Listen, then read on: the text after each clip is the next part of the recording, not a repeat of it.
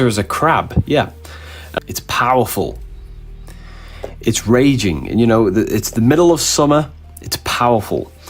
So when the sun is in summer, in Leo, the sun is dominating.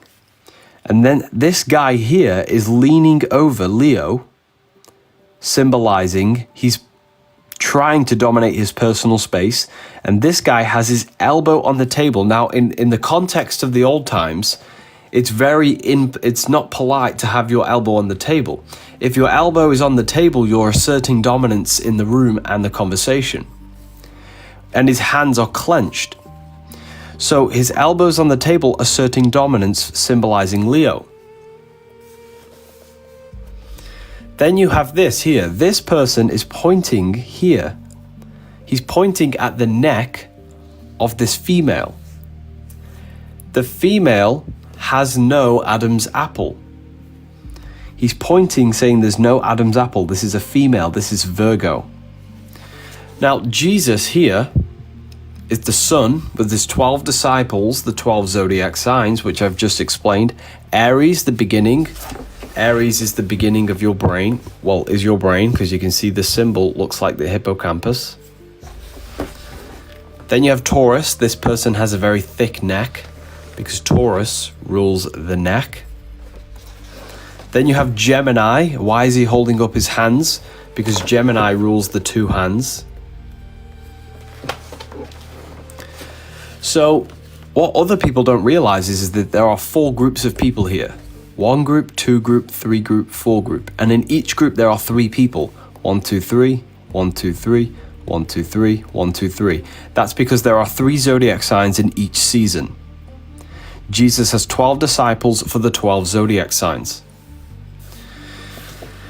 Okay, that's why he's called the sun, and that's why Christians go to worship their God on Sunday, the day of the sun, not Saturn day, not Monday for the moon, but Sunday. So Jesus here has one hand down, one hand up. Anybody know why that is? Why does Jesus always be seen with a red and blue robe? Does anybody know what that symbolizes? A red and blue robe. Your police car is red and blue. Your taps are red and blue. What else is red and blue? Everything in life is red and blue. Democrats, Republicans, red and blue. Blue is a symbol of the spirit. Red is a symbol of the earth. What do I mean by the spirit?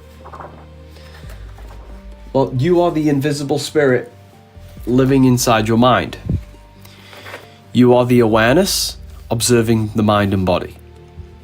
The spirit has complete authority. The body seeks pleasure and comfort. So blue and red. So the reason his hand is up, symbolizing the spirit above, and the red below, the spirit and the body.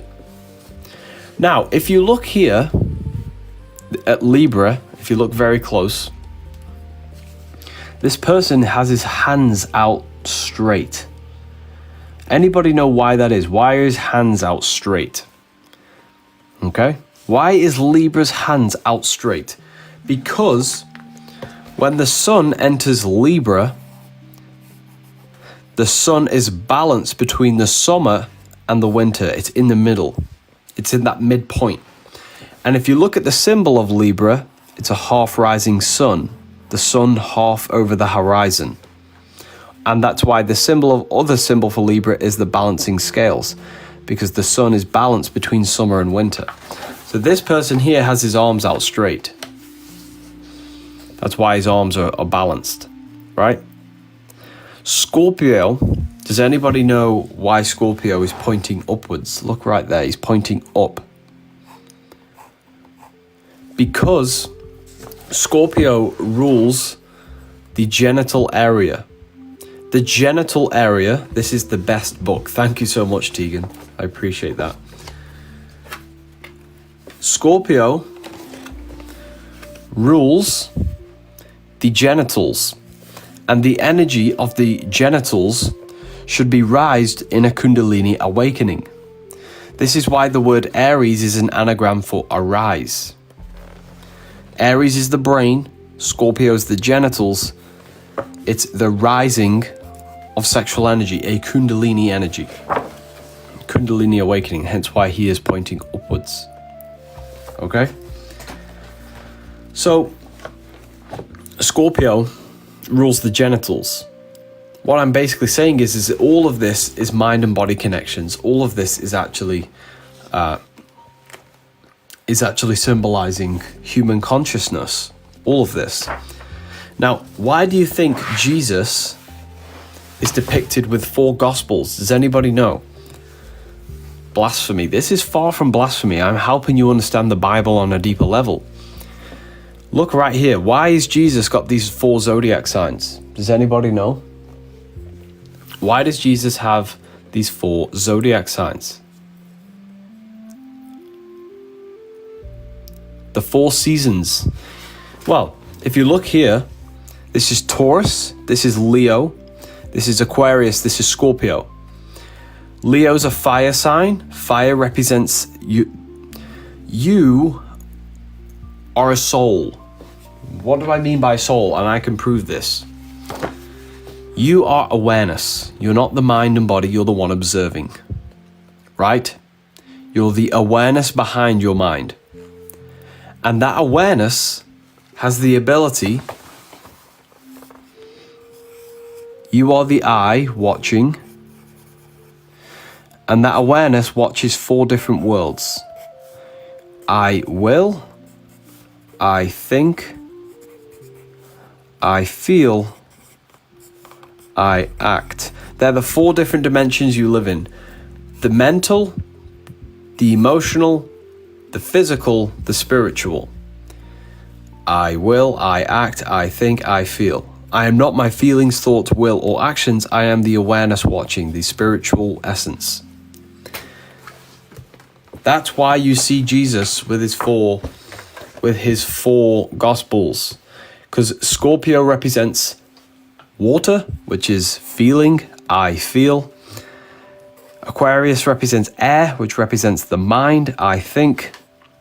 Leo is the spirit, I will. Taurus is the body, I act. So this is awareness, this is the soul. I feel, I think, I will, I act. In each gospel, Jesus is depicted according to a different body of consciousness.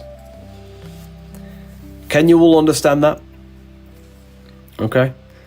This is all talking about the human consciousness. This is all talking about the human soul. The awareness, the mind, the emotions, the spirit, the body. Okay, does that make sense? Let me know in the comments if that's all clear. So that's why you always see this symbolism, right? Of the 4 corners. The earth symbol is the same thing, right? Isn't church against astrology? Well, the Bible's not against astrology, it says. Okay, so the Baphomet, if you look at the Baphomet, right, it's the same thing. It's the same teaching. You have fire, the spiritual will, I will. Air, which is the mental, I think. Water, the fish gills, which represents I feel. I will, I think, I feel, I act, earth. Earth, water, air, fire. The will directs thoughts, thoughts directs feelings, feelings directs actions. How does energy move from the soul down into the mind, into the body? Through that process. Okay? Does that make sense? Fire, air, water, earth. Okay? Fire, air, water, earth. That's how you create your experience. That's how you turn spirit into matter. You turn spirit into matter through that process. You have a will, you turn the will into thought, what you want to do. Now, what the pentagram is. Okay, hold on. Here. Is this AI? This is not AI, no. Okay. That's what the pentagram is. When you understand the pentagram, people associate it with magic. Okay, how to manipulate reality, magic. Okay, how do you create your reality, your experience in front of you? Your reality is created through the pentagram. They want you to think the pentagram is the devil or evil. But the pentagram reveals how you are creating reality. The spirit is you, awareness. Fire is your ability to have will, the direction that you place on your mind, where you place awareness. Air is thought, water is emotion, earth is action. So when you draw a pentagram, it reveals a process of how you turn spirit into a physical reality. So every single one of you that's just commented on this live, every single one of you, your spirit had a will or a want to comment on the live. You then thought what you want to think, what you wanted to comment. When you had the thought, you then had the desire to do it, and then the desire turned into a physical action. You then turned that spiritual idea in your mind into a physical reality. Okay. I think the live is being restricted because the views just keep going down, down, down, which is very strange. That's normally not what happens. Very strange. So that's what the pentagram is showing you, right?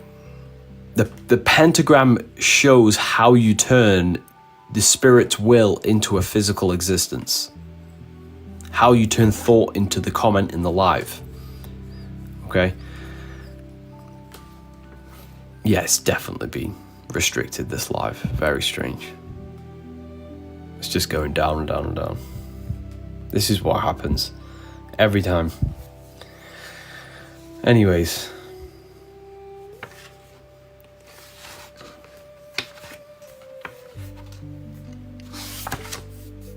You are sharing too much truth.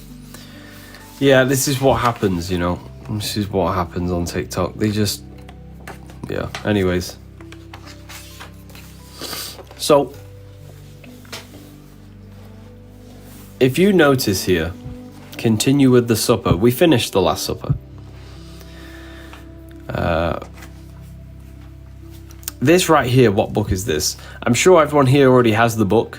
Has everyone here already got it? I'm pretty sure there's a lot of people here who've already got the book. Let me know in the comments if you got them. Did they help you in any way? Are they worth it? Any feedback? It would be great to hear in the comments. Okay, so this book, this here is the New World Order. Worth it 100%. Thank you so much. I appreciate the feedback. Okay. So this right here shows you what's going to happen in the New World, the New World Order. The New World Order is not something that's going to happen in the future. It's something that's unfolding. It's being created right now, every single day, as we move forward. So if you look here, what's going to happen in the New World Order? Well, AI is going to take over. AI is going to become the all-seeing intelligence, okay? This is what we have to understand, is that the system we live in now, the world that we live in now, is going to completely change to a new world. A new civilization, let's say. With AI coming in, it's like, the elites are basically going to be able to see everything. They want to become that all-seeing eye that sees and looks over everything. They want to replicate God. Okay. So,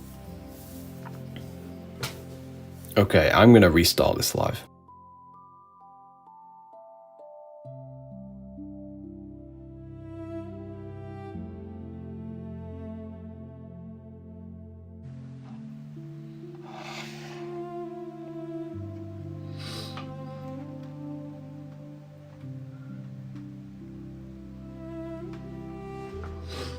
Okay. I've restarted one of the lives. I'm going to keep the other ones on. But that's just acting really strange. It's acting very, very strange.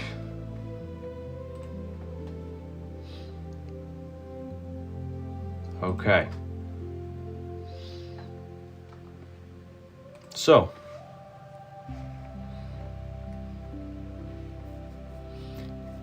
So if you look here, if you look at the $1 bill, the $1 bill shows you how the elites are created. It is magic at the end of the day. The elites do black magic.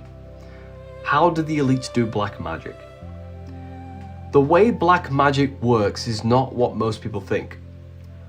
Magic works only on people who do not understand themselves. You see, the elites do magic, but magic today is not what people think.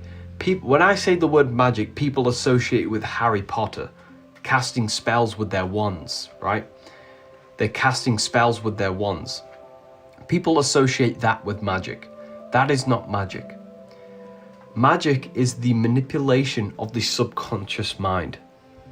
The subconscious mind is what influences 90% of your thoughts and actions on a daily basis. So why do you think the news is called the news? The news is north, east, west, and south, and they broadcast the news. Broadcast. So it's all to do with the mind. The mind is what creates your experience on reality. So the news is where they broadcast their spells. So a spell, does anybody know what a spell is? And why is this symbol on the $1 bill? What is a spell? Let me know in the comments if you have any ideas what a spell is. Okay. Money is a spell. I agree, money is a spell. Yeah. What is a spell? What does a spell do? Manipulation. Okay, so what a spell really is a subconscious belief that changes and influences your actions. For example, money does not exist. If I write on a piece of paper $20 and I make you believe this piece of paper is worth $20 and you chase your whole life around it, I've put you under the spell of that belief. So you're now under my spell. So the elites do magic. Money is magic. Money is a spell. Okay? So anyways, if you place the 6-pointed star over this symbolism on the $1 bill, right? So share this live with a friend and family member, everyone, because I'm about to break this down. Okay? Do you want me to break this down for you? Let me know in the comments. If not, we can talk about something else. Do you want me to break down what this is actually trying to show you, or do you already know what this means? Right? Okay. We're going to go over it. Okay, I'm going to go over this for you. I'm going to show you the symbolism behind this, because a lot of people don't really understand the symbolism behind this piece of artwork that's right in front of our faces. So if we place a 6-pointed star, which is associated with Judaism, right? Or the Judaic star, the 6-pointed star of the Jews, okay? If you place that 6-pointed star on top of the $1 seal, you'll reveal 5 different letters. The A, S, M, O, and N. So what is that? If you place them words together, them letters together that we revealed here, you get the word Mason. The word Mason means to build. A mason is a builder. So this means to build. Now, if you translate these words here, there's Latin words, annuit coeptus novus ordo seclarum, means announcing the birth of the New World Order. The New World Order, okay, announcing the birth of the New World Order. Then you get the 5 letters, which means Mason, which means to build. So they're building a New World Order. Now, here, where is the New World Order being built? On the earth. The earth is in the background. What are they building on the earth? They're building a pyramid structure, which symbolizes a hierarchy. A pyramid is a hierarchy of power, of knowledge. So, why is there light around an eye that's floating? This isn't a physical eye, it's something spiritual because it's floating and it's in the sky. So then you go to the symbolism of light. What does the symbol of light actually mean? Why does Jesus have light around his head? Buddha. Freemasons have light at the top of their artwork. Light is a symbol of knowledge because the eyes require light to see reality, visible reality. But light in the mind means to see the mind clearly. It means information because light reveals truth. Without light, the eyes cannot see. Without knowledge, the mind cannot perceive truth. So the reason there is an all-seeing eye with light symbolizes the consciousness of the elite on top of the pyramid scheme. Announcing the birth of the New World Order, this reveals the word Mason. They're building, the word Mason means to build, they're building the New World Order on the earth and they're building a hierarchy. Where 10% is in the light, 90% is in stone. The stone represents the blinded people, the ones who have no light. Us, me and you. In their eyes, we have no light. We're blinded. Because we lack understanding of ourselves, the veil is over our eyes. The ones who possess the light is the people who understand human consciousness. They are the ones in the light. They possess the higher spiritual knowledge. While the rest are in stone, they are blinded by physical reality. The ones on top of the pyramid with the light control the ones below. And that's how reality has worked for hundreds and hundreds and thousands of years. The ones with the highest knowledge control the ones who are in ignorance. So all of this system functions on knowledge. Knowledge is power. And not knowledge about mathematics, science, no. I'm talking about real knowledge. The only knowledge that actually matters in life. Yourself. People are very knowledgeable about computers, university, accountancy, money, but they do not know nothing about their inner world. That's the spell, people. That's the trick. They allow you to work on anything you want. You can research, you can go to university, college, you can do anything you want, but guess what? You'll never ever know the knowledge of inside yourself. And if you do want to know that stuff, you've got to get initiated into Freemasonry or some other secret society. Okay? And that secret society is more than likely controlled. So they make you do anything outside yourself. They make you do anything. TikTok, Instagram, bills, worries about life, getting a house, family, everything outside of you. Look at the word matrix. The word matrix is material tricks. They never want you to study yourself. The church says, don't meditate, you'll open your mind to demons. Jesus says, you have taken away the key of knowledge you did not enter in yourself. So there are two versions of you. This is why you call yourself an individual. You are dual. The world outside of you is physical, but there is a whole person inside of you that you've never even realized is there. Did you know there's a person inside of you above your mind? Your ego would never want to admit this. There is a person inside of you you have never, ever, ever, ever connected with. And it's bigger than your mind. It's more powerful than your mind. You are not the mind. You are not your thoughts. The thoughts in your head are not you. That's the ego that's gained control over you. Okay? There is a person above your mind, and that's the true you. Okay? The ego is the biggest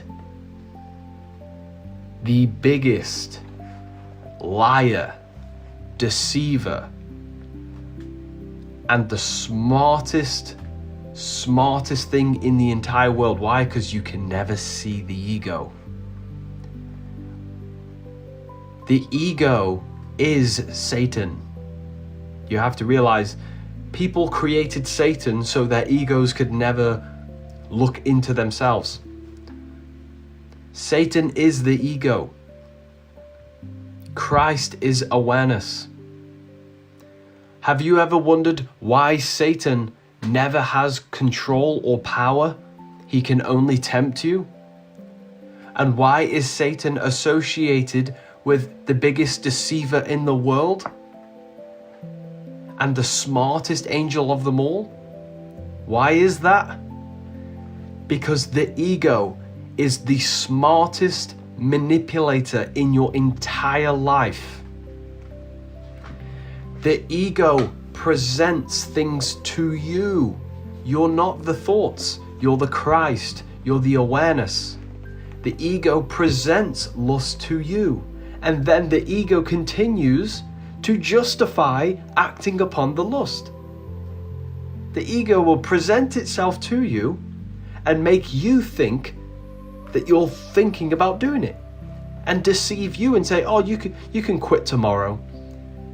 The ego will give you a temptation, and then it will deceive you and say, oh, you can quit tomorrow, it doesn't matter, no one will know. The ego is the biggest deceiver in the entire world, and it's so intelligent because you can never see it. You never realize it's inside of you, but it has full grip of your awareness, mind, and body. It's got your soul. The people, okay, with an ego created the idea of an external Satan so they could blame them something else other than themselves. That's the ego. Okay? Can you now see this? The ego is Satan, awareness is Christ. Have you ever wondered why Jesus was tempted in the desert by Satan? And what was he tempted with, everyone? Let me know in the comments. He was tempted with three things. When Jesus went into the desert to fast for 40 days and 40 nights, he was tempted with three things by Satan, which is his own ego. His own ego. What was he tempted with? He was tempted with rulership, power, and food. They are the three things the ego absolutely thrives off. Status, power, how people view me, and the food and the craving of the body. Satan was never talking to Jesus was never talking to Satan in the Bible, in the desert. He was talking to his own ego. And he fasted because he wanted to break the ego's control over his thoughts and actions. The thoughts in your head aren't even yours. It's the ego.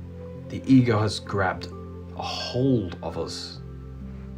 Okay? So the whole Bible is a psychological story. The demiurge of the Gnostics, it's the same story. The ego. Sophia is the person above the mind, awareness. Okay. So what is Satanism? Satanism is allowing the ego to have complete authority over your thoughts, feelings, and actions. Christ, however, is allowing the true will to command the mind and body. Satanism is not who you worship, it is the consciousness that you're in. You see, we've been led to believe. Where do you get this information? It comes from a lot of studying. I've been studying this stuff for nearly 5 to 6 years. Okay? So what is this symbolism? What is this symbolism, everyone? The compass is created by the circle, which is the spirit, because the spirit is eternal, it has no beginning, no end. The part of you that observes your mind is the eternal spirit. And this is the physical world, because this creates this. So this is the spirit ruling the body, the spirit controlling the body, not the body controlling the spirit, not the body's desires controlling your actions, but the true will of the spirit is in actual governance over the physical body. This is what this means. Satanism, here again. Satanism, this is the biggest symbol of Satanism. Have you ever realized this? This is a skull and crossbone. What is inside your skull, everyone? Let me know in the comments. What's inside your skull? The mind. What did the bones do? The bones make you move, so it's action. Mind and body. Satanism is all about mind and body. No spirit, no emotions. Satanism is not who you worship. They made you think it's a religion so they can secretly make you a Satanist. Okay? They want you to think Satanism is a religion, but it's not. It's the state of consciousness you operate from. If you are here to bring division on the earth, then you are a Satanist. If you bring evil into the world, you're a Satanist. Mind and body, no emotion, no spirit symbolism. Pure ego, pure material. Mind and body, this is the symbolism. It's thought and action. High intelligence with action. No care of the spirit, no care of emotions, no conscience, no feeling. That's Satanism. How many people do you know are like that? How many people do you know that are now Satanists? They only care about themselves. They have this huge ego. Their ego is in complete control. How many people do you know? A lot of people. Okay? A lot of people. So, Jesus is the spirit, the soul. Satan is the body and the ego that seeks temptation. That's why Satan is a tempter, because the body presents temptations to your awareness, the Christ. Okay? So this is where this conversation started from. The elites can only remain in control if the rest of population is in stone. People think randomly, they feel randomly, they act randomly. They're unconscious of how they create their existence, their reality, how you contribute towards the building project of Earth. The Earth is a building project, but because we're all so unconscious, the elites have gained control and access to the collective consciousness, and they are actively shaping the minds of the masses, so the minds of the masses create their agenda. You are the builder. You are the creator of your existence. But if you do not know you're a creator, someone else who does know you're a creator will use you to create their reality. And that's exactly what's going on. Why do you think the news is called NEWS, North, East, West, and South? And they broadcast the news. Broadcasting, it's spells. Spells aren't things you cast with wands, people. Spells are beliefs that make you controlled. Okay? It's all in your head. It's all in your mind. It's all in the mind. Okay, here again is Jesus in the brain. This is why the world's a mess. It is, yeah. This is all Jesus in your brain. Has knowing this changed your life for the better? I'm no longer in ignorance. I'm no longer unconscious over my reality. I have thank the Lord and thank, life and the universe that I can come here and help you. This is what I do. I love this. I love coming on here and helping you lot understand yourself. The only world you can interact with is your mind. You have never interacted with anything else other than your mind. You think you've interacted with the world outside of you. You haven't. You have only ever interacted with your mind. You've never met me, you've met your mind's interpretation. You never met your friends, you've only met your mind's interpretation of your friends.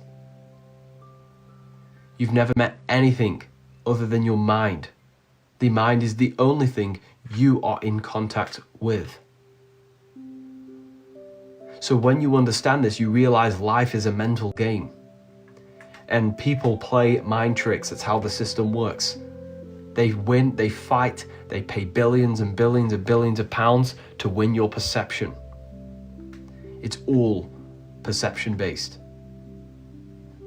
Billions, adverts, billions on news, billions on posters, billions on paid content creators to win your perception. It's a mind game. Because you only ever interact with your mind and your mind controls your reality. Why do you think God can't touch Adam? Because God is the awareness of your mind. This is your mind and this is your body. Awareness, mind, body. They can't touch because awareness can never contact the world outside of it. It can only have contact with the world in the mind, and the mind does the messaging to the body. That's why they can't touch. Your reality is a projection of consciousness. This is the brain.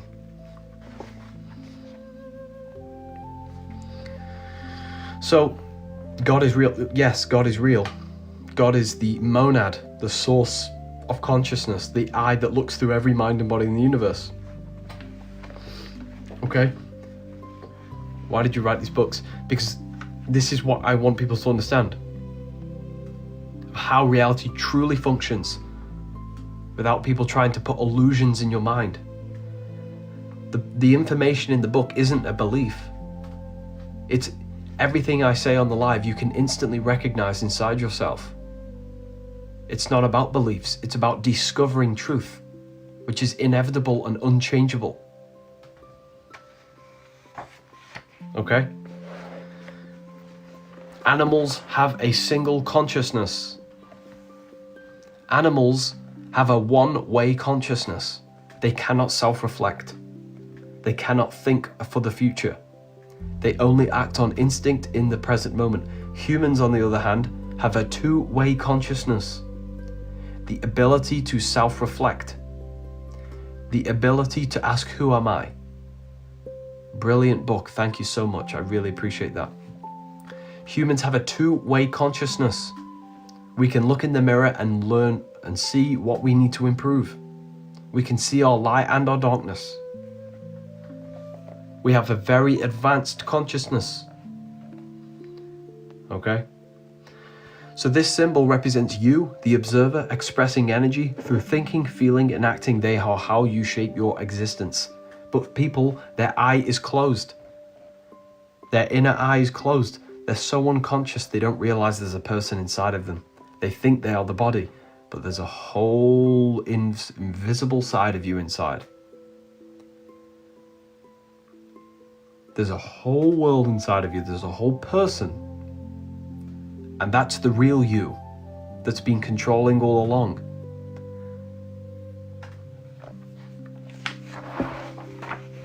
Okay? And this is what all the symbolism is. Being initiated is about being initiated in your mind.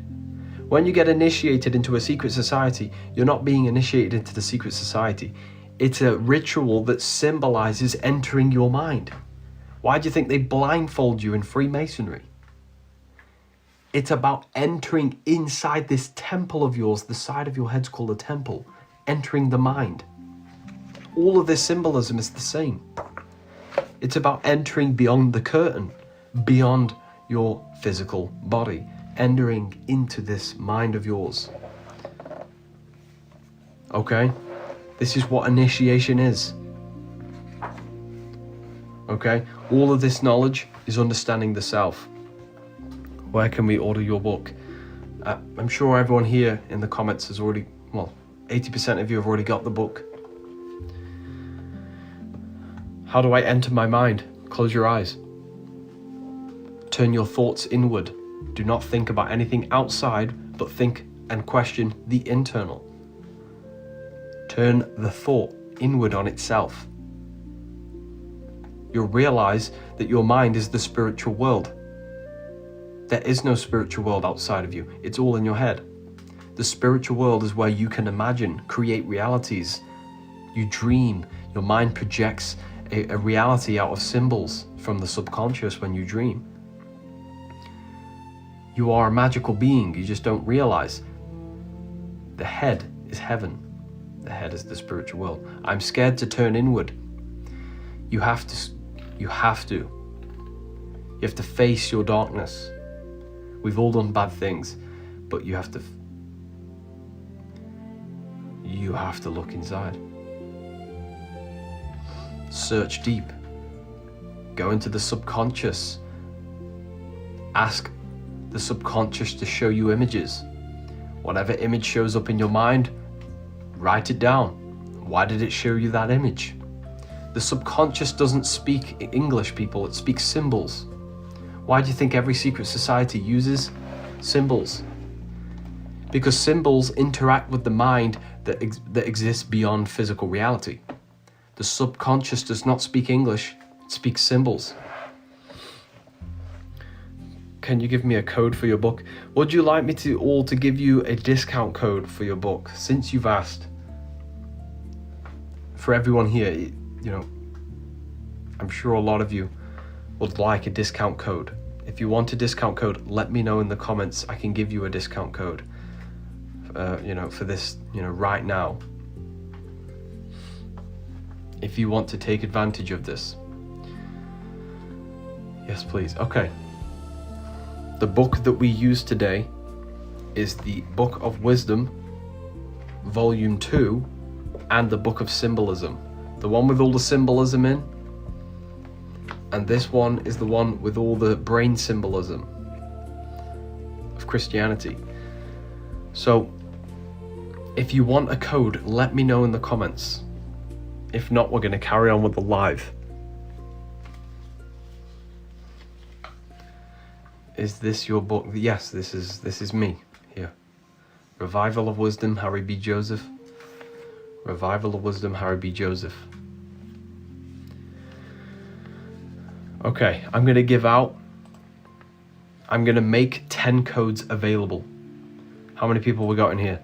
1,300 and 200 in the other one. I'm going to make 10 codes available. The first 10 people to get there, it's whoever gets there first. After the 10 codes are gone, the 40% off will go.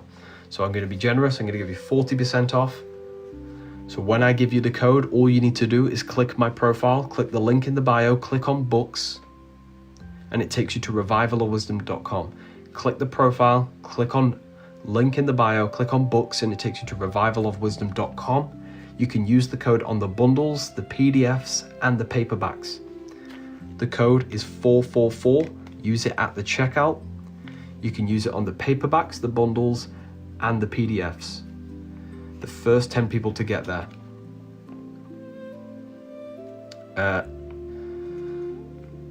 Can you do 50%? You know what? I'm going to change it. I'm not going to do that again this week, but I'm going to change it to 50%.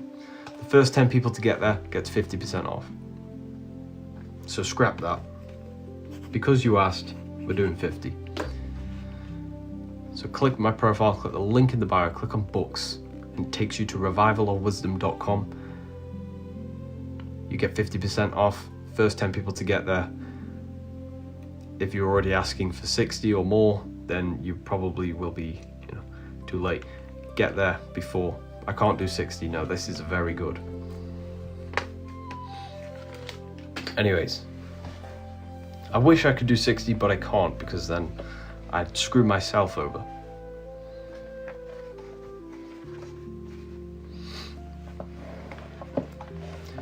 This sounds like temptation. I mean, listen, the ego says, my ego used to say, oh, you don't need to read books. You already have all the knowledge. I have my belief. You're already knowledgeable. You're already smarter than most people. This is what the ego does. The ego is the beast you need to conquer, or else it will destroy you. Where to order?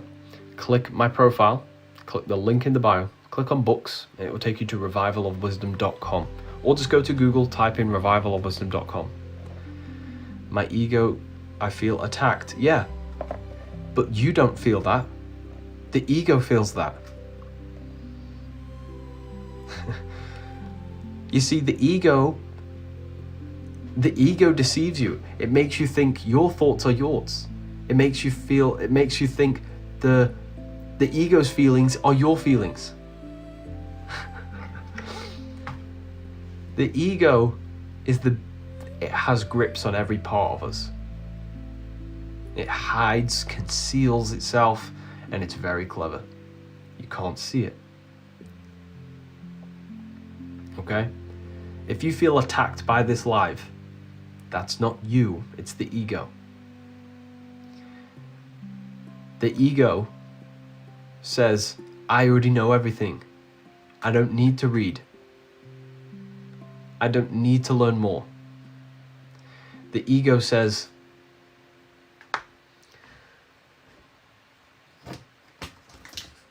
the ego just wants to keep you in the exact same. And how do you separate the ego from self? Turn off thought. When you turn off thoughts, you realize you're not the thoughts, you're the one beyond it. There is something beyond your mind. The ego is the mind. Okay? The ego would never like to recognize that there is something beyond your mind. Something bigger, more valuable, more powerful. Did I miss the code? How many we got left? We have 3 more codes left, people. 3 more people can use that. 444. Click my profile, click the link in the bio, click on books. Enjoy your books, everyone. Everyone who ordered, enjoy.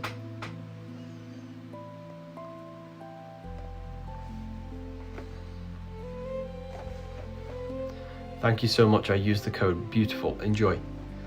Just brought. Beautiful. You're gonna absolutely love it.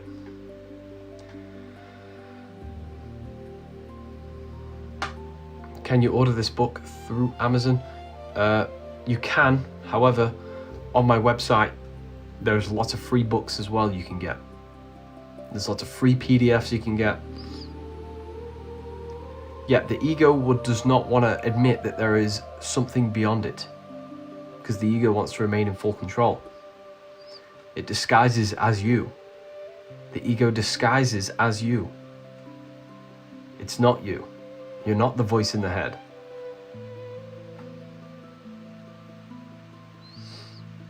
Okay? So, yeah, that's what the ego is. It's a little swear word. It's a bugger. It hides, conceals in every part of you. And it's a long process of becoming conscious of where it hides. which book is the best. Depends what you want to go for. If I was someone and I'm gonna get one book, they're all absolutely great. If I was gonna buy one book off my own website and I was you, I would probably go for the Book of Symbolism. But I'm saying that from a perspective because I'm a weirdo and I'm obsessed with symbols, right? And I've been, researching symbols for a very, very long time. I would go for that because it's the most recent book. It has very advanced knowledge inside of it, very, very advanced. And then, I'd go for the Book of Symbolism. Can I use it on the PDF? Yes, you can get the Book of Symbolism alone as a PDF. Just click the website, revivalwisdom.com, scroll down, you'll see the Book of Symbolism PDF. You can use the code on that as well.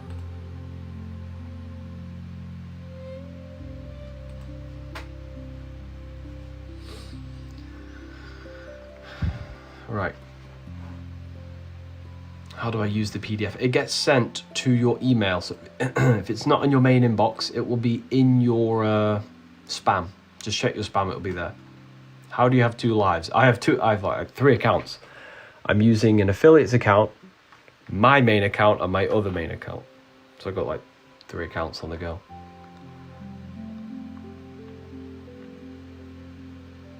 So everything is happening right inside our own mind. Yeah. Everything's in the mind. I would like to hear from you about the Illuminati. I don't want to join the Illuminati.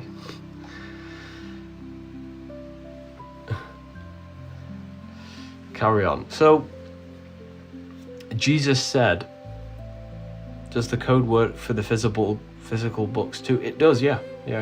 Of course it does. The mind is your world. Yeah, the mind is your universe. You're the only one living inside of there. You are the microcosm. You are the awareness governing the mind. Your mind is a microcosmic universe that you are in charge of. You can create worlds out of it, give birth to worlds. That is the spiritual world.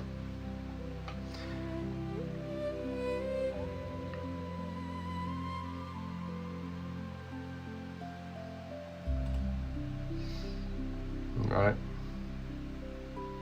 True yourself is hidden. Yeah, it is. It's hidden behind the content of the mind. The true self. You're not the mind, you're the one observing. You're the I. The true self. So the true self is concealed behind the ego. And the ego doesn't want to let you see it because the ego wants to remain in control. I feel blessed that I found this live. Oh, thank you so much. I'm glad you've enjoyed it. I love doing these lives, they're helpful for you, they're helpful to me.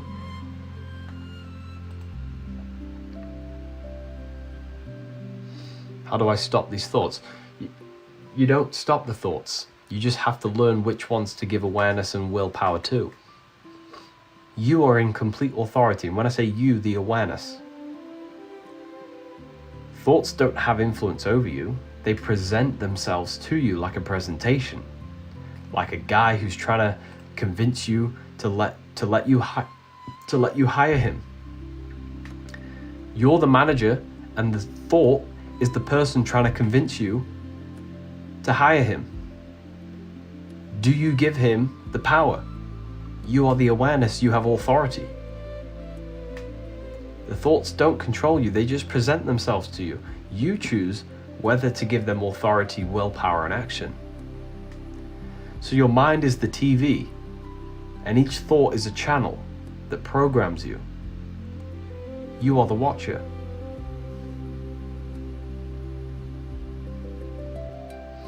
So, yeah.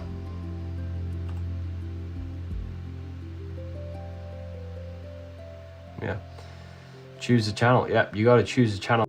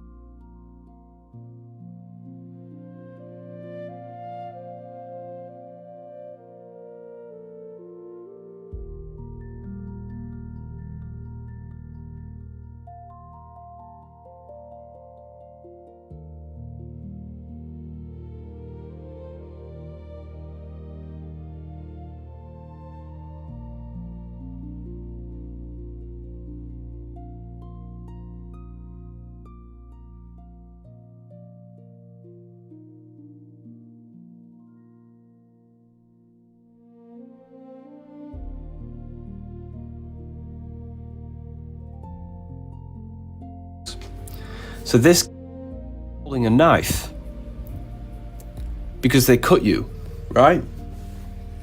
Then you have Leo. Leo is a fascinating sign because when the sun is in Leo, it's dominant, it's powerful, it's raging, and it's the middle of summer, it's powerful. So when the sun is in summer, in Leo, the sun is dominating. And then this guy here is leaning over Leo, symbolizing he's trying to dominate his personal space. And this guy has his elbow on the table. Now, in the context of the old times, it's not polite to have your elbow on the table. If your elbow is on the table, you're asserting dominance in the room and the conversation. And his hands are clenched. So his elbows on the table, asserting dominance, symbolizing Leo. Then you have this here. This person is pointing here. He's pointing at the neck of this female. The female has no Adam's apple. He's pointing, saying there's no Adam's apple. This is a female. This is Virgo. Now, Jesus here is the sun with his 12 disciples, the 12 zodiac signs, which I've just explained. Aries, the beginning. Aries is the beginning of your brain. Well, is your brain, because you can see the symbol looks like the hippocampus. Then you have Taurus. This person has a very thick neck because Taurus rules the neck. Then you have Gemini. Why is he holding up his hands? Because Gemini rules the two hands. So what other people don't realize is that there are 4 groups of people here. 1 group, 2 group, 3 group, 4 group. And in each group there are 3 people. 1, 2, 3, 1, 2, 3, 1, 2, 3, 1, 2, 3. That's because there are 3 zodiac signs in each season. Jesus has 12 disciples for the 12 zodiac signs.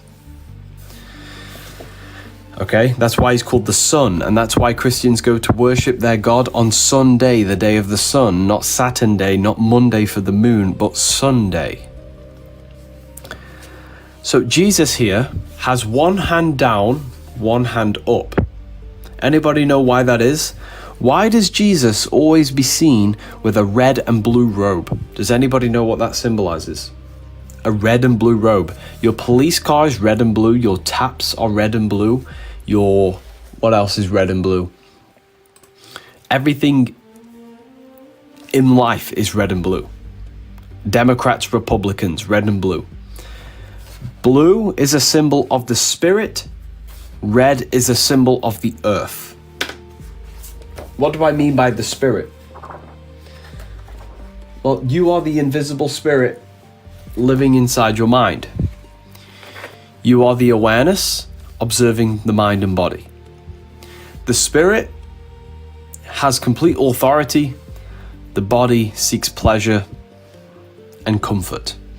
So blue and red. So the reason his hand is up, symbolizing the spirit above, and the red below, the spirit and the body. Now, if you look here at Libra, if you look very close, this person has his hands out straight. Anybody know why that is? Why are his hands out straight? Okay? Why is Libra's hands out straight? Because when the sun enters Libra, the sun is balanced between the summer and the winter. It's in the middle. It's in that midpoint. And if you look at the symbol of Libra, it's a half rising sun. The sun half over the horizon. And that's why the other symbol for Libra is the balancing scales, because the sun is balanced between summer and winter. So this person here has his arms out straight. That's why his arms are balanced, right? Scorpio, does anybody know why Scorpio is pointing upwards? Look right there, he's pointing up. Because Scorpio rules the genital area. The genital area, this is the best book. Thank you so much, Tegan. I appreciate that. Scorpio rules the genitals, and the energy of the genitals should be raised in a Kundalini awakening. This is why the word Aries is an anagram for arise. Aries is the brain, Scorpio is the genitals. It's the rising of sexual energy, a Kundalini energy. Kundalini awakening, hence why he is pointing upwards. Okay? So, Scorpio rules the genitals. What I'm basically saying is that all of this is mind and body connections. All of this is actually symbolizing human consciousness. All of this. Now, why do you think Jesus is depicted with 4 gospels? Does anybody know? Blasphemy. This is far from blasphemy. I'm helping you understand the Bible on a deeper level. Look right here. Why has Jesus got these 4 zodiac signs? Does anybody know? Why does Jesus have these 4 zodiac signs? The 4 seasons. Well, if you look here, this is Taurus, this is Leo, this is Aquarius, this is Scorpio. Leo's a fire sign. Fire represents you. You are a soul. What do I mean by soul? And I can prove this. You are awareness. You're not the mind and body, you're the one observing. Right? You're the awareness behind your mind. And that awareness has the ability. You are the eye watching. And that awareness watches 4 different worlds. I will, I think, I feel, I act. They're the 4 different dimensions you live in. The mental, the emotional, the physical, the spiritual. I will, I act, I think, I feel. I am not my feelings, thoughts, will, or actions. I am the awareness watching, the spiritual essence.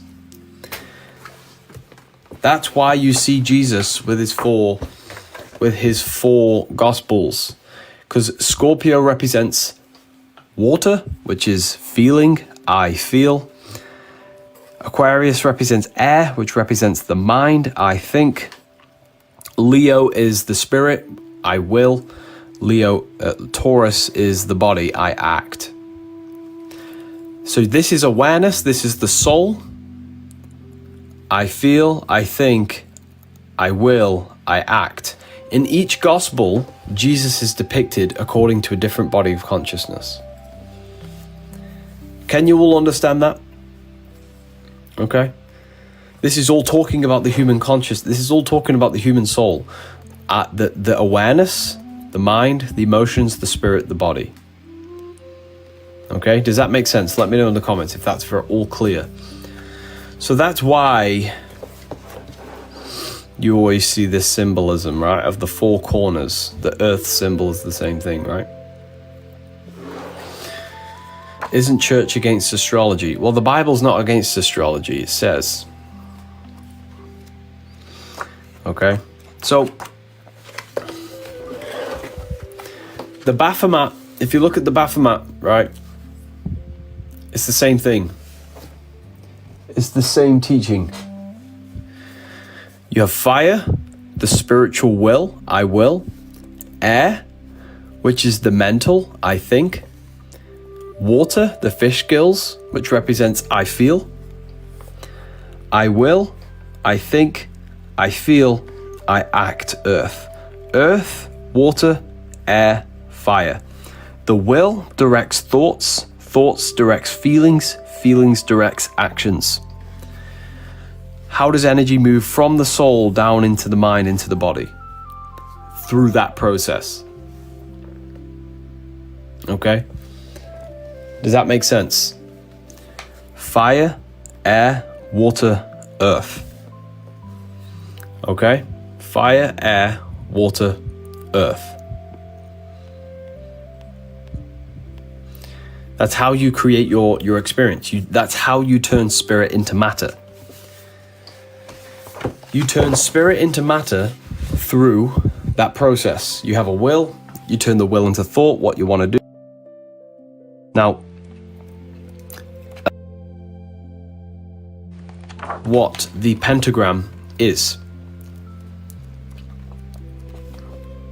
Okay, hold on. Here. Is this AI? This is not AI, no. Okay. That's what the pentagram is.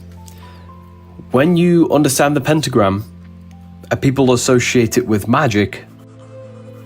Okay, how to manipulate reality, magic. Okay, how do you create your reality, your experience in front of you? Your reality is created through the pentagram. They want you to think the pentagram is the devil or evil. But the pentagram reveals how you are creating reality. The spirit is you, awareness. Fire is your ability to have will, the direction that you place on your mind, where you place awareness. Air is thought, water is emotion, earth is action. So when you draw a pentagram, it reveals a process of how you turn spirit into a physical reality. So every single one of you that's just commented on this live, every single one of you, your spirit had a will or a want to comment on the live. You then thought what you want to think, what you wanted to comment.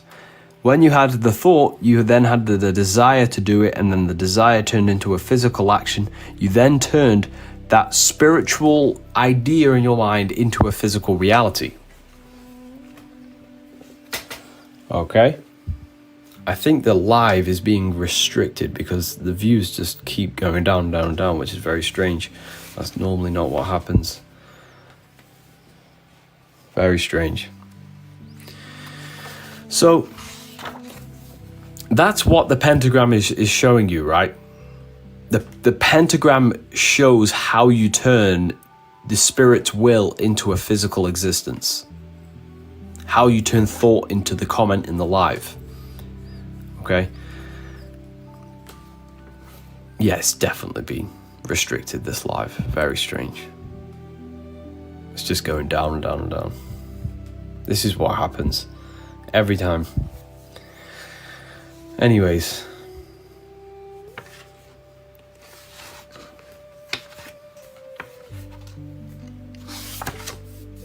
You are sharing too much truth. Yeah, this is what happens, you know. This is what happens on TikTok. They just... Yeah, anyways. So, if you notice here, continue with the supper. We finished the Last Supper. This right here, what book is this? I'm sure everyone here already has the book. Has everyone here already got it? I'm pretty sure there's a lot of people here who've already got the book. Let me know in the comments if you got them. Did they help you in any way? Are they worth it? Any feedback? It would be great to hear in the comments. Okay, so this book, this here is the New World Order.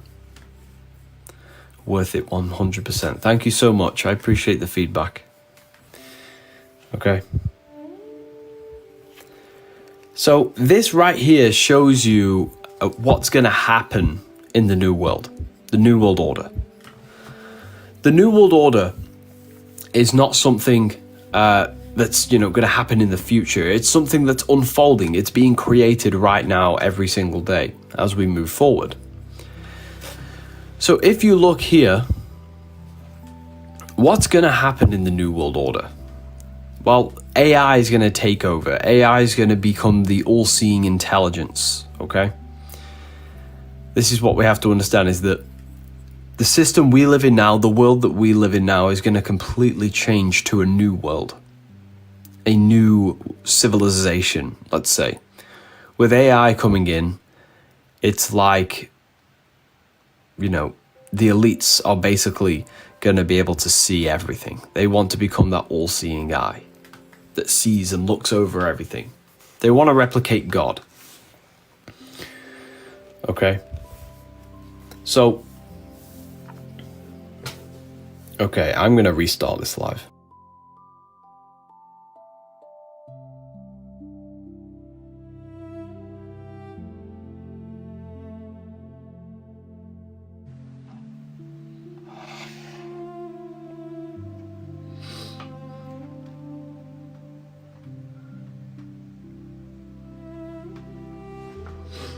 Okay, I've restarted one of the lives.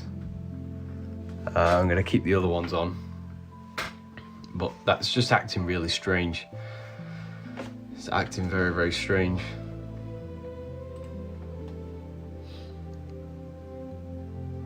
Okay. So,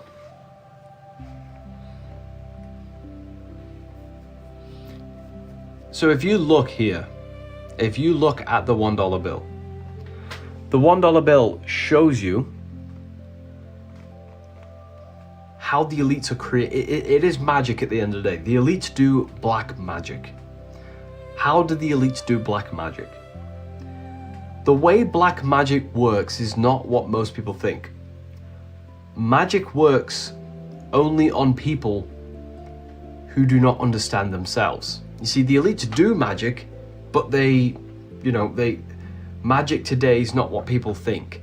When I say the word magic, people associate it with Harry Potter, casting spells with their wands, right?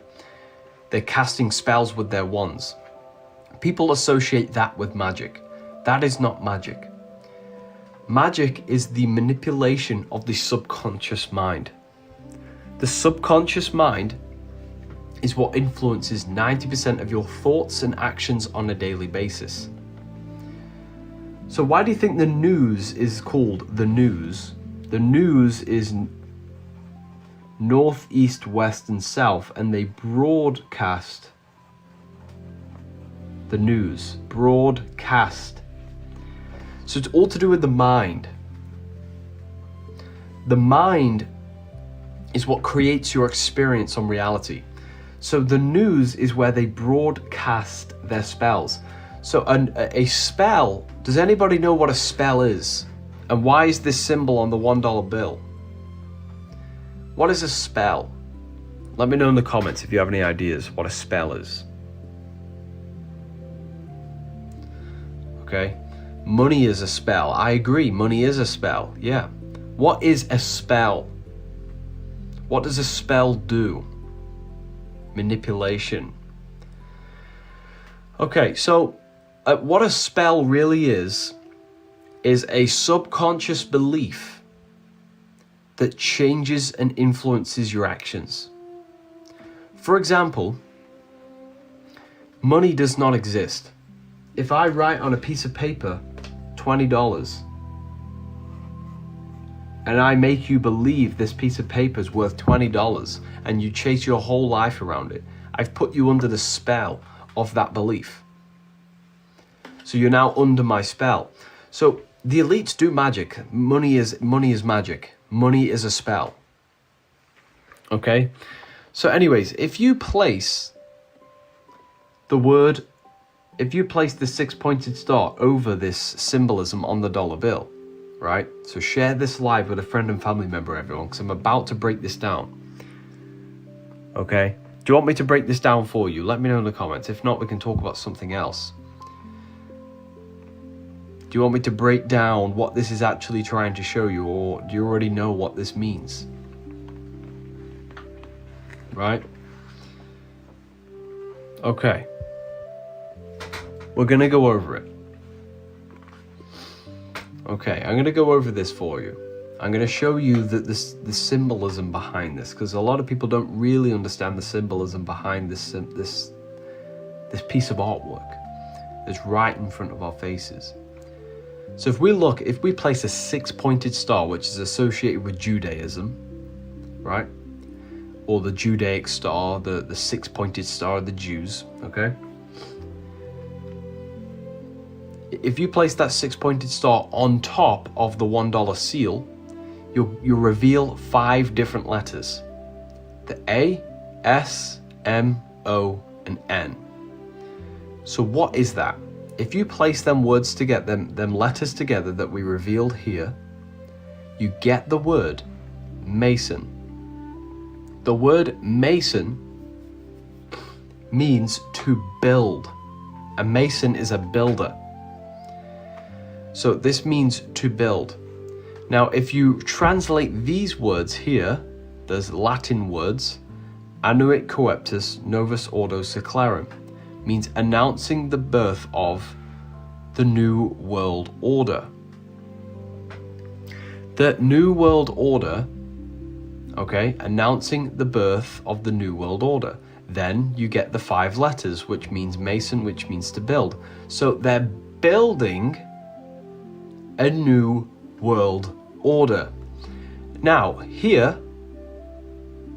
where is the New World Order being built? On the earth. The earth is in the background. What are they building on the earth? They're building a pyramid structure, which symbolizes a hierarchy.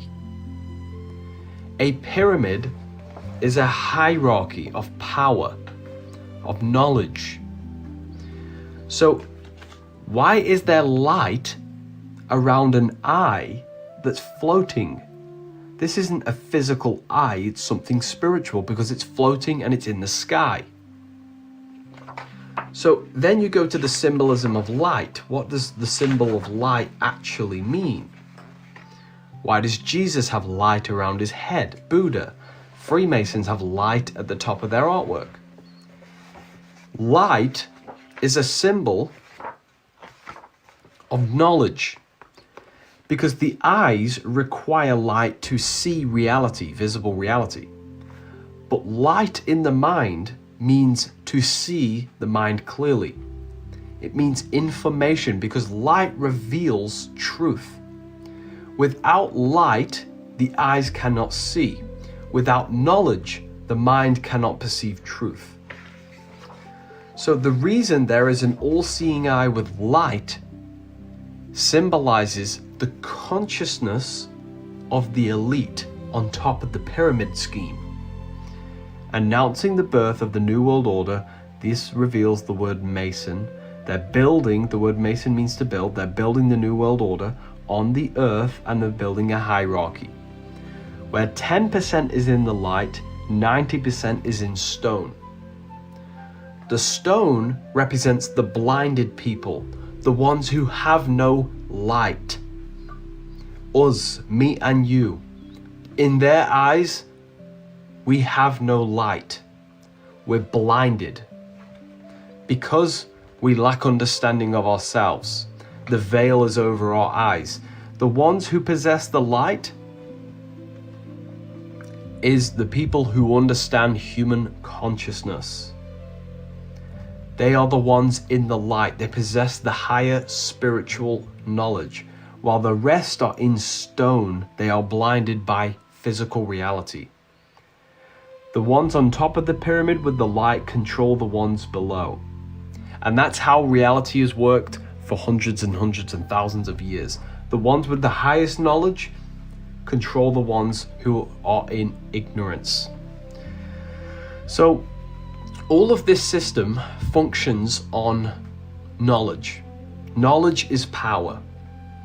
And not knowledge about mathematics, science, no. I'm talking about real knowledge. The only knowledge that actually matters in life. Yourself. People are very knowledgeable about computers, university, accountancy, money, but they do not know nothing about their inner world. That's the spell, people. That's the trick. They allow you to work on anything you want. You can research, you can go to university, college, you can do anything you want, but guess what? You'll never ever know the knowledge of inside yourself. And if you do want to know that stuff, you've got to get initiated into Freemasonry or some other secret society. Okay? And that secret society is more than likely controlled. So they make you do anything outside yourself. They make you worship, do anything. TikTok, Instagram, bills, worries about life, getting a house, family, everything outside of you. Look at the word matrix. The word matrix is material tricks. They never want you to study yourself. The church says, don't meditate, you'll open your mind to demons. Jesus says, you have taken away the key of knowledge you did not enter in yourself. So there are two versions of you. This is why you call yourself an individual. You are dual. The world outside of you is physical, but there is a whole person inside of you that you've never even realized is there. Did you know there's a person inside of you above your mind? Your ego would never want to admit this. There is a person inside of you you have never, ever, ever, ever connected with.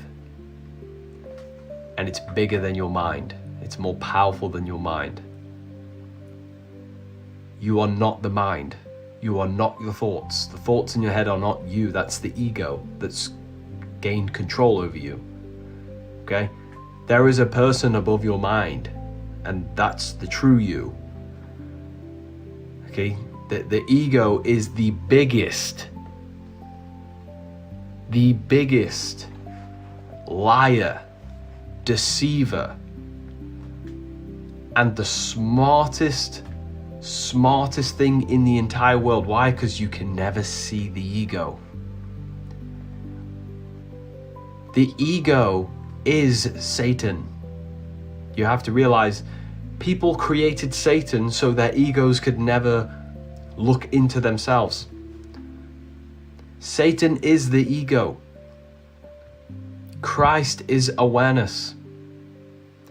Have you ever wondered why Satan never has control or power? He can only tempt you.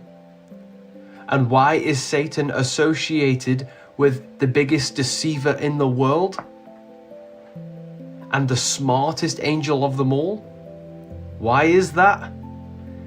Because the ego is the smartest manipulator in your entire life. The ego presents things to you. You're not the thoughts, you're the Christ, you're the awareness.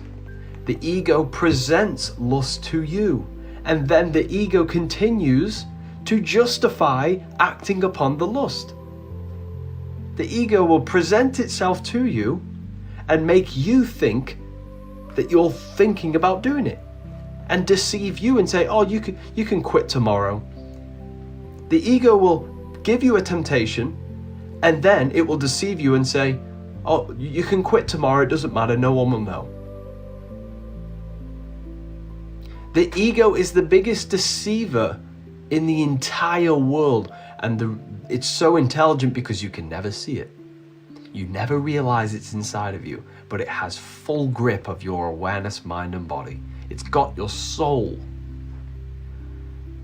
The people, okay, with an ego created the idea of an external Satan so they could blame them something else other than themselves. That's the ego.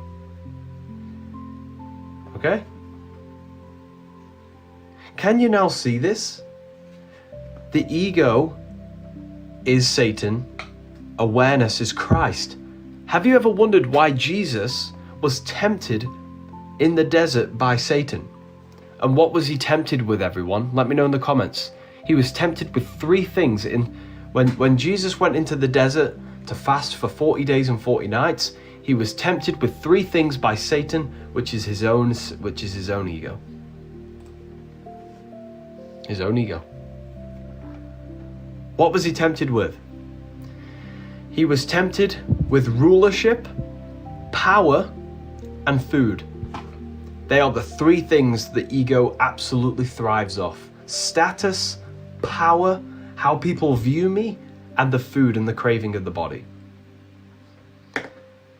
Satan was never talking to Jesus was never talking to Satan in the Bible, in the desert. He was talking to his own ego. And he fasted because he wanted to break the ego's control over his thoughts and actions. The thoughts in your head aren't even yours, it's the ego. The ego has grabbed a hold of us. Okay, so the whole Bible is a psychological story. The demiurge of the Gnostics, it's the same story, the ego. Sophia is the person above the mind, awareness. Okay. So what is Satanism? Satanism is allowing the ego to have complete authority over your thoughts, feelings, and actions. Christ, however, is allowing the true will to command the mind and body. Satanism is not who you worship, it is the consciousness that you're in. You see, we've been led to believe. Where do you get this information? It comes from a lot of studying. I've been studying this stuff for nearly 5 to 6 years. Okay? So what is this symbolism? What is this symbolism, everyone? The compass is created by the circle, which is the spirit, because the spirit is eternal, it has no beginning, no end. The part of you that observes your mind is the eternal spirit. And this is the physical world, because this creates this. So this is the spirit ruling the body, the spirit controlling the body, not the body controlling the spirit, not the body's desires controlling your actions, but the true will of the spirit is in actual governance over the physical body. This is what this means. Satanism, here again. Satanism, this is the biggest symbol of Satanism. Have you ever realized this? This is a skull and crossbone. What is inside your skull, everyone? Let me know in the comments. What's inside your skull? The mind. What did the bones do? The bones make you move, so it's action. Mind and body. Satanism is all about mind and body. No spirit, no emotions. Satanism is not who you worship. They made you think it's a religion so they can secretly make you a Satanist. Okay? They want you to think Satanism is a religion, but it's not. It's the state of consciousness you operate from. If you are here to bring division on the earth, then you are a Satanist. If you bring evil into the world, you're a Satanist. Mind and body, no emotion, no spirit symbolism. Pure ego, pure material. Mind and body, this is the symbolism. It's thought and action. High intelligence with action. No care of the spirit, no care of emotions, no conscience, no feeling. That's Satanism. How many people do you know are like that? How many people do you know that are now Satanists? They only care about themselves. They have this huge ego. Their ego is in complete control. How many people do you know? A lot of people. Okay? A lot of people. So, Jesus is the spirit, the soul. Satan is the body and the ego that seeks temptation. That's why Satan is a tempter, because the body presents temptations to your awareness, the Christ. Okay? So this is where this conversation started from. The elites can only remain in control if the rest of population is in stone. People think randomly, they feel randomly, they act randomly. They're unconscious of how they create their existence, their reality, how you contribute towards the building project of Earth. The Earth is a building project, but because we're all so unconscious, the elites have gained control and access to the collective consciousness, and they are actively shaping the minds of the masses, so the minds of the masses create their agenda. You are the builder. You are the creator of your existence. But if you do not know you're a creator, someone else who does know you're a creator will use you to create their reality. And that's exactly what's going on. Why do you think the news is called NEWS? North, East, West, and South. And they broadcast the news. Broadcasting, it's spells. Spells aren't things you cast with wands, people. Spells are beliefs that make you controlled. Okay? It's all in your head. It's all in your mind. It's all in the mind. Okay? Here again, here's Jesus in the brain. This is why the world's a mess. It is, yeah. This is all Jesus in your brain. Has knowing this changed your life for the better? I'm no longer in ignorance. I'm no longer unconscious over my reality. I have thank the Lord and thank, life and the universe that I can come here and help you. This is what I do. I love this. I love coming on here and helping you lot understand yourself. The only world you can interact with is your mind. You have never interacted with anything else other than your mind.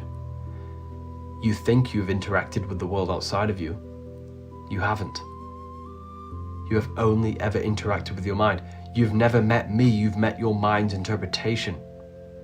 You never met your friends, you've only met your mind's interpretation of your friends.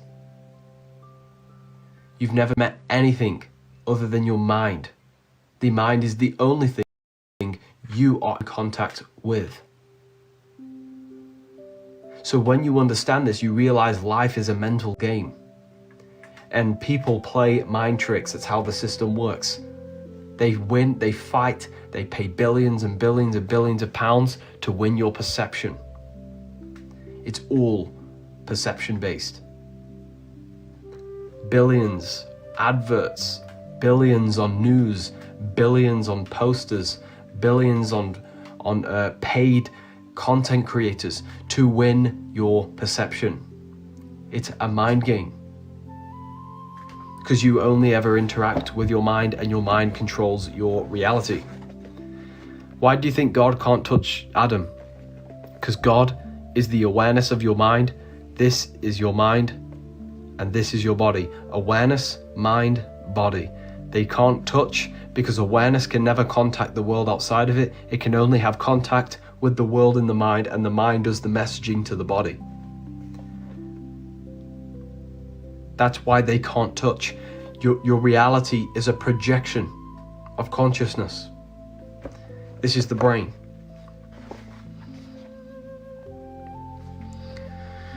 So, God is real. Yes, God is real. God is the monad, the source of consciousness, the eye that looks through every mind and body in the universe. Okay? Why did you write these books? Because this is what I want people to understand.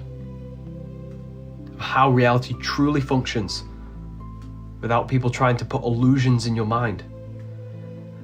The information in the book isn't a belief. It's everything I say on the live you can instantly recognize inside yourself. It's not about beliefs, it's about discovering truth, which is inevitable and unchangeable. Okay? Animals have a single consciousness.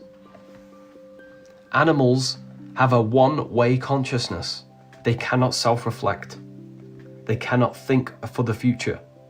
They only act on instinct in the present moment. Humans, on the other hand, have a two-way consciousness.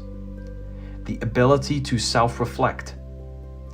The ability to ask, who am I? Brilliant book. Thank you so much. I really appreciate that. Humans have a two-way consciousness. We can look in the mirror and learn and see what we need to improve. We can see our light and our darkness. We have a very advanced consciousness. Okay? So this symbol represents you, the observer, expressing energy through thinking, feeling, and acting. They are how you shape your existence. But people, their eye is closed. Their inner eye is closed. They're so unconscious they don't realize there's a person inside of them. They think they are the body, but there's a whole invisible side of you inside. There's a whole world inside of you. There's a whole person. And that's the real you that's been controlling all along.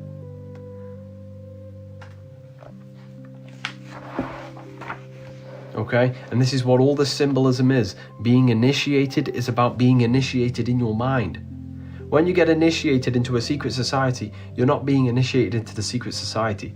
It's a ritual that symbolizes entering your mind. Why do you think they blindfold you in Freemasonry? It's about entering inside this temple of yours. The side of your head's called a temple. Entering the mind. All of this symbolism is the same. It's about entering beyond the curtain, beyond your physical body, entering into this mind of yours. Okay? This is what initiation is. Okay? All of this knowledge is understanding the self. Where can we order your book? I'm sure everyone here in the comments has already, 80% of you have already got the book. How do I enter my mind? Close your eyes. Turn your thoughts inward. Do not think about anything outside, but think and question the internal. Turn the thought inward on itself. You'll realize that your mind is the spiritual world. There is no spiritual world outside of you. It's all in your head. The spiritual world is where you can imagine, create realities. You dream. Your mind projects a reality out of symbols from the subconscious when you dream. You are a magical being. You just don't realize. The head is heaven. The head is the spiritual world. I'm scared to turn inward. You have to. You have to face your darkness. We've all done bad things, but you have to look inside. Search deep. Go into the subconscious. Ask the subconscious to show you images. Whatever image shows up in your mind, write it down. Why did it show you that image? The subconscious doesn't speak English, people. It speaks symbols. Why do you think every secret society uses symbols? Because symbols interact with the mind that exists beyond physical reality. The subconscious does not speak English, it speaks symbols. Can you give me a code for your book? Would you like me to give you a discount code for your book? Since you've asked, for everyone here, I'm sure a lot of you would like a discount code. If you want a discount code, let me know in the comments. I can give you a discount code, for this, right now. If you want to take advantage of this. Yes, please. Okay.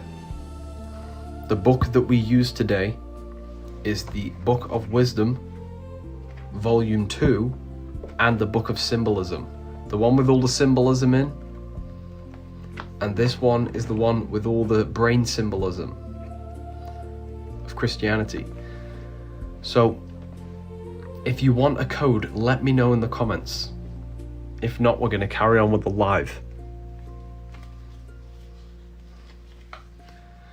Is this your book? Yes, this is me here. Revival of Wisdom, Harry B. Joseph. Revival of Wisdom, Harry B. Joseph. Okay, I'm going to make 10 codes available. How many people we got in here? 1,300 and 200 in the other one. I'm going to make 10 codes available. The first 10 people to get there, it's whoever gets there first. After the 10 codes are gone, the 40% off will go. So I'm going to be generous. I'm going to give you 40% off. So when I give you the code, all you need to do is click my profile, click the link in the bio, click on books, and it takes you to revivalofwisdom.com. Click the profile, click on link in the bio, click on books, and it takes you to revivalofwisdom.com. You can use the code on the bundles, the PDFs, and the paperbacks. The code is 444. Use it at the checkout. You can use it on the paperbacks, the bundles, and the PDFs. The first 10 people to get there.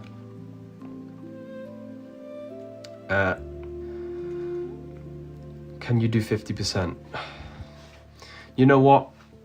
I'm going to change it. I'm not going to do that again this week, but I'm going to change it to 50%. The first 10 people to get there gets 50% off. So scrap that. Because you asked, we're doing 50. So click my profile, click the link in the bio, click on books, and it takes you to revivalofwisdom.com. You get 50% off, first 10 people to get there. If you're already asking for 60 or more, then you probably will be, too late. Get there before. I can't do 60, no, this is very good. Anyways, I wish I could do 60, but I can't because then I'd screw myself over.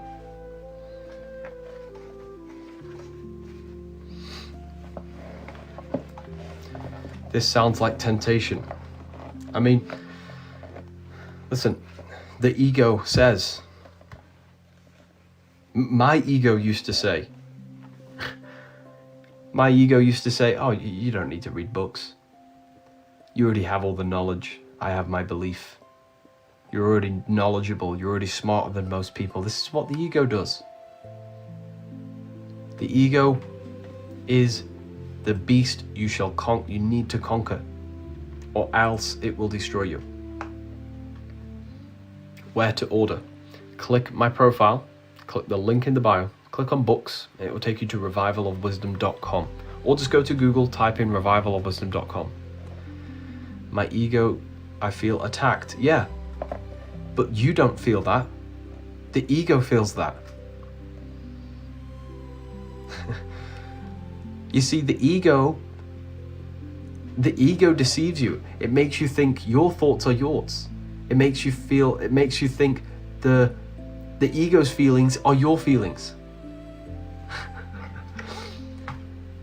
The ego it has grips on every part of us. It hides, conceals itself, and it's very clever. You can't see it. Okay? If you feel attacked by this live, that's not you, it's the ego. The ego says, I already know everything. I don't need to read. I don't need to learn more. The ego says,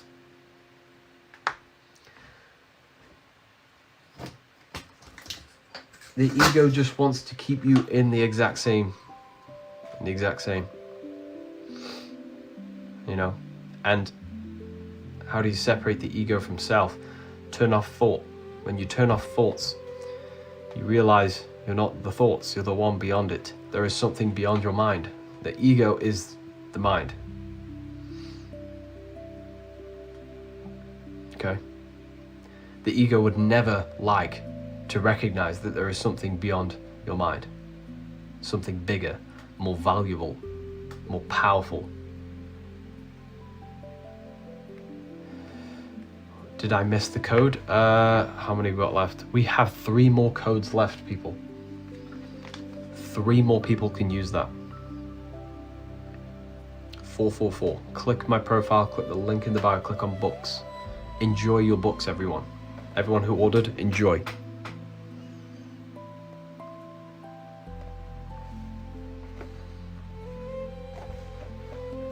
Thank you so much. I used the code. Beautiful. Enjoy. Just brought. Beautiful. You're going to absolutely love it.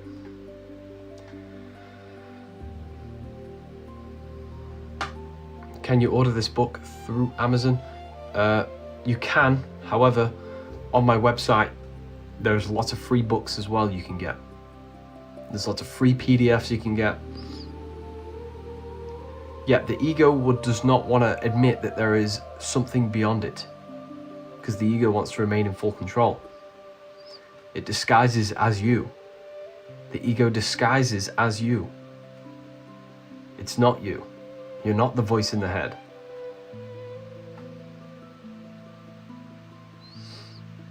Okay? So, yeah, that's what the ego is. It's a little swear word. It's a bugger. It hides, conceals in every part of you. And it's a long process of becoming conscious of where it hides. Which book is the best? Depends what you want to go for. If I was someone and I'm gonna get one book, they're all absolutely great. If I was gonna buy one book off my own website and I was you, I would probably go for the Book of Symbolism. But I'm saying that from a perspective because I'm a weirdo and I'm obsessed with symbols, right? And I've been, researching symbols for a very, very long time. I would go for that because it's the most recent book. It has very advanced knowledge inside of it, very, very advanced. And then, yeah, I would go for the Book of Symbolism. Can I use it on the PDF? Yes, you can get the Book of Symbolism alone as a PDF. Just click the website, revivalism.com, scroll down, you'll see the Book of Symbolism PDF. You can use the code on that as well.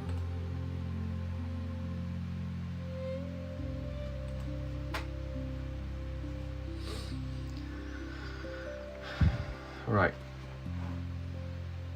How do I use the PDF? It gets sent to your email. So if it's not in your main inbox, it will be in your spam. Just check your spam, it'll be there. How do you have 2 lives? I have 3 accounts. I'm using an affiliates account, my main account, and my other main account. So I've got 3 accounts on the go.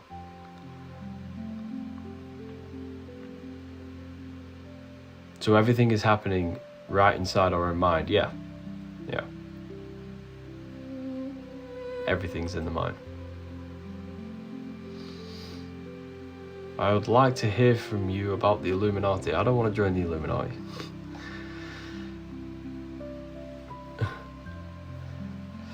Carry on. So, Jesus said, does the code word for the physical books too? It does, yeah. Of course it does.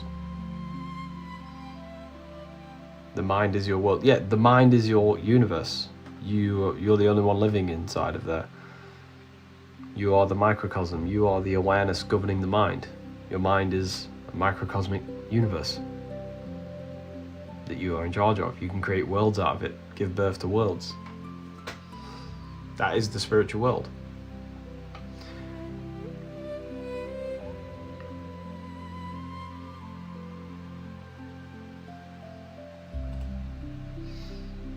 Right? True yourself is hidden. Yeah, it is. It's hidden behind the content of the mind. The true self. You're not the mind, you're the one observing. You're the I. The true self. So the true self is concealed behind the ego. And the ego doesn't want to let you see it because the ego wants to remain in control. I feel blessed that I found this live. Oh, thank you so much. I'm glad you've enjoyed it. I love doing these lives, they're helpful for you, they're helpful to me.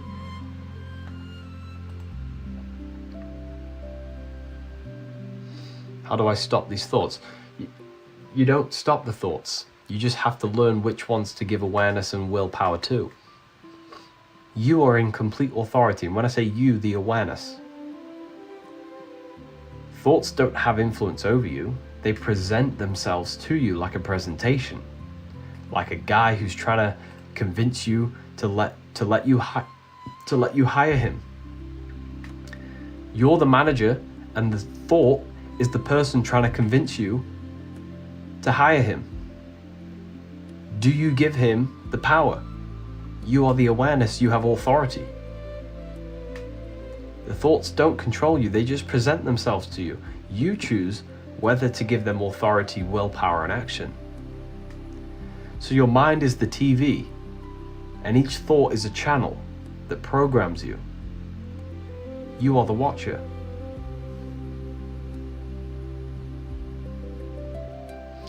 So, yeah.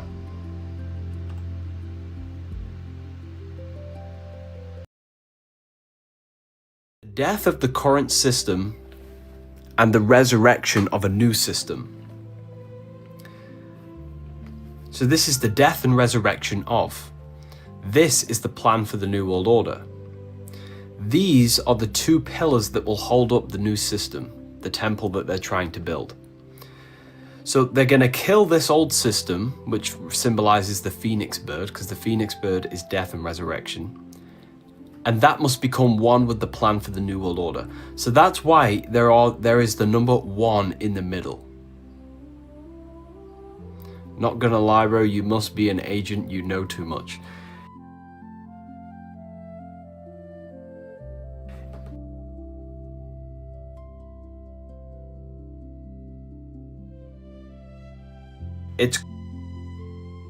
Is gonna break. The system that we live in now is going to is gonna, you know, the system we live in now is going to come down. The world we live in now will change to a new world in our lifetime. And it's quite scary when you realize this. In our lifetime, we're going to watch AI take over everything. Everything. When I say everything, that we will go for a period of time where people are losing jobs and there is nothing to do. It's quite scary when you quite think about it, right? So think about it. This is the death and resurrection of the current system, and that must become one with the plan for the New World Order. The plan for the New World Order, okay, these two must become one. That's why the word one is there. So the duality must become one. The death of the system and the plan for the New World Order need to become one in order for the new world to be created. So if you look at this,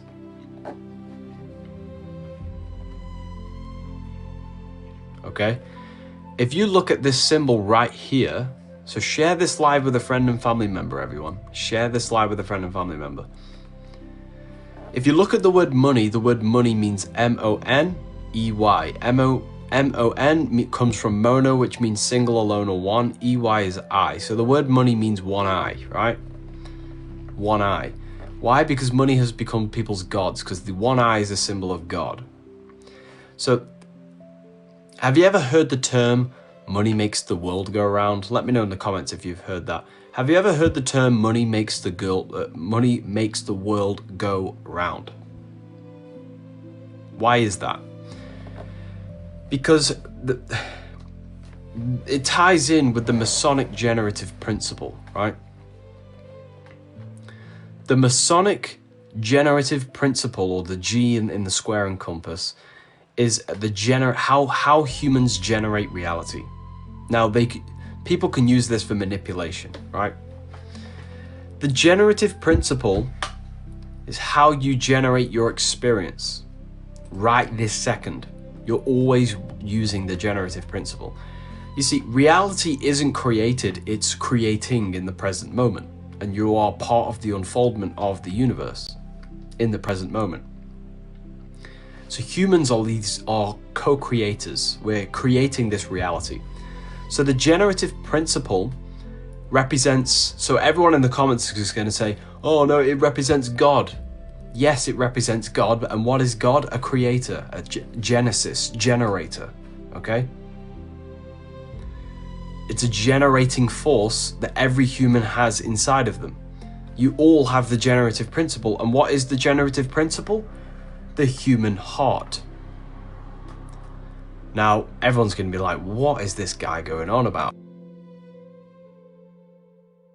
How does the human heart create reality? I was taught that my mind changes reality. Well, that's just the beginning of it. The mind, think about it, right? You can think all day long of business ideas in your mind, but does that change your reality? No. No, you can think you're a billionaire in your mind, and will that change your reality? No, it won't. What will bring that thought down into physical change? The human heart. The heart is where you act from. You feel hungry, you take action. You feel like reading a book, you take action to read the book. You feel like watching this live, you watch the live. You hate this live, you'll find a new video that you do care about. You take action from the heart, which is the generative principle that's generating your experience. That's why God, Genesis, geometry, gnosis, guide all begin with G. If I give you a gift, it means I care. There's a generative force in my heart. So that's why we say money makes the world go round, because everyone's heart cares about money, and it makes it intense studying yourself and studying symbolism alongside of it. You can't study, okay, you have to recognize this stuff inside of you. The dollar bill is showing you the plan for the New World Order, and this is, emotion is how you manifest, correct, yeah. So have you ever looked at the Freemasonic square and compass? Now you realize what it is. The compass is heaven, which is the mind, the thoughts. The G is the heart, emotion, and the square is the physical actions. So you think, you feel, you act.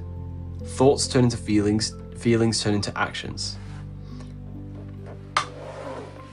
Okay?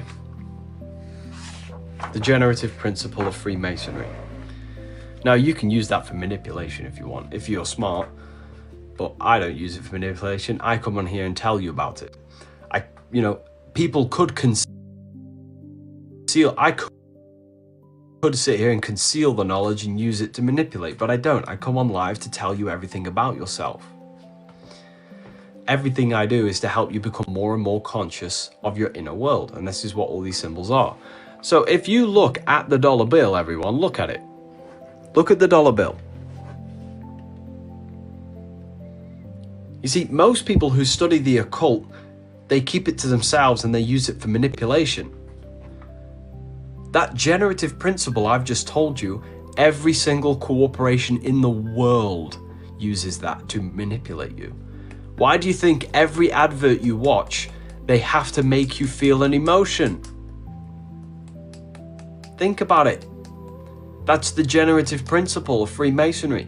They have to make you care about the product, and then you take action to go and buy it. If you don't care, you don't act. If you don't care to watch my lives, you don't watch them. Care, emotion, is what generates human experience. The generative force of the human heart is what generates all experience. Why do you think Jesus says, protect your heart at all costs. Protect your heart at all costs, Jesus says. Why? Because every action you have ever taken in your life comes from how you feel in your heart. You feel anger, you hurt someone, or you say something bad. Jesus says protect the heart at all costs, because everything you do comes from it. So the human heart is how they need to get you. They have to make you care about things. Andrew Tate is the perfect example of how he used the generative principle to manipulate the masses in caring about getting rich. Andrew Tate, he didn't talk about the only thing, every time a word comes out of that guy's mouth, he is trying to make you care about escaping the matrix. Every single word is manipulation to try and make you care about escaping the matrix. As soon as you care, you take the action to go and buy his course. Every single word, every word. He's trying to get into the heart and soul of your being. Right? So, people use this knowledge to manipulate us. And I come out here every single day and I tell you exactly how this stuff works. okay? This symbol here, what we're looking at, this symbol here is showing you how the elites are going to change the world and why they're changing the world. The elites basically want to become God. How do they want to become God? Think about it. What is God, everyone? God is the consciousness that observes through every mind and body. You know how Christianity says God is omnipresent, he's everywhere? Well, are you your mind? No. Are you your body? No. You're the one observing them. God is the eye that looks into every mind and body in the universe. God is the all-seeing eye. So, think about it. They need to become God. They want to become like God. How do they do that? God is the eye that looks through every mind and body in the universe. God pretending to be everyone and everything. But they are using the symbol of God. Why? Because they want to become that all-seeing eye. They want to be like God. How can they become the single eye? How can they become omnipresent, everywhere, observing everything? They want to watch every thought, feeling, and action you do. How do they do that, everyone? What must they do? What must they do? Digital, yes, technology. Technology is the way of the elites becoming godlike, the omnipresent, all-seeing. Why do you think your phone is called an iPhone? Why do you think Siri is if you rearrange Siri, it says iris, which is the iris of your eye? Why do you think AI is a single eye? It's in your face. They need to become the omnipresent intelligence. They're trying to become God, right? So that's why you see the dollar bill here. On the dollar bill, you see the eye. They're trying to become the eye on top of the pyramid. They're trying to become the all-seeing intelligence. So think about it, right? They're not far away. They are, yeah, very true. That's a great comment. They're not very far away from that. So think about it, right? The eye is on top of a pyramid. A pyramid is hierarchy. If you place a 6-pointed star on the dollar bill, you'll reveal these 5 letters. These 5 letters spell the word Mason. The word Mason means to build. You spread misinformation. You're either a bot or an NPC. So, everything I'm telling you is the exact truth, right? Mason. The word Mason means to build. Now, what are they building? What are the elites building? Well, they're building a new society, a new reality. So, they're building what? A new world order. Novus Ordo Seclorum. This is Latin. They're building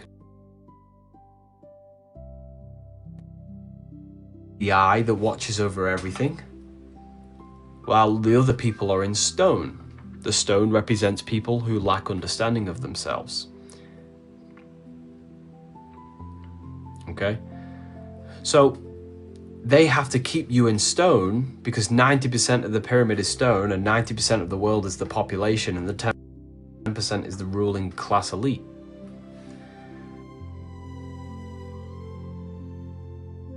The ones in the light, meaning the ones that possess higher knowledge of human consciousness, manipulate the ones who are in stone, who have no knowledge of human consciousness. They only care about what society runs on, right? Sex, eating, and pleasure. Foods, bars, they're in stone. The people, us, they say that we're in stone, and the ones who are in the light control the rest. That's how it works. It works on the system works on levels of consciousness. The system works on levels of consciousness, right? So if you go to Freemasonry, they always show you this. Have you ever seen them little aprons that they wear?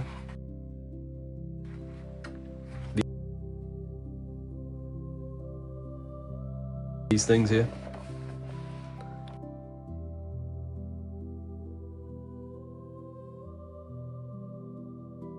Right. The system works on levels of companies enter and attain your mental. It works on levels of consciousness. So they need you operating, they need your mind only thinking with your genitals, your gut, and your solar plexus, because they need you thinking about reproduction, food, and entertainment and power. That's it. Why? Because when you only think about entertainment, pleasure, food, power, when your mind is stuck in these thoughts produced by the lower half of the body, you become lost in just chasing pleasure. You buy things, you buy more food, you buy entertainment, you buy all these things that are absolutely useless to your life. That do nothing. They just waste your time, right? It keeps you in a low state of consciousness where you're not aware of your reality and how you're contributing towards creating an experience. It's a very primitive state. Yeah, very well said. Yeah, they need you in a primitive state. So these companies, they become rich off unconscious people. So the world doesn't run on money, people. It runs on levels of consciousness. If you only think about sex, food, entertainment, and power and pleasure, then you'll just, you'll be controlled by the ones who actually have control. In life, it works like this. The ones who understand the mind control the ones who do not understand the mind. If you do not understand your mind, someone else who does know their mind will use you to create their reality. That's how reality works, unfortunately. But that's the game of chess, right? The Freemasons always show you the chessboard. Why? Because it's a game of chess. The ones on the checkered board floor, the people lost in their lower self, they're stuck in duality, right? They're fighting each other, they're being moved by the chess masters, the ones who have actually mastered themselves. And it's always been this way. When I say always, if you go back to ancient Egypt, the Egyptian pharaoh was the person who had complete control over his mind and body, and while the other people were just, the people that looked up to that level of self-mastery. And that's what Jesus was. Jesus was the same thing. He was a person in complete authority of his mind and body.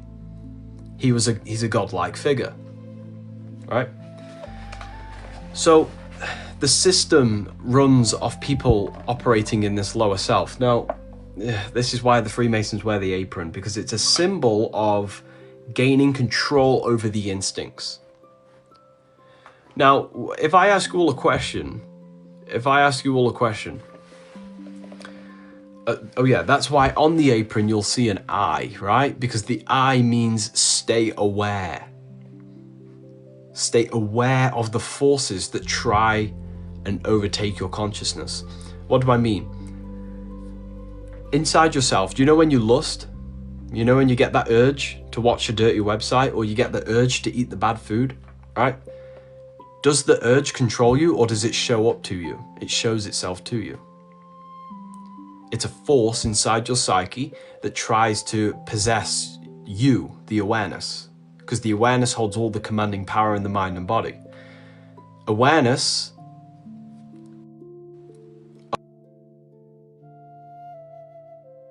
observes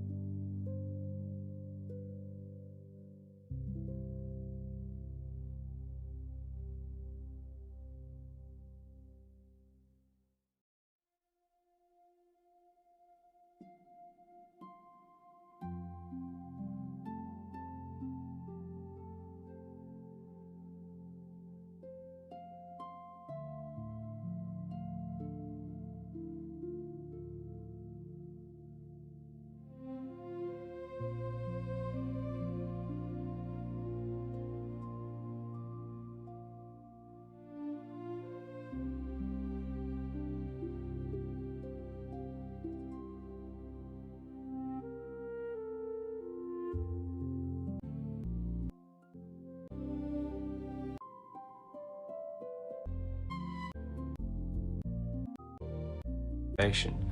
It is life-changing information. You know, it is life-changing.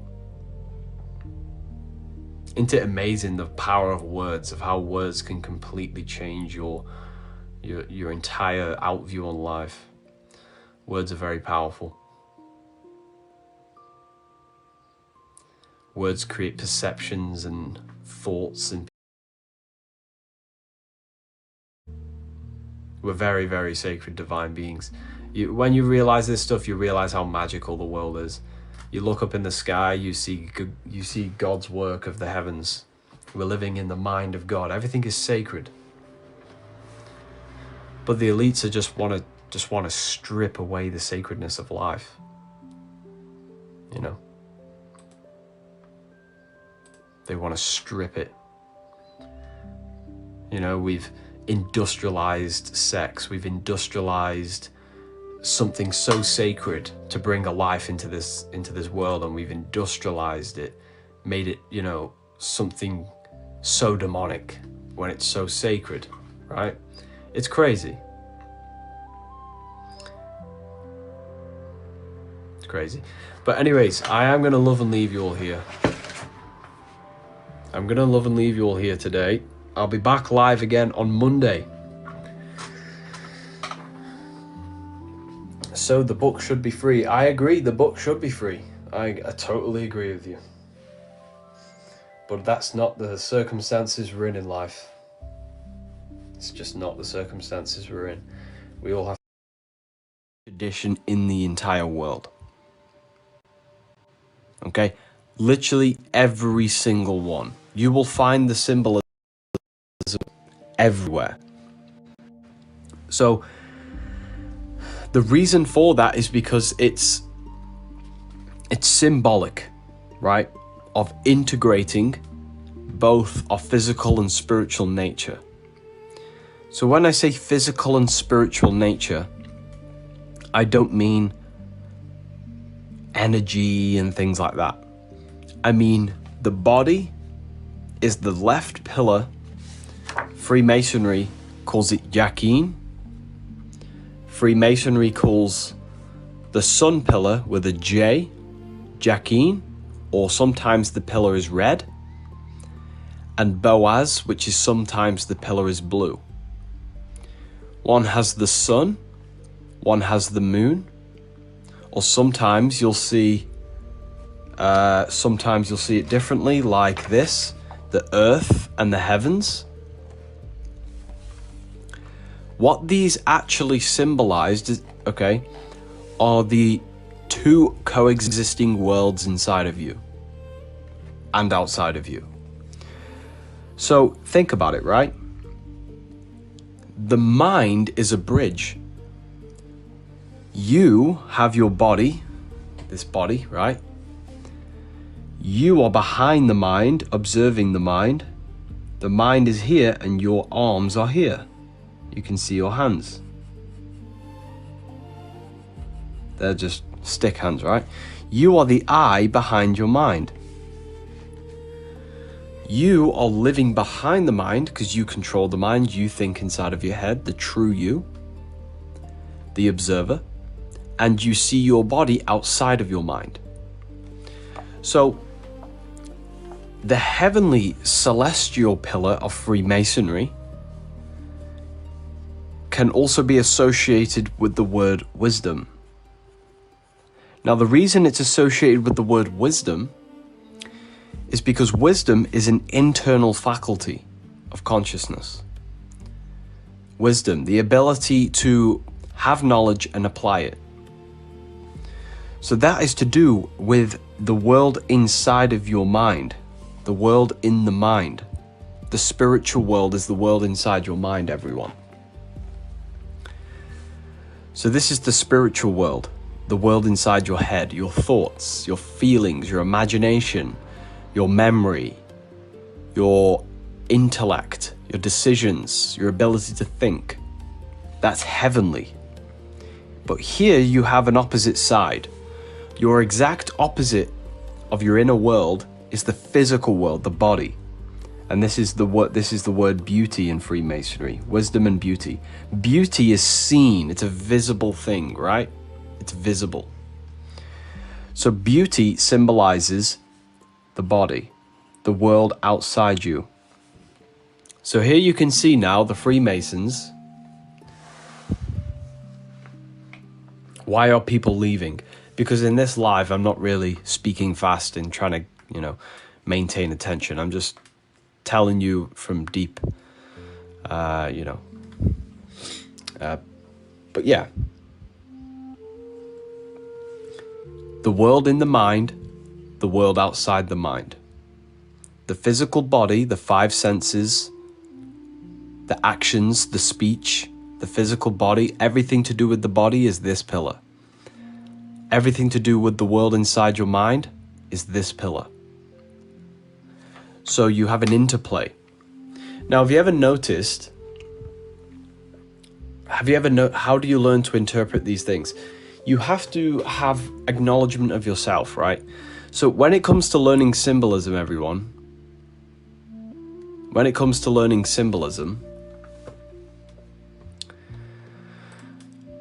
you're not studying the symbol.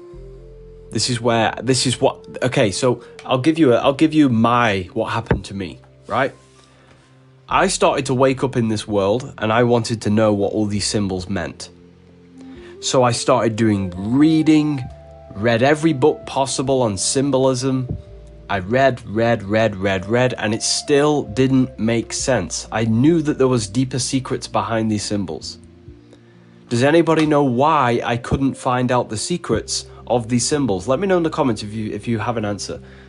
Why couldn't I figure out the symbols? When I first started to get into symbolism, I couldn't understand it. I would research.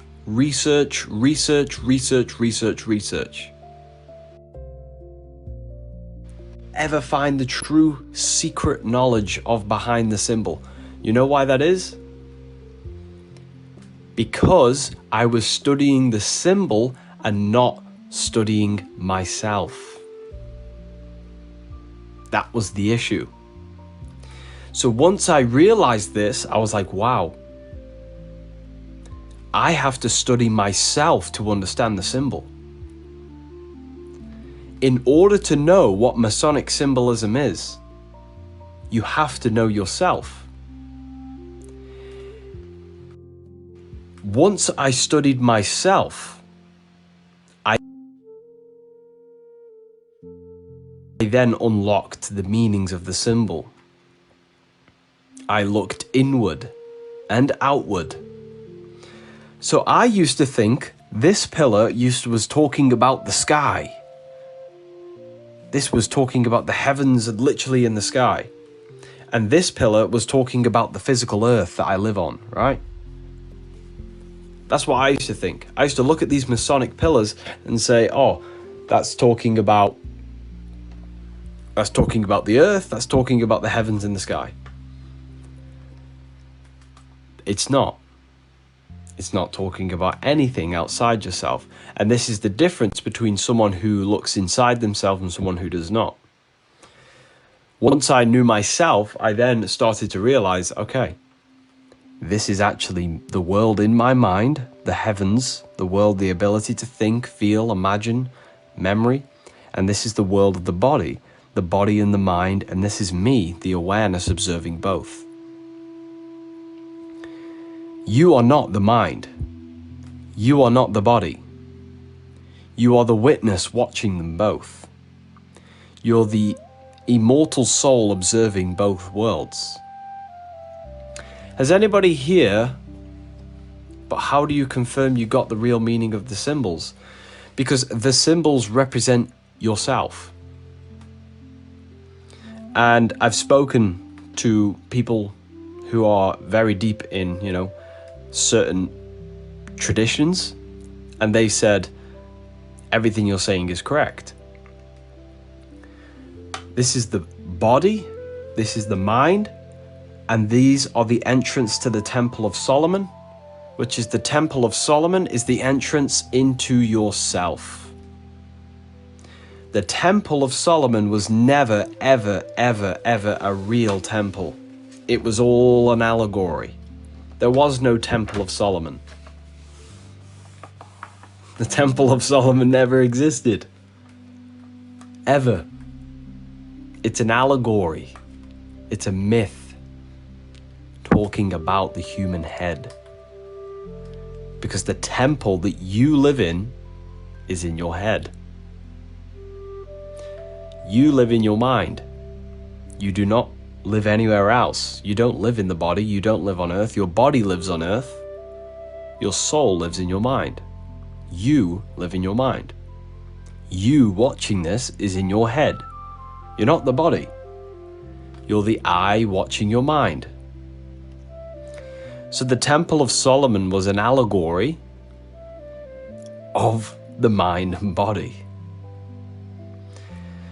This is when you start to realize how powerful this knowledge is. You start to recognize these things inside of you.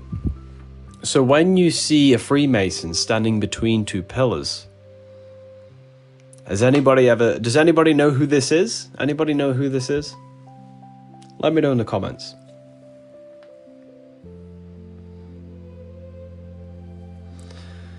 So, hey, I found out checkers are like demonic. What do you mean by that? Can you debunk? What's demonic? The checkered board floor? The checkered board floor is a symbol of life. Okay? It's a symbol of the ground, duality. Now, in order to understand that, you have to understand who you are. You are not your mind, you are not your body, you are awareness. So if you meditate, close your eyes, turn off your thoughts, turn off your 5 senses of the body, you're left with pure conscious life awareness, the spirit that's observing the mind, right? Does the spirit think? No. It just is, it just watches. Does the spirit do anything? No, it just observes. It's the experiencer, it's the watcher over your mind and body.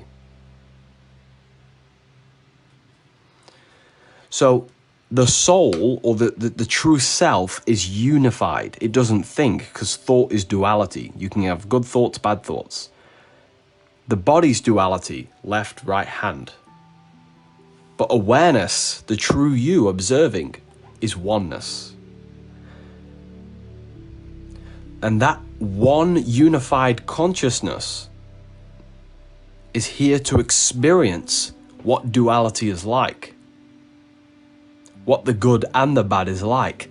So you can see now, you are the awareness experiencing, observing duality. You came here to experience duality. So you are here to experience the good and the bad, what it's like to live in good and bad, dual reality, the good thoughts, the bad thoughts, the good things of life, the challenges of life.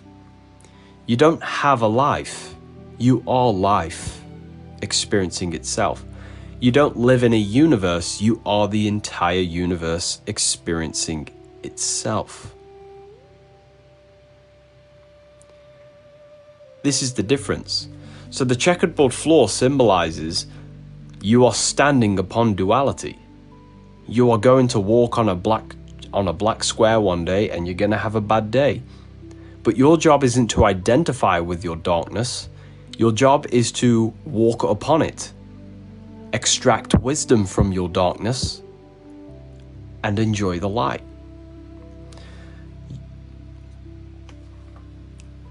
So, you are the soul here to experience a dual experience. Okay?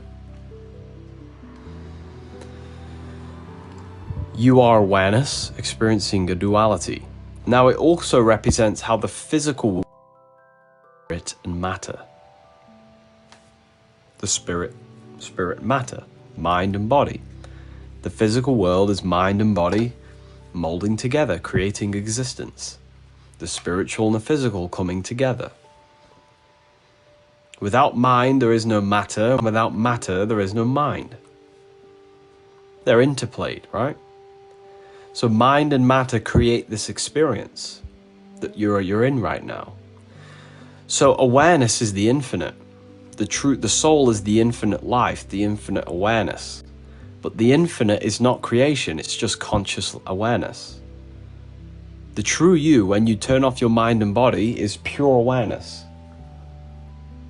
Right? It's the infinite potential. But that infinite needs boundaries in order for creation to exist.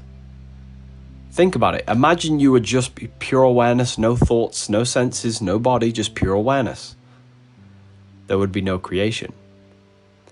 So in order for awareness to have an experience, there must be set boundaries, which is what these two pillars are.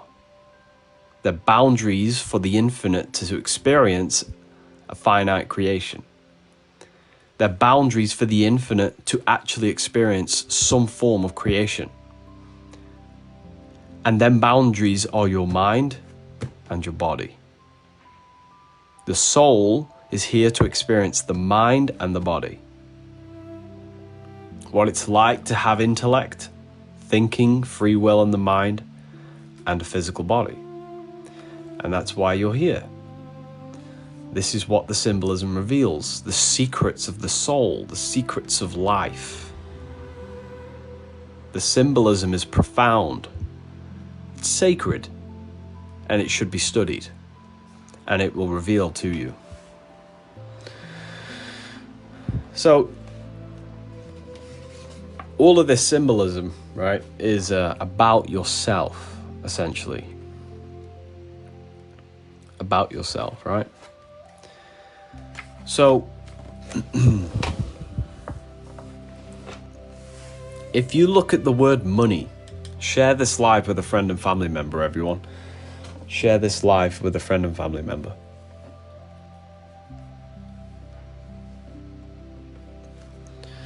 So, if you look at the word money, you can see that the word money is M-O-N, which means single, alone, or one.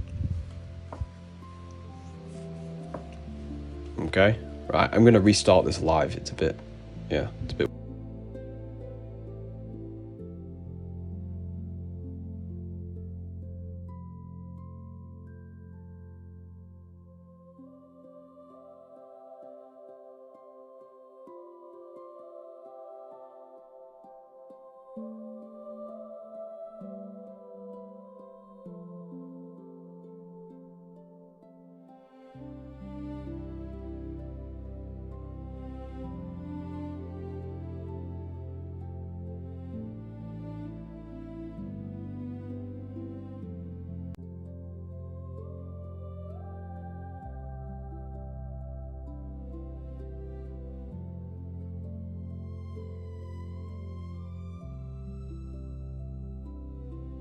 Leo's asserting dominance on the table because Leo's the sun when it's dominant. This guy's pointing, there's no Adam's apple. Just watch the YouTube videos, watch the TikToks. As above, so below, with its hands, red for the body, blue for the spirit. As above, so below. Then you have Libra here, the sign of Libra. Look at the sign for Libra. The sign for Libra. Do we have any Libra in here? Look at the sign. The sign is the half-rising sun. It's the half-rising sun. And the balancing scales, because it's the sun balance between summer and winter. What book is this? I'm sure everyone here already has the books. Has everyone here received their copy? So his hands are out, stretched, balanced for this balancing sun. I have all three books. Beautiful. Amazing. I'm glad you've enjoyed them. Then Scorpio, he's pointing up. Why is Scorpio pointing up? Okay. Why is Scorpio pointing upwards? Does anybody know why? I want all three books. Are the books worth it? The people in the comments will tell you if the books are worth it. You know, if you have any feedback on the book, let these people know. if it's worth it. So Scorpio rules the genitals, Aries rules the brain.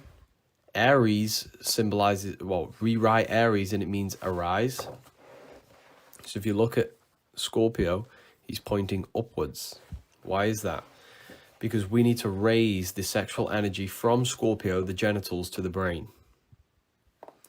And that's what a resurrection is. Look at the word resurrection. It means head erection. It's rising of the Kundalini energy, the sexual energy, from the base of the spine to Aries. That's why you have 33 vertebrae on the back of your spine for the 33 years of Christ. Right? So, the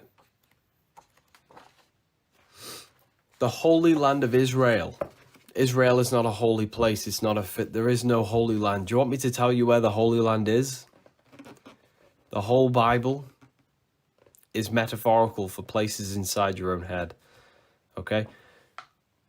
The Holy Land of Israel is, which is Isis, Ra, which is Ra, and El, which is God.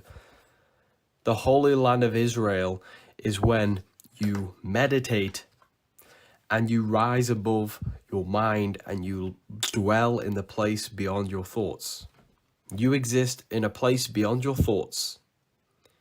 And it's called awareness, where you actually live, which you actually are. You can rise above the thoughts, the senses in your meditation and dwell in the Holy Land when your brain is balanced. Isis, Ra, and El, Israel, the Holy Land of Israel, represents a place inside of you. Okay? Now, what's the name of this book? As everybody here, I think everyone here has already received their book, whoever's ordered it. If you have received it, if you have any feedback for the book, just let me know in the comments. You know, did you enjoy it? Has it changed your life? Are they worth it? Okay, so this is your brain. This is Michelangelo. This is Michelangelo's. This is Michelangelo's. Definitely an eye-opener. Thank you. I appreciate it. So we've all seen this painting. Does anybody know what this actually symbolizes? Okay. Anybody know? Reaching out to Jesus. Well, no, this is nothing about Jesus. This is about your body, how you work.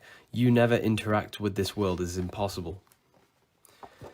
If you close your eyes right now and say something in your mind, who's the one listening? Well, that's truly you, the I am. You are the awareness in the mind, observing the mind. So the mind is the only world you interact with. You only ever interact with the mind. So God represents awareness in the mind, and this is the body. Awareness, mind, and body. Okay?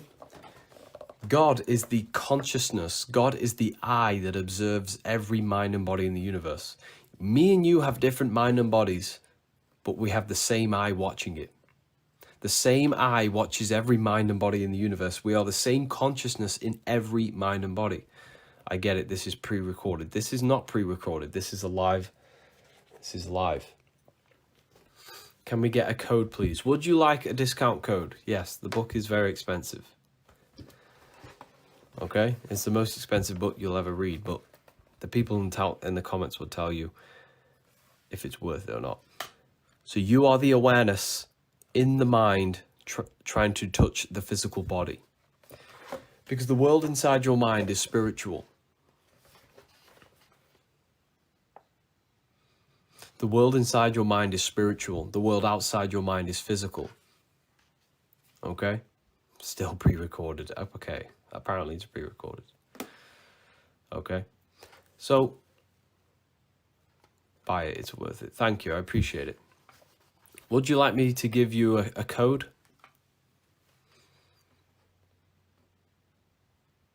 Yes, please give me a code. If you want a code, let me know in the comments.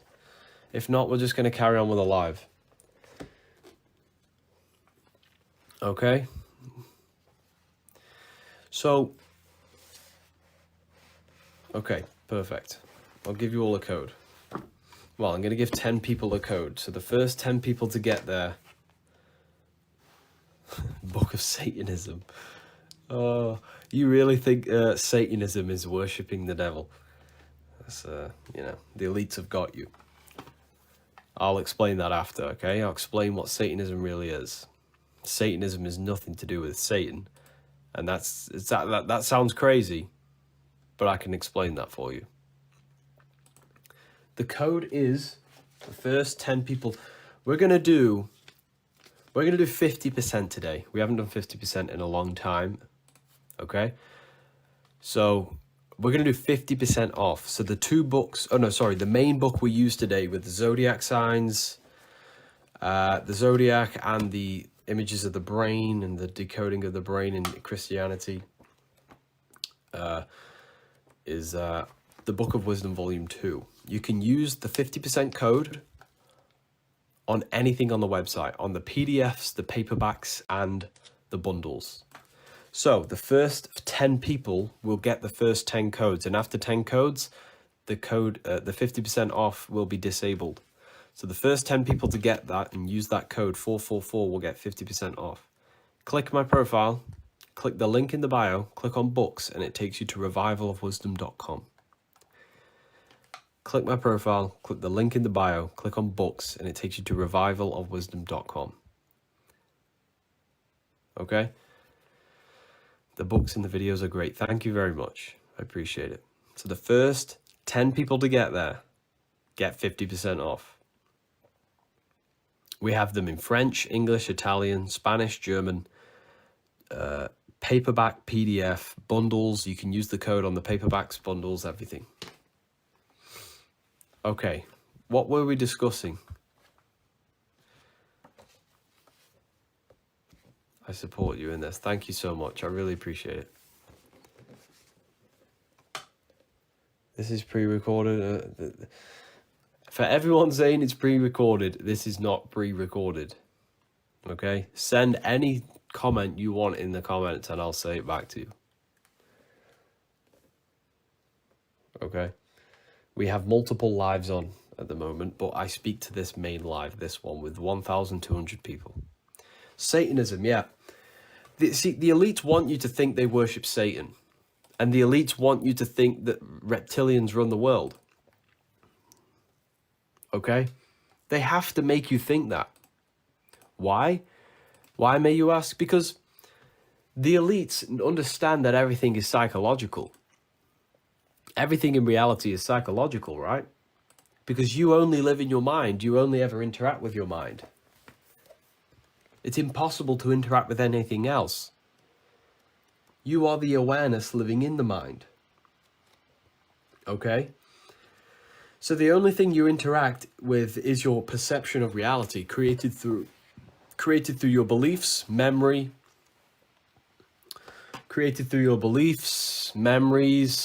traumas, memories, all the components of the mental activity create your perception of reality, right? So you only ever interact with your mind. This is why they're called a government, because they want to govern your mental perception of reality. You are the awareness observing your mind's perception of reality, okay?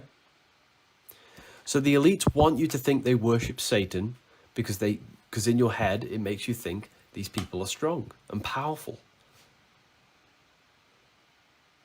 They want you to think that reptilians run the world because they want you to think that the elites are these supernatural beings that have all these secret powers. They're just humans that know psychology, and they do everything they can to win your perception. Why? Because there's billions of us and there's about 200 of them. So they have to win the perception game. It's a psychological game, okay? Religion. Now, this is where they get you. Ordered, thank you very much. Enjoy the book, everyone, whoever's ordered it. Enjoy the book. There are 3 more people who can use that code. The code is 444 for 50% off. Go and use it. Click my profile. Click the link in the bio. Click on books. It takes you to revivalofwisdom.com.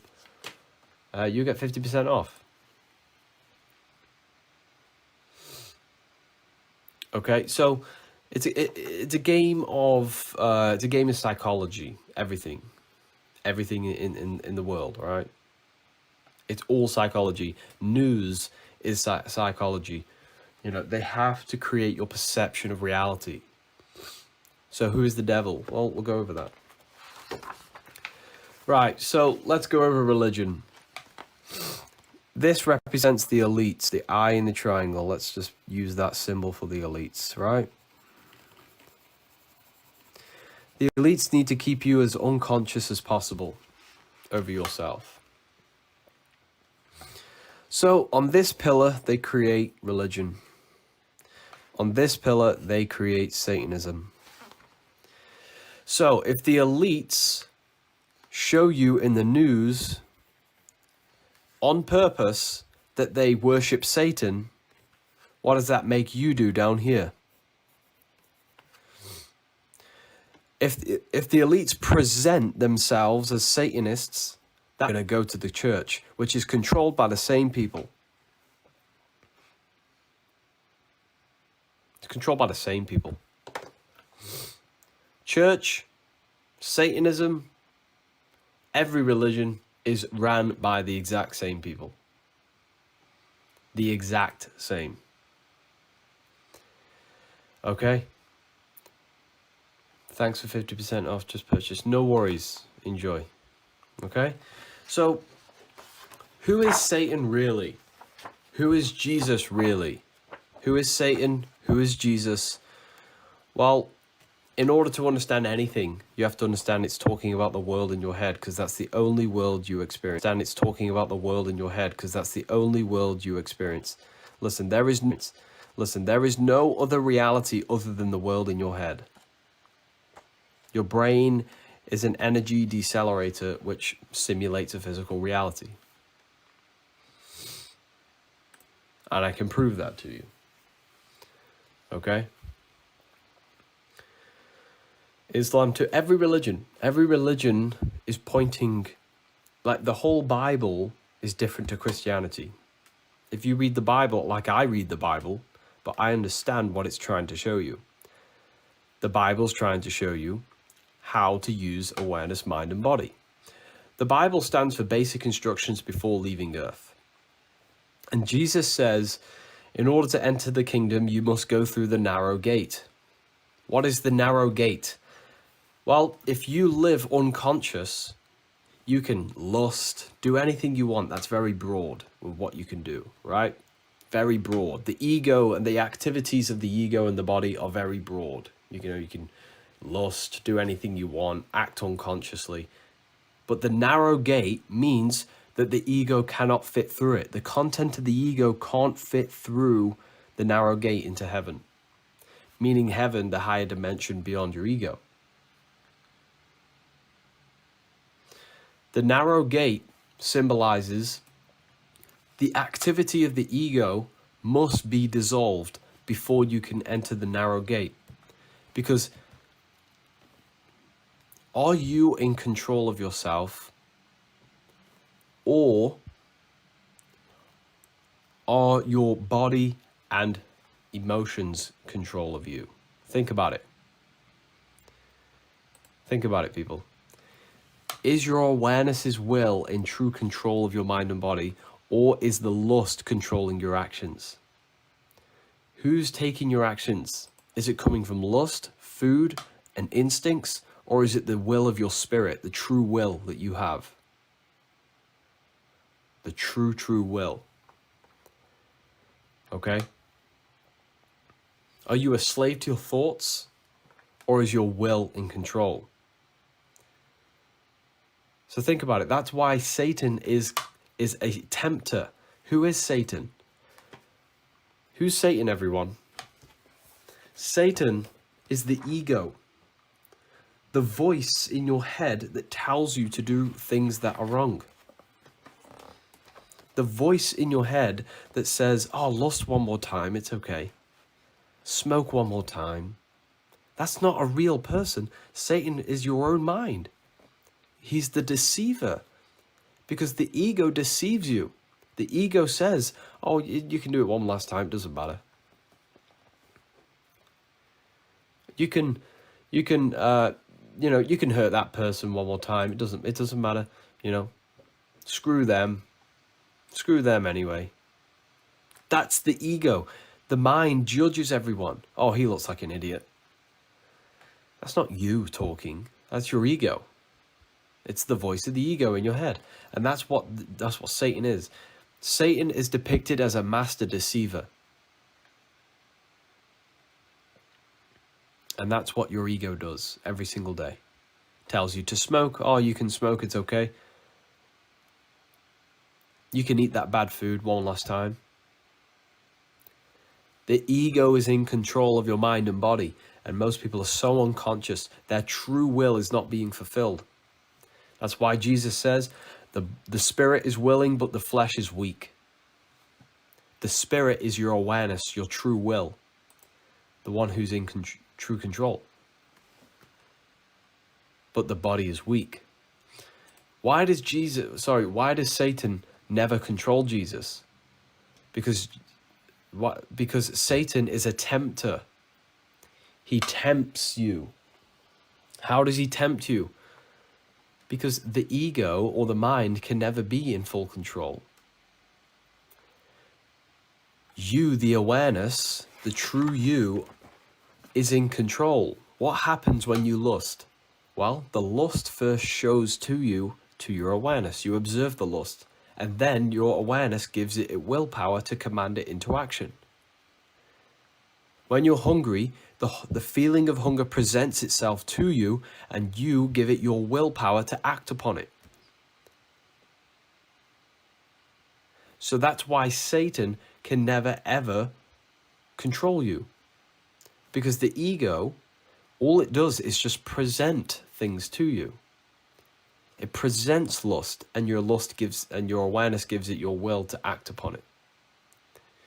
So that's why Jesus is always a tempter, because that's what the mind does. The mind will show you thoughts, show you temptations, the body will show you cravings, but will you give it your willpower? Will you act upon it? You are in 100% control, but you don't have to act on every lust and every craving that's being presented to you. And that's why that's why Satan is a tempter, because it symbolizes how the mind works to your awareness. Does that make sense? Does that make sense? Do you want me to go over that, or does everyone understand how that works? Yeah, okay, beautiful. That's why the angel and the devil is a ground animal, the angel is an air animal, higher thoughts, lower thoughts. The devil and the angel on your shoulder are not real, it's symbolic of the different voices in your mind. You have a higher will in your mind, and you have a lower thought. You have thoughts of eating bad, then you have the thoughts of I want to get healthy. You have the thoughts of I want to stop smoking, and the thoughts that say smoke anyway. It's the devil and the angel. It's the conflict in your mind. I got a discounted book, thank you, man. No worries. Enjoy. I'm glad. Enjoy. It will help you so much understand yourself. Okay, so Horus and Set is the same thing. Horus is Set is a ground animal. He's the evil brother. And Horus is a bird, the higher self. So higher self and lower self. Horus and Set. Does that make sense, everyone? How to get rich. Don't focus on getting rich. Focus on helping people. You're thinking of money. That won't do anything. If you're thinking, how can I create money? You'll do anything for the money. But don't focus on money. Focus on how you can create something amazing. How you can change humanity. How you can benefit someone's life. Focus on that, and the money will come as a side effect. Focus on providing value to people. Changing people's lives. For me, my goal is to awaken as many people as possible to their inner world, because their inner world is immortal. Okay? Is to make people as conscious as possible. And these books have done a great job of that.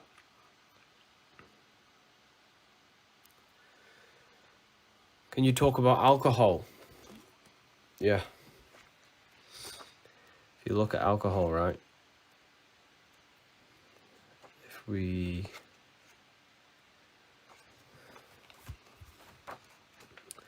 Where's the page on alcohol? We have a page about alcohol in the Book of Wisdom, Volume 2. Somewhere. I don't know where.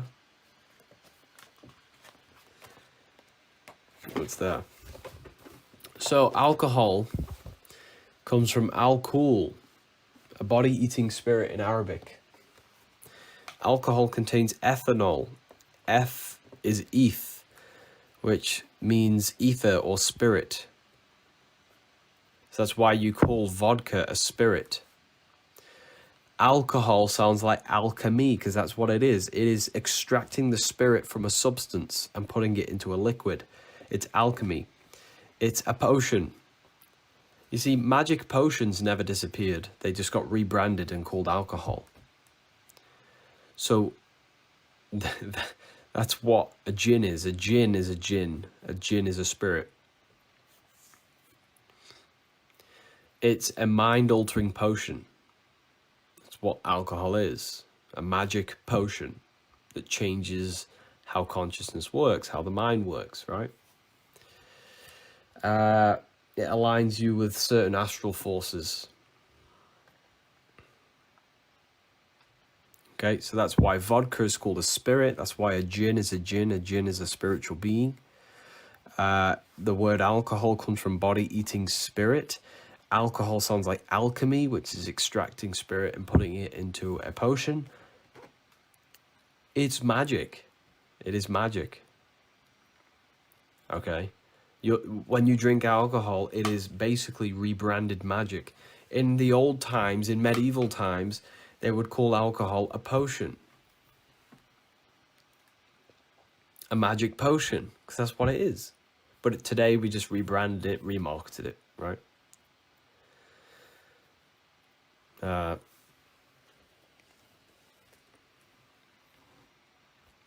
Yes, because they didn't understand it. Yeah, it's magic, right? If you know, people who do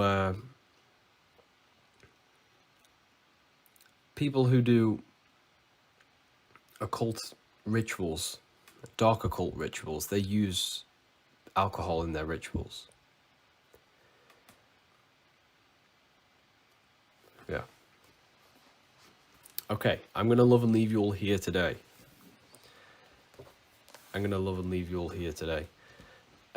Look after yourselves. I'll be back on live again later. If you wish to use the code, we did run out of 10 codes. The 10 codes were taken, everyone. I'm sorry, but I'm going to create 5 more. I'm going to create 5 more. 5 more people can use that. The code 444 will save you 50%. Just click my profile, click the link in the bio, click on books. It'll give you 50% off the book or the PDFs or the bundles. Thanks for the discount. No worries. Enjoy, everyone. It's been a pleasure. What a great live we've had. This is the best live ever. Thank you. I'll be back live again later so we can talk again. He's got a school. I do have a school, yes. Yeah. You can use that code on the lifetime. You can use that code on the lifetime on the website. What time later? In a couple hours. Well, in a couple hours. Who wrote these books? Myself. This is me. I wrote all 3 books. I've written all 3 books. This one is about occult symbolism. This one will really help you.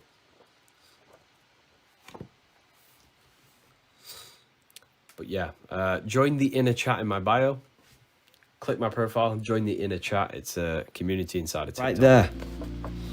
Let me know in the comments what zodiac sign you are. We'll go over it for you.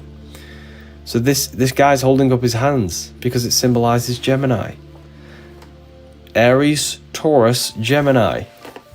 Aries, Taurus, Gemini. Okay? Then next, after Gemini, you have Cancer. This guy here. This guy here. If you look very closely in this guy's hand, look at his hand. He has a knife in his hand. He's holding a knife. Why is this guy holding a knife? Does anybody know? What does a knife have to do with Cancer? What is Cancer, everyone? What is Cancer? Cancer is the crab. And what do crabs do? They pinch you. They cut you. So Aries, Taurus, Gemini, holding up his hands for the two twin pillars of Gemini. Cancer is holding a knife which cuts you, which is symbolizing the crab. The crab cuts you with pinches. Leo is when the sun, okay, Leo here is when the sun enters Leo. This is when the sun is powerful. The sun is powerful in Leo. It's dominating. So this guy here has his hands clenched and asserting dominance, because when you have an elbow on the table, it symbolizes asserting dominance. Asserting dominance. Because this guy's trying to lean over him, he has his hands clenched and asserting dominance, which is what the sun does in Leo. Okay? So Cancer is actually pointing at Virgo. What is he pointing at, everyone? Let me know in the comments. What is he actually pointing at? He's pointing at this woman. We know it's a woman because she has her head tilted. Now, if you look in every old painting of a woman, in Christian painting, a woman in a painting will always have her head tainted, tilted to the side. Okay? Why is that? Does anybody know? Because it represents empathy, conscience, love. It represents feminine qualities. So this guy is pointing at her neck, saying, there is no Adam's apple. There's no Adam's apple. This is a female. If she has no Adam's apple, he's pointing out there's no Adam's apple in this person. It's a female. It's Virgo. Okay? So, to go over that again. Aries, which is the brain. This is Aries in your brain. The symbol of Aries looks like your brain. The hippocampus in your brain. Aries, the head. Taurus, the thick neck. Taurus rules the neck. Gemini with his hands up, which symbolize the hands. Cancer holds the knife for the pinches of a crab because the crab cuts you. Leo is when the sun is dominant and are showing dominance. That's why his hands are clenched and his elbows on the table asserting dominance over the person trying to invade in space. Cancer's pointing at Virgo. There's no Adam's apple, which represents, this is a female, which is Virgo, the sign of Virgo. Now, Jesus here, does anybody know what red and blue symbolizes? Police cars are red and blue. Red Bull, the drink energy, is red blue. Red Bull, bull rearranged as blue. And the can is red and blue. Roses are red, violets are blue. Your tap in your kitchen has a red tap and a blue tap. Mind, the intellect, thinking, decisions. Leo is the will, which is fire. Now, why is willpower associated with fire? And why is the 33rd degree of Freemasonry in an upright fire triangle? If you look at the 33rd degree here, you'll always see an upright triangle with 33 in it. Why do you think that is? Because 33 in an upright triangle, the upright triangle equals fire, which equals will. Now, why is willpower associated with fire? Because when you develop true will, meaning discipline over yourself, and allow your true will to be in control over your mind and body, it burns away all the impurities of yourself. For example, let's say you stop smoking and you have the willpower to stop. You're burning away the impurity of the body's control over you. So willpower is associated with fire. So the 33rd degree is a symbol of complete control over mind, body, and awareness. The mind and body are in authority of the higher will. Transformation. Yeah, that's what this symbolizes, everyone. Okay? So these 4 zodiac signs represent how to gain control over yourself, essentially. You have to control. Now, if you notice here, right, these are opposites. Okay? These are opposites. Will counteracts emotion, and emotion counteracts will. The body counteracts the mind, and the mind counteracts the body. So if you overthink, then if you're an overthinker, you need to take more action. If you're an overactor, you need to think more before your actions. If you feel too much anger in a present moment, then you use your willpower to concentrate consciousness. Or if you're too disciplined, become free by your emotions. You see how this works? It's how to gain control of every different body of consciousness. The will, the mind, the emotions, the body.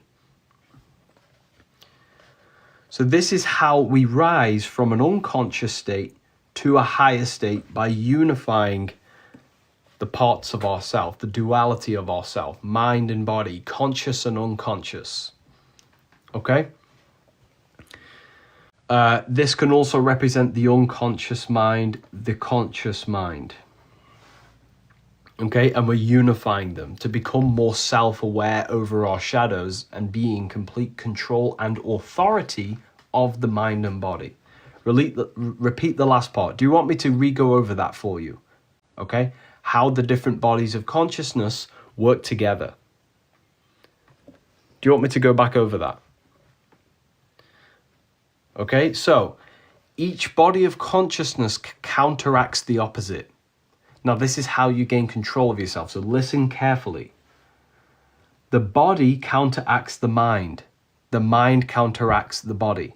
So if your consciousness is dominated by your mind, you overthink, you need to take more actions.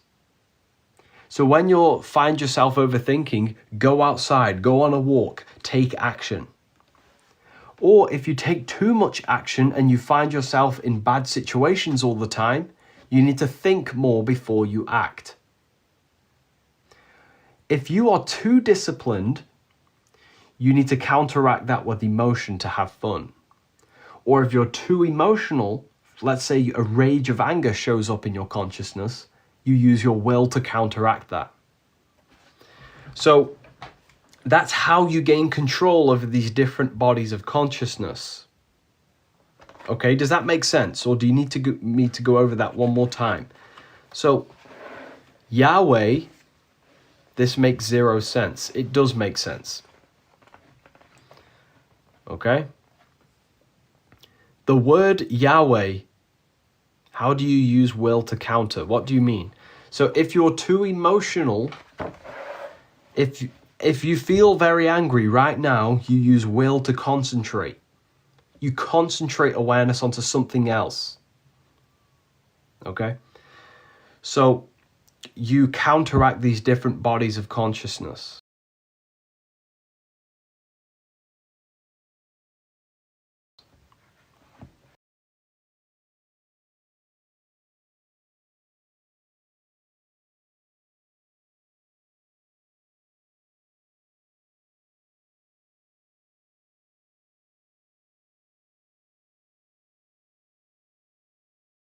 genius, God, geometry. Well, it doesn't. It does relate to all of them things, yes. But what it actually is.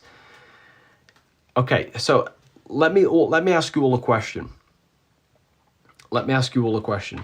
Have you ever thought about a business idea but you never took action on it? Or you ever thought about something that you could have done but you never took action on it? Right? Yeah, have you ever done that? Have you ever thought about something and you never actually did it, but you could have done it but you didn't? Okay, there you go. That's how this works. The G symbolizes the generative principle, how you turn thought into physical actions and reality. Okay, so the spiritual and the physical, the circle and the square, the spiritual overlapping the physical. Now, the G in the middle symbolizes the force that allows the spiritual to be actually turned into the physical. There must be a bridge, a connecting bridge that allows thought to actually enter and influence the physical world. Think about it, people. You thought of a business idea, but you never brought it into physical existence. Why is that? There's something missing inside of you that you're not connected to. There's something missing that didn't allow that thought in your mind to be turned into a physical reality. That's what the mental and the physical, the spiritual and the physical. The generative principle is the human heart. Okay, it is called it's the human heart. Why is it the human heart? Because the heart is the center in which thought turns into actions. Think about it. You think about food, you feel the desire to get it, and you take action upon it. You think, you feel, you act. So the generative principle is about coming into contact with the feminine principle of the heart. Because the heart, this is why Jesus says in the Bible, guard your heart at all costs, because everything you do comes from it. That's what Jesus says. The reason that is because every action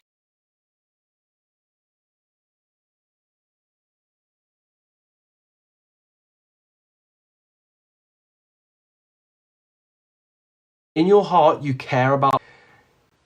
So share this live with a friend and family member, everyone. We're about to go deep, right? So the G is what? That force that allows thought to be entered into physical action. So Jesus said, guard your heart at all costs. How do you guard your heart? What influences your heart, everyone? Let me know in the comments. What influences your feelings? If I tell you all to think about the worst part of your life, your thoughts, there you go. Very well said, everyone. Amazing. Thoughts influence feelings. You think, that generates feeling, feeling generates action. So the mind is how we protect the heart. The mind is how we protect the heart. So every thought should not be allowed into our hearts. This is what this image is showing you here. The mind and the energy entering the heart. And the heart is where we take action from. It is the navigator, it's the compass, it's the moral compass. So this is the energy of the mind, the thoughts being flown into the heart, and then the heart takes action into the physical world. Okay? So, are we all on the same page? Are we all on the same page? Energy comes through. This means the way we protect our heart is allowing, being very conscious of what you are allowing into your mind at all times. Do not allow random thoughts to take over your mind. Do not allow certain imaginations to influence your feelings. Banished thought. Be careful what you listen to, because that influences your mind and heart, and your actions come from there. So you have to protect your mind like a fortress. Okay? You do not want to allow external influences infiltrate your mind and then take over your heart, and then you are now a vessel of someone else's agenda. You have to banish thought. Learn to produce will. To produce a will that can banish thought. Okay? This is good knowledge. Thank you very much. I really appreciate that. Yeah, so essentially what all this symbolism is how to master self. Now that's what the pentagram is.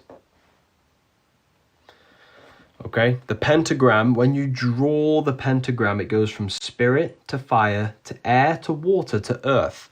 Now, in magic, we're not talking about real air, water, earth, fire.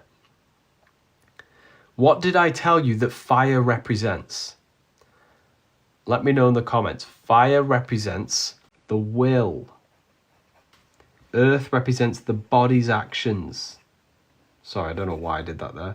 The body. Water symbolizes the emotions. Air represents thought. You are the observer, the spirit. The spirit then has a will. The will directs what you think about. Thoughts directs what you feel. And feelings direct your actions, and everything returns back to spirit.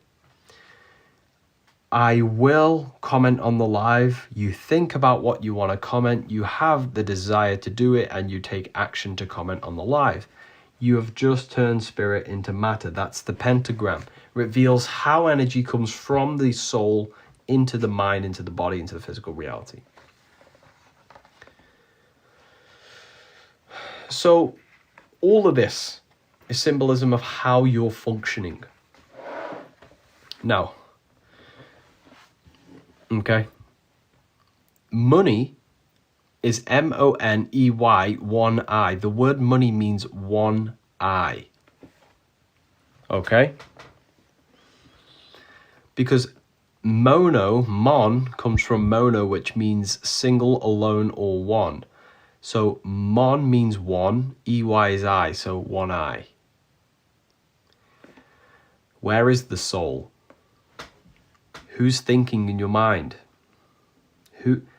Who is observing that thought when it showed up in your mind? Think about it.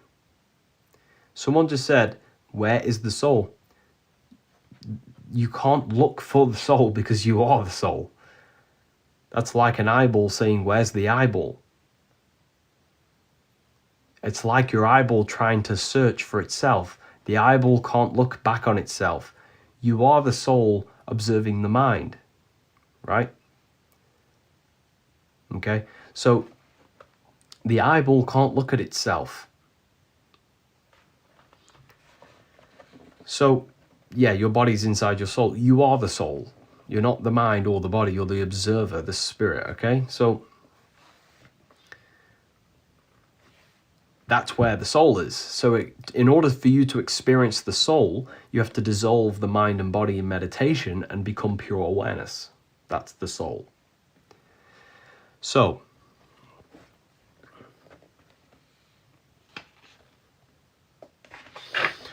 the $1 bill is two pillars from an upside down view, right?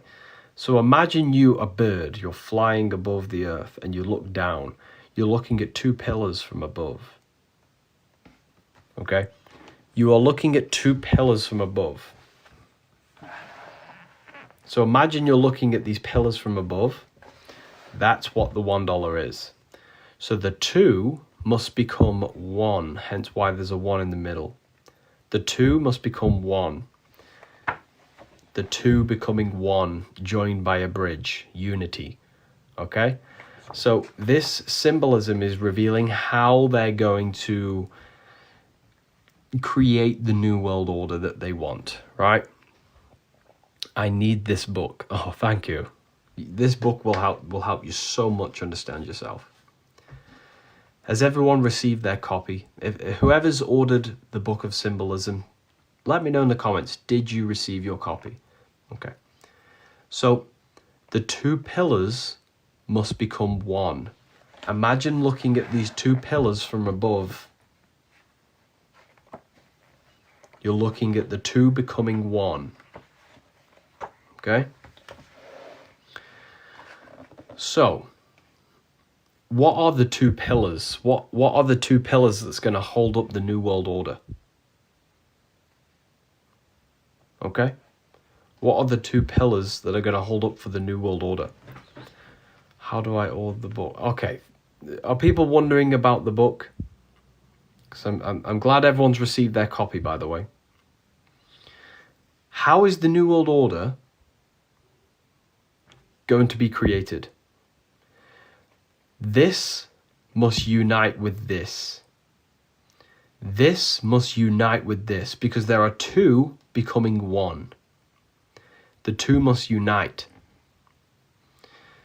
This pillar represents the death and resurrection of this current system that we live in.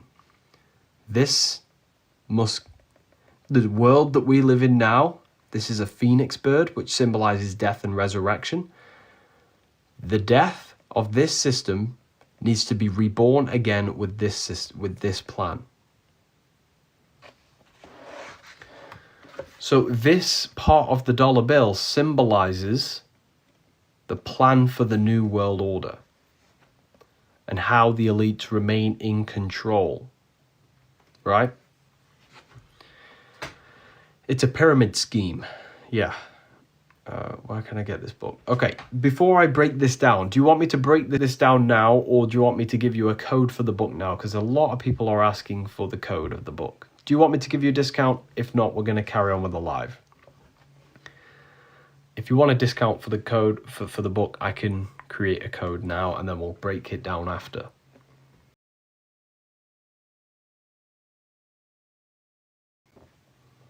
We'll give the code after.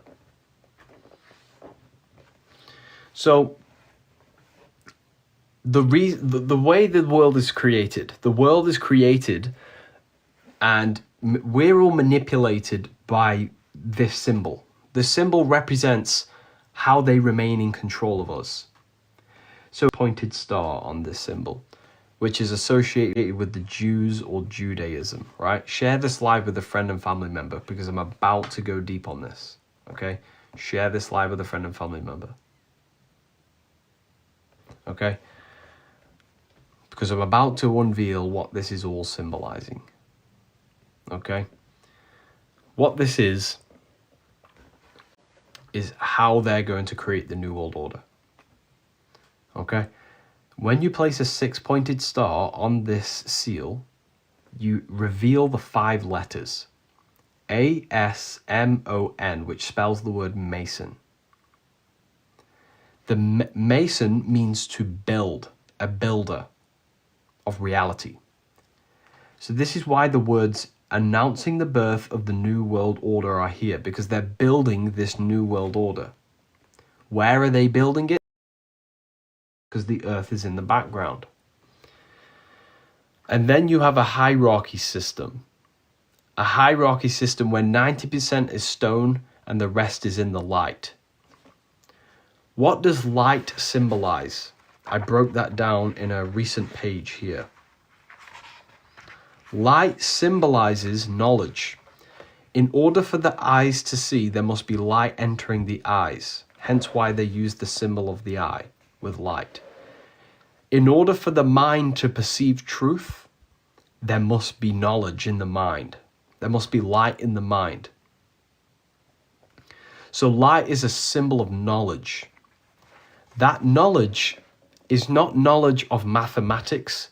It's not knowledge of physics. It's not knowledge of money. It's not knowledge of anything like that.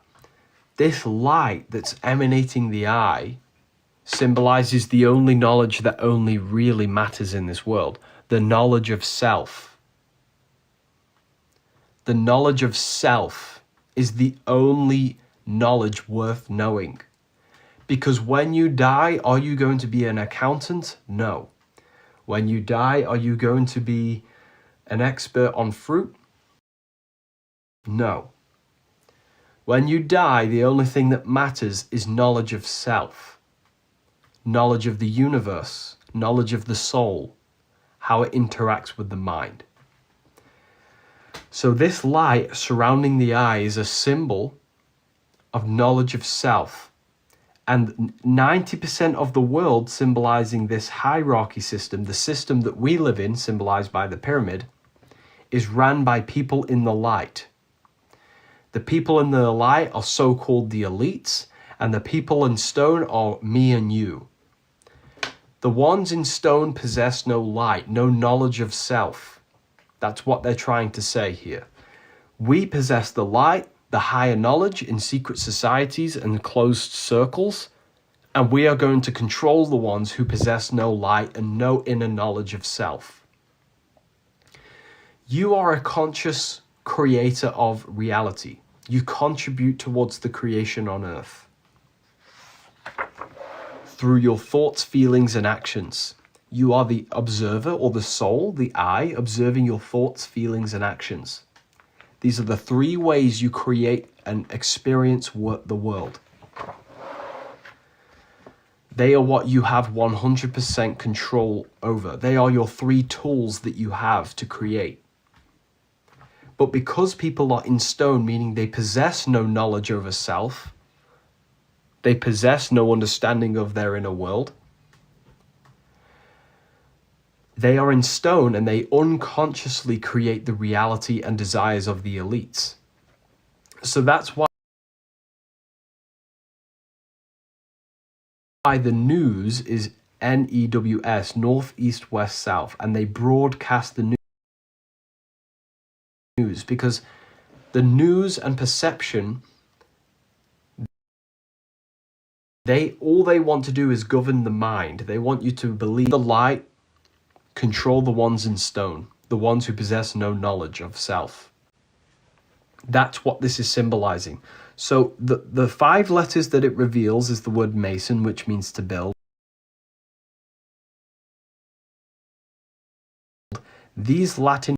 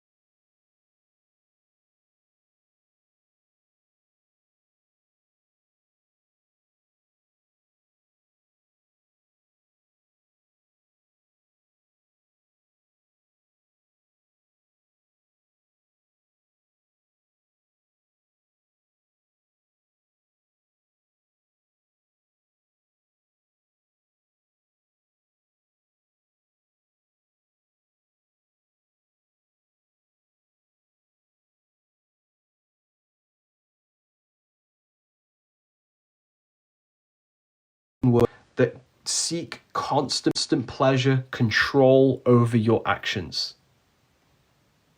But you see, the corporations in this world, they want you in this state because you buy more things. Why do you think there's music in every store? You turn on your car, there's music. Constant mental noise, so you do not think properly. Right? So all of this knowledge is to keep...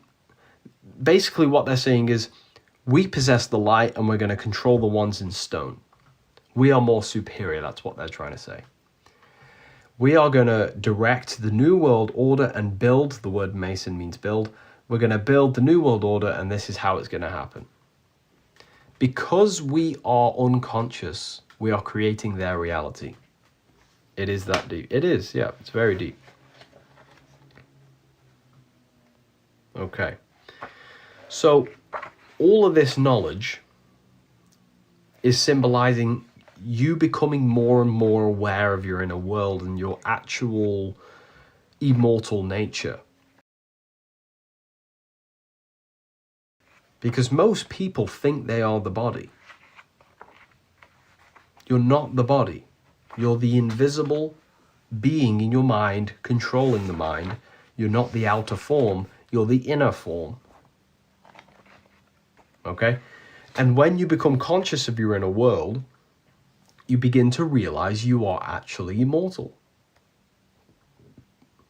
Okay? So, for everyone that was asking, wake up, people. Yeah, it is. We have to wake up. How do we get the book? Okay, everyone was asking before, can we get a book? And I said I'd give a code. I will give a discount code out now for you if you want, okay? Do you want me to give you a discount code?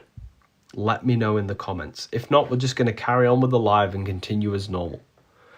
Let me know in the comments if you want a discount code. So, there are two versions of you. You're an individual.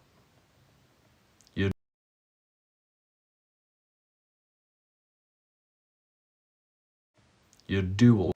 You're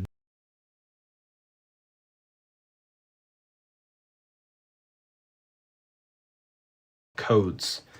The first people to get there for the codes are the ones that are going to get the discount. There's only 10, and after the 10 codes are gone, the discount won't work anymore. So, right, is it in PDF? We have PDF, paperbacks, hardcovers, and bundles. We have English, French, Italian, Spanish, German, Dutch. All the translations are on my website. Harry B. Joseph, that's me, the author. Revival of Wisdom. Okay, I'm going to give you the code, and when I give you the code, all you have to do is click my profile, click the link in the bio, click on books, and it takes you to revivalofwisdom.com. Click my profile, click the link in the bio, click on books, and it takes you to revivalofwisdom.com. I'm not going to do this again this week. This is the last time I'm doing it. 50% off. The first 10 people to use that code at the checkout will receive 50% off the book. The code works on the bundles, the paperbacks, and the PDFs. It works on everything. For everyone asking, that's the code, the first 10 people to get there. Click my profile, click the link in the bio, click on books, and it takes you to revivalofwisdom.com. It's worth the full price. Thank you so much. I appreciate that. Thank you. I need to sort out my laptop. My laptop's being really strange. Give me 2 seconds. One of my screens isn't working properly. Free books. When you order this book, underneath, when you click on this book, the Book of Symbolism, underneath it says Book of Symbolism plus free PDF. Make sure you click that and get the free PDF with the paperback. It's a free PDF called The Ultimate Guide to Create Reality. It's on the website.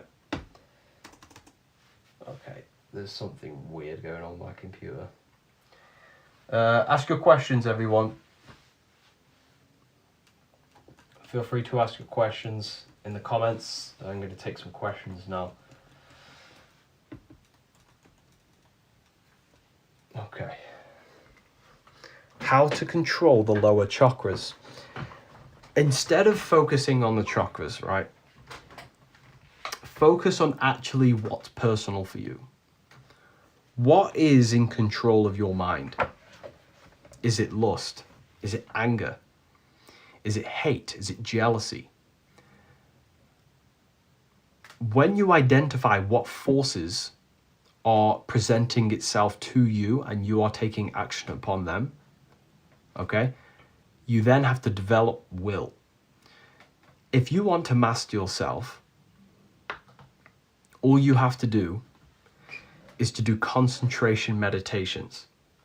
If you can sit there, hold on, my computer's back up now, which is being very strange.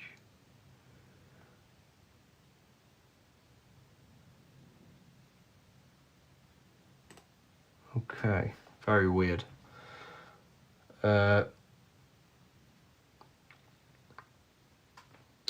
So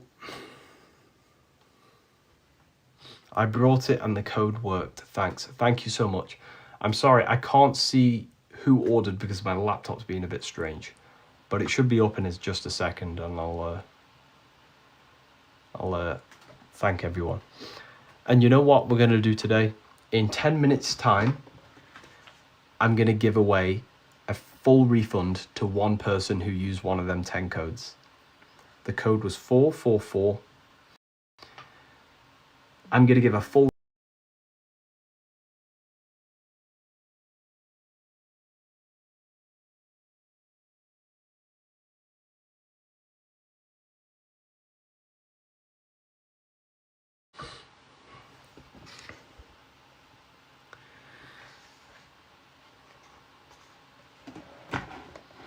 Okay, so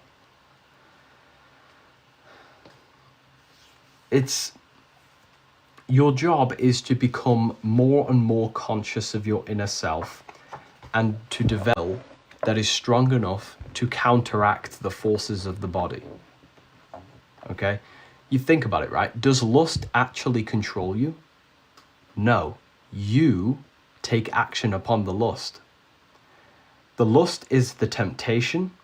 It's what presents itself to you. You are awareness. The lust comes here. It waves its hand. I'm here. But you have all the authority, which is the will. The lust waves its hand, and as soon as you give it your willpower, your body takes action upon it. Can you pin your website to order? The website is revivalofwisdom.com. It's my name, revivalofwisdom.com. Use that code, 444. How do you develop will? That's a great question. How do you develop willpower? The lust always wins. Why? Because your body's desire is stronger than your spirit's will. Okay? So in order to develop will, you have to do concentration meditations. Now, it's going to be very difficult. I'm not saying this is easy. Sit down, close your eyes, and think of one thought for 5 minutes. Just think of the same word. I don't know what it is, right? Hold on. It could be the word discipline. Say the word discipline for 5 minutes straight. And I'm telling you now, it sounds easy, but it's very difficult. You have to train the will. You have to train the power of the spirit. Okay? And keep doing it. And then the next day, come back and do 10 minutes. The day after that, do 15 minutes. The day after that, you're up to 30 minutes or an hour where you can sit there and say the same word over and over and over and over again. And what this does is trains the spirit to have a very powerful and commanding will over the body and mind. Okay? And what this does is develops will. So when the lust comes and shows up in your mind and says, hey, I'm here, your awareness can say no. Okay? That's how you develop will. So In 5 minutes, I'm going to be giving away a full refund to one of these people who use the codes. Click my profile, click the link in the bio, click on books. It takes you to revivalofwisdom.com. Use that code at the checkout. Percent off. What is actually the third eye? Well, let me ask you a question. Did that thought show up in your mind? Whoever just asked that question, what was your name? Sorry.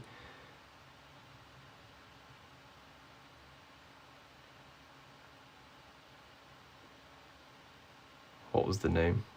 I can't find the question. Someone just asked. Right. I saw the books and I thought of it. Yeah, okay, there you go. What is the third eye? That thought showed up in your mind. If you were the mind, you couldn't even see the thought. Who can see the mind? Well, that's you, the true you, not the mind. You're not the ego or the thoughts. You're the eye that observed that thought that showed up in your mind. That is the third eye. The third eye is not some mystical thing that all these new age spiritual people talking about activating your third eye, crystals sat on your head to activate the third eye. You know, it's all spiritual new age nonsense. The true third eye is the ability to observe the mind and discern whether it's the ego speaking or you speaking. The third eye, activating the third eye, is actually just allowing, it's recognizing that you can observe your mind without being a slave to it. That's the true activating the third eye.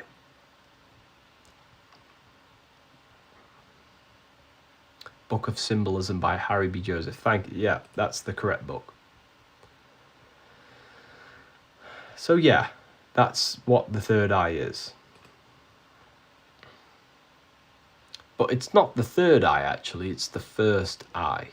It is the first fundamental. It is you, the real you. You're not the eyes of the mind. The invisible one, the silent one, the true self, can only be discovered through the dissolution of the ego and the mind and the body's sensations. Right.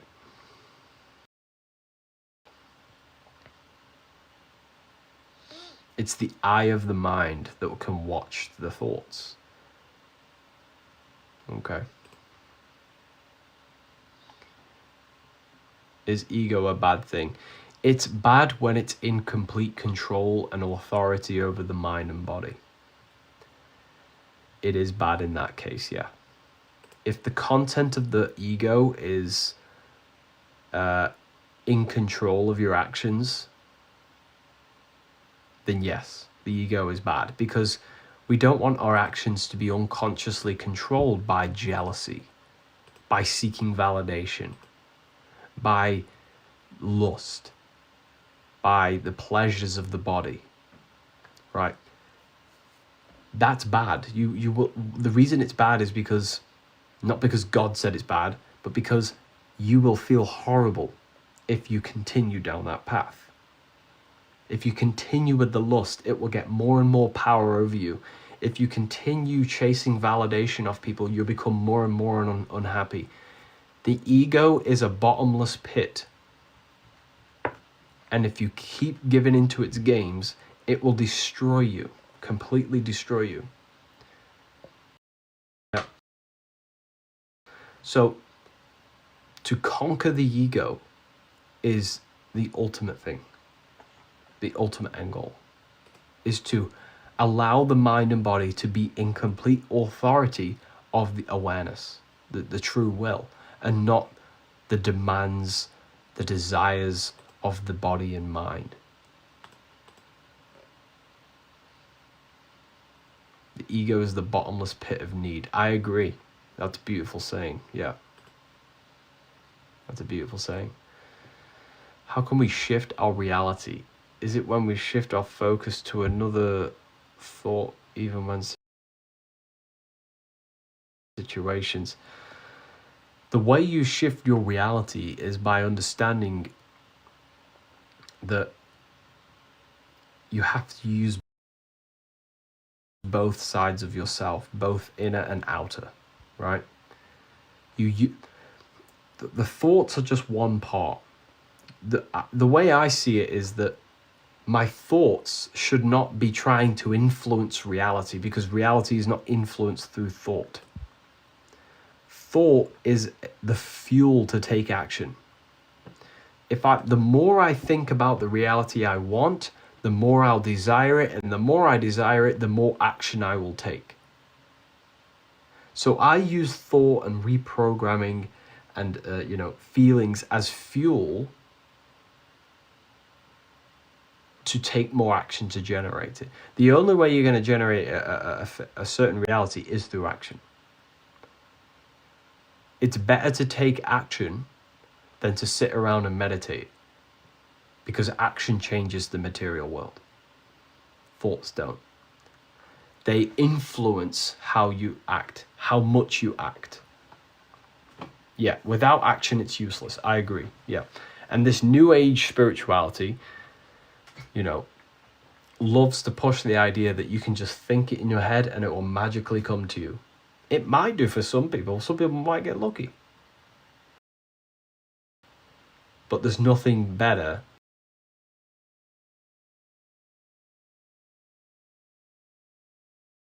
than reflecting on okay, what did I do today to waste some time on my action? Okay, I'm not going to do that today. I'm going to better that. What could I have done better to do in this point? Okay, I'm going to implement that. You do that every day, eventually you'll create the reality you want. Reality is both mind and body together. What if you can't use action? Then you won't generate a reality. You will not change your reality through thoughts alone.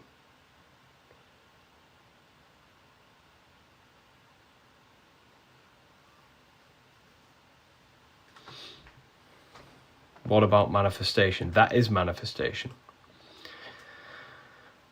So anyways, I'm going to give a full refund out to one person. Does anybody want to use the code before we give out a full refund? In fact, no, actually, I'm just going to do it now. Okay, I'm going to choose a random person.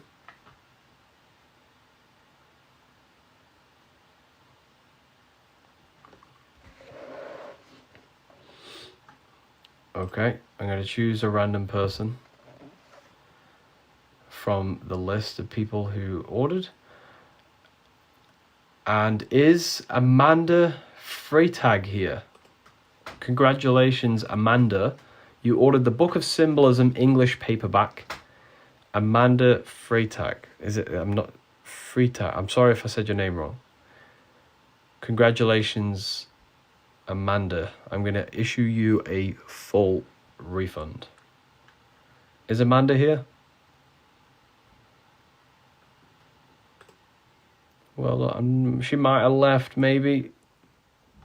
Anyways, you want a full refund. I'm going to issue it now. It should be with you either today or tomorrow.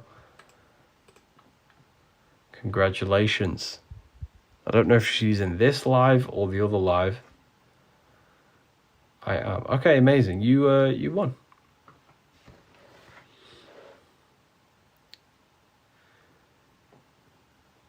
I've issued a full refund, so congratulations, Amanda.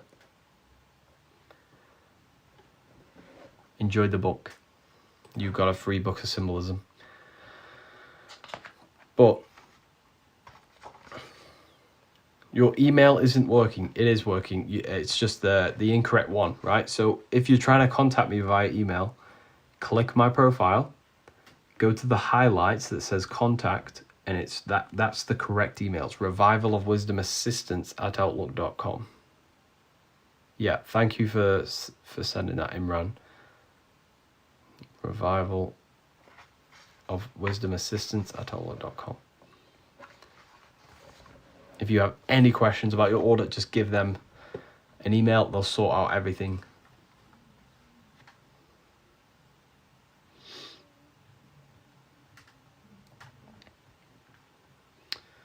Okay.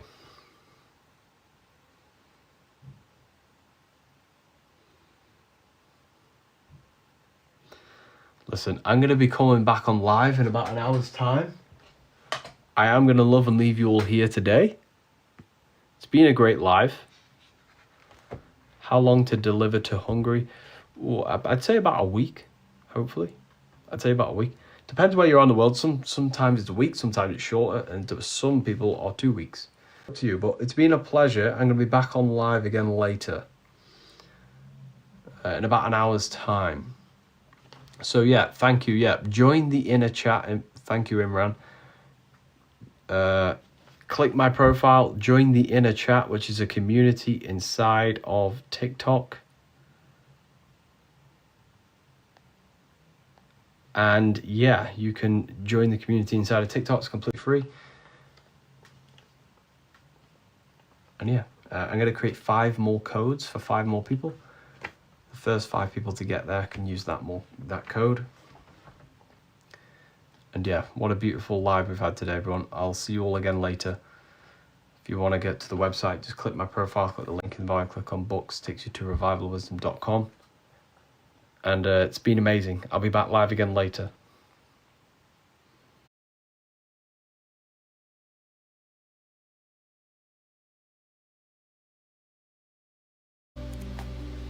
Where is the spirit? You are the spirit. You're the invisible being observing your mind. You're not the thoughts. You're the one who listens to them. You're the invisible spirit controlling, observing, living inside the mind. You only ever interact with your mind. So his hands are up for the spirit and down for the body. Red is for the body. Red is for the body. Blue is for the spirit. So above is the spirit, below is the body. As above, so below. Now look here, everyone. Look at the symbol of Libra. Libra, what is Libra, everyone? Libra is when the sun is balanced. This is Libra here. When the sun is balanced between the summer and the winter. So that's why Libra is the balancing scales. The symbol for Libra is the balancing scales. Now let me get this up for you. And the other symbol for Libra is the half rising sun. So his hands are balanced. Look at his hands. His arms are balanced. He's showing you balance. His arms are outright, showing you he's the balancing of the sun. And if you look at your body, where is Libra? Libra rules the core of the body, the center of gravity that keeps you balanced and upright. Yes. Libra represents the just above your genital area, the core of the center of gravity in your body, which keeps your body balanced and upright, standing up. So all of this is actually astrology, and I've just proved that to you. All of this is astrology. Every little last piece of it. That's why there are 1, 2, 3, 1, 2, 3. There are 4 groups with 3 people inside of it. And there are 3 months or zodiac signs in.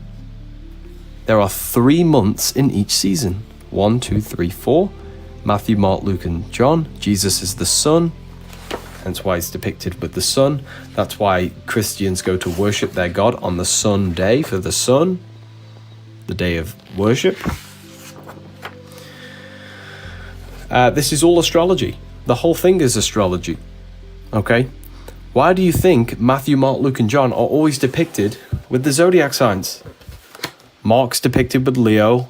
Luke's depicted with Taurus. Matthew's depicted with Aquarius. John's is depicted with Scorpio.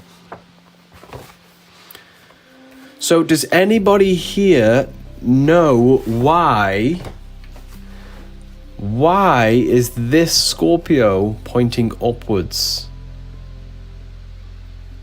Why is Scorpio pointing upwards? Does anybody know? Now that's a difficult one to know, and if someone knows why he's doing that, I will be very, very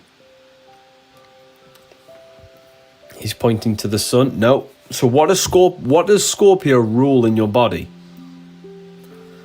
Scorpio rules the genitals, the genital area. So Scorpio is here, it rules your genital area, your sacral chakra. Yeah. So if he rules the sacral chakra, does anybody know anything about Kundalini in here or Kundalini experiences?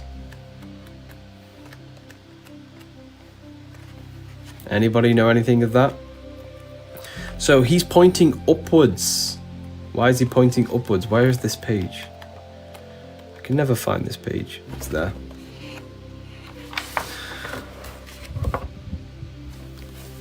Here it is. So if you look at the word resurrection, you break it down to res and erection. The resurrection is symbolizing the resurrection of consciousness by activating more parts of your brain through a Kundalini awakening.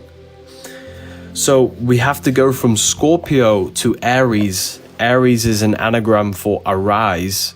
We're arising the serpent energy or the Kundalini energy at the base of the spine. And we raise it to our head, which is Aries. Arise the sexual energy.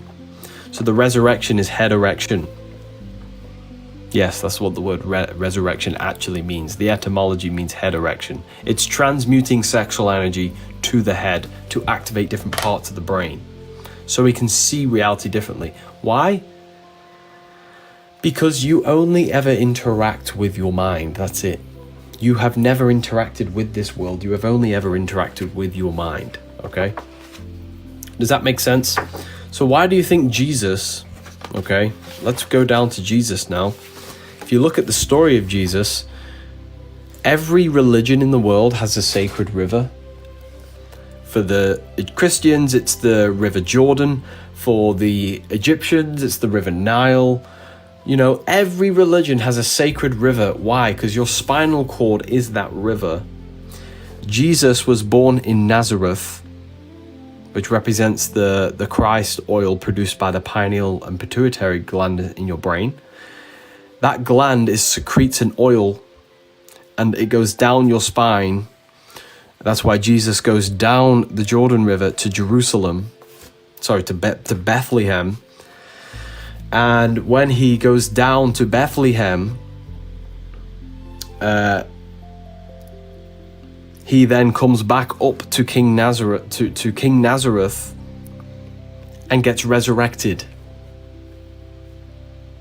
It's a story of the Kundalini awakening, of the raising of the secreted fluids that come up and down your spinal column. That's why Jesus dies at 33, again, for the 33 aspects, for the 33 columns of your spine. Okay, so in Genesis 3:20, Jacob named the place Peniel, for he said, I have seen God face to face. Jacob in the Bible says he saw God in the Peniel. The pineal gland, which is the doorway to the external world and the internal world. Because you are actually consciousness. The mind is a spiritual thing, it's not physical. So that pineal gland is the doorway, the bridge in which connects the physical self to the true spiritual self. The inner voice in your head is not physical. The mind is not physical. It connects through the bridge of the pineal gland, and all the commands are sent that way. So it's a bridge between the inner and outer worlds. Okay. God, generator, operator, destroyer. Brahma, Vishnu, Shiva. Mind, soul, and body. Anyways. Does that make sense, everyone? Does that make sense? All of this is symbolizing how consciousness works. How does consciousness really, really work? So, anybody here drink alcohol? You might not drink alcohol once I tell you this page here. Okay? Alcohol. Do you want me to talk about what alcohol really is, people? Do you want me to really talk about it? Does anyone want me to go over it? If not, we'll leave it. Right? Alcohol is, again, it is... Have you ever played Minecraft?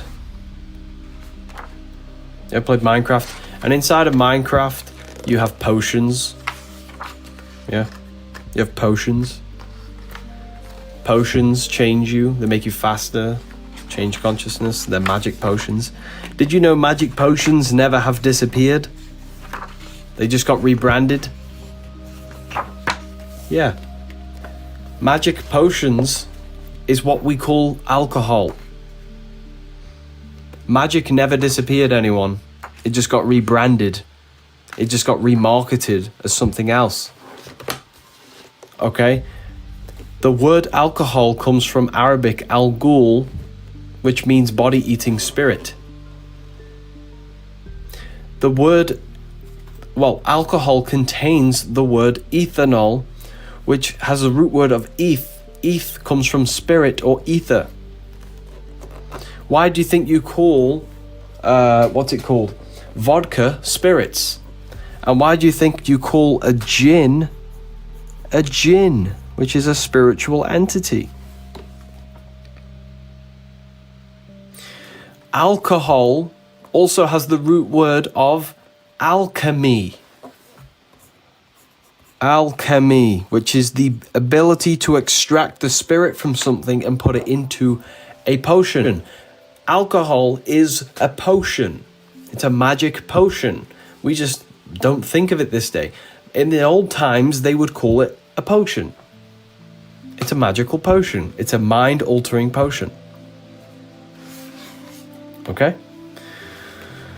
So why do you think they say, when you learn the vowels in school, they say A-E-I-O-U to make you believe that you owe someone? Or they teach you Simon Says, and you have to do what Simon says. They're tricking you into making you believe you owe someone something and that you should follow commands. Why? Because the school system is created by the Rockefellers. The news is north, east, west, and south.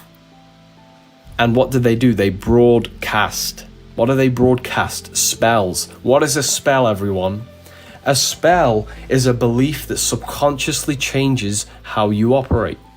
Money is a spell. Money does not exist, everyone. Have you ever realized that? If I write on a piece of paper and say, this piece of paper is now worth £20, you would say I'm crazy. But if I trick you, make you believe it, it becomes your reality. You're under my spell. I have now controlled you. We are all under the spell of money. It does not exist. It's a piece of paper. It's a spell. Until we realize it doesn't exist, we break the spell. Okay? Okay. So, again, all of this was astrology. The spell of money, yeah. The money is a spell. Doesn't exist. Okay? Do you know what else is a spell? No, but we're gonna get real deep here. Do you know what else doesn't exist? You. You don't exist. When I say you, your ego, your identity, because you're not the mental activity. Think about it.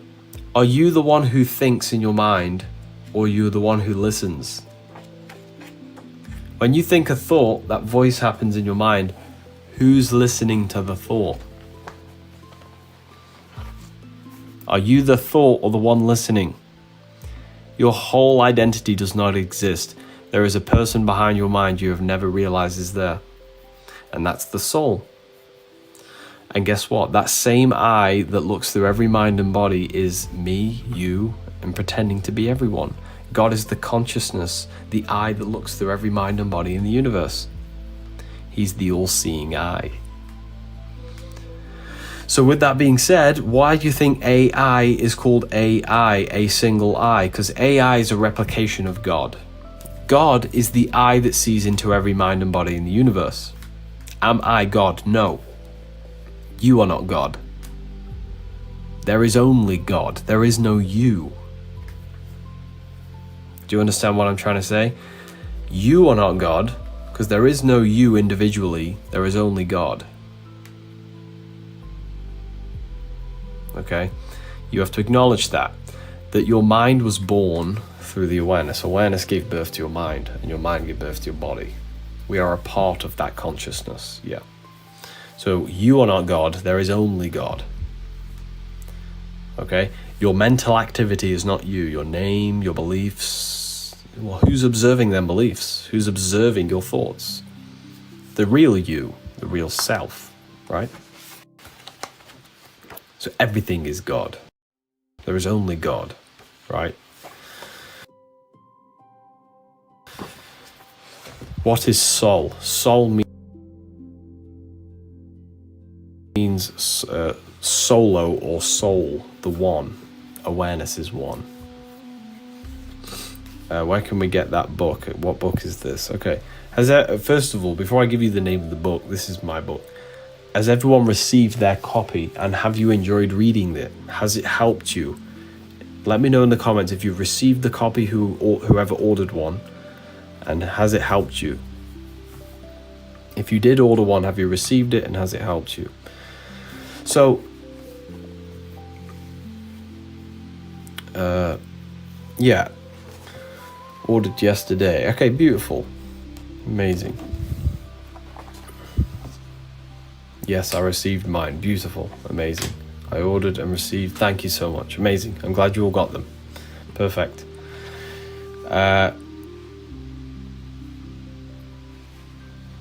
all 3 books. Wow, you got all 3 books. That's beautiful. So the 3 books we used today, well, the main one we used about the astrology signs is this one. And guess what? I'm going to do this one last time. I'm going to give a 50% off code today. I'm going to give 10 people the chance to get 50% off. So are you ready for the code? Because the first 10 people to get there, let me know in the comments if you're ready. Okay, let me know if you're in the comments if you're ready, because I'm going to give a 50% off code, and the first 10 people who get there can use it. Okay, are you ready? So these 2 books are the ones we use today. The Book of Wisdom Volume 1 has the one with the astrology signs. Okay, all the astrology signs. You can get all 3 in a bundle or 2 in a bundle, whatever you wish. You can get paperbacks and PDFs on my website.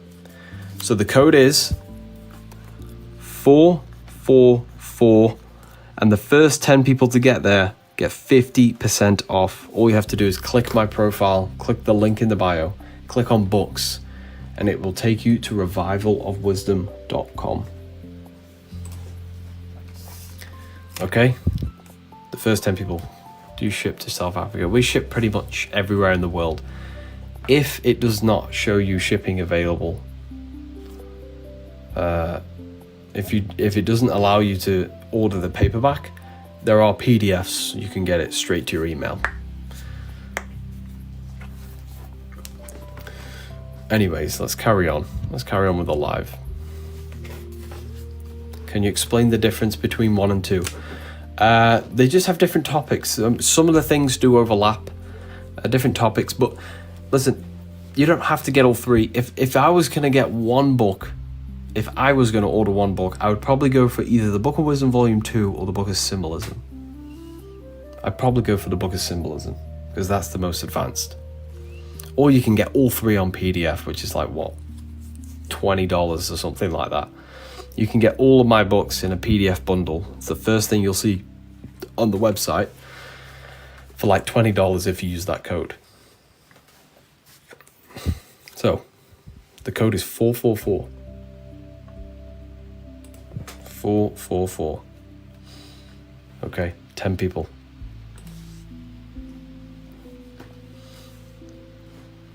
Ordering mines now. Okay, beautiful. Enjoy.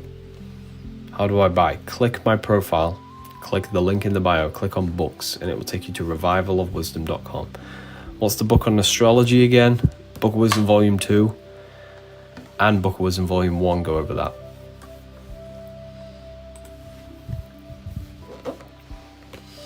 Okay.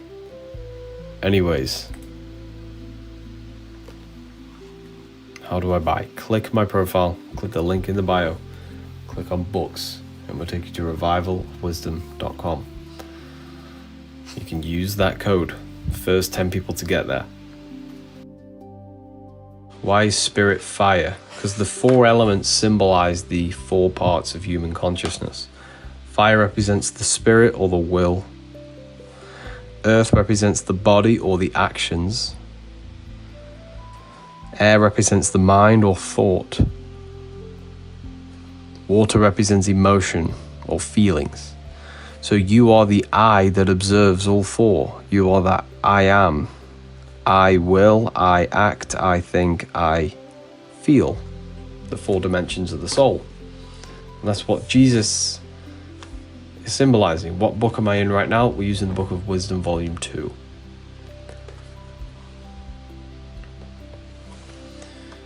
Do you have a podcast? Hopefully soon. I do want to set up a podcast, to be honest. I really do want to set up a podcast. I think that'd be really cool. Okay. We have 4 more codes. 4 people have used them. 4 more people can get 50% off for the last time. Click my profile, click the link in the bio, click on books. You can get them in paperbacks and PDFs. How do I get the book in the rack? You can use the PDF version. You can order the PDFs. When will the PDF arrive? It sends automatically. So if it's not in your email, it'll be in your spam. Just check your spam and it'll be there. Keep going. Okay. Are you a Mason? No, I'm not. No. You can study all this stuff without joining anything.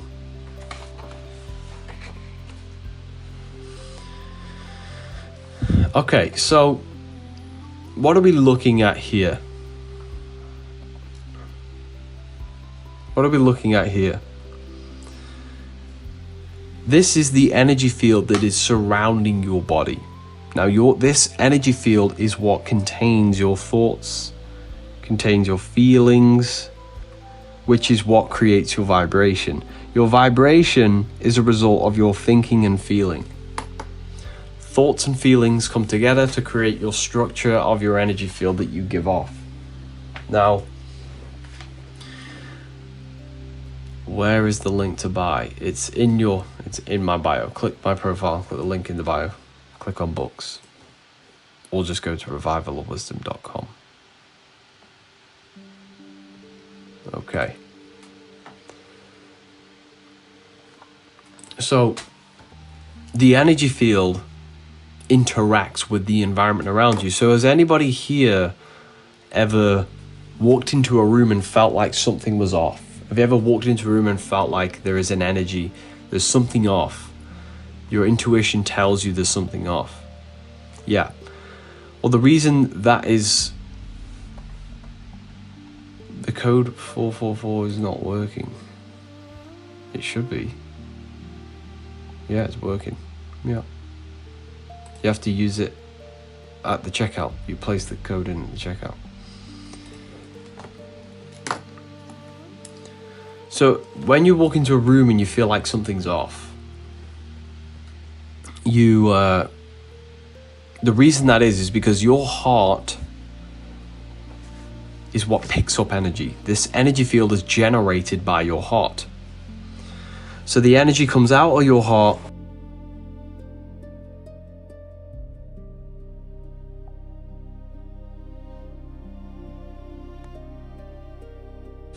is constantly interacting with the external world and coming back into you. It warps around you right now as you speak.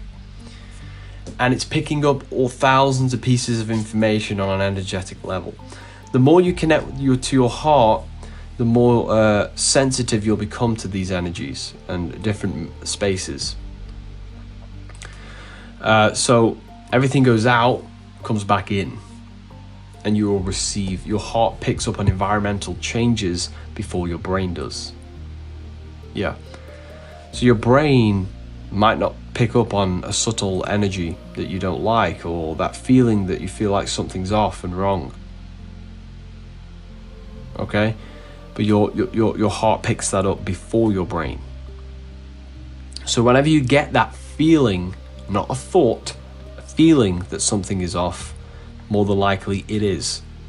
Because the heart is the spiritual, it's the organ of spiritual perception. It's the organ that can read energy.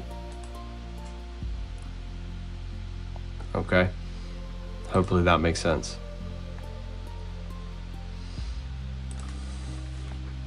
Is that the paperback? Yeah, this is the paperback. Book of Wisdom, Volume 2. So, yeah, this is a more detailed explanation of the field.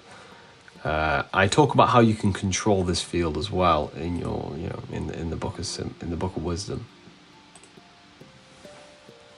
What you're saying, is that written in the book? Of course it is. Yeah, I'm the author of these books. Yeah. So of course it's all written in this book. Now, and the good thing is with Book of Wisdom Volume 2, we actually go over a lot of anatomy and paintings, old paintings. Like the Freemasons, for example, right? Showing you that you live in your mind. You are the eye that lives in your mind. This is your skull. This is your head. You're the eye that observes the mind, and you're the eye that observes the body. You only ever interact with your mind. That's it. You can never interact with this world.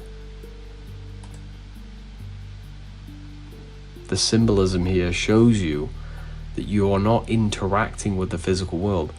Your soul interacts with your mind. Well, when I say your soul, you only ever interact with your mind. Right? For example, you have never met me. You've met your mind's perception of me. You've never met anyone. You've only met your mind's perception.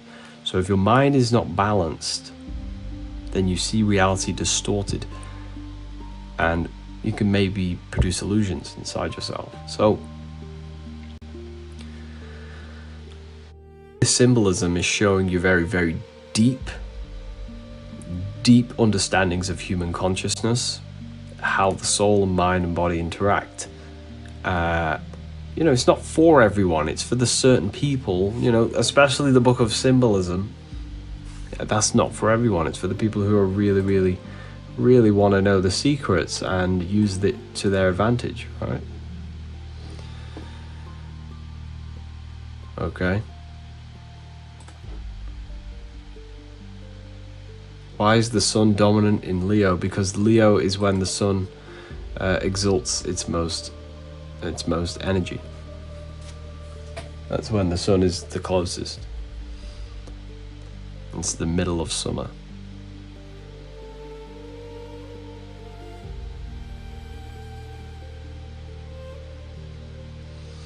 Why is it secret? What's your take on The Secret? The book The Secret.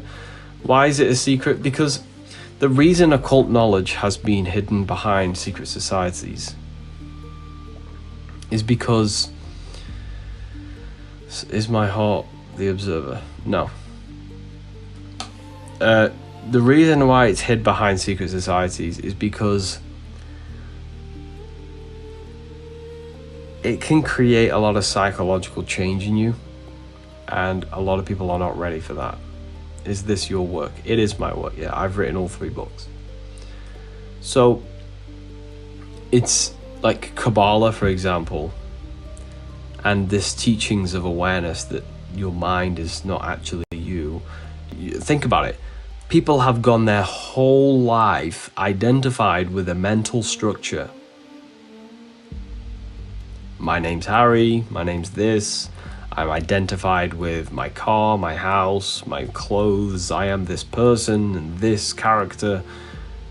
When someone makes you reflect on yourself, like I do in these lives, I make you go deeply within yourself and recognize the part of you that is not actually who you thought you were, that can turn people crazy. Okay? Like some people are not ready for that understanding of themselves. that they are not their mind, or their character, or their ego, or their name, or their job. Whatever this mind has created, you're not that, you're the one observing it. Consciousness, or the soul, has mistaked itself for the mental activity. And this is what Jesus was talking about. When Jesus went into the desert to fast for 40 days and 40 nights, what do you think he was trying to do? He was trying to break his ego, the controls of his ego on his body. The devil, or Satan, was trying to tempt him, but Jesus broke it. He wasn't fighting with the devil, he was fighting with the ego, the voice of the character, made-up character in the mind that seeks control over us. Right? Is your book of symbolism available in the UK? Yeah, I'm from the UK, you know? So, of course, yeah, you can get it to the UK.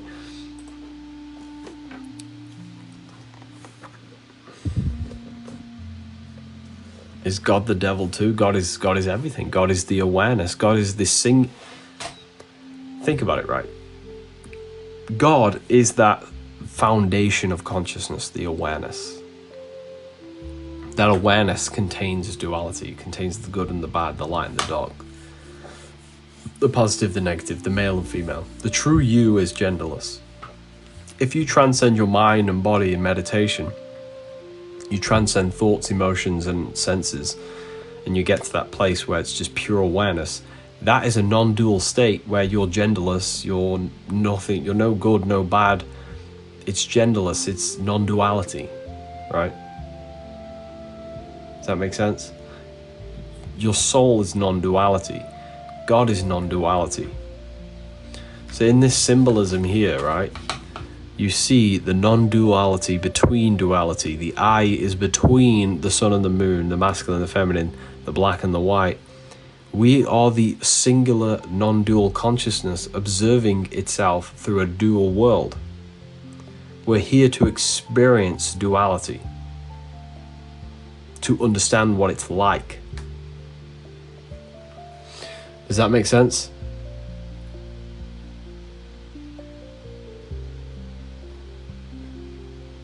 That makes sense, everyone? Are there any more codes? All of the codes have been taken, everyone, for the books. The 50% codes have been taken. Right.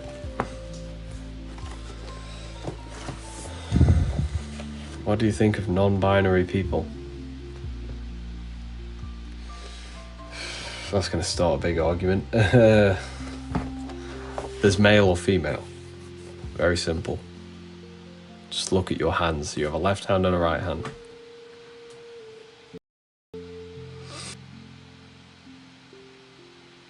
You know, I don't want to go and talk about that because we'll have lots of people going crazy in the comments. You know, I don't want to sound rude, but, you know, it's very simple. You have a left hand, right hand, sun, moon, left brain, right brain. You know?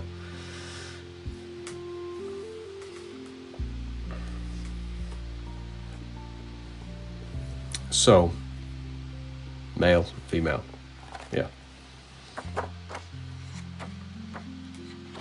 Duality, right? So, yeah. Everything is duality. You are here to experience the light and the dark. Hence why the Freemasons show you that checkerboard floor, which symbolizes standing on light and darkness. You in life will never, ever, ever stay on the white square. You're walking on light and darkness. You're gonna wake up one day and you're gonna stand on a black square and you're gonna have a very bad, difficult, suffering day. That's the part of the soul. The soul wants to experience duality because the soul, the awareness that you are, beyond your mind, you are that awareness. It's a non-dual awareness. Consciousness in its true state is non-dual. So it projects itself to experience duality. You're always going to step on a black square in your life. you just maybe not want to buy your book, that's completely fine. Yeah, that's completely fine. You have to kind of get out of the conspiracy phase. I was in that conspiracy phase where, Freemasons run the world and all that stuff. And then you actually go and speak to these people. You go and do a bit more research. You read all their books, which I've read a lot of their books. And you realize it's impossible for them to rule the world. Apparently, most of them can't even organize a dinner. If you think your local lodge in your town runs the world, then you have to think again. It's way more complicated. Yes, will there be dodgy Freemasons? More than likely. Most Freemasons aren't even esoteric, based off my research. Most of them don't even care about what I'm talking about. They just join for a community.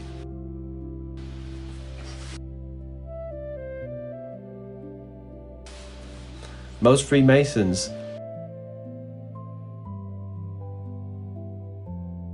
are not esoteric. They join for the exoteric religion and the community part. There's very few esoteric Freemasons out there, based off my research. Not many of them really understand the symbols, really understand consciousness, based off my research. But yeah, a lot of presidents were Freemasons. A lot of presidents were free. It is definitely connected with now the higher levels, like the higher rooms of Masonry, yes. But there's so many different lodges, and there are certain lodges you can't get into, certain groups. It's, yes, don't get me wrong. It will have some connections to society, how society works, right? But it's so difficult to put a finger on it, and it's so secretive and so hidden that you would never be able to find it. If that makes sense, everyone. Is the government satanic? The government are occultists. Now, the government is a very broad term, okay?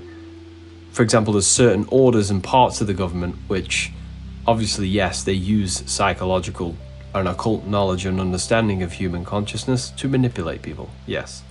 But again, when you learn this stuff, when you learn about yourself, the more conscious you become of yourself, the more you can see it, and you're no longer a victim to it and manipulated by it, right?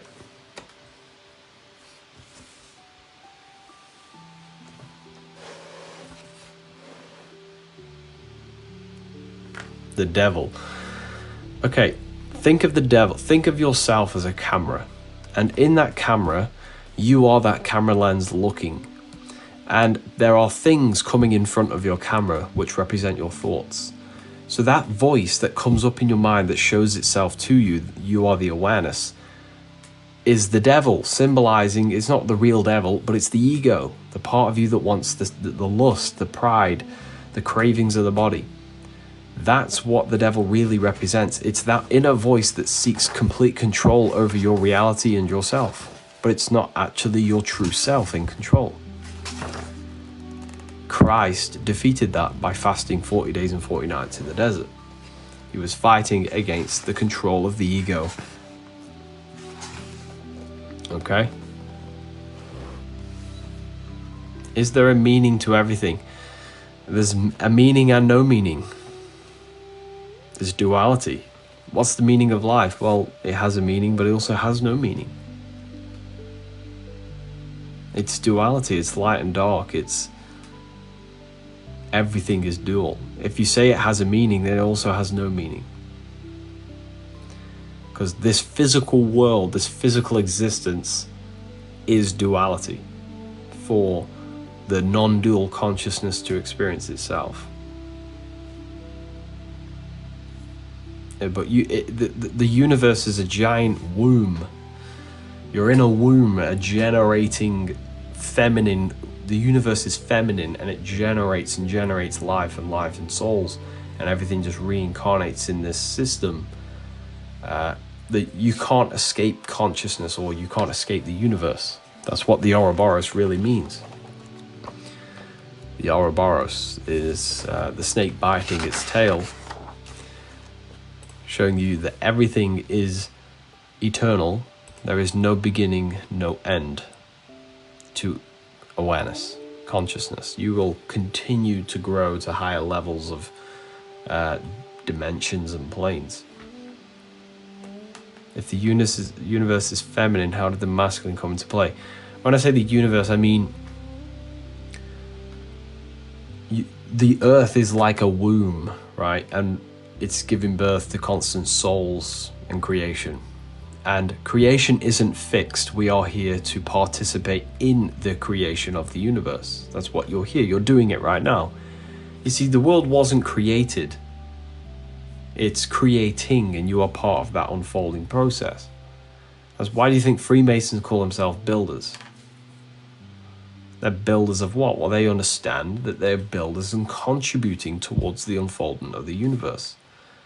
Now, us as a collective consciousness, we choose the direction where the universe goes.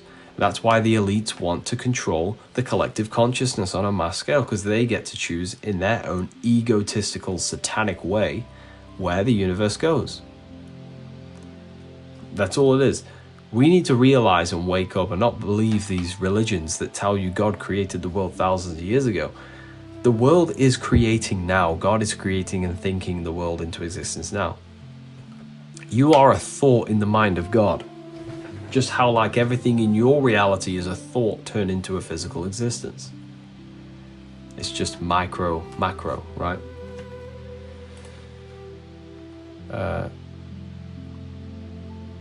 There is no evil, there is advantage. What do you mean? Of course there is evil. There is things that you know that you shouldn't do against your heart. Your heart knows what's the correct thing to do, right?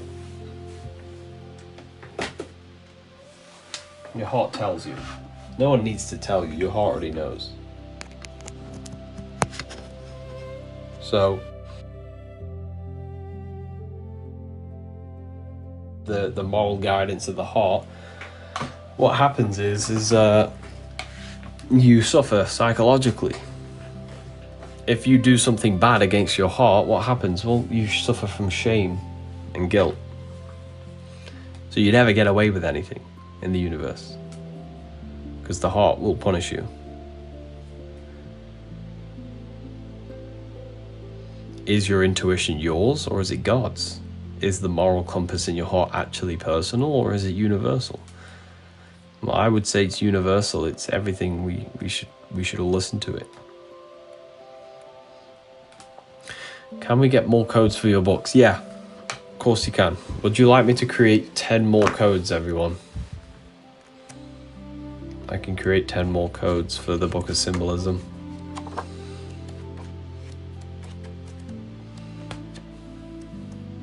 My mother-in-law did witchcraft on me. Do you believe she did that? Let me tell you a secret about dark magic.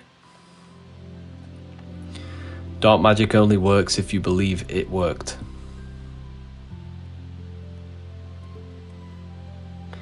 If you believe she's done that on you, you will reap the effects of that.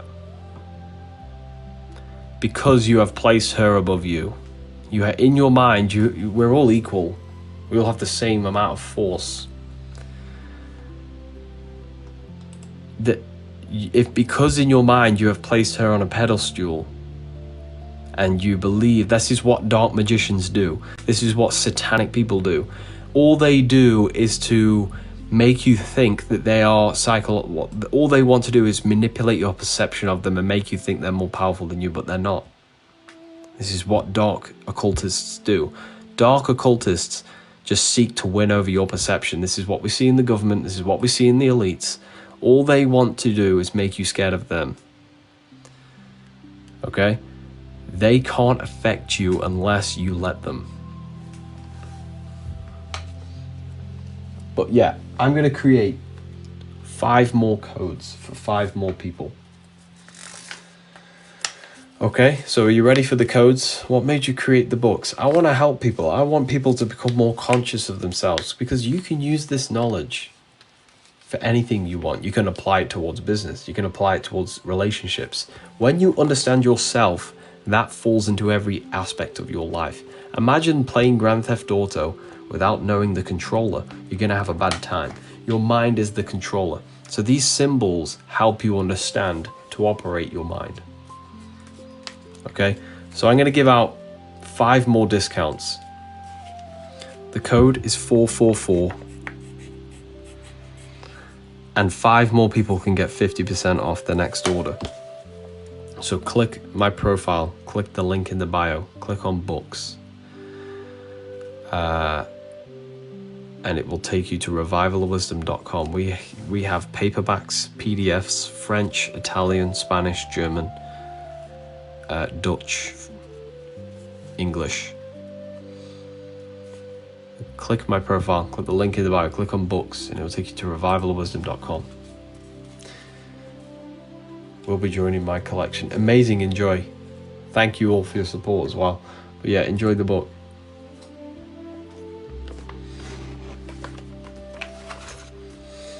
Best book ever. Thank you, everyone. But yeah, I am going to love and leave you all here. I'll be back live again later today.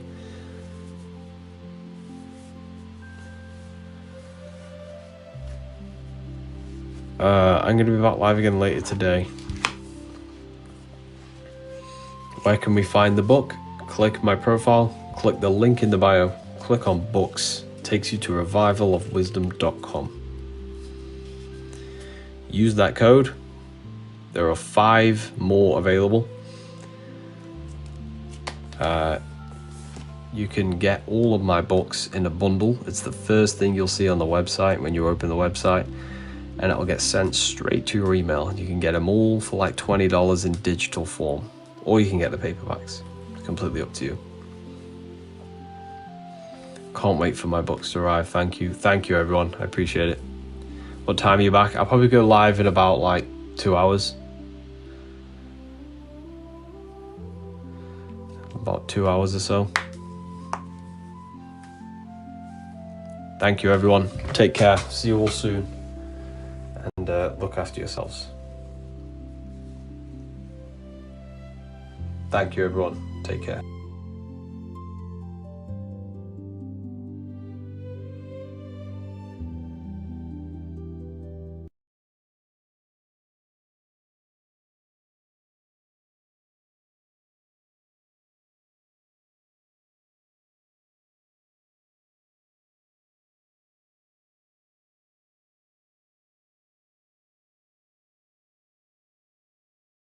So here you see the raise in consciousness. This is all psychological. This is all to do with yourself. Does anybody know what this is symbolizing here, this woman? Can anybody see this? Let me know in the comments if you can see this. Do we all understand what's going on here? Can we all read this symbolism? Can we all read this symbolism? Does anybody see anything here that they that sticks out to them? So again, you have the pillars. Yep, you have the pillars here, your Masonic pillars, your 2 pillars of duality, which is mind, the visible world, and body, the visible world, the body, the invisible world, the mind. Okay, so you have the mind pillar, the world inside your head, and the world outside your head, the sun. So this is the body, this is the mind. Here you have awareness, or watching both. The checkered board floor, again, is a symbol of, duality, walking upon duality. So, anybody know why they show you this symbolism in music videos? Okay. In music videos, you always have this checkered board floor. Now, we all understand that the music industry is ran by Satanists. We all know that. Where the music industry is ran by Satanists. The music industry is ran by people who want to manipulate your understanding of reality. They want to get into your head, because why? music is a form of magic. Now that sounds crazy, but yes, music is a form of magic. Why do I say it's a form of magic? If we look at music, okay, if we get this up now, I'm going to show you this. This is, if you look at the etymology of music, music is music, because frequency is one of the few forces that can penetrate both your consciousness and your body without your conscious consent. So music can penetrate consciousness without your conscious consent. It can get inside of you, influence your thoughts, influence your feelings without your consent. It can generate emotions. It can generate thoughts. It can control your will. It can control your actions. So music is a form of magic. So music is used by the elites as a form of manipulation and what we call mind control. Mind control. Music is a form of mind control. Okay? So, I'm not saying all music is bad, but I'm saying the mainstream music today is a form of mind control to make people believe in certain things, to make people... It programs the subconscious to make you think, feel, act all about the things inside the music. Because if I asked you, what is the main theme of music today on the radio? Let me know in the comments. If you think about music in the mainstream media or on the radio, what do you think, what music comes on? Sex, yeah? Sex.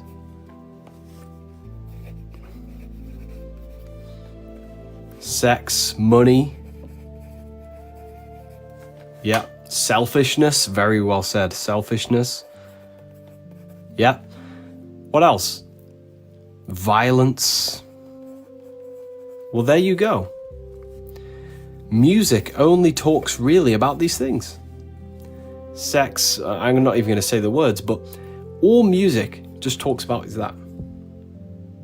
So with that being said, it's all things to do with the ego or the lower self.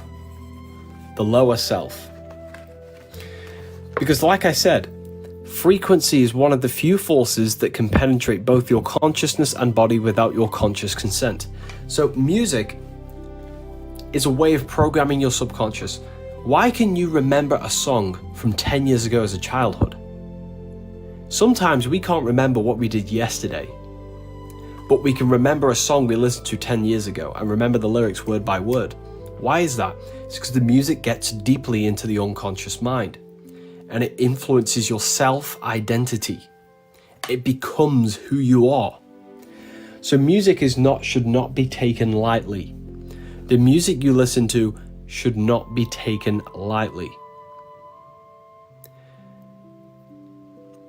So the music you listen to influences you, how you think, how you feel, how you act, how you react. Because music becomes a part of your self-identity. The music you listen to, whether it's this, whether it talks about this, it becomes who you are. It controls your emotions. Very well said, yes. This is why I said music is a form of magic. Why? Because it controls your emotions. It controls your 4 bodies of human consciousness. What do I mean by the 4 bodies of human consciousness? Well, look here, the Freemasons show you. These are the 4 bodies of human consciousness. You are the consciousness, the awareness, you aware, you observe your actions, which is Taurus, you observe your will, you observe your feelings, you observe your thoughts. So these 4 zodiac signs here represent the 4 dimensions of human consciousness. The mental, the astral, the etheric, and the physical.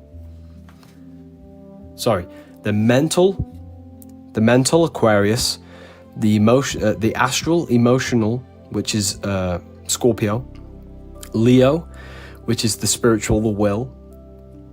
So music affects all four bodies of human consciousness. It controls your will, it controls your actions, you want to dance and move, it controls your feelings, how you feel, and it controls your thoughts, what you think about. So music, yes, is a form of magic. That's why when you go into a... Sorry, let me just disable connection of my phone to the Wi-Fi. So that's what Yahweh here represents, okay? These four dimensions of the human soul. Yahweh is the tetra meaning four grammaton. The tetragrammaton, Yahweh, the name of God, which symbolizes the four dimensions of awareness of the soul. Earth, the physical; water, the astral, feeling; air, the mental, thoughts; and fire, the will, the spiritual. So is your will controlling you, or are your thoughts, emotions, and body controlling you? So anyways, music is a form of magic, okay? We have to recognize that.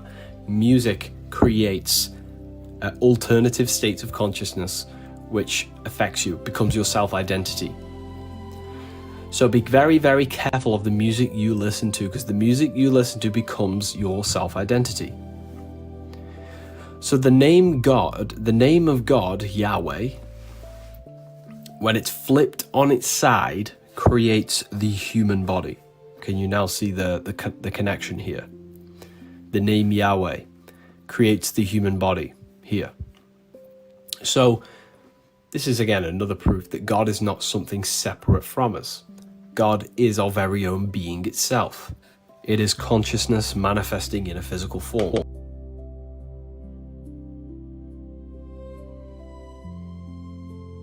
Station of that consciousness, and that consciousness splits itself into four worlds. The monad, you are a manifestation of consciousness, the universal source, and that universal source, which is the observer, splits itself into four dimensions, Yahweh. And these four dimensions are the will, your ability to have a will, your ability to think, your ability to feel emotion, and your ability to act in your physical body. So this is why you say all the time, I will, I think, I feel, I act. I is that source part of you, the awareness, the observer, and the observer or awareness has a will, has thoughts, has feelings, has actions. The four dimensions of human consciousness. So what's the fifth element, spirit? Well, the fifth element, spirit, represents that spiritual essence of you, the I am, the awareness governing its four powers. So you can see now how all of this is representing parts of yourself. So again, music controls what you think. Music controls what you feel. Music controls how you act. It controls you. So you can now see the connection. Are we all understanding this, everyone? Okay, are we all understanding this? Okay, beautiful. So, yeah, music influences you so deeply on a subconscious level, on a spiritual level. It's very, very, very powerful. Okay, music is not to be taken lightly. So if you actually look at your DNA, right? If you look at your DNA, you'll have these sulfur bridges. Inside your DNA, you have sulfur bridges, and the sulfur bridges go in these code 10, 5, 6, 5. So the name Yahweh is written in Hebrew as 4 letters, Yod, He, Vav, He. In Hebrew, each letter has a numerical value. Yod equals to 10, He equals to 5, Vav equals to 6. This gives the sequence of 10, 5, 6, 5. So the number sequence appears in the structure of the human DNA. 4 nucleic acids bind the helix together by sulfuric bridges in the sequence of ATCG, occurring the pattern of 10, 5, 6, 5 acids. So the name Yahweh is basically has a connection to the Hebrew alphabet, which is 10, 5, 6, 5. Okay, are we all seeing this?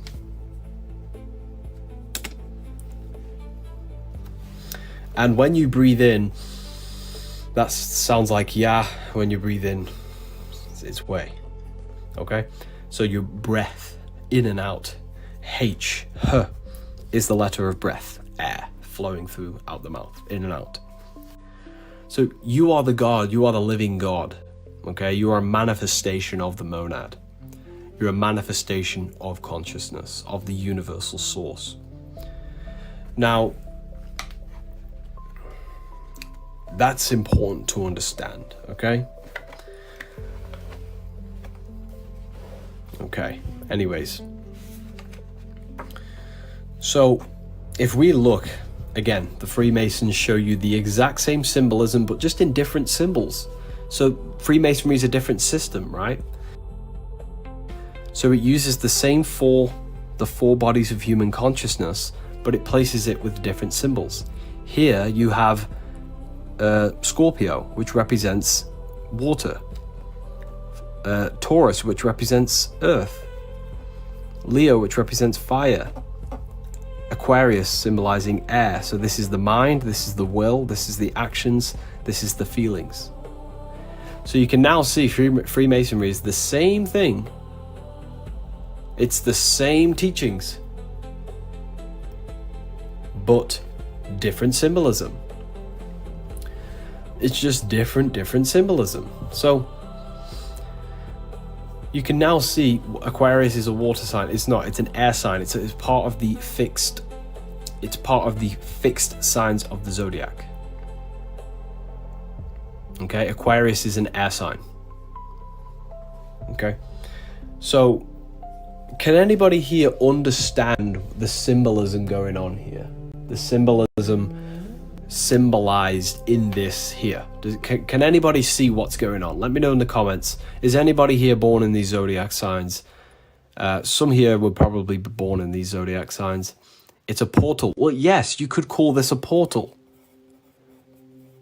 But what is the portal here?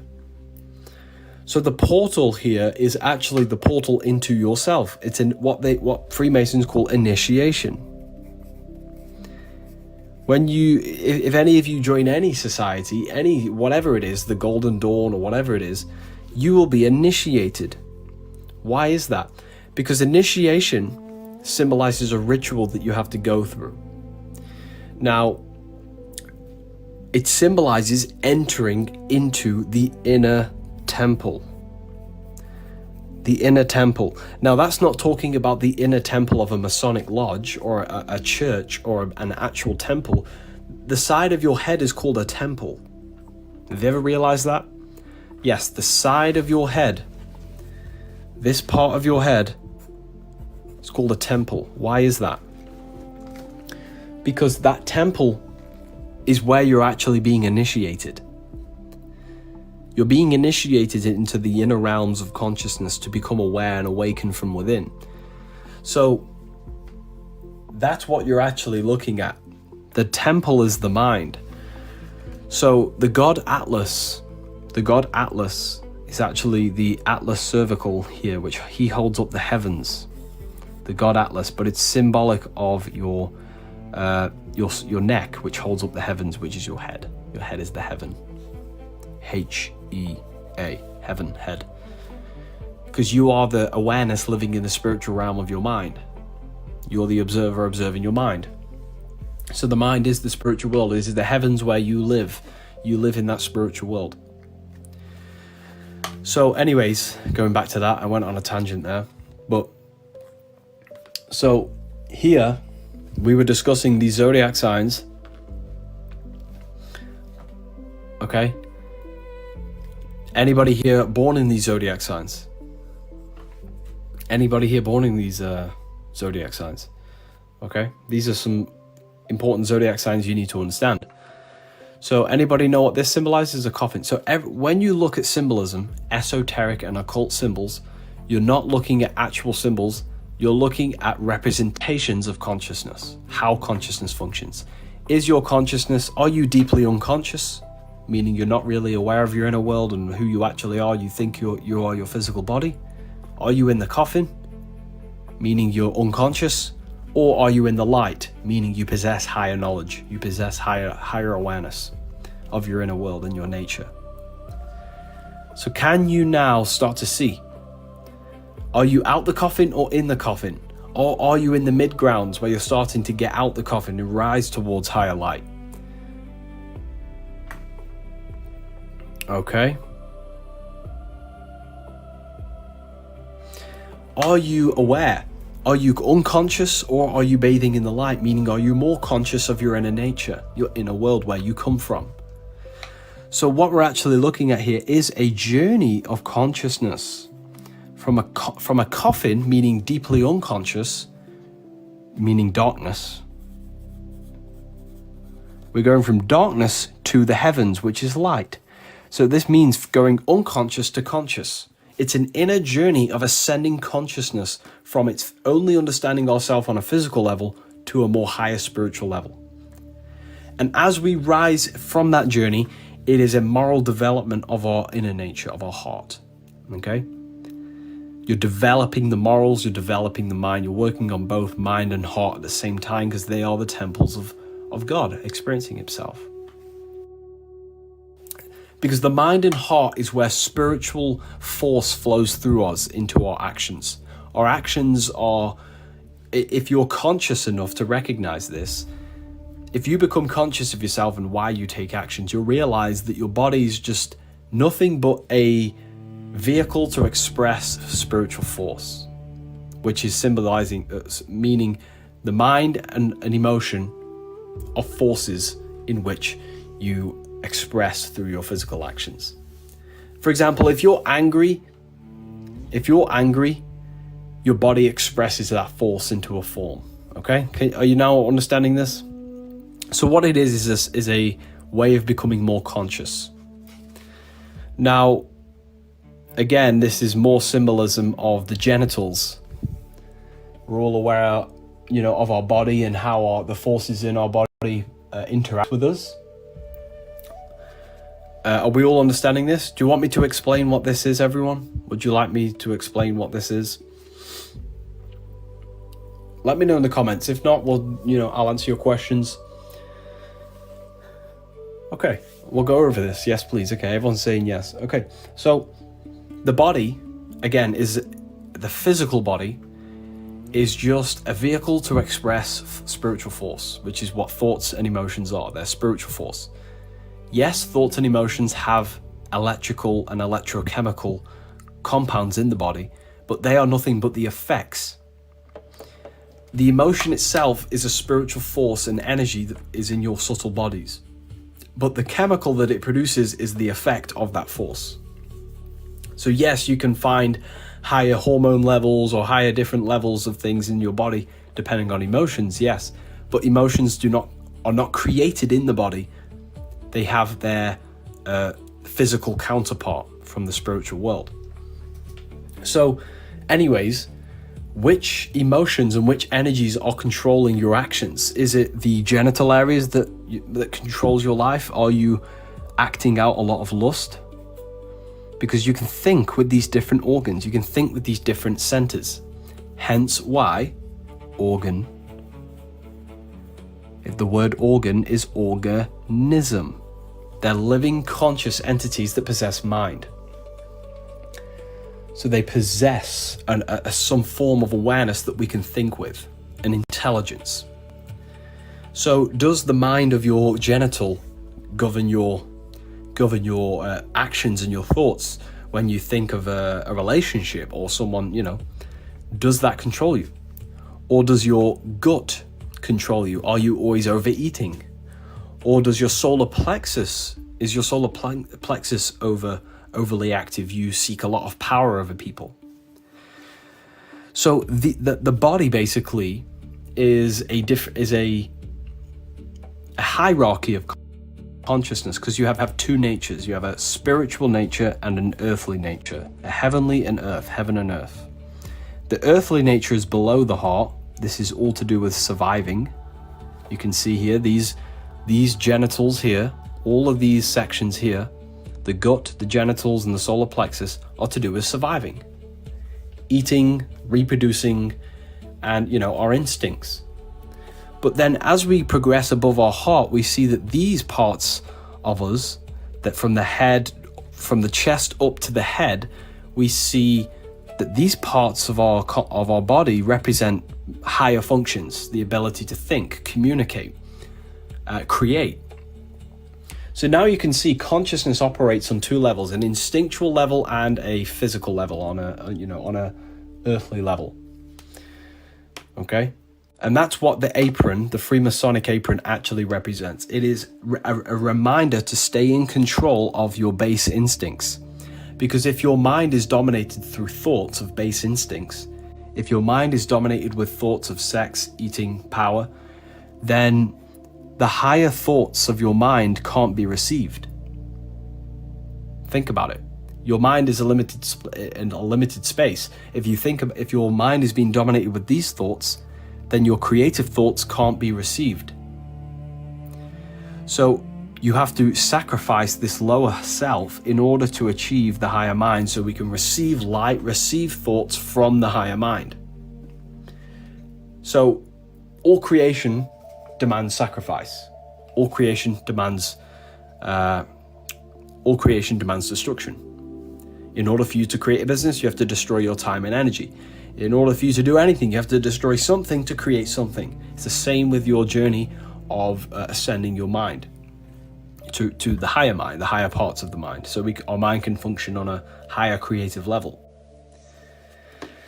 Can I pay anyone bills? Inbox me. So apparently some guy's giving out free money. I'm sure he's not scamming everyone. Do not give him a message. He will scam you. Don't fall for it. Okay? Okay, so how do you let go of your lower self? Well, you have to learn to discern which voices are controlling you. Is it the voice of lust? Is it the voice of the gut? Is it the voice of the heart? Learn about these different dialogues. Become conscious of these different dialogues inside of you. Okay? And then you don't have to act on them.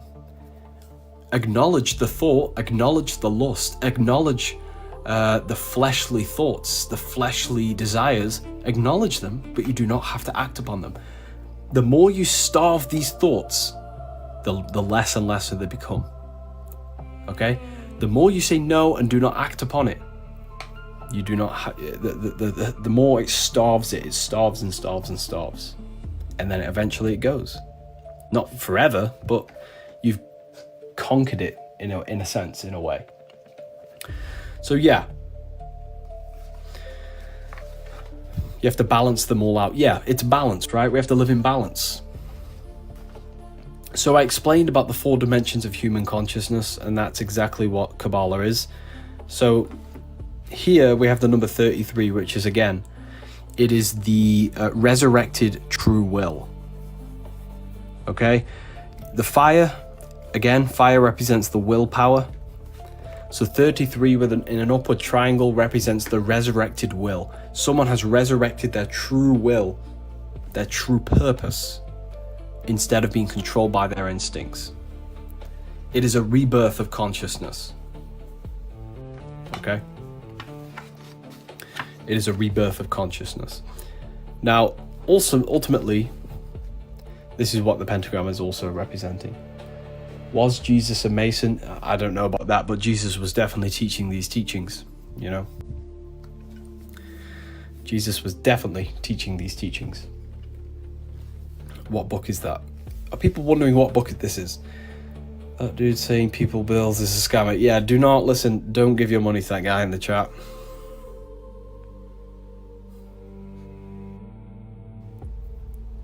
Okay. Okay. Don't be silly. What's the book called? This is the book of symbolism. It's the book of symbolism. Has everyone received theirs? Let me know in the comments if you have received yours this week or last week, and if you're enjoying it right now. Okay.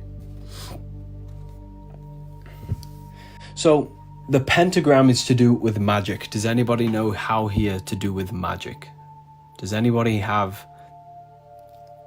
know what magic really is? Do you want to know how to do magic? Okay. I got mine a few months ago. Beautiful. Has everyone received their copy who ordered it? That's good. I'm glad. Okay, beautiful. Everyone's received it. That's good. So, magic. How do you do magic? What is magic? Magic is the ability to change consciousness at will. That's what real magic really is. So in Harry Potter, they show this distorted view of magic. Magic is this fantasy thing, but magic is not. Magic is to change consciousness at will. That's why I said music is magic. Music is a form of magic. Why? Because it changes consciousness. It changes how you think, feel, and what you will and what you act. So that's why the pentagram is associated with magic, because it is a diagram of how consciousness works. Spirit is your observer. You are the observer of your mind. Fire is your will. Water is your emotion. Air is your thought. Earth is your action.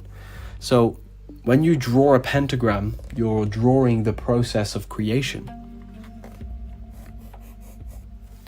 Show us some evidence. I'll show you evidence right now. You just did it.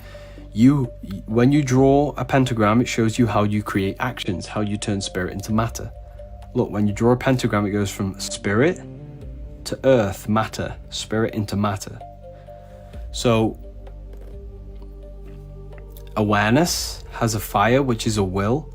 Will turns into thought. Thought turns into desire. Desire turns into action. You had a will or a want to comment on this live. You thought about what you wanted to comment. Once you had a thought, you had a desire. You desired it and you took action and you commented. That's the evidence right there of magic. You just turned an invisible reality into a physical creation right there and then. That's what magic is. So your job is to do that consciously. If you observe the process before you take actions, that's not magic. Well, it's not magic to you because you don't recognize the part of you that is actually spiritual. You are a spiritual being. Where do I get this book? Okay, a lot of people are wondering about this book. Would you like me to produce a code? Do not get this book full price. I can give you a code. And this is my book. I've written all these myself. If you want a code, just let me know in the comments. So this is also what as above, so below means. It is the connection between the mind and the body, the heavenly and the physical. Do you want a code for the book, everyone? I want a code. Okay. I'll give you a code. Okay, I'll give you all a quick code. Okay, are you ready? Okay, so the book is called The Book of Symbolism, the book that I've written myself. Okay, so the first 10 people to use this code can receive. I'm going to be generous today. I'm going to do 50%. I will take the hit of 50%. Only 10 people can use this code. The code is 444. All you have to do is click my profile, click the link in the bio, click on books, and it takes you to my website, revivalofwisdom.com. Okay? revivalofwisdom.com. Use that at the checkout, code 444. Okay? That's the life map. Yeah. So if you wish to get it, just click my profile. And the book is called The Book of Symbolism. You can get it in English, French, Italian, Spanish, German, Dutch, paperback, PDF, worldwide shipping. We ship pretty much everywhere. Does it teach astral projection? It does teach astral projection. The exercise is right there for astral projection, but TikTok doesn't like it. Okay, anyways. So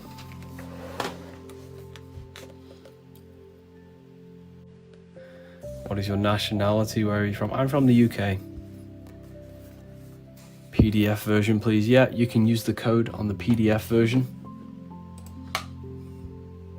How to buy click my profile, click the link in the bio, click on books, and it takes you there.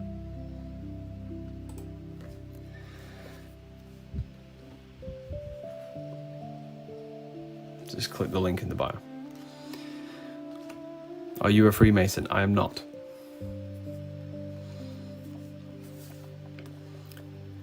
So, I want the actual book. How do I get it? Literally, go to my profile, click the link in the bio, click on books, and it takes you straight there. Use that code, the code 444. Okay. Can I use the code on the bundle? You can use the code on the bundle, yeah.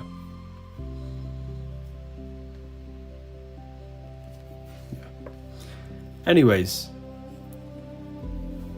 do you meditate, Harry? Yeah, I do. I like to meditate for different reasons. It's depending on how I am. So let's say I have a day where thoughts are getting to me. Let's say thoughts are starting to dominate me and overthinking. Then I need to do a meditation to create space between my mind and my awareness. Because if you are overthinking all the time, or you allow thoughts to get to you too much, that means your awareness is too involved in your mind's activity. You need to step back. You need to learn to observe the thoughts. So I'll just do a silent meditation. Explain meditation. Okay, I'll explain meditation for you all. Meditation is one of the most best things you will ever do in your life, in every way possible. Okay? Right. Meditation. How do we meditate? Do you want me to explain this? Do you do private coaching? I have a private university for serious students, yeah. I do have a private university for serious students. Okay. Okay, so meditation. How do we meditate? Well, who are you? You are awareness, and you experience thoughts, you experience emotions, you experience the five senses. Right? So you are the awareness observing all of these contents. You observe your thoughts, you observe your emotions, you observe your five senses. Okay? So the aim is to reconnect with this pure awareness, because there's no thought in that place. How do you join the private university? It's it's for serious people. Like, it's very, very deep psychological training. Okay, you can join on the website, but that's for lifetime access. And yes, you can use the code on that as well. You can use the code on that. The code works on. Anyways, in meditation, the aim is to get to this place, awareness, the heavenly realm. Okay? So, first of all, we have to remove the five senses. How do we do that? Lie the body down very, very still. Then we move on to emotions. Observe our emotions. Try and turn off the mind. Try and turn off the thoughts. Try and turn off all of these things. So the aim is to lie the body down very still and keep the mind as still as possible. How do we keep the mind as still as possible? Well, when you close your eyes and meditate and you lie down or sit down, whatever it is, you're going to notice a thought will show up in your mind. That dot represents a thought. Then there will be an empty silence, then another thought, an empty silence, a thought. Every time there is a silence, that is when you are in that state of pure awareness. So every time there's a thought, you have to redirect your attention back to awareness. Then another thought, redirect it again. Do not follow the thought into another chain. Okay, don't follow the thoughts down the chain of thoughts. Redirect yourself every time. And before you know it, after a week, 2 weeks, this period between thoughts will get longer and longer. Maybe you can go 5 minutes, 10 minutes without any thoughts rising in your mind. Just observe them and redirect your attention back. Observe, redirect your attention back. Ignore. Another one will pop up, ignore. Are the codes gone? Yeah, all the codes have just been taken, everyone. All the codes have just been taken.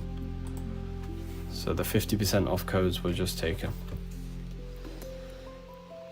Listen to music, meditate. Yeah, you can do that as well. Any way to get your mind and body still and no activity, to reconnect with pure awareness, it works. As long as you get to that state of pure awareness where there's no thought and you can rise above your human nature of thinking, worrying and bills and all that, and just reconnect with who you are, then that's the aim. There's different ways of doing that. You could do it by breathing. You can do it by what I just said, redirecting your attention.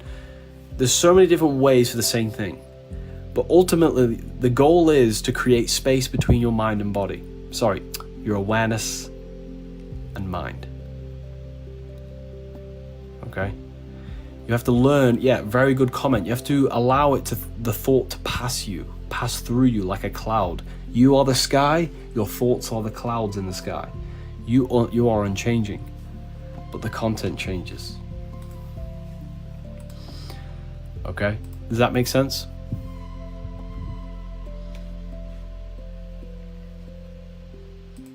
You are the eye in the sky, observing the content below, observing the clouds of thoughts, feelings. How to enroll in your university. It's on my website.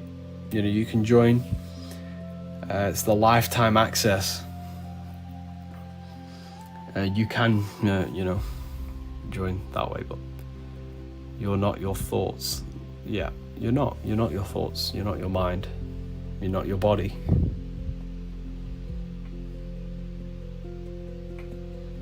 Okay. Being aware can be painful. Yeah, it is a double-edged sword of becoming aware, because you become aware of your darkness also. You can either live unconsciously, where you're unaware of yourself, or you can live consciously. The truth hurts. Yeah, it does hurt.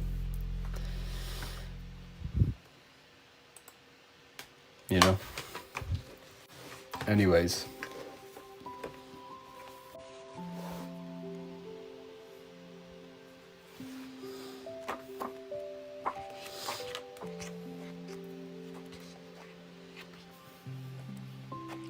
Just ordered one, sir. Amazing. Enjoy the book.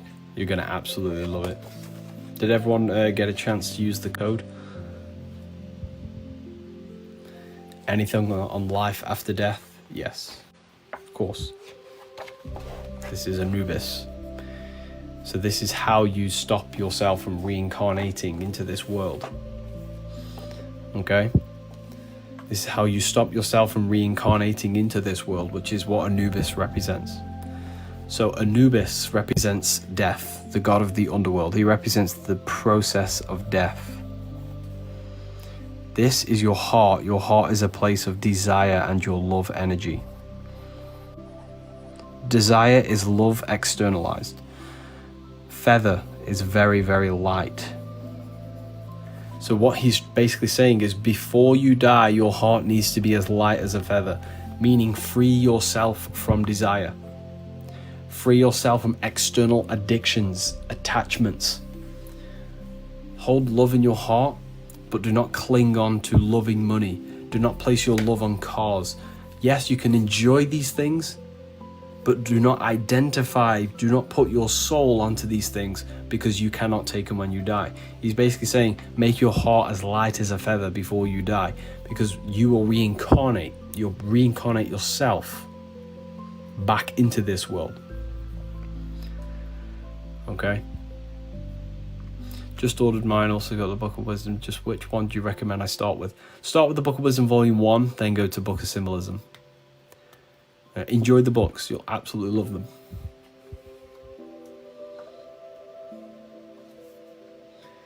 Okay.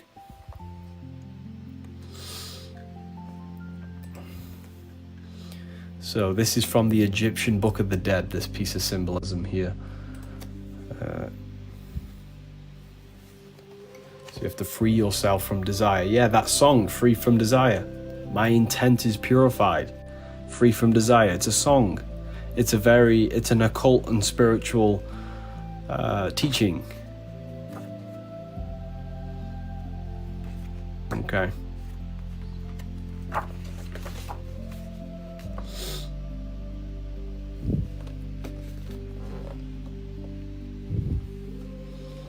What's the song, please? Freed from Desire. Yeah. Free from Desire. Is there any more codes? The codes have been taken, everyone.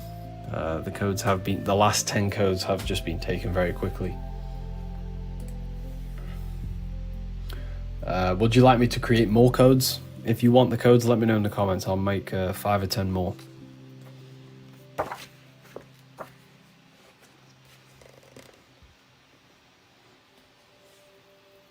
Okay.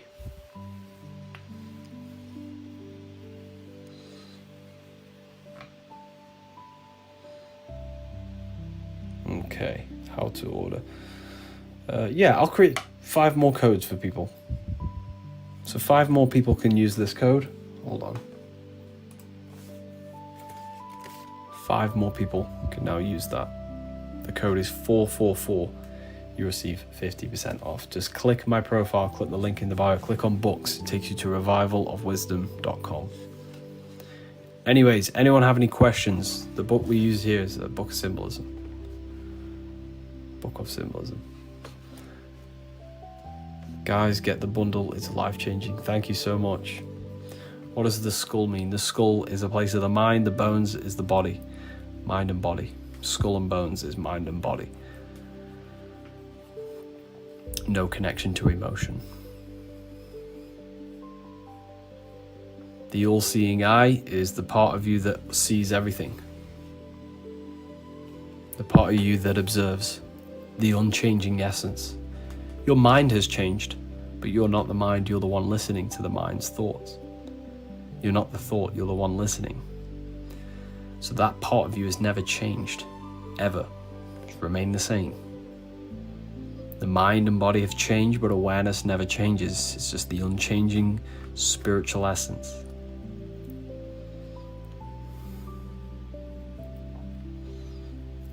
Thank you for helping us awake. It's an absolute pleasure.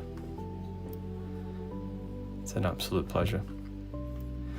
Yeah, the all-seeing eye is a part of you that is connected to God, which is the eye that looks through everything, that looks through every mind and body of the universe.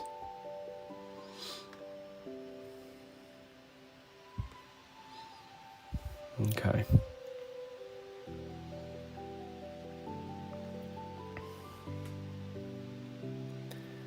I have all 3 books. Which one should I start with? Start with the Book of Wisdom Volume 1, then go 2, then go Book of Symbolism. Beautiful life. Thank you. Try my best.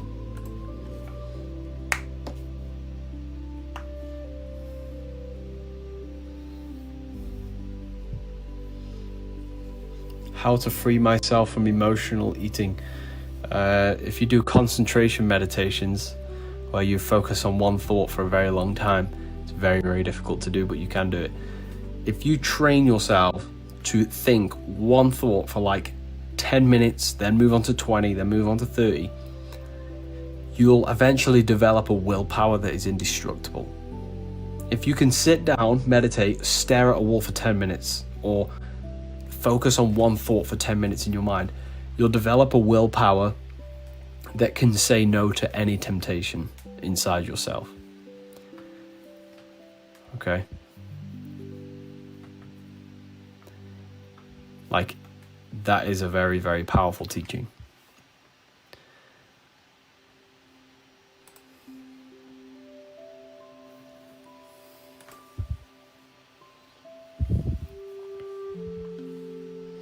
It's a very good, powerful way of controlling yourself. Okay? Repeat that, please. Close your eyes. Imagine anything and hold that imagination or think one thought and imagine the word discipline. Think the word discipline for like 10-20 minutes straight, and do not allow your mind to change. Your mind will try and fight and wander off to different thoughts, but every time it tries to wander off, redirect it back to the word discipline. Do that for 10 minutes, then 20, then 30 every day. You'll develop a willpower so strong that you'll be able to say no to the temptations of the body and mind.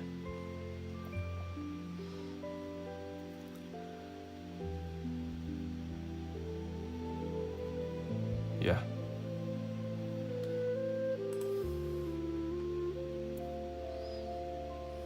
It's a very, very powerful way of developing the will and discipline.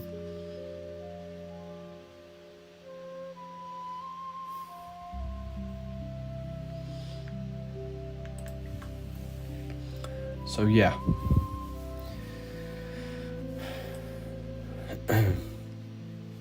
Thank you for the guidance. It's a pleasure. But listen, I'm going to be back live again later, I think. I'm going to love and leave you all here today. I'm going to love and leave you all here. Thank you all for coming. Take care of yourselves.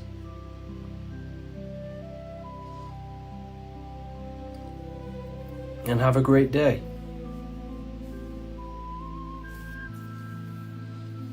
Check out the YouTube. Check out the chat. We have a community inside of TikTok. And yeah, take care everyone. See you all soon. And have a great day. Thank you everyone. Take care. Amazing life. Thank you so much. Take care everyone. Have a great one. See you soon.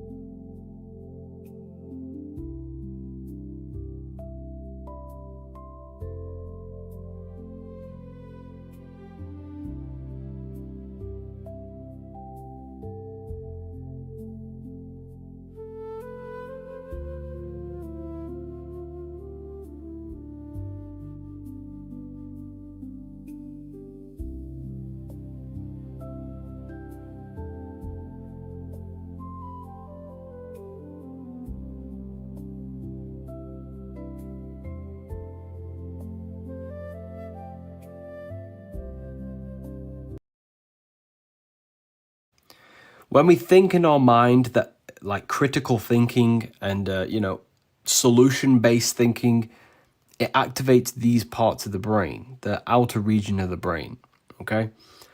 So Neo from the Matrix, if you look on the film, where was Neo plugged into the Matrix? Let me know. He was on a chair. Neo was on a chair, and then they plugged him out of the Matrix. There was a cable connected to him. Okay? There was a cable connected to Neo, and where was the cable plugged into? Let me know in the comments. Where was Neo plugged into the Matrix? Neo was plugged into the Matrix on the back of his neck. Yeah, the back of his skull. He was plugged into the Matrix right here, right? So the reason Neo was plugged into the Matrix and the brain stem is because it symbolizes his consciousness only operating in the lower regions of the brain, which is to do with the automatic functions of the brain. So when Neo was asleep and plugged into the Matrix, he was plugged in on the back of his neck. And then when they plugged him out of the Matrix, what happens? Well, his name is Neo. And Neo worked in a place. If you see Neo from the Matrix and you see his ID, he works at a place called metacortex. Metacortex. Okay? He was actually plugged out of the matrix of the reptile brain. His name is Neo, which is to do with the neocortex. This is because his consciousness, his awareness, was no longer operating in his reptile brain. He woke up from the matrix and he started to use the neocortex, the higher regions of the brain, which is to do with analytical thinking. So,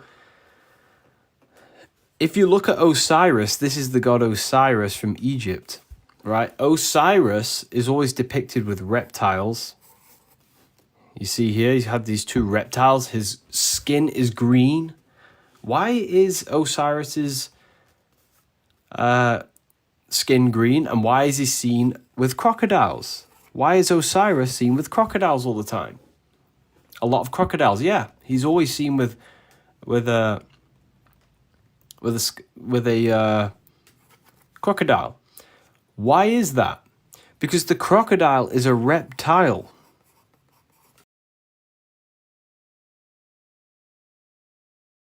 This is Osiris.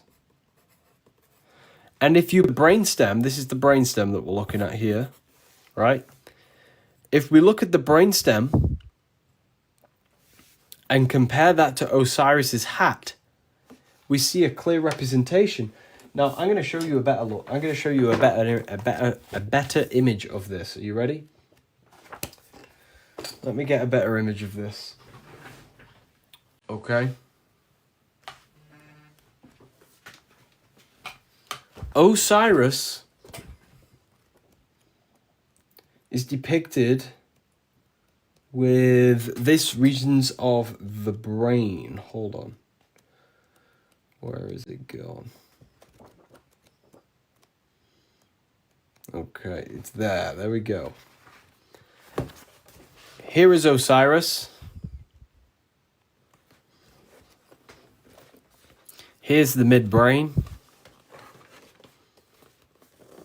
Okay. Here is Osiris. Here is the midbrain, right?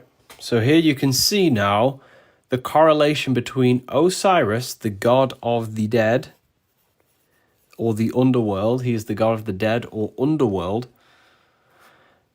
And you can see his hat is literally the midbrain, right? You can see his little hat here, the brain stem. Okay. Now, why is this? Why is this? Osiris is also depicted with crocodiles. Crocodiles are reptiles. His skin is green because it's to do with the reptile brain. The reptile brain, what is the reptile brain? When you are an NPC, when I was an NPC, this is the brain that we operate life from. Survival. We don't really think, we just randomly act. We live in reaction to the world. We're in a reactive state. Okay? This is when consciousness is spiritually dead. Consciousness is spiritually dead when we live and operate out of this brain, the god of the underworld, which is Osiris. You can see very clearly right there. Okay? So our job is to sacrifice this part of us. Sacrifice living in the unconscious state. Because living in the unconscious state keeps us spiritually dead. Okay? Anyone have any questions? Feel free to ask questions. Anyone? We're going to go over some things in this live. Okay? So, now let's go to King Solomon's temple, which again is your brain. Was Osiris real? Well, Osiris is symbolic of the reptile brain, right? King Solomon's temple. This has a lot to do with Freemasonry. The word Freemason is free mason. Free my soul.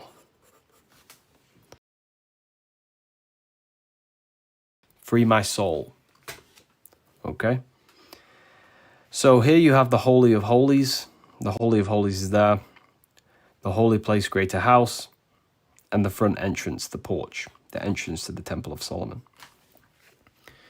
So you can see it has three sections, which is to do with the three parts of the brain. The three, the pineal, the third ventricle, and the pituitary gland.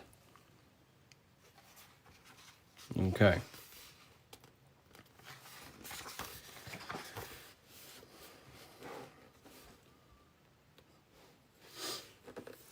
So if you get HEA, head is heaven, heel is hell, the bottom of the foot is called the what? Let me know in the comments.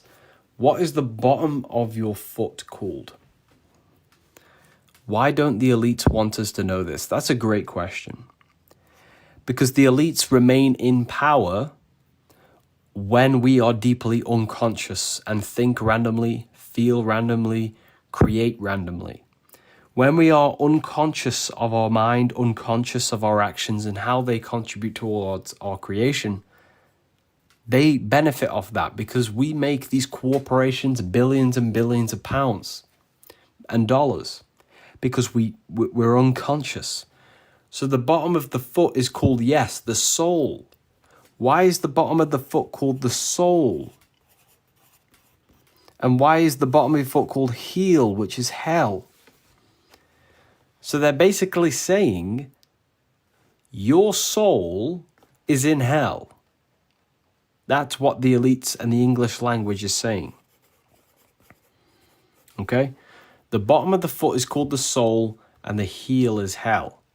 So they're saying your soul is in hell. So why are they saying your soul is in hell?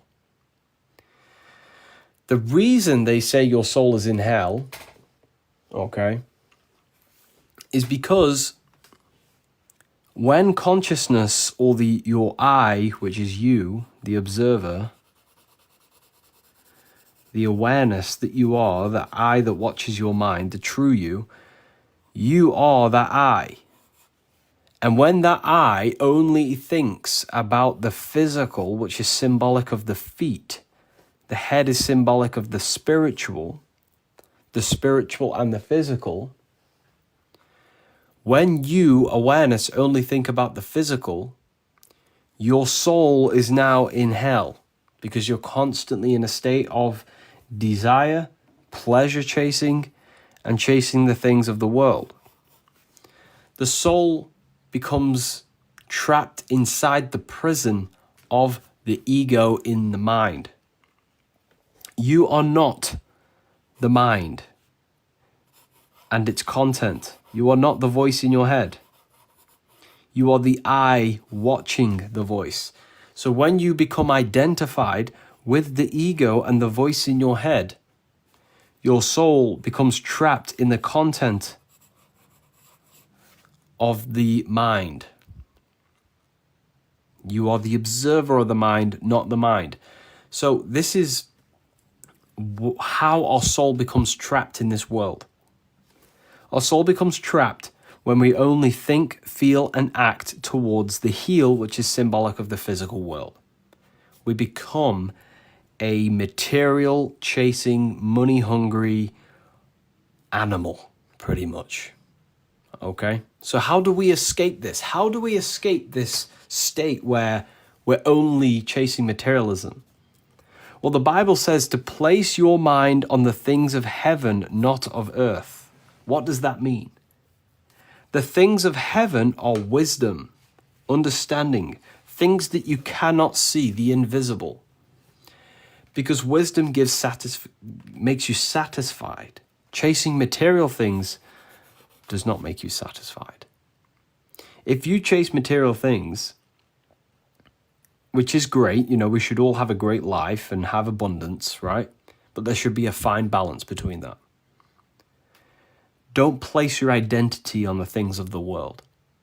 Because when you lose that car, when you lose that watch or that business, you lose a part of you. You become a slave to it. You become mastered by it. That is then your master. Jesus says you cannot serve two masters. What does this mean? Why did Jesus say you cannot serve two masters? You cannot be a man of God while being a slave to your body's desires.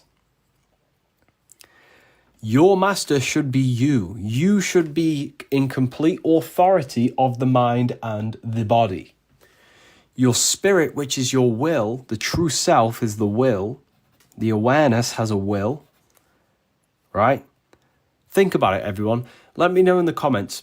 Do you know when you fall into lust or you fall into that bad habit? Let's say, for example, you're trying to stop eating bad food, but then that craving shows up. Does the craving control you, or does the craving present itself to you? Let me know in the comments. Does the craving for the bad food instantly control you, or does it show itself to you?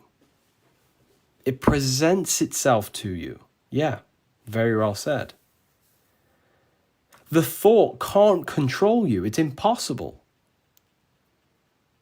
The craving can't control you because you have all the authority and power of your mind. If I tell your mind right now, go and punch someone in the face, are you going to do it? No. I presented it to you. But your soul, the observer, the awareness, is where all the will and authority is over the mind and body. Authority. So when that thought of the craving presents itself to you, the awareness of the mind, your job is to have will to not act upon it. Right?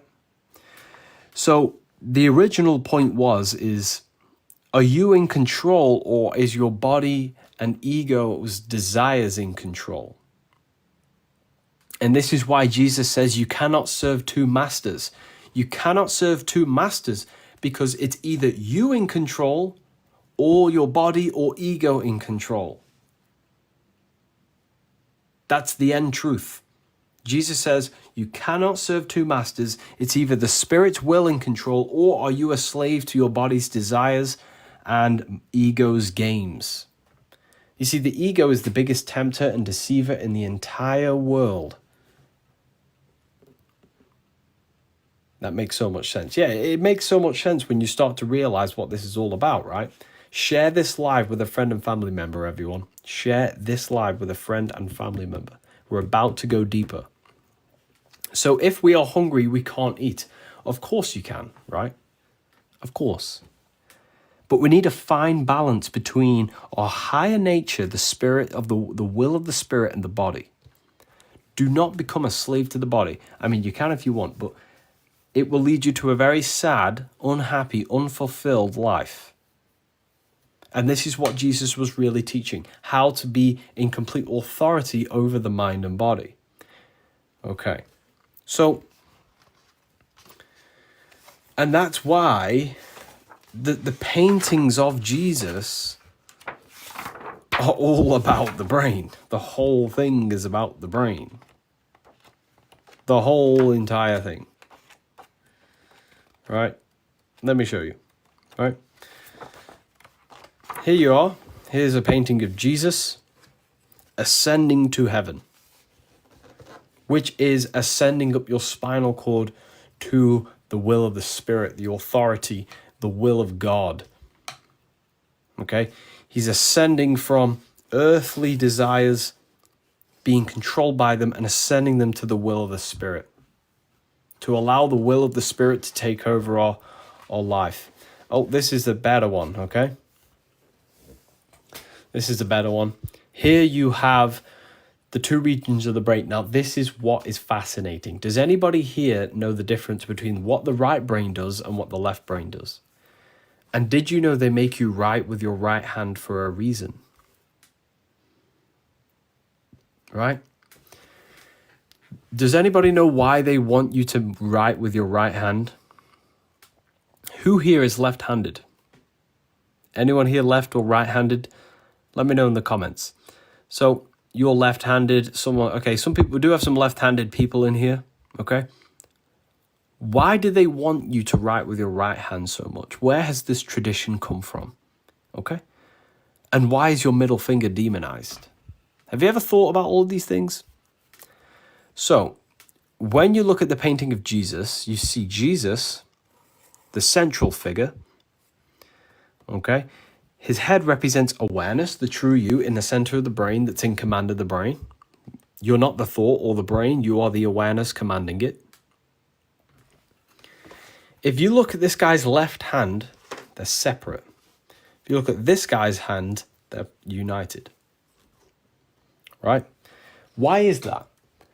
Well, if we look at the functions of the brain, the right brain, the feminine, the left brain, the masculine.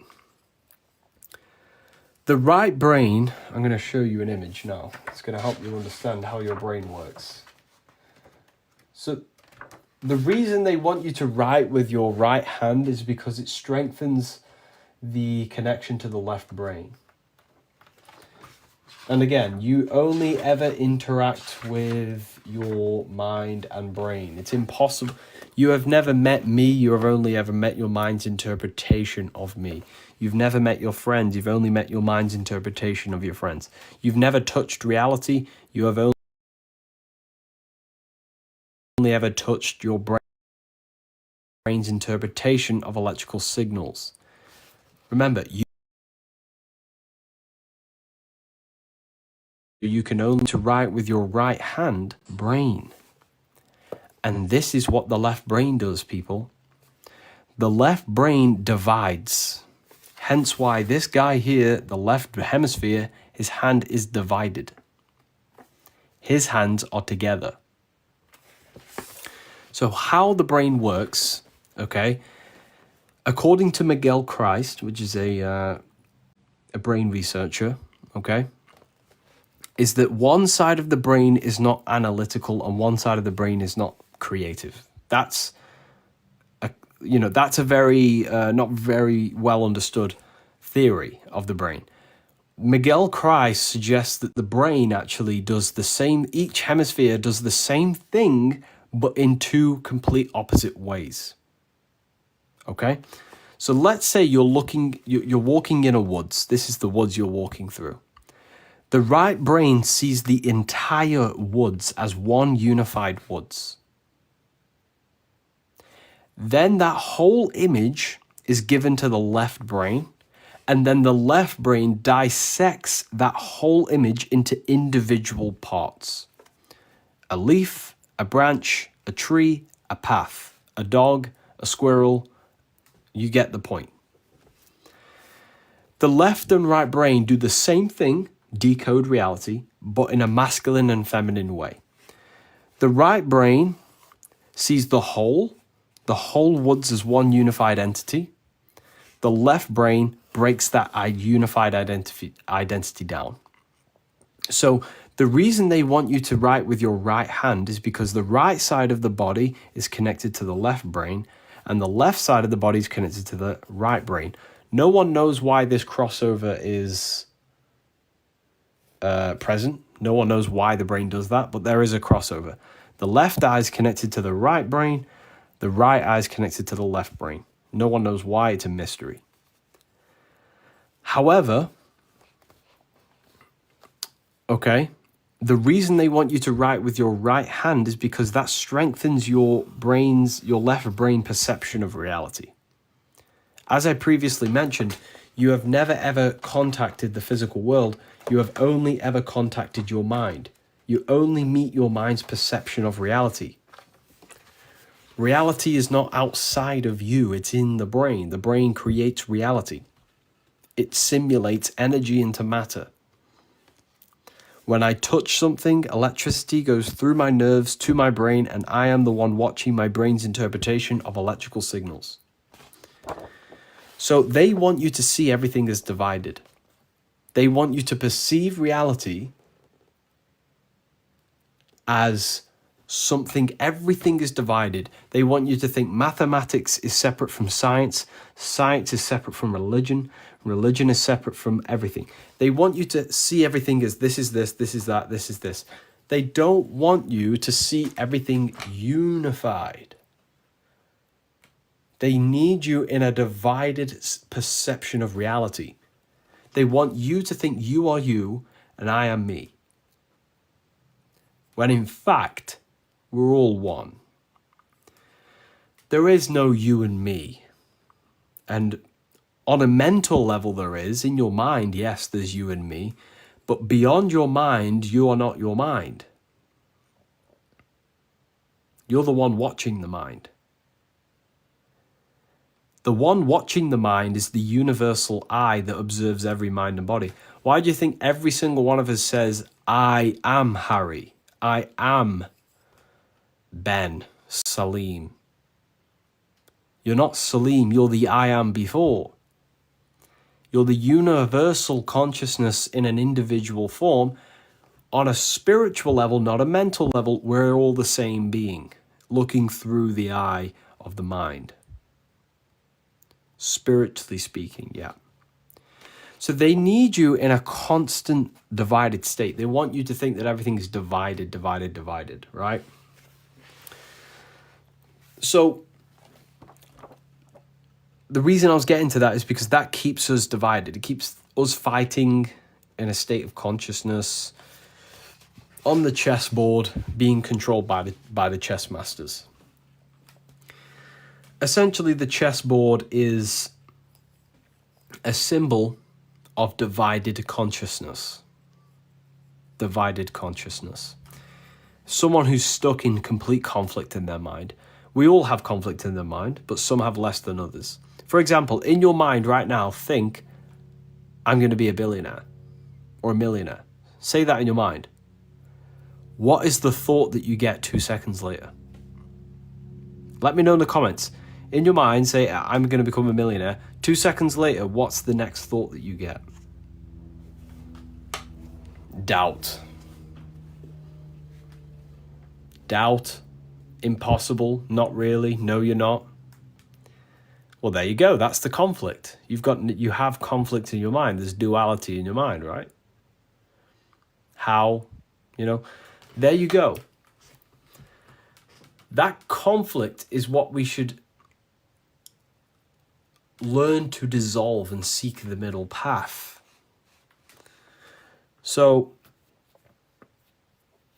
if you want a powerful mind to create your reality, you have to have a single mind. Jesus talks about this all the time. Your mind should be single. Your eye. If thy eye be single, thy body should be full of light. It means becoming single-minded. Okay? Having no doubt that you can do anything, achieve anything, not from an ego place, but a place of love. I be single, thy body shall be full of light. I'll get the verse up for you. If thy eye be single, thy body shall be full of light. Matthew 6:22. If the light of the body is the eye, therefore if thine eye be single, thy whole body shall be full of light. What does he mean? He means don't fall into the duality of your mind. Your mind's a duality. You are the single eye observing your mind. Unless you are born again, you cannot see the kingdom of God. The kingdom, what is the kingdom? The kingdom of God is when you are in complete authority over your mind, your kingdom. You are the king of your dome. You are the master of your mind and body. You are no longer a slave to the body's desires and the ego's games. The spirit that you are, the awareness, is in complete authority. You enter the kingdom. You are now a master of the mind and body. That's the true kingdom of God.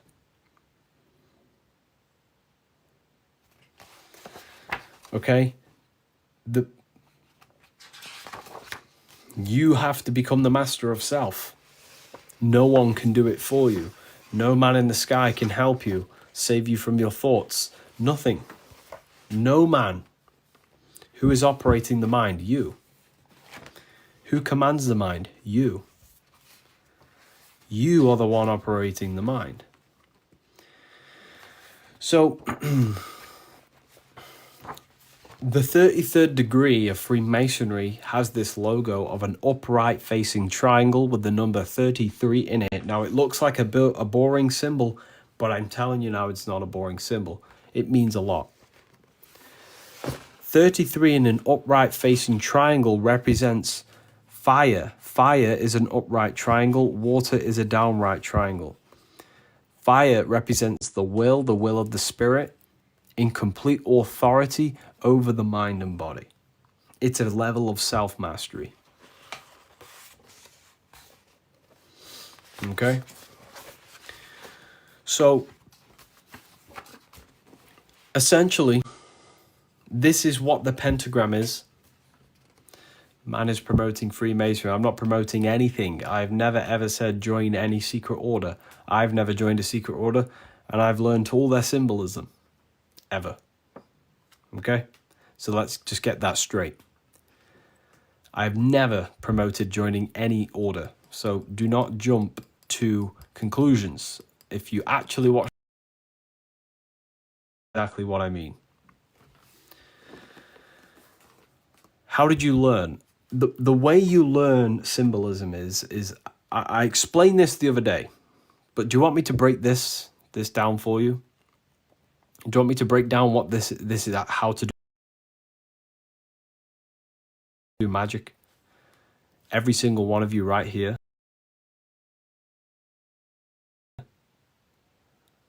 is doing magic right this second. And every single one of you commenting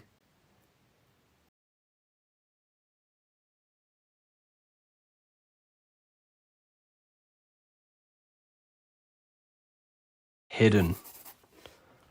So when you look at an occult symbol, you are never looking at its true meaning. You have to discover its true meaning. Okay? How do you discover the true meaning of this symbol? Well, spirit, fire, water, air, earth. That's not talking about real earth, real water, real fire. It's symbolic. Symbolic water, symbolic fire, symbolic earth, symbolic air, symbolic spirit. It's you. It's nothing to do about water, air, earth, and fire. So I see a lot of people on TikTok trying to do rituals, and they're actually using dust from the ground and fire and water, and it makes zero sense because they don't understand the true meaning of it. What this is you. This is you. You are the pentagram. Okay? Magic is the ability to turn spirit into matter consciously. You are the Spirit. Think of the word red apple in your mind right now. Can you see it? Can you see the red apple? How are you seeing it? Who's the one seeing the mind? That's the Spirit. You are the Spirit observing. Spirit, when you draw a pentagram, it first descends down to fire. Fire represents the will. Air represents thought or the mind. Water represents feeling. Earth represents action, the physical creation. So Spirit has a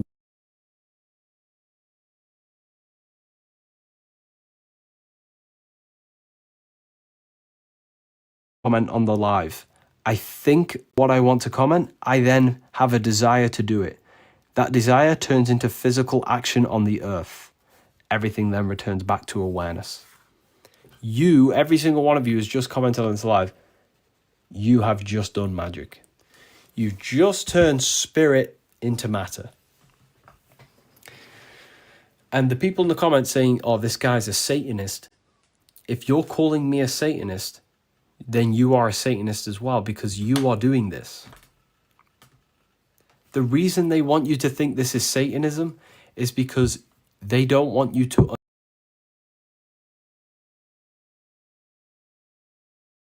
understand you. Jesus say.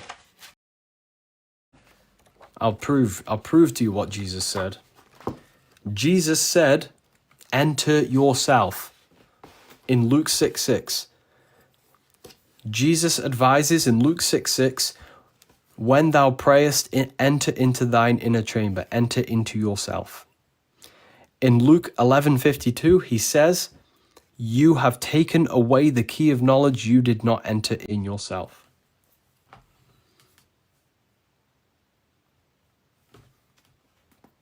Luke 11:52, you didn't enter in yourself, you lost the key of knowledge. What is this knowledge? It's all about you. Okay? The only knowledge that's worth, when you die, your soul isn't going to be an accountant. Your soul isn't going to be an expert on trees. Why do you think in college you can learn anything? You can learn anything you want, but guess what they will never teach you? Yourself. They'll never teach you how you function. Okay? They'll never, ever, ever teach you how you function.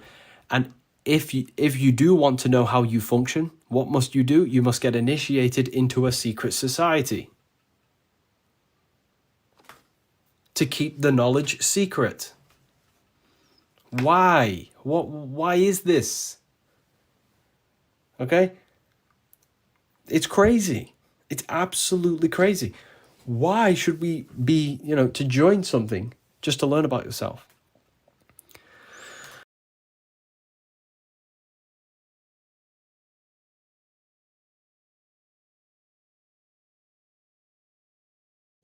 It overthrows the government when you understand yourself, people. It overthrows them because you realize not a man in a building thousands of miles away, hundreds of miles away. You should be governing. You should be in the kingdom. You should be the king of your dome. Not man in the sky, not man over there. The Spirit of God should be should be in authority of the mind and body. The Spirit of the Spirit, the will of God. Not the body, not the mind, not the government. You, the Spirit of God, should be leading you. You see? So, you see now how all of this knowledge is profound. The government means mind control. It does, yeah. The word entertainment means enter and attain your ment. Don't allow someone, a musician, an actor, to enter and attain your mental space. You should be in authority.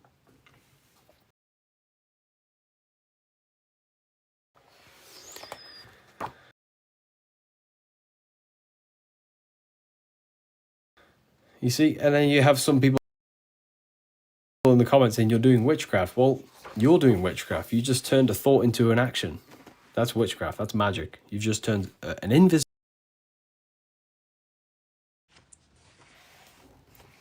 The thing is with religion, it just keeps you deeply unconscious. Deeply unconscious. And that's what this symbol is. It's the eye in the triangle. You are the spirit, the eye observing, expressing energy through your thoughts, your feelings, your actions. Think about the worst period in your life right now. How does it make you feel? Think about the saddest part of your life. How does it make you feel? How does that feeling want to make you act? The body expresses emotion. And what is emotion? It is energy in motion. So energy in motion, what is the body? It's nothing but an expression of emotional force. Why do you go to work? Because you care and have emotion to pay the bills. The body expresses emotional force.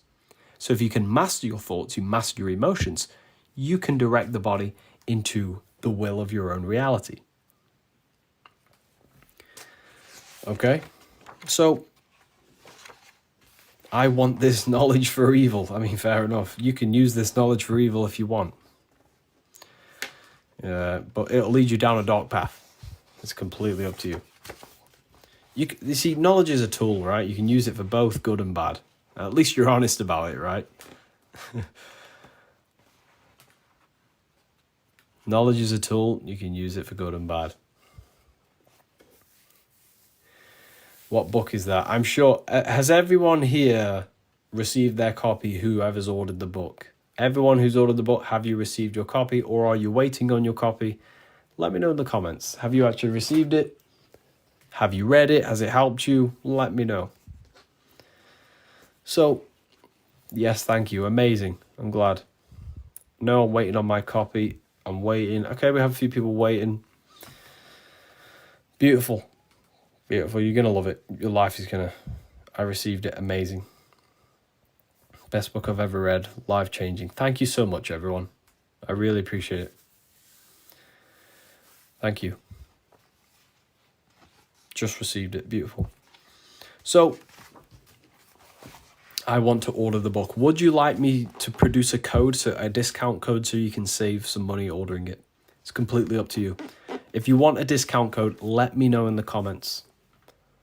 Let me know in the comments if you want a discount code.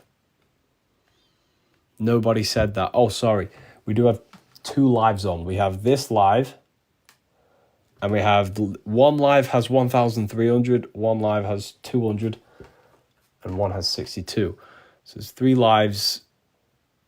Yeah, so don't get confused when I'm reading the comments from the main channel. Best book ever, life-changing, honestly. Thank you, Bethany. I really appreciate that. Thank you so much. Can we have a code? Okay, I'm going to create a code for the book.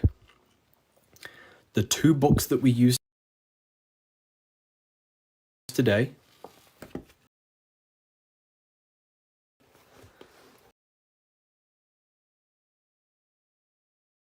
is Book of Wisdom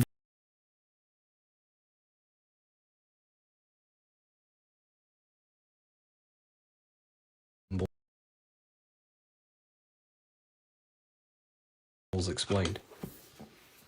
I'm going to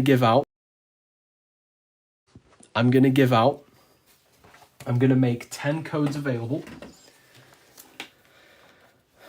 Can we have a code to order all 3? Of course you can. Yeah. I'm going to be generous with the codes. I'm going to make 10 codes available. We'll shut off. Work on all the languages, translations on the website. It can work on anything on the website. Use the code at the checkout. And when I give you the code, all you have to do is click my profile, click the link in the bio, click on books, and it takes you to revivalofwisdom.com. Click my profile, click the link in the bio, click on books. It takes you to revivalofwisdom.com. The first 10 people to get there can use that code, 444.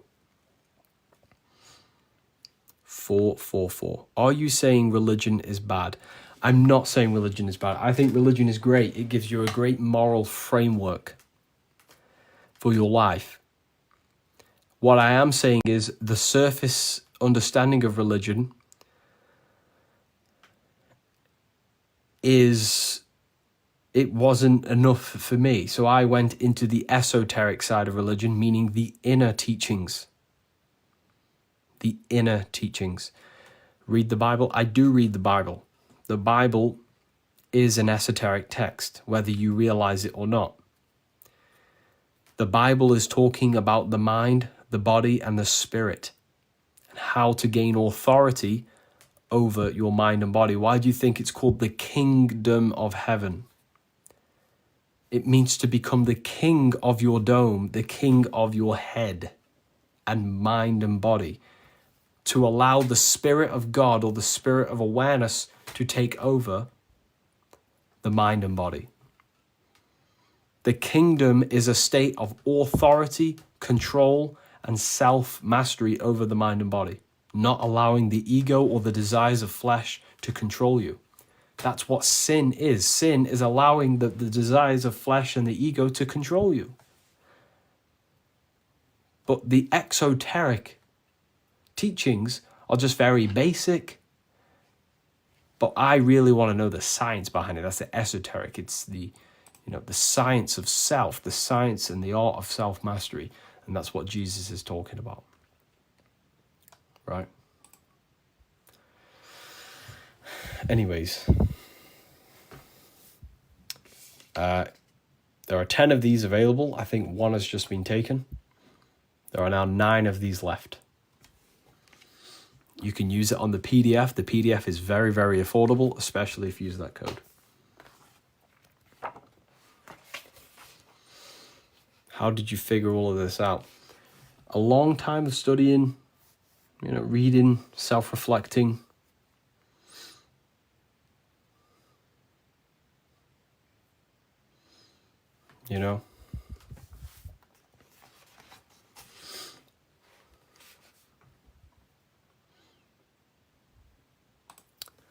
So, I don't know where the code to use it would like the PDF.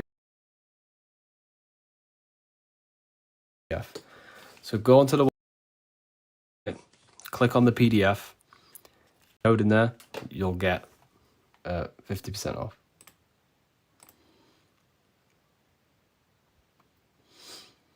The Bible stands for basic instructions before leaving Earth.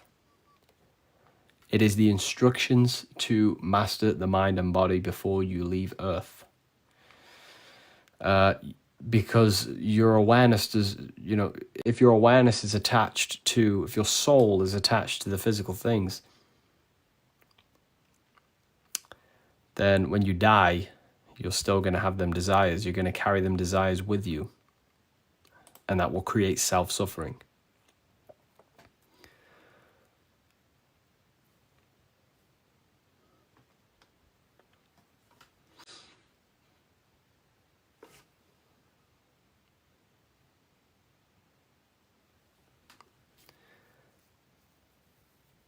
Okay. Why don't you have the Book of Wisdom hardcover? We just never got around to doing it. I don't know why.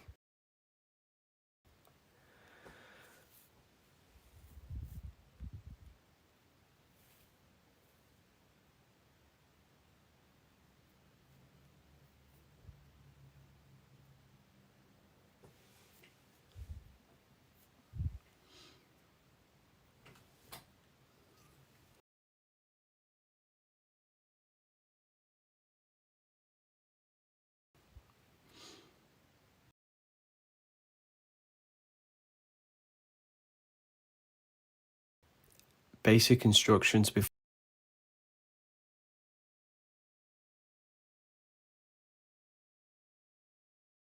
leaving Earth. Yeah. That's the Bible.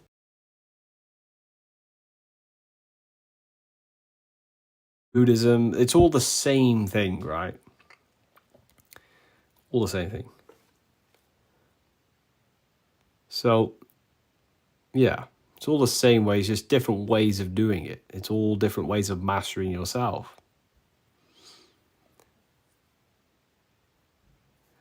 My life changed after I met you 3 years ago. Thank you, Cornelia. I appreciate that in my work.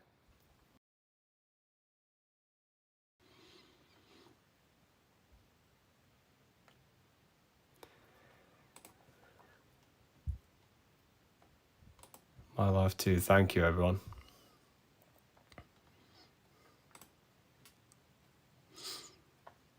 Okay. Is witchcraft real? It is real, yes. But it's not something to be talked about and to be played with. You do not want to play with the astral world if you do not know what you're doing.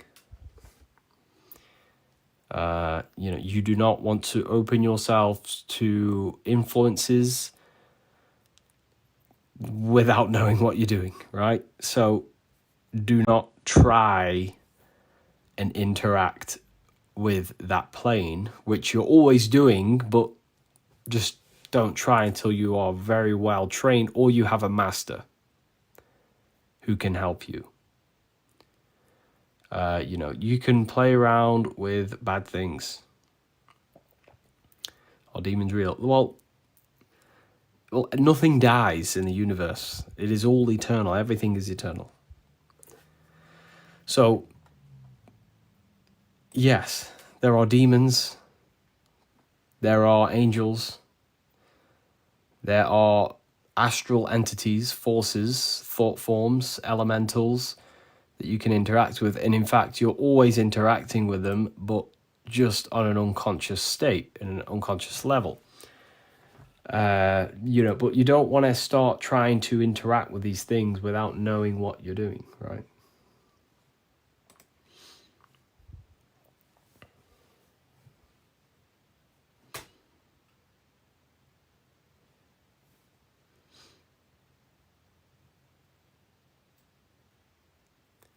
Do you think there is an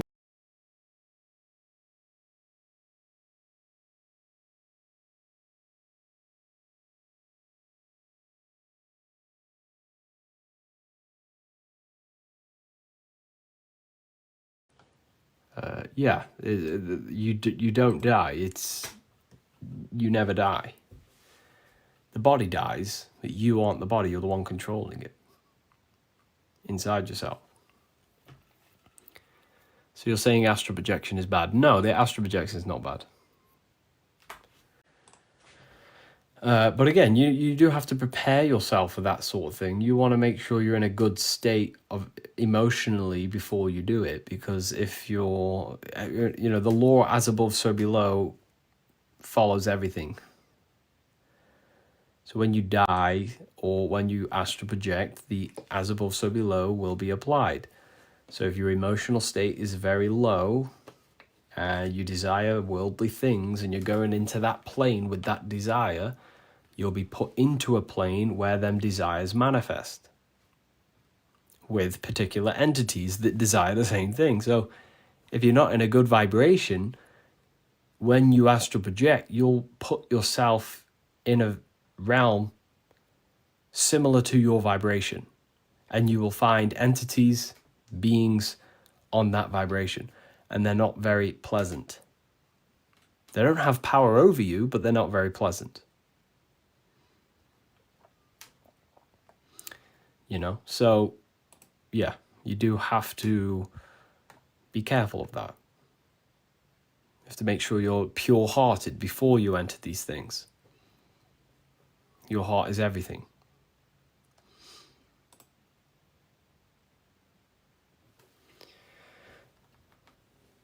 What do these entities look like? Depends. They can manifest anything they want. Like, in your mind now, think of a red apple, then transmute the red apple into a golden pear. Thoughts influence the astral world in the click of a finger, faster than the speed of light. Thoughts instantly manifest there in your imagination, in that plane.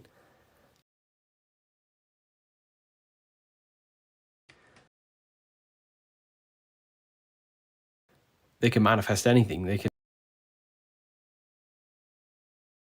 appear as anything.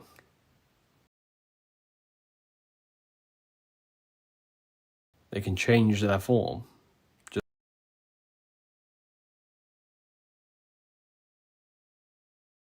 Minimalism. Just want to say there are now 3 more codes. Minimalism. Just want to say there are now 3 more codes left. 3 more people can use that code. The code is 444. You receive 50% off. Just click my profile, click the link in the bio, click on books. Takes you to revivalofwisdom.com. 3 more people can use that code. It works on the bundles, the paperbacks, and the PDFs. English, French, Italian, Spanish, German, Dutch translations.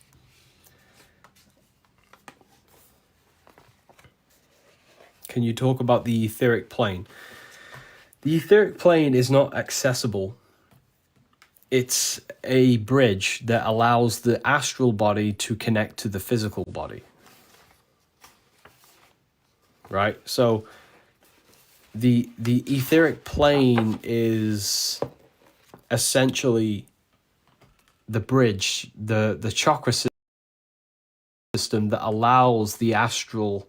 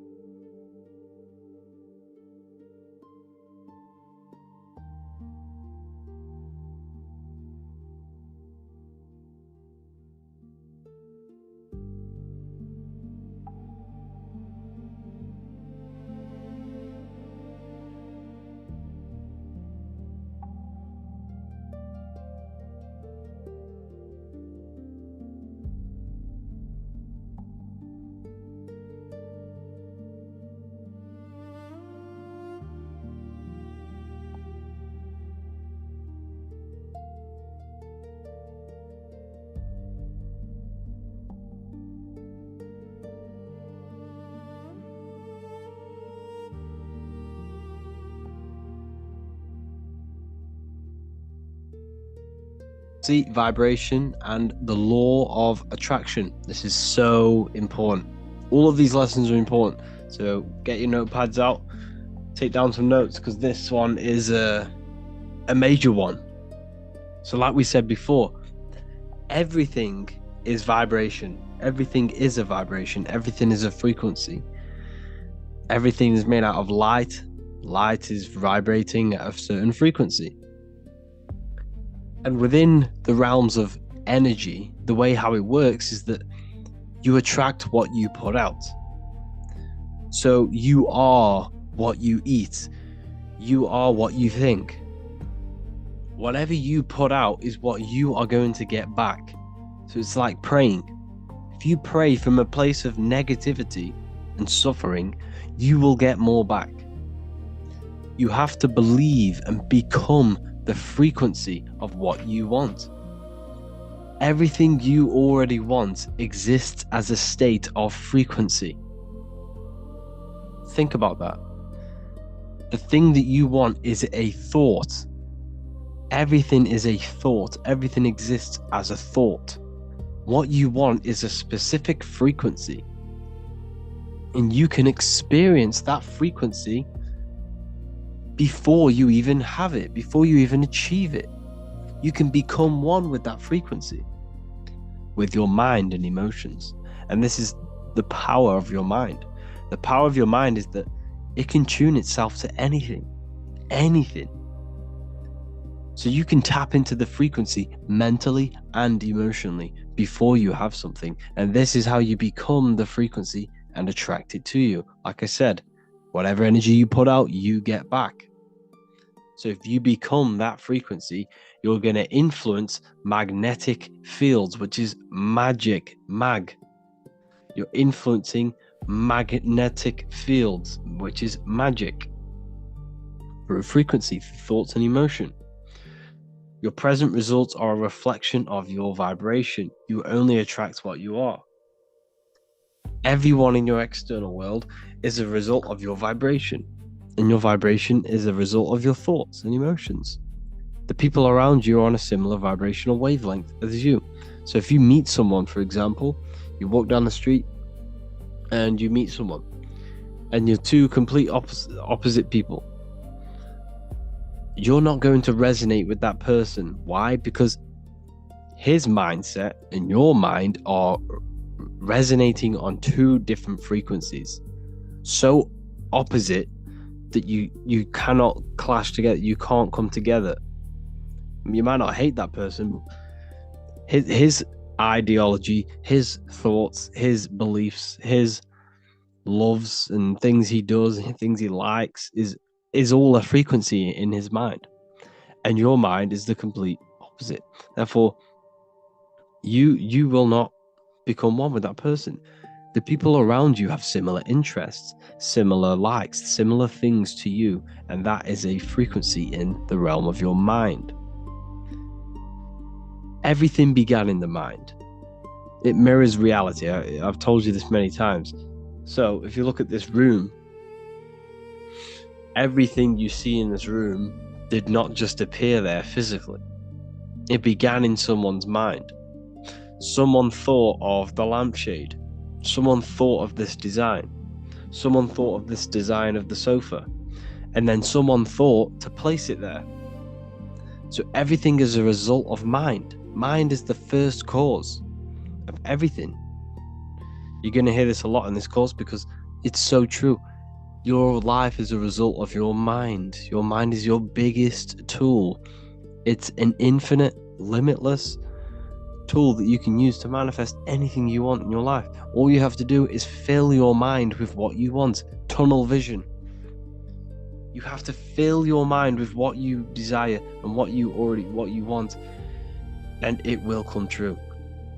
If you think and feel, if you believe it, if you fill your mind with belief and just that one thing, it will come true. It has to, because your life is a result of your thoughts. So everything you see in this room is all a manifestation of someone's invisible mind.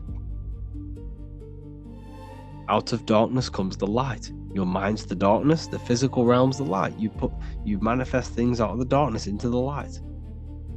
You see? So everything is a state of vibration, and we can tap into these vibrations through the mind. You control your mind, you control your reality.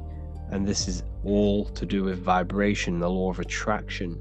Because when you become frequencies, you attract that frequency back. This is how it all works. If you become a certain emotion, you're going to attract certain people around you that are on that vibration. Okay? Your mind is like a radio. You tune into different frequencies. Okay? You attract what you come one with. Whatever you become one with, that is what you attract. That is what you become. So it's important to keep your mind on high frequencies, to keep your emotions on high frequencies, on elevated states of emotion, elevated people, elevated thoughts. Because whatever you think and whatever you feel, you're becoming that vibration, and that is what will come to you. Lesson 2: planes of existence. These planes are all aspects of your mind. They are in you, they are outside of you, as above, so below. The Godhead is the sole purpose. This is how spiritual manifests into physical. This is the process that the universe goes through in creating the physical universe. So it starts with the Godhead, the sole purpose, then the mind, then the astral, then the etheric, then the physical. Everything is mental. Everything exists in the mind. These dimensions are not separate. They're all dimensions within your mind. They're different vibrational states, pretty much. So the mind is the realm of thoughts. This is where thoughts reside. There's no form to a thought. It's invisible. There's no physicality to it. It's the most lucid. The higher you go, the more lucid it is. The lower you go, the more solid it becomes. Okay? So the mental plane is the most lucidic. So the mental plane is the thought alone. The astral plane is the imagination of the thought. This is where the thought forms manifest into some sort of form. Not physical form, but some sort of form, lucid form. Like dreams. Then it goes to the etheric, then physical plane. The etheric plane is the blueprint. It's like a blueprint of the astral and the physical form. It's basically the realm of energy. This is where energy is and frequency. And then the physical plane is where physical manifestations happen. So essentially, this physical world is a product and the world of effect. Everything goes through this is a world of effect. You can't change this world by manipulating it physically. You can, but it's not going to last long. It's not long term. This is where we get the saying as above, so below from. You change the higher planes, you manipulate the lower planes. If you manipulate the astral plane, you manipulate the physical plane. This is a mirror effect. You manipulate the mental plane, you manipulate all of the planes. So these planes are how things manifest into physicality. Everything starts in the mind, then goes through the astral. Now, the higher, middle, and lower astral are the vibrational states of the thought, because remember that the mental plane is the thought alone. So, for example, I'm going to give you an example now. This is a chair. Think of a chair. Don't imagine the chair, just think of the thought of a chair. So you have the thought of a chair in your mind. Now, imagine that thought. What form does it have? This is the astral plane. This is the imaginational plane. This is where you imagine things. So when you hold something in the screen of your mind, this is astral matter. You're creating out of astral matter. That's what imagination is. Depending on the vibration of that thought that you are manifesting in your imagination, depends whether it goes to the higher, middle, or lower astral. If it's a high vibrational form, high vibrational thought, you create the higher astral plane. This imagination will go into the higher astral. Or if you think of a chair to murder someone on it with spikes and kill someone on it, it will go to the lower astral plane because it's a lower vibrational thought form manifesting. So you got to use these planes to manifest things, to imagine things. You can manipulate the astral plane through astral projection. This is a very, very deep, very occult teaching of astral projection, and that's going to be taught later on in another course, because that's not for everyone. But you can still access the astral plane through imagination, and that is how you pretty much get there. You use your conscious mind to project yourself, your consciousness, your awareness into the astral plane. So if you manipulate these higher planes of existence, you manipulate these lower planes. As above, so below. You got to look up. But it all starts in the mind. Use your thoughts correctly. use your thoughts, use your imagination, use your energy, and this will all combine to manifest something physical. Okay? So use these planes to manipulate this physical world, because whatever you do in these planes, you manipulate the lower planes. It's like a mirror. So that is the planes of existence. They all exist inside of you. They're outside of you. They're as above, so below, as within, so without. They are everywhere. They are inside of you. They're not separate. They're all aspects of your mind.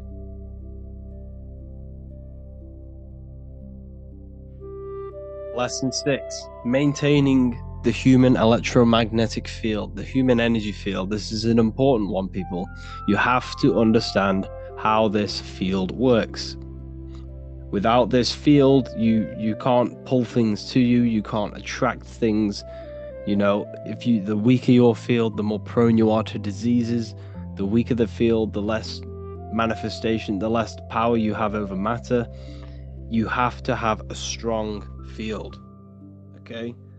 This field is very important when it comes to manifesting and pulling things to you, attracting people.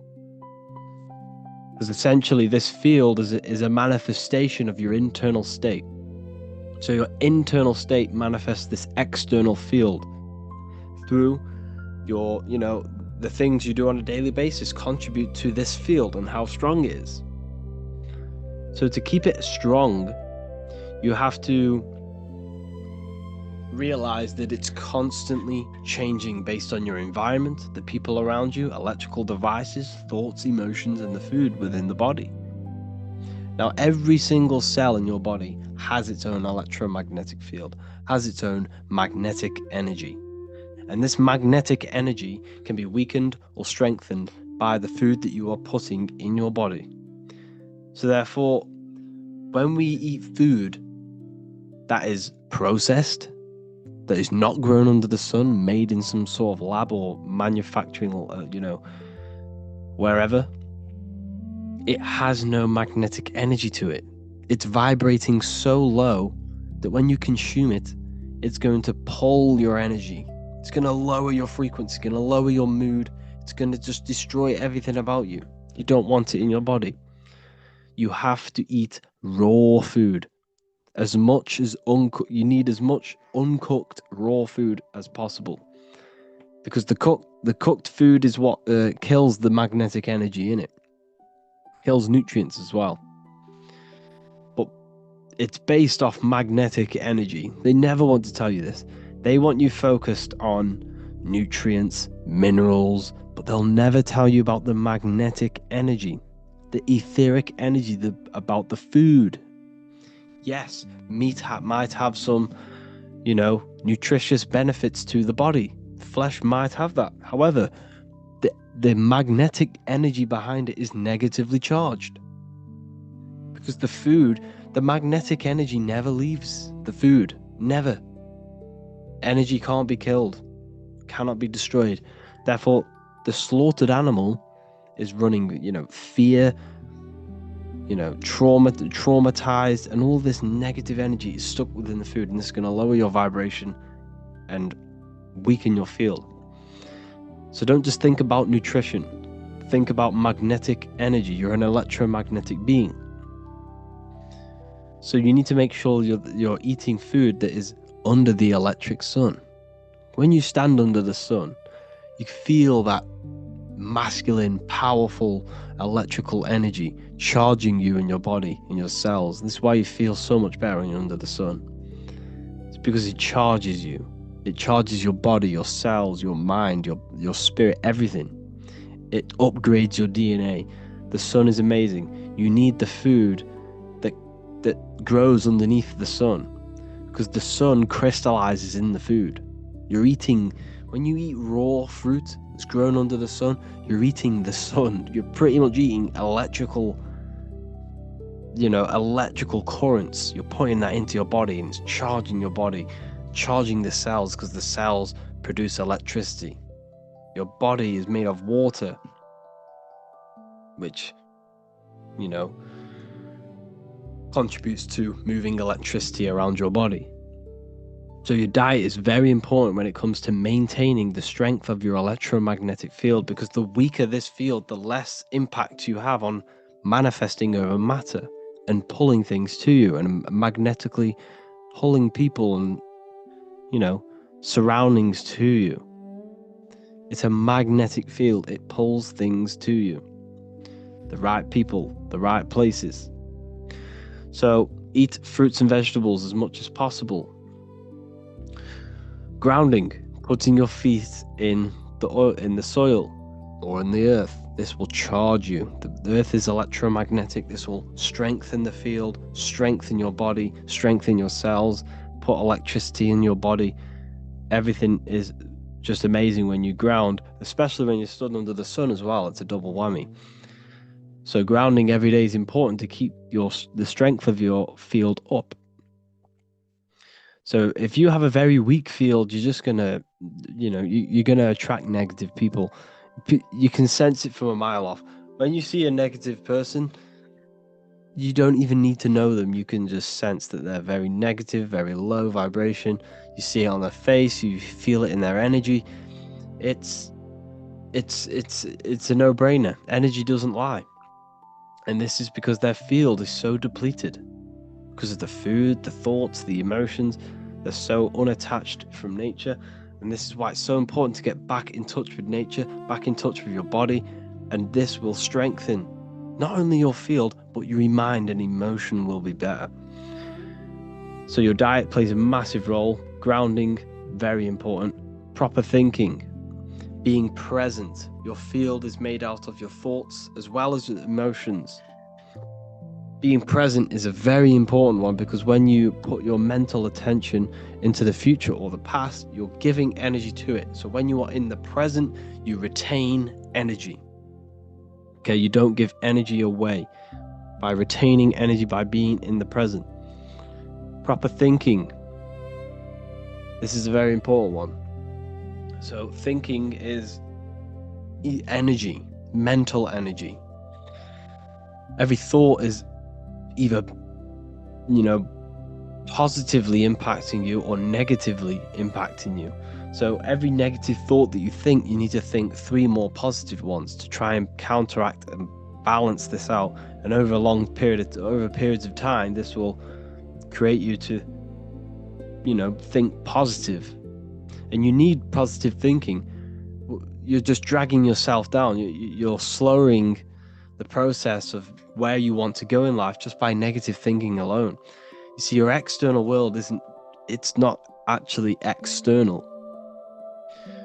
The world is within you. You're not in the world. The external world is within you.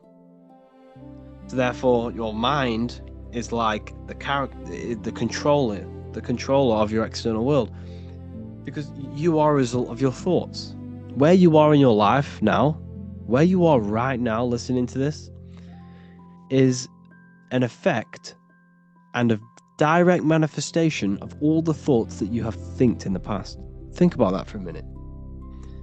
You are where you are in life because of the thoughts that you have thinked. I bet you've never realized that. Every thought, every decision has contributed to where you are right now. Therefore, you change your thoughts, further down the line, you change your external world, you change your life. You change the way you think, you change the people around you. It's directly correlated. The mind is a reflection of your external world. So every thought has an emotion attached to it, and the emotion is energy in motion. We've gone over this, which contributes to your electromagnetic field.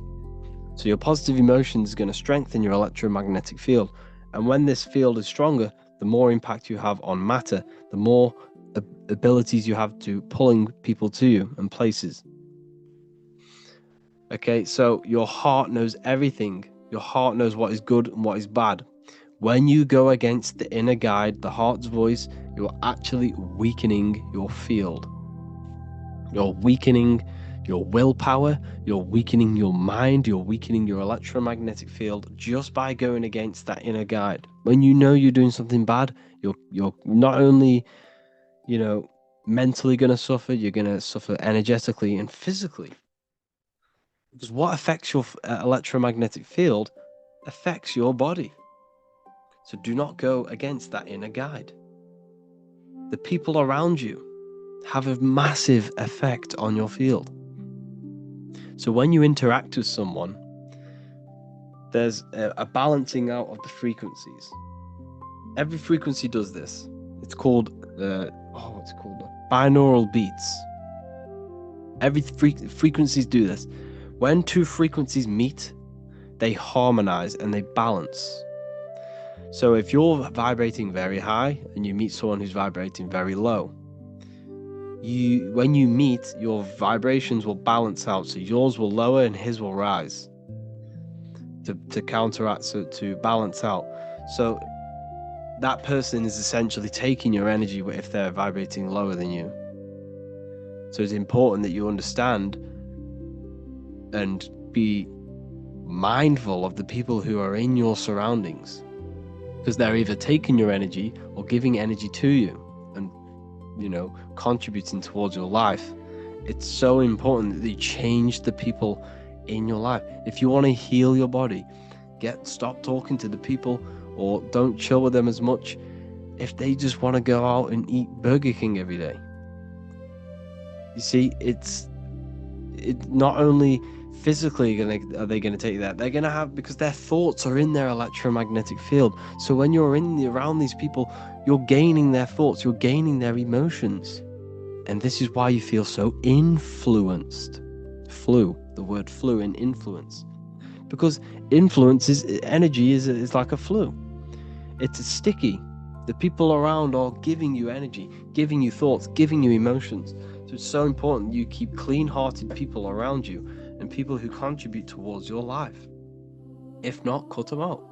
If they're not contributing towards something in your life and you're not contributing something towards theirs, cut them out. Is it going to help you? No, then remove it. It's so important that you stick to this. So the people around you have an effect on your field. And like we say, the lower the field, the less impact you have on reality. The higher frequency you are, the more wave you are than matter.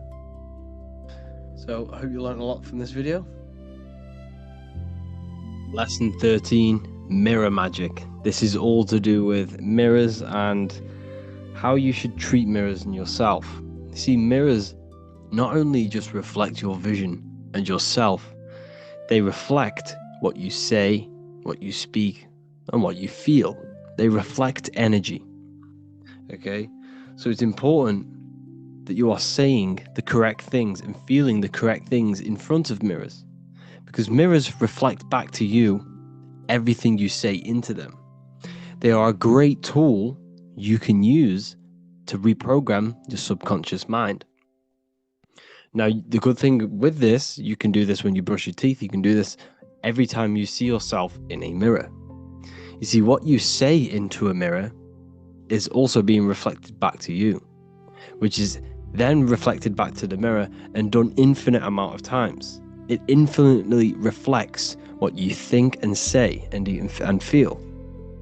So if you say a negative thing into a mirror, or you say, I am ugly, this is just going to constantly reflect back between you and the mirror and quickly and rapidly reprogram your subconscious mind.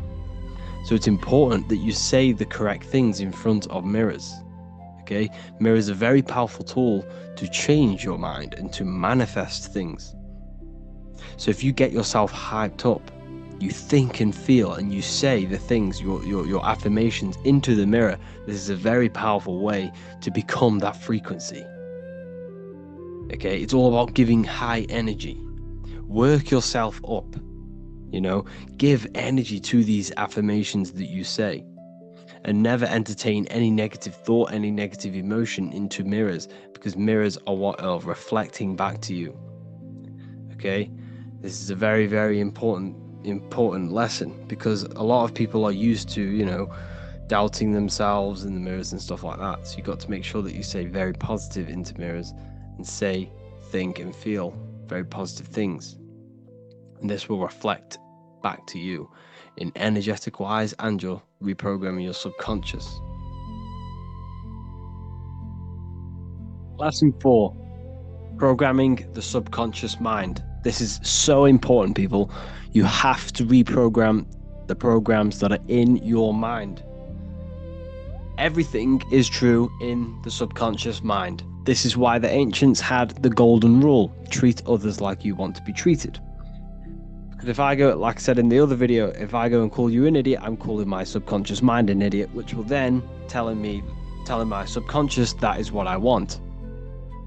So remember, it is impressed by emotion and repetition. These are the two main ways the subconscious mind is reprogrammed.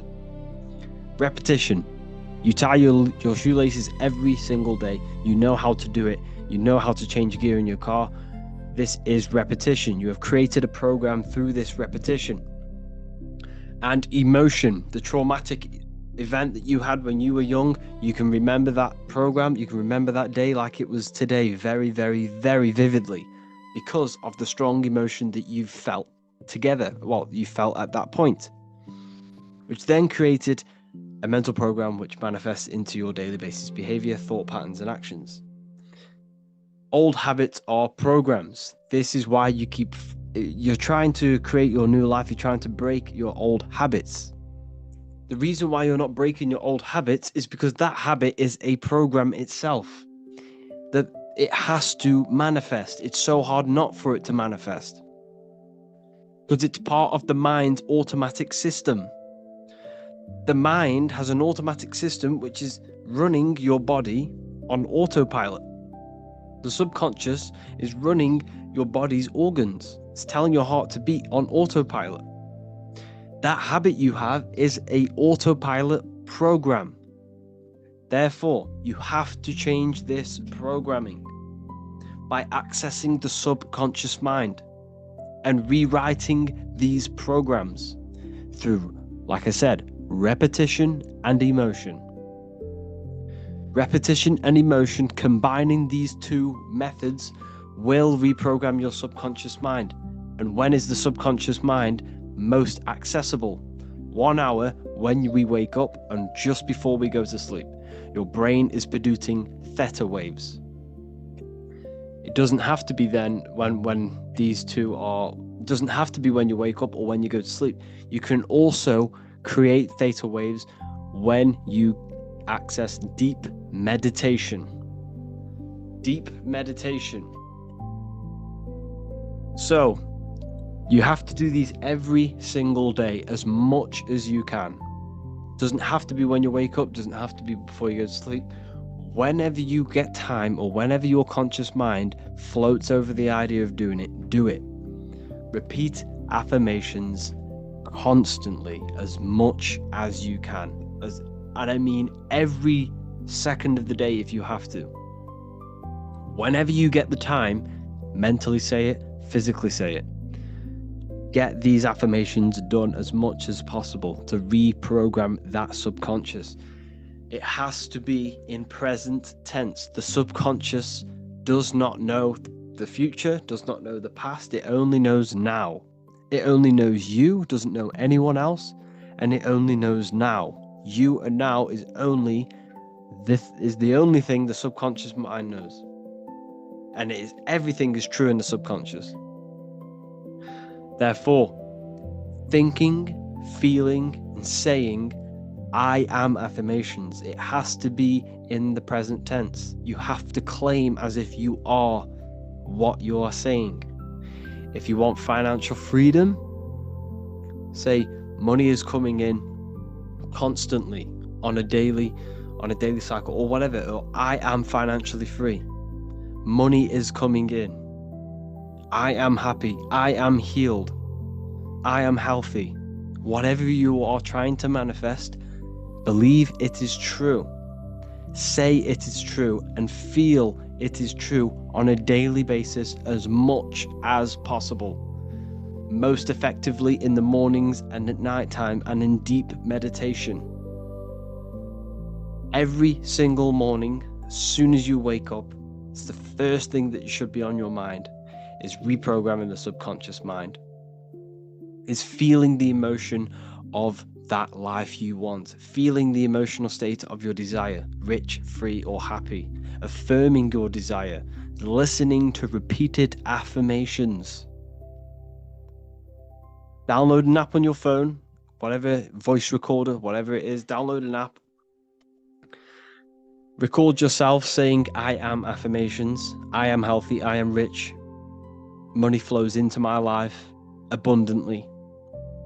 And listen to this every single morning. Every single morning for half an hour, 10 minutes, whatever. Do it every single morning as much as you can.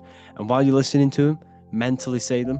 And while you're listening to them. Feel as if they are true constantly, as much as possible. You have to do this to reprogram the mind, and don't keep changing the affirmations. Listen to the same ones over and over and over and over again, and I'm telling you, you will know the affirmations off by heart, and it'll be that deeply rooted in your subconscious. You will literally think about it constantly. Once it's in the subconscious, once you have this deep new program of you feeling wealthy or feeling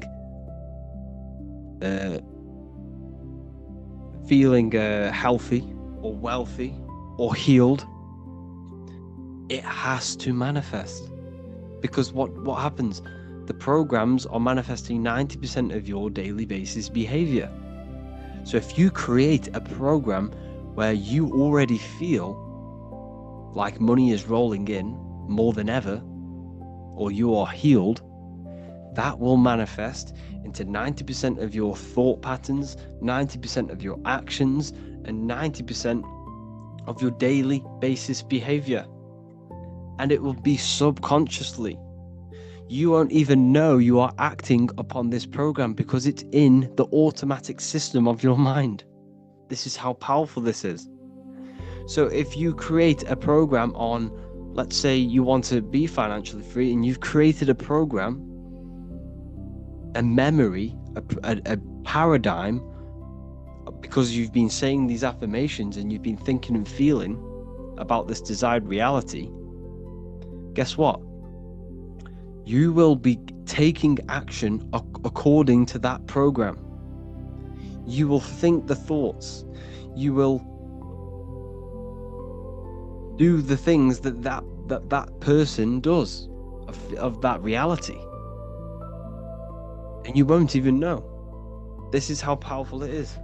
You have to do this. Mirrors are very, very, very, very powerful. You have to stay aware of what you're thinking, feeling into a mirror, because it's a direct reflection. Be very careful what you're saying to mirrors, and never ever say anything negative into a mirror. Okay? Meditation. Find a comfortable position. Close your eyes. Breathe deeply in through the nose until your lungs are full. Then exhale slowly out through the mouth. In through the nose, out through the mouth. Bring all of your attention to the present moment and lose track of thoughts, environment, stress, if you're trying to fall asleep. As if you're trying to fall asleep. So, if a thought, because this will happen, thoughts will appear, then you just have to remove it. Thoughts will keep trying to appear into your conscious mind when you're trying to meditate. Bring your awareness to the present moment, and if a thought comes, remove it. And this will keep happening. Thoughts or little words or little voice will come, just remove it. Keep removing it. And once you repeat this process, you'll gain a meditative state, a sleepish state. Your body become relaxed. The body will start to sleep, but your mind will be aware. Your conscious mind will be aware. Now bring all of your attention to the emotion you would feel as if you've got what you wanted. Feel that reality that you have, that you wanted. Feel the financial free, the freeness. Feel it. Feel as if you've already got it. Feel as if there is millions in the bank. Feel as if you are healed. Feel as if you are running around happy, or whatever emotion it is of that desired reality that you want. Use your will to hold this emotional state. Like I said, the will is so important. You have to work on your will and imagination. They are very important. Use your will to hold this emotional state.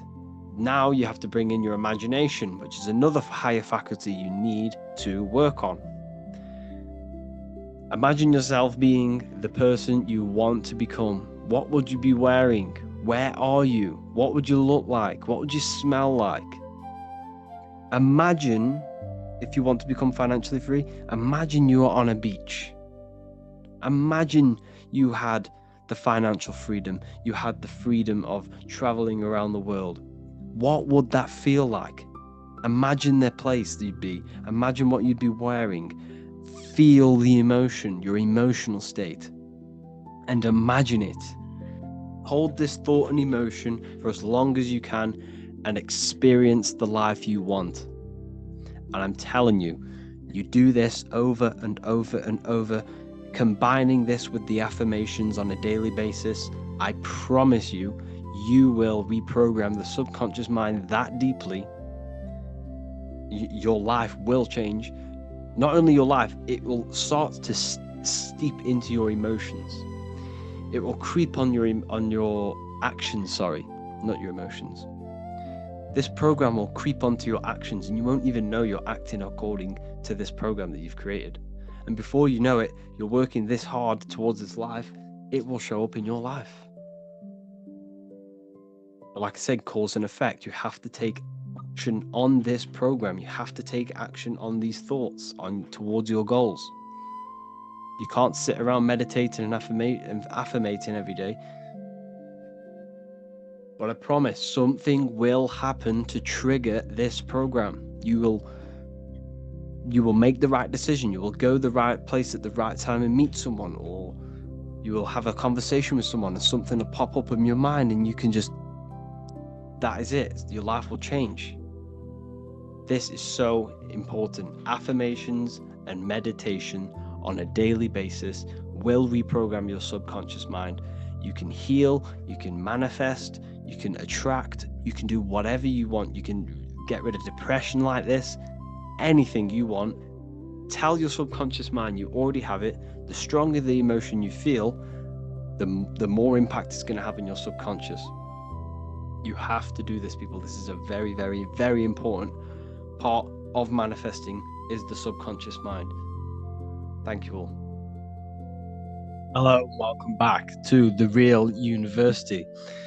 Today we're going to be talking about hidden spells within the language, English language. This is why we call it spelling. A lot of people are already aware of this. However, I'm going to go over some words that have double meaning,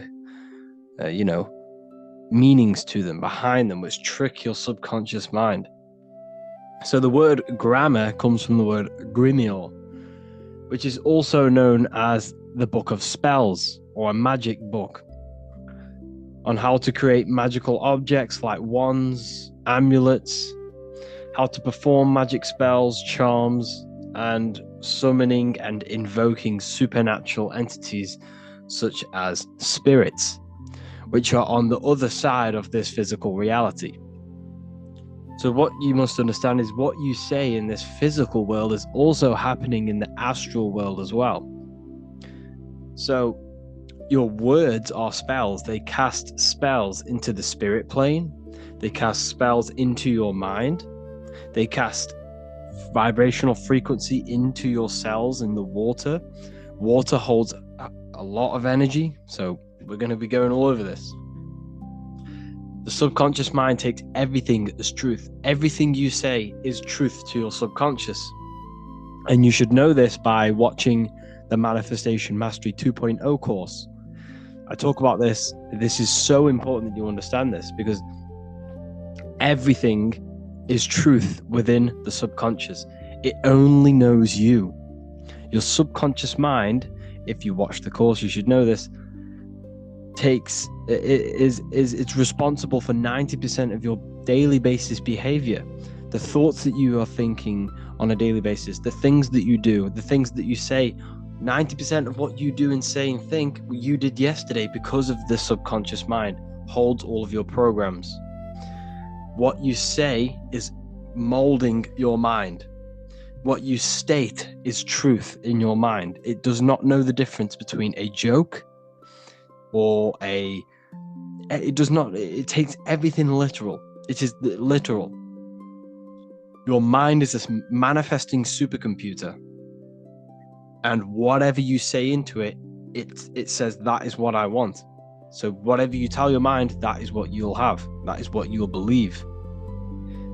So every word you say is truth within the subconscious. So this is why double meaning words have an effect on your subconscious, and this is why I'm raising awareness here. So talking is a tall king. You are either a tall king by talking, by using your words wisely, or you're a small king because you create big or you destroy yourself with your words. So talking is Phoenician. This is phonetics. So this is etymology, is when you take the root words, but phonetic etymology is when you take the sound of the word. So talk and taw are the same, because when you talk, you're creating sound waves, which is a form of a light wave. And when light waves expand in all directions, it creates a torus field. And everything is torus fields. So if you affect one torus field, it affects every torus field in creation, as above, so below. So what you say is affecting the torus fields around you in your body. You are made out of these torus fields. This is why talking is torusing. You're creating light waves, sound waves, and you are permeating creation. And this is why the Bible tells you the tongue has the power of life and death, and those who love it will eat its fruit. So the tongue is what creates these sound waves that we are producing when we talk or speak. Okay? So this is what we are essentially doing, creating sound waves. And these waves are vibrating and they affect the cells in our body and everything. This is why words are swords. This is why the word is within sword. They are swords, they cut, they damage, because frequency is the only thing that can penetrate you without your consent. In the very beginning, the Bible, John 1:1, it says, "In the beginning was the Word, and the Word was with God." This is obviously a metaphor. There was no spoken word out of a spoken mouth. It's basically saying God created the world with the use of cymatic frequencies, sound waves. Everything is sound waves, and this is observable. Geometry is the geometric shapes you see in the nature, like petals, how they're all perfect stars or 5-pointed stars, or the Fibonacci sequence. This is all an effect of vibrational frequencies. It's all cymatics. Everything is created out of sound. Sound is the creation of the universe. So this is how powerful words are. It's a cymatic frequency. Hello. Hell. When you say hello, you're subconsciously implanting hell into your mind and the people around you's mind.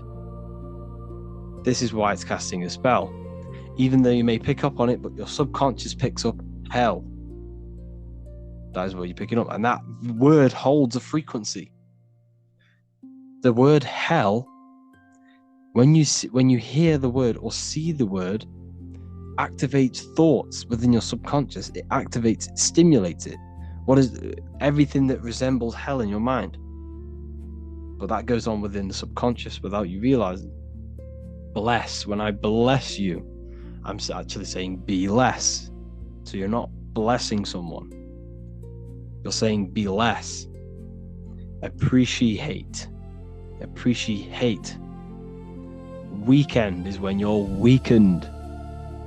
You see, they've casted spells on our cycle of life. The weekend is when you're weekend. You are weakened from the weekdays, when the working days are the weekdays, And the weekend is when you're weakened and you rest. Because in the days, you are in physical or emotional shock, unable to think or react properly. This is the days you're in. You're in a daze in the weekdays. See? Parents are a pair who rents. Because you don't, well, in this work, we do own our children, but in the system, we technically don't. You're a pair who rents. Slaughter. They want you to think that slaughter is laughter.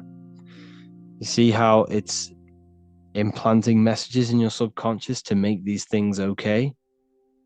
They want you to think slaughtering is okay, so they put the word laughter in slaughter. I'm telling you, people, the people who made this language are satanic. They are witch. These people are wizards. We're getting ran by wizards.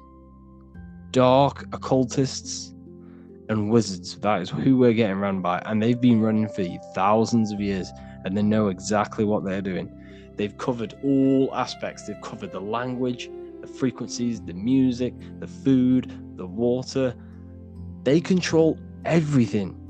In every aspect of your life, they have some part in it. And it's all occult knowledge through magic. It's all magic. It's all a form of magic. Awake. Awake is an event where the family and friends of a deceased gather before the funeral. That's awake. Why are we talking? Why is the word funeral? Why is death associated with being awake? See how they are planting subconscious messages in you. They want you to feel death. They want you to be the low vibration. And it's the same with mourning. Mourning is an expression of sorrow for someone's death. They're always associating death because these people they're running a death cult. It's a death cult. It's a satanic cult. A job is Hebrew for prosecution. Soldier is a soul dyer. If you go into the army, you're a soul dyer, that they just use your soul to die. And then you just wasted your time in physical incarnation. Because you never die. You will never ever die. Ever. You're eternal. You never ever die. This body is just a suit. So you're a soul dyer if you go in the soul, if you're a soldier. S-O-L means soul or sun, because the sun is a soul. Music. So we say music. See, M-E-U-sick. Music. See how it's me, you, sick? Music. Me, you, sick, because music is frequency, and frequency penetrates your body without your consent. The music we listen to today is making people sick, mentally, emotionally, and physically. What you hear, what you see, goes into the mind, it goes into the body and the spirit. It destroys you. It's hypnotism. Music is hypnotic. It's a form of hypnosis. When you listen to music and you can't think. You can't think. It makes your body move without you even being conscious of it. It's hypnosis. It makes you sick. The right music is good, don't get me wrong, but the music they use today is making you, me and you, sick. And that's another one. When we say things are sick, oh, that's really good. So we say sick. It's another spell that you're casting. You're calling yourself sick. Your subconscious mind doesn't know the difference. You're calling yourself sick, ill. Spellcasters will often use the word abracadabra when spellcasting. This is because the word abracadabra in magic means I create when I speak. Every word you say is molding your mind in some form of way. Not only is it molding your mind, you're casting frequency. You're producing frequency, light waves, sound waves into the ether around you. Okay? This is another good one. Look at the 5 vowels. A, E, I, O, U. They tell you to speak it in this order as well. They teach you this order, this exact order. A, E, I, O, U. IOU, subconscious spell on yourself without you even realizing it. It's a subliminal message that you will not realize, but your subconscious will pick up. We are taught to speak them in the specific arrangement because the last 3 letters have a double meaning. You were never taught how the history of money, how it works, and how to obtain it, because your role in this system is to remain a slave. So they teach you this, AEIOU, and they do that when you are very, very, very young, because since the age of 7, so from 0 to 7, that is when your subconscious mind is wide open. So when a baby, why do you think they pick up on everything you do? If you say one thing, the next day they're saying it. It's because their subconscious is wide open to programs. Why? Because they're trying to learn what this world is. So their subconscious mind is wide open, taking in everything that you do, everything you say, your body language, the way you handle yourself, the way you talk to other people. They're taking in every little thing you say and do and making that a program so they can understand this world and the people around them. And at the age of 7, that is when their programs are written for life, and they will basically go off them for the rest of their lives. This is why it's important to look after what you do in front of your children, not just what you say, your body language, the things you eat. They pick up on everything. They're trying to make a sense of the world. From the age of 0 to 7 in school, you learn this. IOU. It belittles you. You owe nothing. No one has right over you. This should not be real. There should be no government. We should not have. No one should be over you. Everyone is equal. Everyone is the I. Everyone is God manifested. So we don't owe anyone anything, but it's a spell in your subconscious. Signature. Sign your nature. Sig is sigil. A sigil is a magic. Is a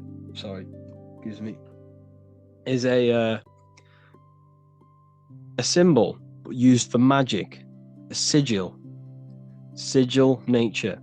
So your signature is your sigil. And when you sign that, it gives mental power over you. Once you have put your sigil into that paper, they now have mental power over you. It's magic. It's all a form of magic and brainwashing. Okay? When we say the word we're trying to use God to manifest that. Okay? Because the comes from theo in Greek, which means God.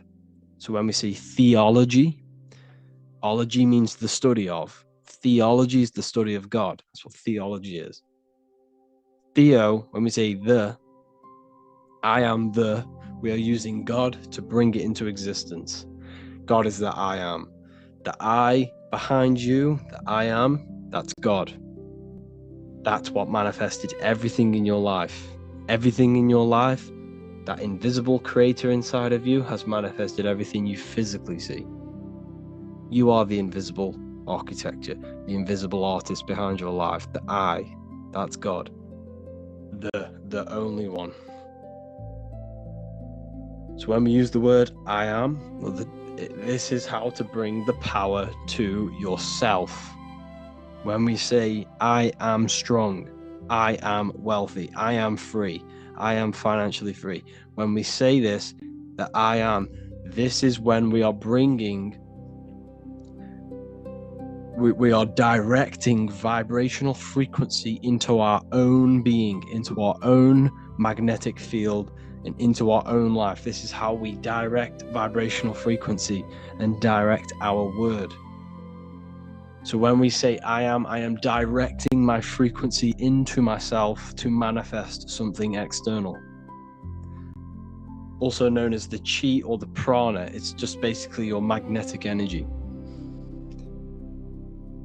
So speaking has the ability to change your genes and DNA expressions. When we listen to affirmations over and over and say them over and over for a long period of time, your genes will change. And your genes are a code for your external world, pretty much. Anything that is written in your genes will manifest into your external world. Okay? All of this is just done by your intentions, thoughts, and what you say. And if you think this is a conspiracy theory was a term invented by the CIA to discredit, confuse, ridicule, and disqualify any alternative information that contradicted the mainstream narrative. That's what a conspiracy theory was. It was created by the CIA for any belief that went against their mainstream narrative. Hollywood, the biggest spell-casting scheme, cult in the world. Hollywood. I'm going to make a whole lecture on this. Hollywood is holy wood, which comes from a holly tree, which the ancient Phoenicians and magicians used to take the holy wood. It was called holy wood because it was the best wood to make wands out of and cast spells. That's why they get their name. And what is the films? All the films, all the music that comes out of Hollywood, it's all a form of magic, subconscious spells to fill your mind with ideology, fill your mind with this narrative. That's what they're doing through the movies and the music. Anyways, I hope you like this lecture. Thank you all for joining the Real University. I hope you're all learning a lot here. And looking forward to making some more awareness for you and more knowledge. Have an amazing day, people. Lesson 12, sigil magic. So what are sigils? Sigil is a symbol, same thing. And it represents something corresponding with your mind. So, for example, without you even seeing the letters, this shape corresponds with something within your mind that associates with that shape that you see. So the symbol for Nike, everyone knows it's Nike, even without it saying Nike. It's because this symbol has been associated with something that our minds recognize. So symbols speak to our mind and subconscious mind. Okay, and within us and around us are the other planes: astral, mental, and etheric, and physical. So this symbol, right, the Nike symbol, carries energy. Why does it carry energy? It's because all of the collective minds that have seen this symbol have a collective thought and associations within their minds that associate beliefs with this symbol. So another way to see this is this symbol is speaking to you energetically and metaphorically to your right hemisphere and your mind. So the collective minds, this is very hard for me to express and teach this because we're talking about something metaphysical within the mind. There's not many words, it's hard to describe. So a symbol carries mental energy. Mental belief, mental awareness is energy. So all of the collective minds have a belief about this symbol. They know what this symbol represents in their minds, and this carries energy. So if you go and wear this symbol, you are associating yourself with the energy. You are carrying that energy.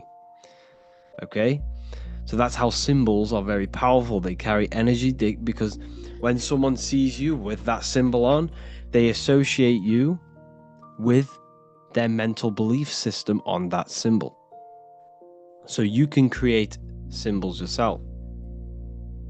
What you have to do is create a sigil, something simple, easy to remember. Okay, you got to make sure it's very easy to remember because you're going to have to imagine this symbol as well.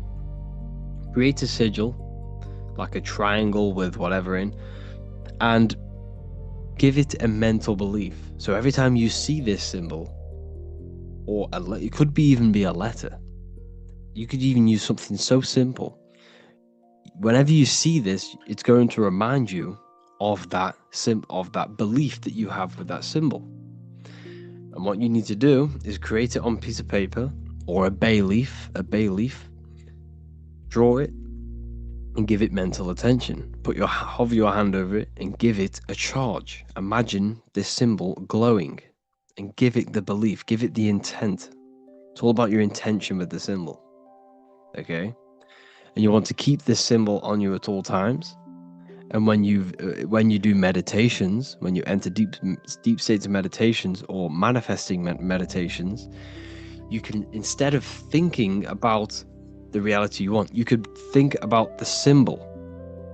This is a very good way to visualize. If you're not very good at visualizing a full reality of yourself in a world somewhere else with whatever you want or whatever you want to manifest, if you can't imagine in detail, this is a good practice. Imagining a symbol and holding your mental energy, your mental awareness and attention on that symbol. And you are associating mental energy with that symbol. And it will become bigger and stronger and stronger. And it will impress your subconscious mind. You want to give this symbol emotional energy as well. And then what you could also do with this symbol, or words, you can even use words. I am, I achieved, I have, underneath water, because water holds memory. Because when you speak to plants, which take in water, if you say love to one plant and hate to the other, the love plant will grow bigger and the hate plant will die off. It's because it's all to do with frequency.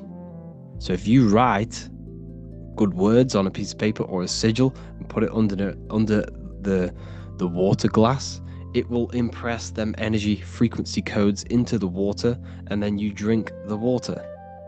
And this is all helping and contributing towards getting you towards that frequency of what you want. Giving that energy. It's all about filling your mind with that what you want to manifest. You have to find a way to fill your mind as much as possible with what you have, what you want to have. It's about tricking the mind, about something you already have. So you can do this with the sigils. You can do this with, prayer, meditation, all of these different things. You want to employ them into your life. Every time you drink water, you want to impress them, speak into the water, make the water vibrate on the frequency that you want, and then drink it. Okay, this is very important. You have to find every single way to get yourself to that frequency by filling your mind with what you already have, what you want to manifest, by believing in your mind you already have it, and filling your spirit with that energy. By giving your electromagnetic field that frequency, you becoming that frequency. It's all about maintaining that frequency and that mindset, and it will reflect into your external world.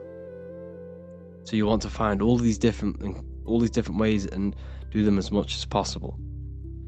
So to go over that again, create a sigil, just draw it, give it mental attention, mental energy. You can visualize it in meditation, or you can put it under water. Keep it on you at all times, and whenever you see that symbol, think about what you have, what you want, and this will all contribute towards manifesting. Hello, welcome to lesson number 1 of Manifestation Mastery 2.0. So the first lesson we're going to be getting into is the 7 universal laws. You need to obey these laws and operate your life within these laws so that you can maximize your manifestation. Now, what you need to realize is that you are manifesting at all times. You are manifesting now with what you are thinking, what you are doing. Everything is manifestation. But when you choose to do this consciously, you can get anything you want in your life. Think of it like this. When you're playing a video game, GTA for example, you level up your character. You are not the body, you're not the person in the game, you are the intelligence behind that body. You are this invisible intelligence which is a creating force. It manifests everything. You are a microcosm of God, a creator. You're a manifester. You can take non-physical thoughts and produce that into a physical world, material world. So this is the mindset you need to adapt. So the first universal law is the law of mentalism. Okay, mentalism, everything is mind. There is one substance in the universe, and that substance is mind. Me, you, are mind. We are the same substance. Yes, we are in a different physical form, a different physical body. However, the mind, the substance that makes your intelligence, is the exact same. The mind is the universe. Everything is the universe. Matter and mind are one. So, the mind is cause. You are not the mind, though. This is what you need to understand. You are the soul, which is the observer of the mind. You are the one listening to the mind. You are the one behind the mind. However, without the mind, nothing can exist. There's no understanding. There's no intelligence. The soul is the consciousness, the observer, the awakeness, the conscious. The mind is the intelligence of your consciousness, your awareness. So mind is cause. Mind is the one substance. Good and bad are the same thing. Now let me break this down. Good and bad are two opposing things, right? But it's the same. They're 2 degrees of the same substance. Now, what do I mean? Hot and cold are different degrees of the same substance, and that substance is mind, perception. Your perception is what is giving it a degree. Is it good or bad? But it's one. Everything is one. Everything is all mind. Mind is the only substance in the universe. Okay? How to apply this principle? Discipline the mind. As we believe in our mind, so it be. We need to control our thoughts. We need to be mentally prepared, and mentally engaged, but not letting our emotions take over, because we are emotional as well as mental. The mind is the root cause of everything. Before you kick a football, a decision is made within your mind. Before you do anything, it's all in the mind first. The phone you have, the car that you have, is all designed. The buildings around you was all an image. It was all an imagination. It was a seed in someone's mind before they manifested it physically. So you need to use your mind properly by disciplining the mind. Disciplining the mind is the most powerful thing you can do in your life. Controlling your thoughts. Control where your attention goes, your mental attention. Where attention goes, energy flows. If you're controlling your life, controlling your mind, you're controlling your life, your physical life. Okay? So be aware of where you are. Be aware of your mental state and emotional state, and change it. You can change your mind. You are choosing to feel depressed. You are choosing to feel happy. You are choosing to entertain these thoughts within your mind. So the higher faculties of your mind. Imagination. Work on your imagination. If there's no screen in your mind, then you have no imagination. Every single one of you should have a clear screen in your mind where you can pull anything you want into that screen. If I say think of an apple, there should be an apple in your mind somewhere. This is imagination. You see, the mind operates on the highest planes of existence. The mind is not a physical thing. It's the thing controlling this physical form and manipulating this physical external world. Mind is the controlling substance. So imagination, work on your imagination, people. This will do this will have a great impact on your manifestation when we get into the exercises. You need imagination. You need it. You can't live without imagination. You can't manifest properly without it. So you can use your imagination, practice it every day, visualize things in your mind. Will. The will allows you to hold one idea on the screen of your mind. So this is where willpower comes in. How long can you hold this imaginational thought? How long can you hold this image on the screen in your mind? Will is a massive, massive tool, not just manifesting, not just doing all of this, in all aspects of life. You see, what I'm teaching is a lifestyle. This is not just, you can do this overnight. This is a lifestyle. You need to be doing this stuff every day, mentally progressing. When you mentally progress, you spiritually and physically progress. So you change your mind, you change your external world. So work on your willpower. Cut the dead food. Cut out all of the negativity and stick and have a strong willpower. And stick to your word. That is your will. Stick to your willpower. And like I say, practice imagination and do it for long periods of time. This will also help your willpower. Intuition. Intuition is the small voice inside your head that speaks your truth. It also gives you the ability to pick up on other people's thoughts and to read their energy. Intuition. The first thing when you walk into a room, you get an intuitive vibe. The vibe is a vibration of the atmosphere. Use your intuition to guide you in your life. Use your intuition to follow that path, because that intuition is taking you to the path that you're supposed to be on. Okay, so use your intuition. Memory.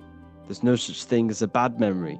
There are only weak and strong memories, like a muscle. You can develop your memory by phenomenal degree through exercise. Exercise your memory. Recall things. At the end of the day, go throughout your day backwards. So when you got into bed, go through everything you did in your day backwards. Remember what you did the whole day backwards. And this will create new neural pathways in your brain, and it will exercise memory. You need to work on all of these. Reason. Reason is another one.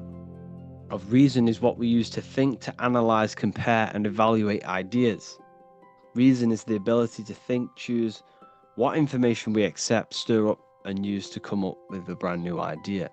What is the reason? What's the true reason behind what you want to manifest into your life? Is it coming from a place of negativity? Is it coming from a place of positivity? Is it coming from a good or evil place? You need to seek deep inside of you and truly ask why you want this in your life. Is it coming from something?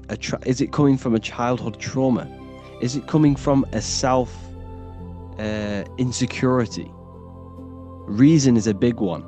You should only be manifesting things that are positive, that will have a positive impact on yourself and the people around you, and the consciousness and the collective consciousness, and to the earth. It should not be a selfish thing. Reason is a good one, because it's important. It's important because if you go and manifest something that came from negativity, it will only amplify that negative reason inside of you. Let's say you wanted to do something like you wanted to get rich, but it came from a negative place. Okay, it came from a negative place. The reason why you want it was very negative. You wanted to just flex on people and stuff like that, right? That will amplify. When you become successful, it will amplify that reason, and you will become pretty much an idiot. So make sure the reason's right. Perception. Your perception is your point of view. It controls what you become aware of in your environment and how you choose to see it. Your perception is your reality. You have to be aware that people's perceptions are all going to be different. You shouldn't let that affect your internal world. You need to come from a positive perception and a balanced perception. Everything is neutral. Everything is balance. You choose, your mind chooses whether it's positive or negative.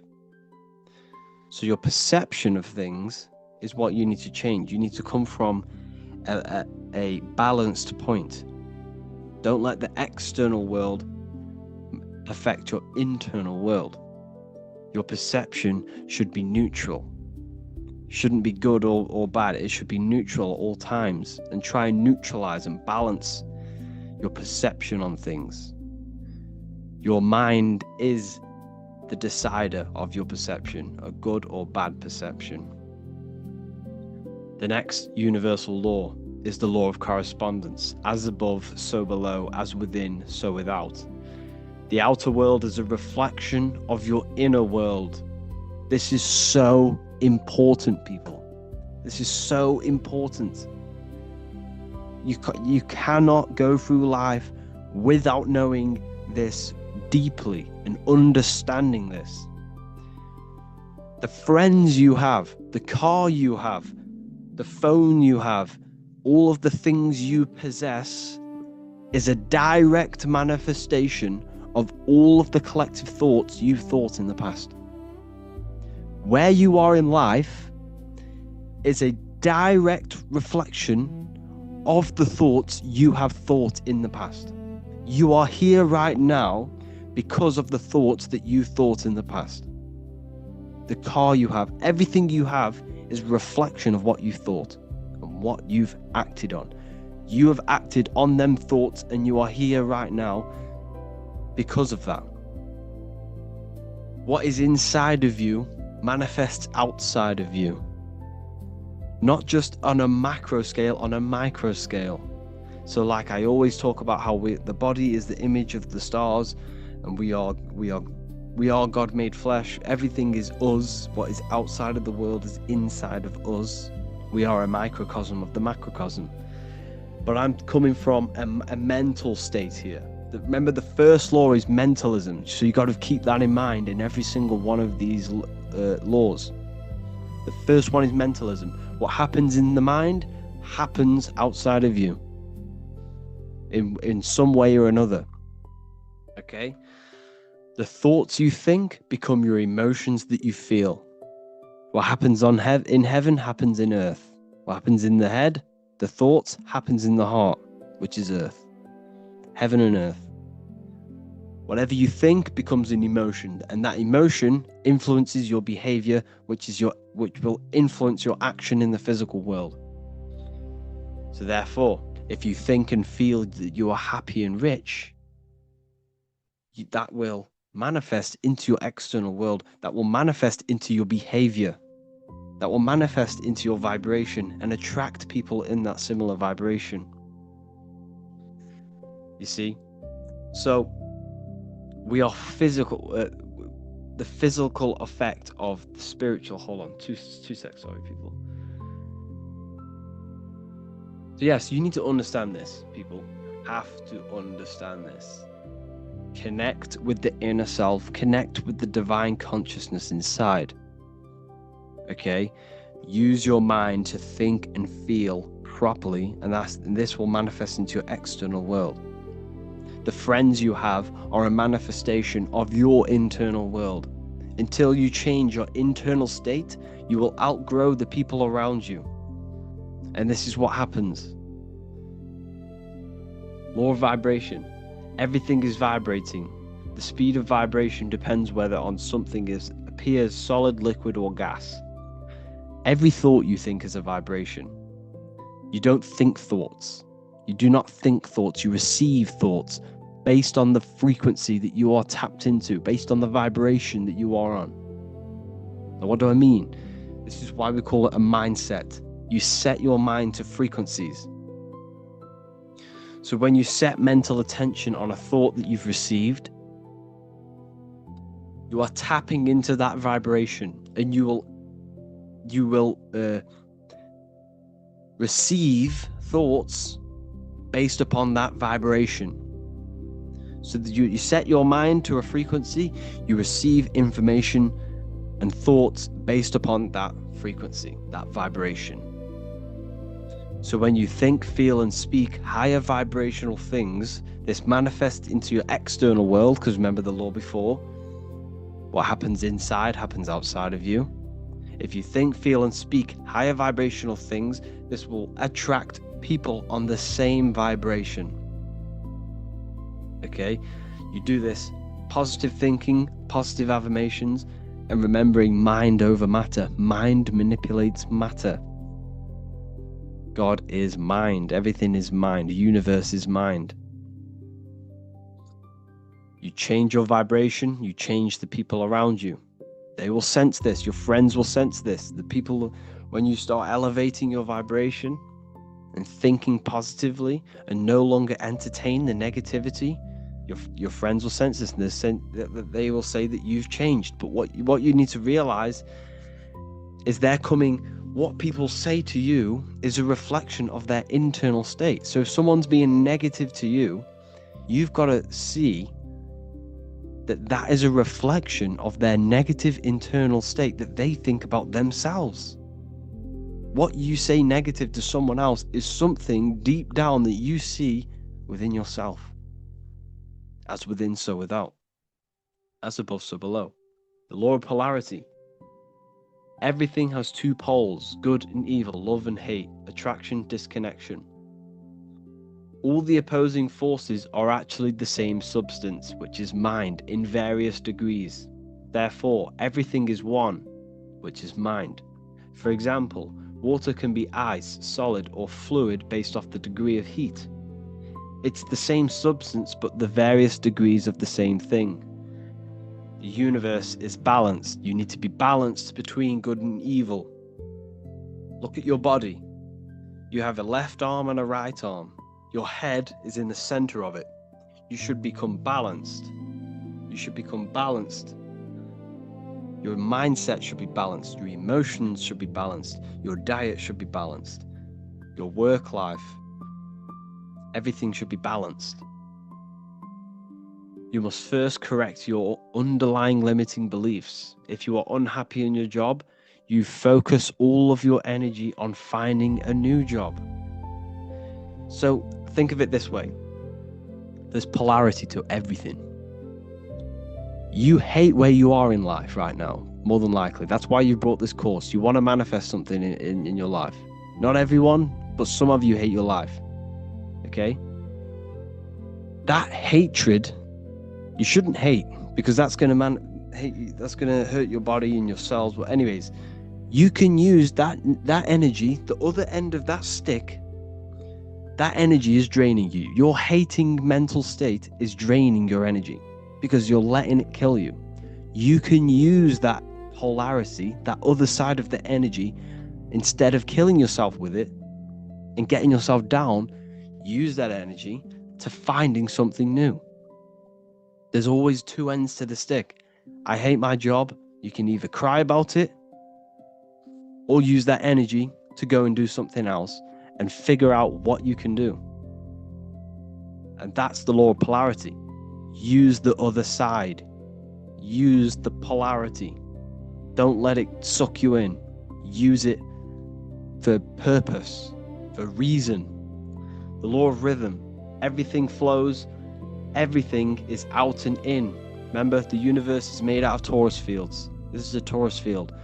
Comes out, back in, out and back in. This is a daily cycle. This is a yearly cycle. This is the cycle of the zodiac. It's the cycle of your life. You're out in the world, then you die from this world. You're out in this world, then you die from this world. Everything's a cycle. Everything's a rhythm. Everything has tides. All things rise and fall. Use the day and night cycle. Use the cycle. Create a cycle in your life. Don't let your life be chaotic. Don't be a feather in the wind. Create a purposeful cycle so that it works, so that you are progressing 1% every day towards this goal. Okay? Try not to get attached to outcomes, but work towards a mental state of neutrality or indifference. The key is non-attachment, positive thinking patterns. I need to get this out of the way. You hate your life. Okay. You hate your life. Hold on, my microphone's just changed. Okay, it doesn't matter. What you're experiencing now in life is a mental state. Think about this for a second. Everything is mind. You think, right, the job that you're in now, for example, you hate your job. You work at somewhere bad, you know, you're working in a gas station, or, you know, you hate it. You are suffering the mental state that you're in, not the actual job. You don't like the mental state that you're in. It's not the physical job. You're suffering the mind's reaction of what you're doing. Therefore, you desire a life where you do not feel this way. So what's that mean? What you really want is a altered mind state where you are not suffering mentally and emotionally. Therefore, use your mind. What you really, really want, deep down, is a mindset. You want a life where you're not suffering this mindset. So therefore, if you change this mind of yours, you change the emotional state. So when you do your bad job, or when you're there, change the mindset. Change it as if you love and you experience blissfulness and you experience amazingness. And this will manifest into your life. When you go home, think and feel the reality that you want. Think and feel the reality that you want. Create a cycle. I've gone a bit off guard there. But what you really want is a mindset. This is what you need to understand. Everything is mind. Okay? If you had the mindset properly, you'd actually stay in that job. But it's the mindset that you hate, that you're suffering from. Cause and effect. Every cause has an effect. The physical world is the effect world. What you see and experience is an effect of mind. The root cause is the mind. The building you're in, the microphone I'm speaking into, is the effect of someone's mind. Therefore, use this properly. When you push a domino, it will push all more. Every little choice you make has a massive impact on the rest of your life. Every decision you decide has the biggest impact ever. It has a domino effect on your whole life and the people around you. So if you see someone, let's say you want to get financially free, you see someone, you make a little comment, nice car, nice shoes. That could spark a conversation where you speak to him and he changes your life. Speak to people. Go to the gym. You know, conversate with people. If you want to become the best, you want to own a restaurant, go and work at a restaurant and learn how it works. Use the law of cause and effect. Speak to people. This is the most important thing. Speak to people and use the law of effect. Do the action. You can't just sit around visualizing all day, or else nothing will happen. You have to use the law of cause and effect. Every cause creates the effect. Take action on your thoughts, on these thoughts that are based on reaching your goal. The law of gender. Everything is masculine and feminine. How to apply? We can use the law of gender by balancing the spiritual higher self and the physical lower self, or ego. It is important to not let the ego get out of control, because when the ego becomes out of control, you're coming from a place of physicality. You're seeking physical pleasure. You need to come from a place of internal. You need to come from the internal. Don't let this external world run your life.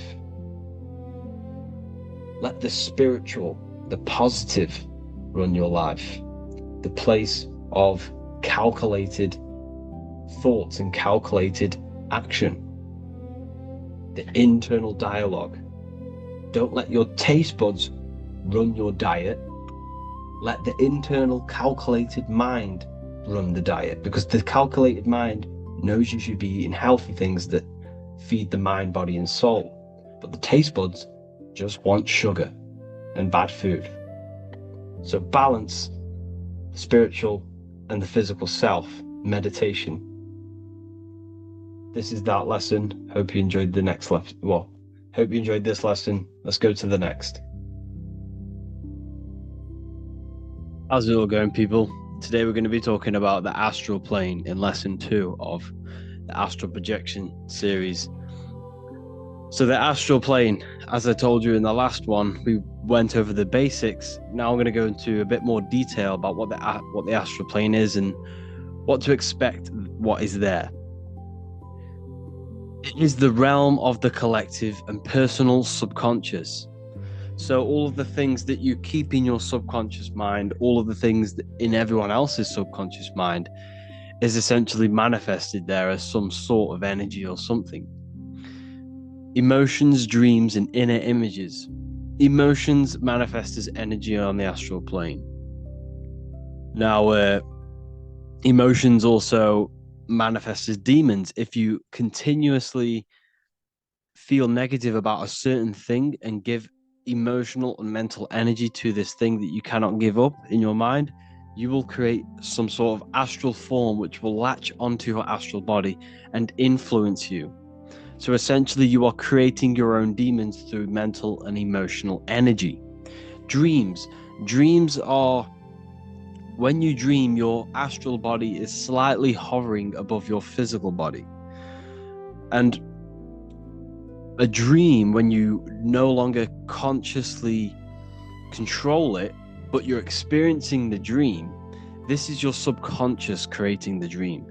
So your dreams are created from your subconscious if you are not controlling them.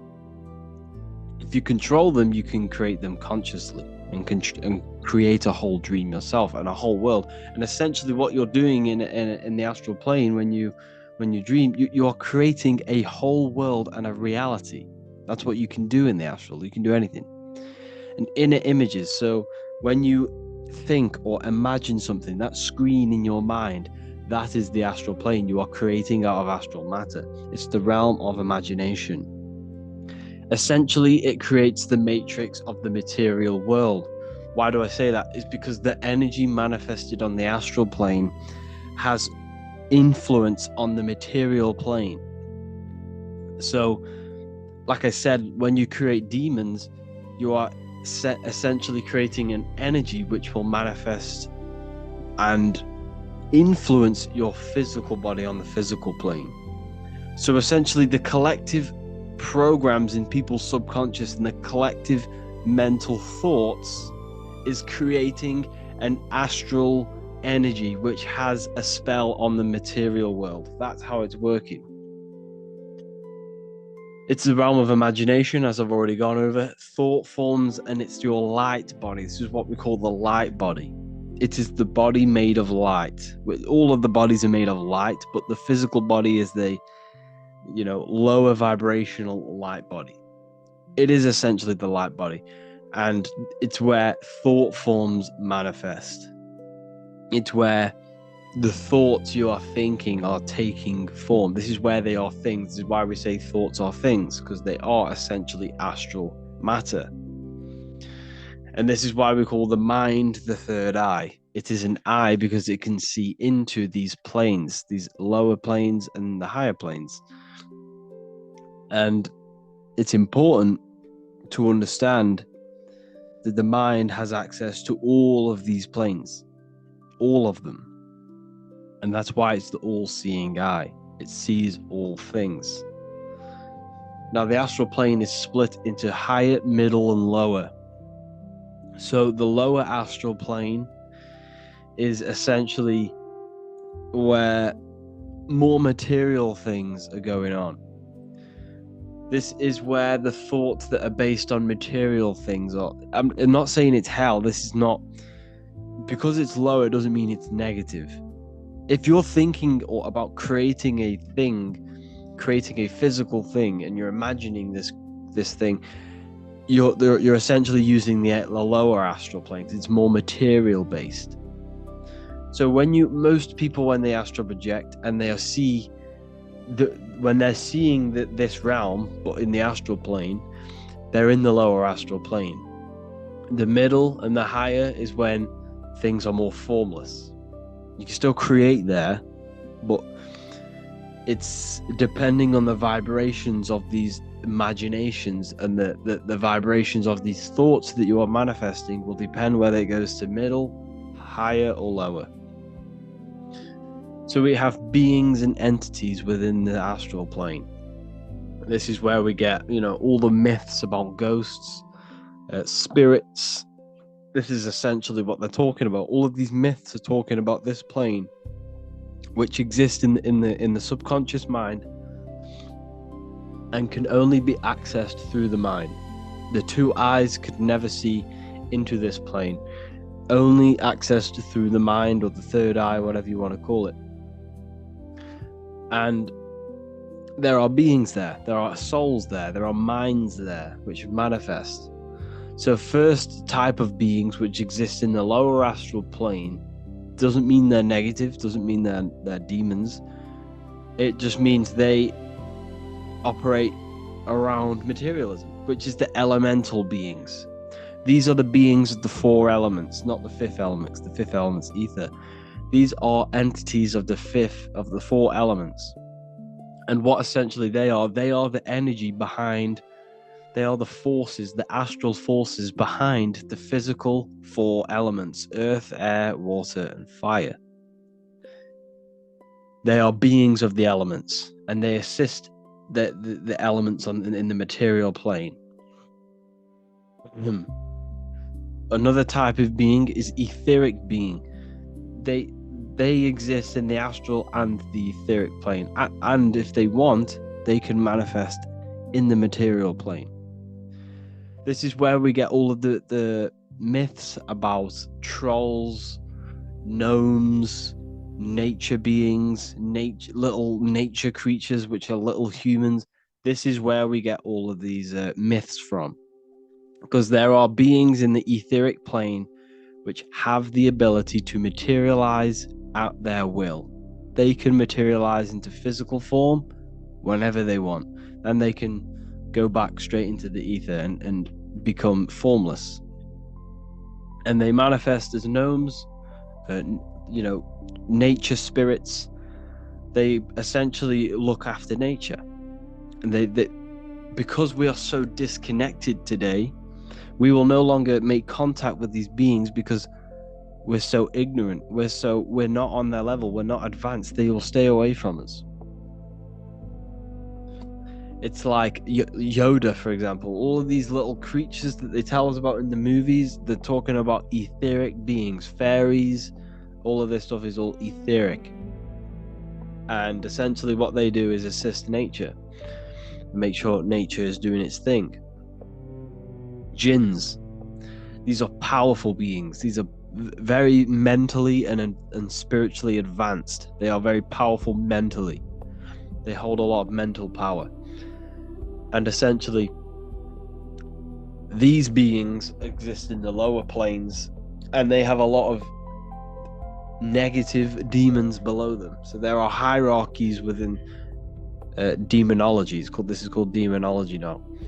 And they can, like any astral form, can manifest as anything as they think. Whatever they think, they can appear as. So as you see here, you've got, the head of a human and a cat and a toad and spider legs. Whatever they want to manifest as, they will manifest. This is why we see the goat head all the time in the music industry, or the goat. Just remember, it's basically symbology for these demons within the astral plane, these powerful beings. And yes, you can summon these through magic. You can summon them. by figuring out their true names and calling them and doing these magic rituals, you basically what you call them in your mind's eye, and they can appear in front of you, and you can ask them to do things. This is all, black magic. So essentially, this is what jinns are. They're very powerful, very, very powerful beings.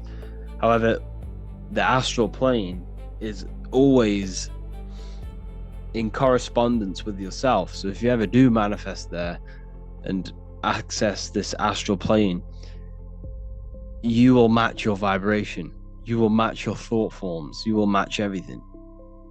Whatever vibration you're vibrating at, you go into the astral plane, you will see and meet these vibrations. This is why you'll never ever encounter a very, very advanced spiritual or mental being. You'll never encounter them because you are simply not vibrating on their frequency. So this is why you'll never meet. You will meet whatever your vibration is. So another type of being is just normal spirits.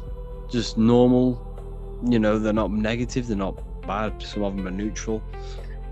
And they will manifest as anything as they want. They will create, linger around you, whatever. These are the types of beings. Then you have thought forms. You just basically have thought forms which are just manifested there. Collective thought forms, or they could be your thought forms. They're just basically mental programs. So every single program, every human believes is essentially an energy or astral entity. So, Jesus. Everyone believes in Jesus and gives this Jesus mental and emotional energy. That is a being on the astral plane. That's how it works. So another one is just a subconscious aspect of self. You might see a demon, but it could just be a subconscious aspect of yourself. It could just be a negative thought form which you have not let go for years and constantly fed into a mental thought loop. This is what I mean by demons. Like, you literally can create your own demons through thought loops and giving mental energy and mental and emotional energy to things. So in dreams, for example, if Jesus appears to you, if you believe Jesus your whole life, you believe he's true, and in your dream Jesus appears to you, Jesus comes to you, and you come out of that dream thinking, oh, I've just met Jesus. It wasn't Jesus. It was an aspect of yourself. It was a belief that you have deeply rooted within your subconscious, coming to yourself and manifesting as something and coming to you. It's yourself meeting yourself. A lot of the things in the astral plane is yourself. That's what we need to understand. Lesson 4, astral projection. This is a very important one. This is the one we've all been waiting for. The astral plane is a reflection of your vibration, as I mentioned before. Frequency matches. Everything you think of, the thoughts that you tap into, the emotions that you feel, your overall vibration is what you match. If you are going into the astral plane and with negative thoughts, negative emotions, greed, hate, fear, you will see horrible entities which will probably torment you and probably make you scared, because that's what they're doing. You're matching frequencies. That's why we call it a mindset. You're setting your mind to frequencies. What frequency are you setting your mind to? What are you tapping into? So essentially, we need to raise our vibration before we astral project. And the easiest way to, raise your vibration in your mental and emotional state is turning off the mind. Every day we need to turn off the mind, meditate, turn off the mind, and then after we turn off the mind, we need to be thinking, feeling, and saying positive things. Never say anything negative, ever. What's the point? There's no point in saying anything negative. It will only come back to you, and it will only program your mind to be negative. Always stay positive, no matter what situation. There's a duality, there's a good and a bad for every situation. There is no bad. Yes, there's bad, don't get me wrong, but don't focus on that. Focus on the good of every situation. You know, there's always an advantage to what's happening to you. So that we need to raise our vibration before we astral project, or else you're gonna see some horrible things. Mental health, like I just said, mental health is very, very, very important before we astral project. And essentially, if you have very, very bad, anxiety, or what's another one? Something that you're not letting go of in your mind and emotionally. Like I said before, your mind produces demons in the astral plane if you are giving mental energy to something for long periods of time. So if you have a very, you haven't forgiven yourself for something you did and it really gets you down and depressed, that will come to you. You will see that. Okay. So what you need to do is address that beforehand. Before I'll make another video on that, on how to release trauma and release, all these negative things in your mind. But yeah, we need to do that before you astral project. Emotions. Fear is a bondage. Fear is a bondage to your physical material body. You cannot leave your body in fear. This is why everything they do, the news, the things they put online, the things the algorithm shows you, is all fear-based. It's to keep your consciousness operating out of that lower root etheric center, because that is essentially binding and keeping your mind stuck in third dimensional awareness. Fear is a bondage. When Jesus is walking on water, which is just walking on top of the ether, astral projecting, and he's telling Peter how to walk on water, how to leave his body, what does Peter do? He fears. He starts to be scared. And what does he do? He falls back into the water, which is the body. He falls back into the ether, to the physical plane. That's what it's about. It's talking about walking on top of your emotions, emotional control. We'll make another video on that as well. Fear is a bondage. Remove all fear. It's an illusion. You don't need to fear. You will never, ever, ever die. You are an eternal being. You will never, ever die. So do not fear death. Do not fear anything. Okay? So astral projection is using the mind to project your consciousness into the astral plane. Everything exists in the mind. All worlds are within the mind. Every dimension is in the mind. All of the products, all of the planes, like I just said, the etheric, astral, physical, they all exist in the mind. This world you're in right now, the material plane, exists in your mind. It's all within yourself. It's a dream, essentially. And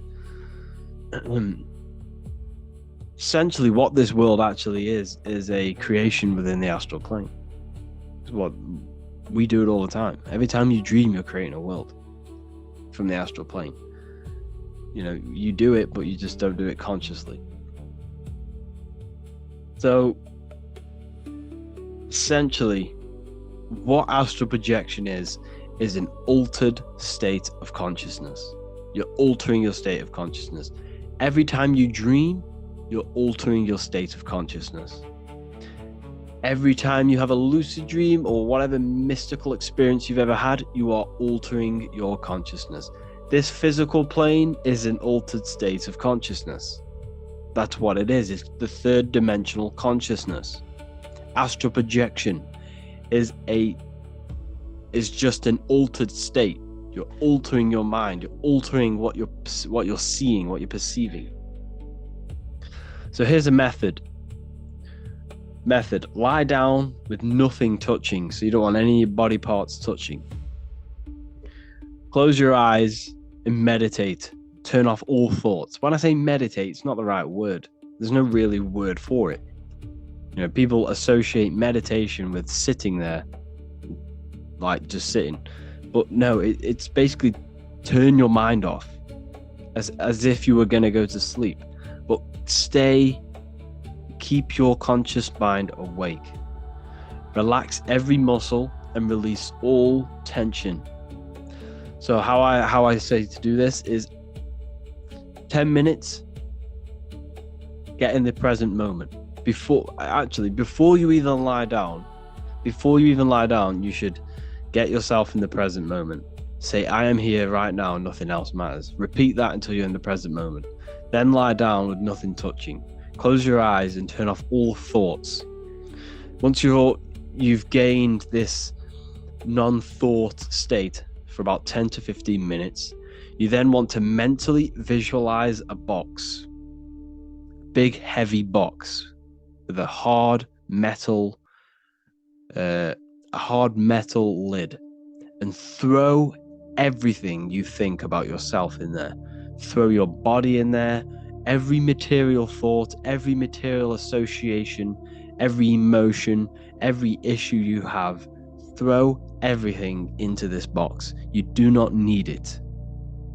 And if you don't, you will not astral project successfully.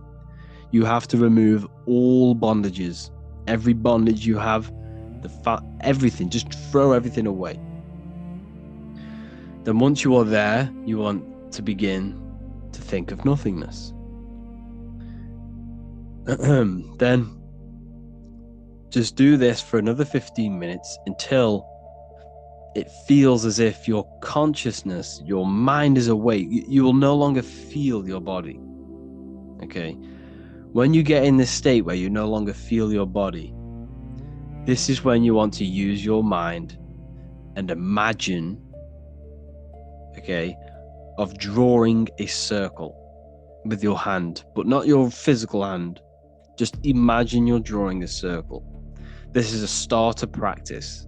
You cannot go straight into the astral plane. You will not do it. You have to train your imagination. So draw a blue circle and keep drawing stuff. And if you do that pretty successfully, start drawing something more complex, like a star or whatever. Train your imagination, because when you do this, you're creating focus, and you need to focus in the astral plane. Okay.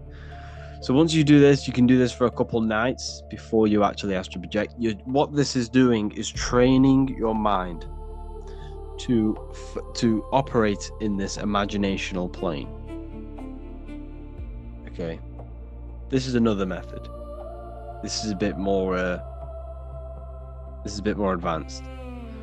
Like I said, get in the present moment, lie down with nothing touching, like the same process as before. Close the eyes and meditate and turn off all thoughts. Then visualize the mental box and throw in everything you think about yourself into the box and close it. Then turn away from the box. Once you are relaxed, and once your mind, and you no longer feel your body, your mind is your consciousness, you're just pure consciousness, not the body. Use your imagination to imagine yourself pulling a rope that is in the sky, and that you are leaving your physical body. Image pulling yourself up a rope or climbing the rope. You have to do this mentally. You have to understand that these planes are all mental. Just like how you move your physical body around, you're moving your physical body around because your mind is telling it to do so. It's slightly different within these astral planes. You're still using your mind, but because you haven't activated this body, there's not much of a connection between your mind and your astral body. So imagine pulling this rope. Imagine your hands pulling up this rope out of your body. And once you are there, you might leave your body. You'll feel like you will no longer feel your physical form. You might not see much, because your mind's eye has not been trained to see in this astral plane. You might not see much. It might appear white. You might see colors. A good indication that you're essentially ascending into the astral plane, or you've altered your consciousness, you will see just colors moving weirdly, like patterns, colors. You'll see all sorts of things. Okay. So that's a good indication. Okay, here's another method. Like I said, same process as before, but just a different ending. So get yourself in the present moment for 10 minutes. I'm here right now. Nothing else matters. Then lie down with nothing touching. Close eyes and meditate and turn off all thoughts. Place everything into the box once you have gained this. Once you're in that sort of meditative state, put everything in the box. Release all tension, all emotions, all problems, put into the box and turn away from it. Imagine that. Once you are relaxed, you want to do this all again. Get into that meditative state until you no longer feel your body. Until it's just the pure mind, the pure consciousness. No thoughts, just pure consciousness. Focus your attention on the middle of the brain, the place of the consciousness. And shake mentally. Do not shake your physical body, but shake mentally until your soul or your light body leaves the body. Shake with all of your willpower. So essentially what you're trying to do here is shake your mind out of, or this astral body out of the physical body. And just shake with all of your mental willpower until you are fully out of the body. Like I said, you will see these strange colors, or you might even feel a tingling sensation. A tingling sensation. That's your energy body, it's your etheric body. And another one, what was I going to say then? My mind's just gone blank. Yeah, so essentially when you are in this plane, like I said before, you will not see much. You have to train your eye, your mind. It's all based on imagination. Whatever you think, you manifest there. You can create anything you want in these planes. Anything you want. But make sure you are doing things in harmony with others, yourself, and be careful, because the things that you are doing there will have an effect on your material life. What happens above happens below. So if an entity asks you what you are doing, they will ask you mentally. If you do encounter any beings, never tell them you're astral projecting. Because when you do tell them you're astral projecting, they might follow you back into your body. You will see other people astral projecting, you'll see beings, you'll see other things. Just be careful. Don't look into mirrors, because you might get lost. And don't do anything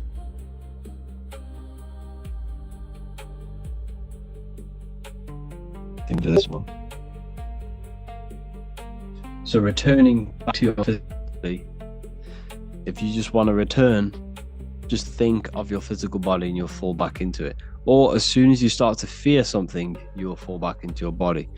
But essentially what it feels like is when you leave the body, that was what I was going to say when my mind went blank. Before you leave the body, your heart might be racing. When your heart is starting to race, you're starting to fear. Okay, because you've installed a fear of death, because it does kind of feel like death. Well, that I can imagine. But your heart will start to feel, beating really quick. And if it does do that, just calm yourself down and try it again. And if you want to return back to your body, just think about returning back to your body and you'll be there at the click of a finger. Lesson 3, the etheric plane. This plane is a very subtle plane. It is the base of all physical matter. It is the spirit of the world, what the ancients called. It connects the physical plane to the astral spiritual plane. So essentially this ethereal life force spirit, this this field of an ever-present energy is what gives life to the whole of the world. The material plane is fed from this ethereal plane. It is the ethereal plane which gives life to everything. And it's the base of all physical matter. So it is a part of the physical plane. It is the most subtle and fine aspect of the material plane. So, in other words, it is like the last degree of something that can be considered physical. It is very subtle, and it cannot be seen by the two eyes.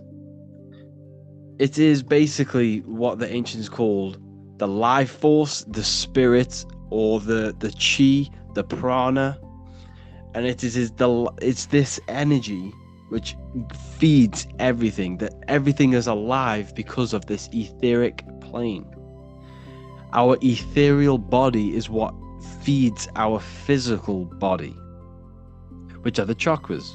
The chakras are etheric centers that give life to the physical body.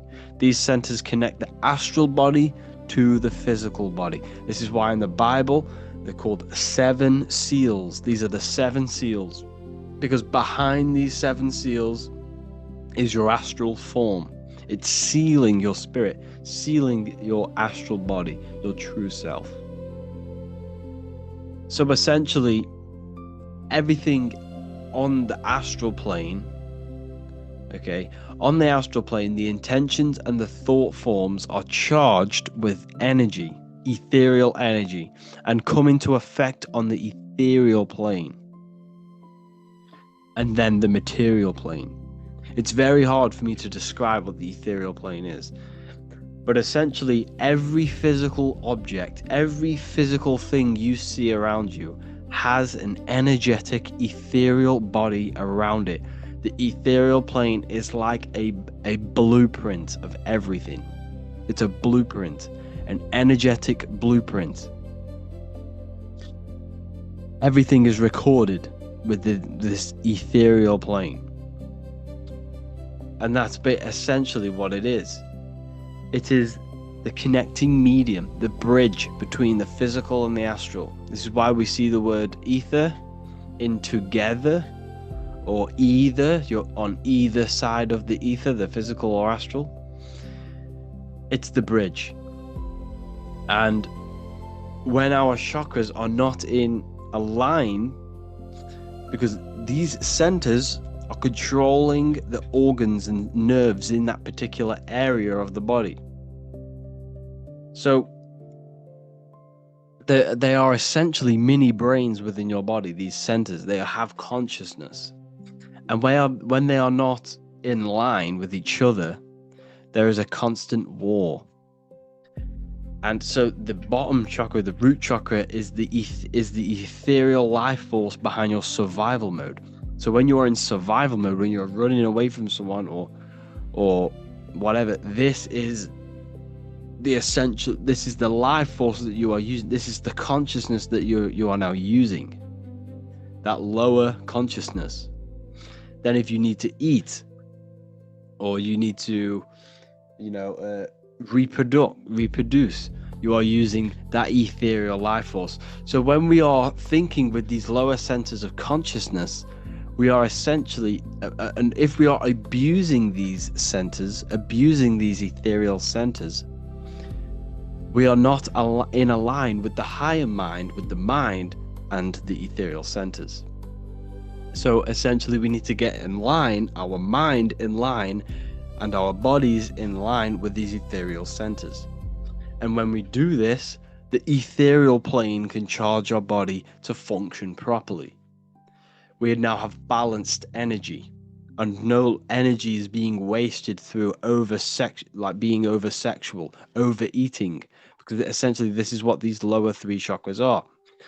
And what we need to do is raise our consciousness outside of these centers and balance them and use them in balance, in harmony, and no longer abuse them. So yeah, that's what the ethereal plane is, people. And when you see that eye in the triangle, the eye, the all-seeing eye in a triangle. The triangle means the ethereal plane. The eye is the consciousness of the mind. Eye in the triangle represents the eye looking through the ether into the material plane, or vice versa. It could be in the material plane looking through the ether into the astral. So that's what the all-seeing eye is. How's it going, people? Today we're going to be talking about the different planes of existence that exist within yourself and outside of yourself. So essentially different bodies that you exist in. You have a different body in each one of these dimensions. We call them the planes of existence, or the layers to reality. They are basically layers. There are layers to reality, and we must understand this before you can understand on going further into practices like, astral projection and stuff like that. So essentially, everything begins from the highest source of light. It's basically a projection of light. So imagine this is the highest plane, then it falls down into the lower planes. Essentially, that's what it kind of like is. So we have a fourfold nature. We are mental, astral, etheric, and physical beings. We are not just a physical being. This physical body is part of the physical realm, or layer to reality. There are higher levels to reality, which are these. Essentially, people only think, which is the mental plane, that they are the physical body, but the physical body is just the lowest plane of existence. Our minds do not exist in the physical realm. It operates in a higher dimension. So we have the spiritual realm, which is not actually considered a realm or a layer of reality, because this is the void, this is nothingness. Then out of the nothingness turns into infinite potential, which is the realm of the mind. The mind has infinite potential. It can think anything, and anything is true within the mind. And that's the realm of the mind. It's the first dimension where things start to become possible in the universe. So essentially, the universe is your mind. And that's what the universe is. It's all mental. It's one giant mind. Then we have the astral. This is where the mind manifests into some sort of form. So like imagination. So the mental plane is the thought, the astral plane is the imagination, the etheric plane is the energy, the physical plane is the physical manifestation. So the mental plane is the highest plane, essentially. And this is where infinite potential is, like I just said, and it's shared with the collective consciousness. We all share this mental realm of thought. So we do not think thoughts, we receive thoughts based off this mental plane. So our mind is not in our brain. Our brain is not our mind. They're two completely separate planes. The brain is a part of the physical realm. But this mind is essentially a spiritual, invisible force or power which we can use and utilize to bring things into manifestation occurring in the physical realm. So it's the plane of thoughts and information and form. It's pretty much formless. Thoughts are very subtle things. They're not physical. The astral plane, this is the realm of imagination. This is where the thoughts from the mental plane start to manifest into into some sort of form, like a imagination. Your imagination is a realm. It's a realm. So when you visibly think of an apple, the thought is in the mental plane. The inner vision is the astral plane. And essentially we are creating out of astral matter when we when we imagine something out of astral matter. And we are using the mind to do so. It's basically where thought forms start to manifest. And this is where the light starts to come together to create, some sort of lucid forms. It's the realm of our imagination. It exists within our subconscious mind. So our subconscious mind is connected to all of these different planes, these layers to reality. Then you have the etheric plane. This is the plane that is connected to the spiritual realm, the astral, and the realm of the physical. That's what it essentially is. And it's connected. It's connecting these two planes together. It acts as a connecting medium. It's the realm of where magnetism takes place, where plasma and energy and frequency takes place. This is the realm of energy, so in simple words. It's a physical and spiritual, what's the word for it? It's a physical and spiritual element. It's very subtly physical, but it's very subtly spiritual, or astral, another word for spiritual. That's why we see it in the word either, because you're on either side, the spiritual, physical, or together, because you're joining the two worlds together, together. The physical plane, this is the plane of materialism. This is also called the material plane. This is where physical manifestation takes place. From the mental plane, or the mind of God, manifests down, and this is the world of effect and outcomes. So this is the plane where all of the universe takes place in this realm. It manifests physically in this realm. Everything you see is already manifested in this plane. It's already there. It's the realm of effect. Everything in the physical plane is an effect of the mental plane. It all begun in the mental plane. Just like the things you see around you, your phone, your laptop, whatever you're looking at, that was an idea within the mental plane of someone's mind. And then they manifested it physically. So essentially, this world is the world of effect. Everything in this world is a product of your mind in the mental plane. It's the densest plane. It's very low vibration. So it's personified as hell. The physical plane is personified as hell. Because it is essentially hell. It's the physical plane. So I forgot to mention that the lower you go, the more lucid. I think I have a slide on this actually. The lower you go, the more physical and gross and dense it becomes. The higher you go, the more lucid and formless and spiritual it becomes. This is where we get the saying of, as above, so below. What happens above, happens below. Happens in the mind, happens in the astral, happens in the etheric, happens in the physical. Essentially, every plane is affecting every plane.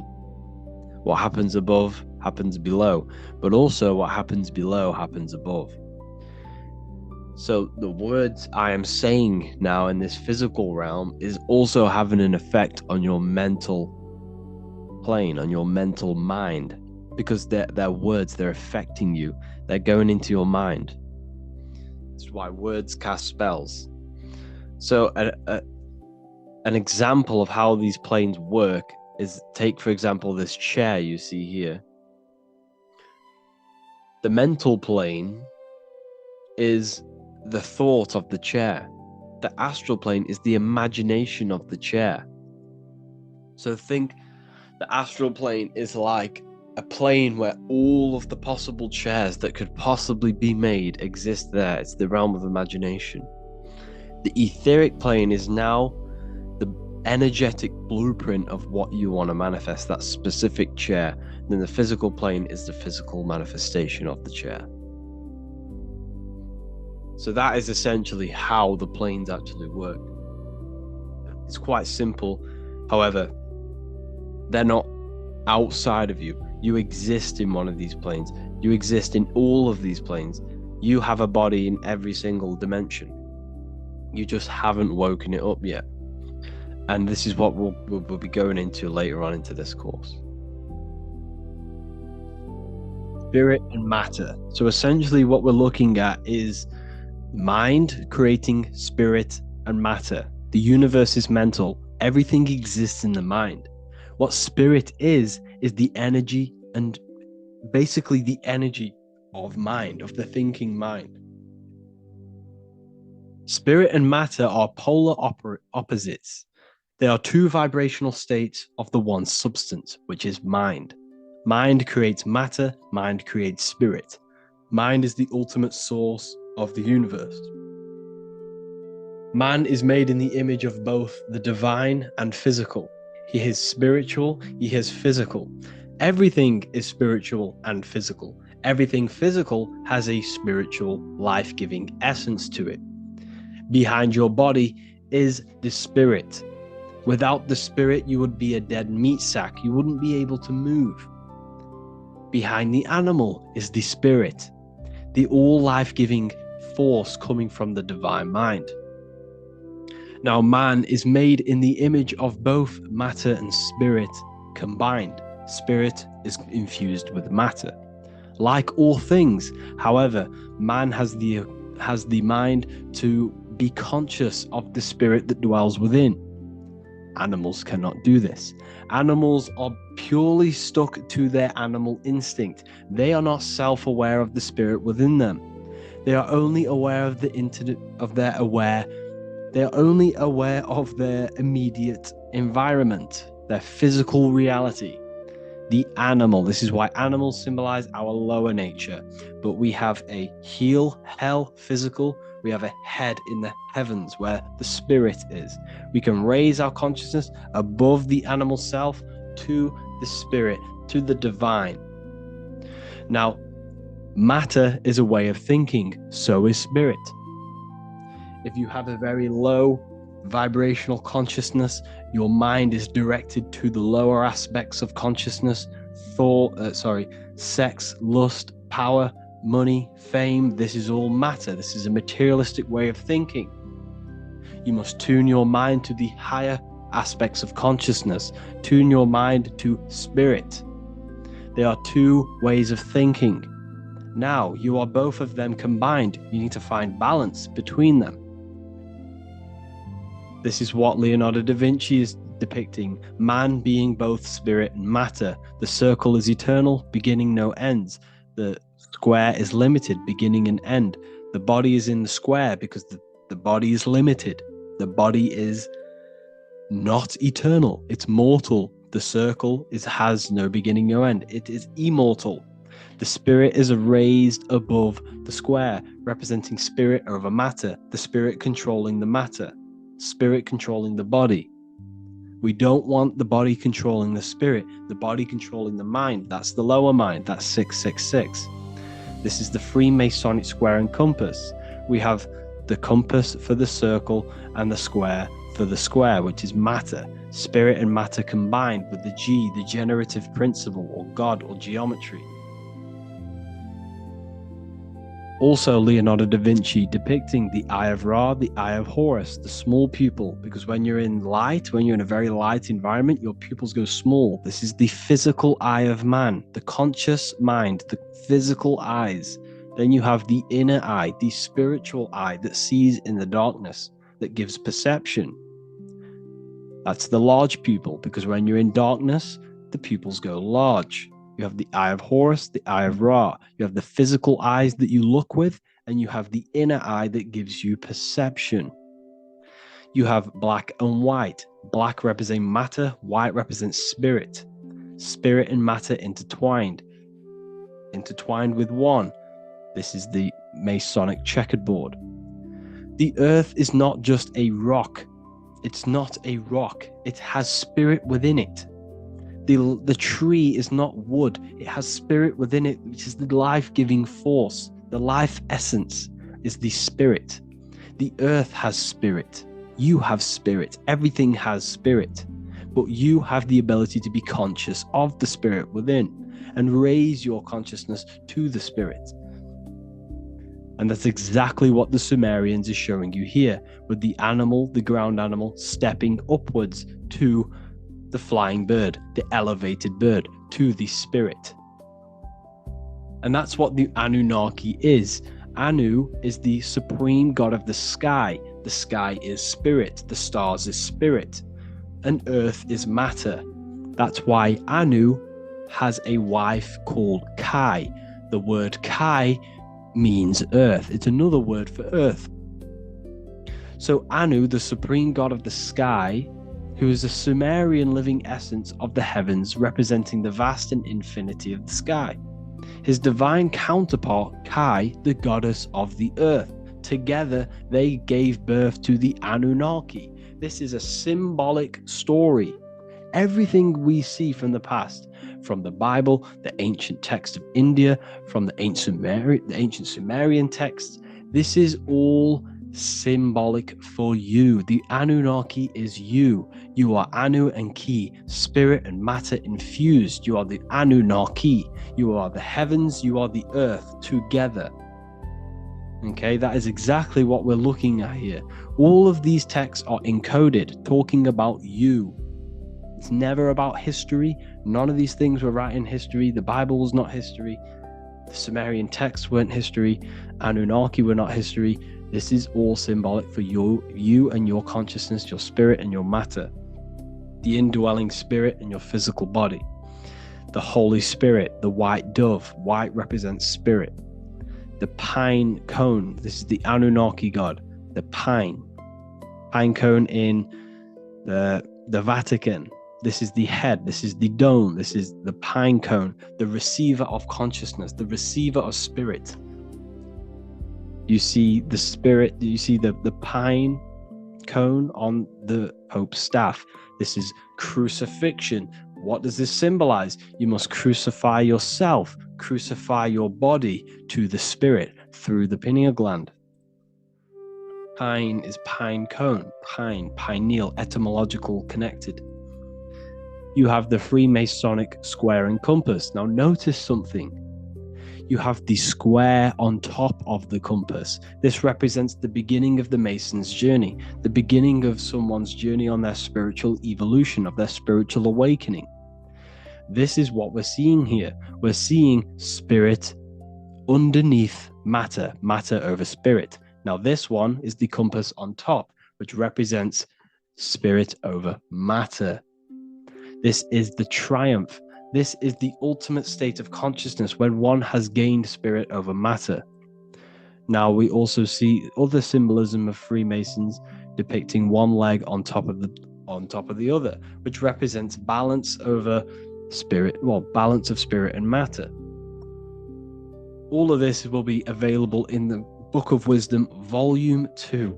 This book is the next revolution of human consciousness. I cannot explain the amount of hours and work and research that has gone into this masterpiece.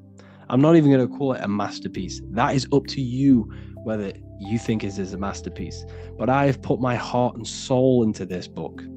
The amount of knowledge, over 230 pages of pure esoteric and occult knowledge that will blow your mind, that will make you feel so connected to the universe, because you're going to understand everything once this book is released. October the 8th is when you can get your copy. And if you are inside of the Ethereal University, then this book will be free for you. You'll get this book for free if you're inside my university. So I hope you all gained a great insight from this video, and I'll see you all in the next one. Hello and welcome to another lecture of the Ethereal University, the real university. You should be happy that you are here. You are in the only place in the world where you can find exclusive content from me myself for free thinkers, and connecting with people who are like-minded and understand and know there is a deeper aspect to life and this reality. And this video, this lecture that I'm going to be talking about today, is the meaning of life. What is the meaning of all of this? Because essentially, I've philosophized that nothing should truly exist. Nothing should exist. The fact that something does exist means it's an intelligent design, and something has created this. So the meaning of life, when I look at the meaning of life, I look at things that are impossible not to do. What is impossible not to do? in your life. It is impossible for you not to create. It is impossible. You are creating and manifesting every second, every millisecond of the day. You are creating. The consciousness that you possess is a creating consciousness. And when we have creation minimal in our lives, we fall into mental illnesses. Well, I don't say they're mental illnesses, but we get things labeled as depression, anxiety, and all of these other things. We have to create. As a human being, it is in our nature for every living species to create in some sort of way. We are always creating every second of the day. The mind is infinite potential. The mind cannot be filled. The mind cannot be full. You can't fill the mind. You could know everything about the universe and every little secret, yet your mind would not be full. It is infinite potential. Every thought you think has potential to become true. Anything you think in your mind is true in your mind. There is nothing that you cannot think about. You see the power of the mind now that you understand it is an infinite potential. So when I say the mind is the universe is a giant mind, and we are all expressions of this mind. And when they say the universe is always expanding, it's the mind expanding into new information. The universe is mind, and the mind is always expanding. So creating is something that you cannot ignore. So you have to create something in your life. You have to create, you have to manifest, or else you will fall into some sort of mental problem. Learning is another one that it is impossible not to learn. Learning is the expansion of the universe. It's the expansion of mind. And every person you meet is a product of their mind. Where you are in life right now, whether you are very ahead, and I'm supposedly going to say, if you are joining this university, you are doing something right because it's not on the cheaper side to join this university. So wherever you are in life is a direct manifestation of every thought that you have thought in the past. Where you are right now is a product of all of the thoughts collectively. And all of them thoughts collectively has led you to this point where you are right now. So what does this tell you? Your life is a product of thought. Your life is a product of mind. Everything you see in your life is a product of your mind, was manifested from your mind, from thought alone. Okay? So that's a very important thing to understand. And you can never learn enough. The more you figure out, the more you realize you know nothing. And I say that I know absolutely nothing. The more you find out, the more doors that are open within the universe. The universe is an amazing place. You should appreciate being alive. You should appreciate that you are using the most advanced piece of technology on the face of the earth, which is the human body. It's so advanced. It's a piece of organic technology. It's so advanced. All of the systems are working together. We cannot replicate the human body. We can make rockets, we can make planes. You cannot replicate the human body. It is so advanced. It's so advanced. Limitation. This is a very important one. Physical reality limits our mind. Mind is infinite, like I explained earlier, and everything in the mind can happen in the mind. There is no limitation. When you are in the astral plane, there is no limitation. Depending where you are projecting yourself in and what realm you're projecting yourself into, There is no limitation. You can create worlds, and you do create worlds when you sleep. When you dream, you are creating your own world.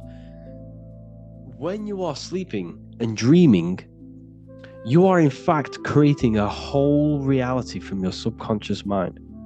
And every character you see in your dream is an aspect of your mind. Did you know that? That when you are dreaming, there are hidden messages within your dreams because it's your subconscious mind coming to reality and showing you codes, showing you messages about your mind.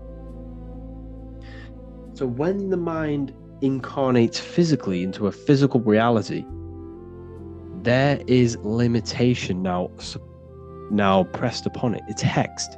That's why I say you're hexed. You're in the hex of Saturn. Saturn is the cube. Saturn's pretty much the computer running this world, based off my research anyway.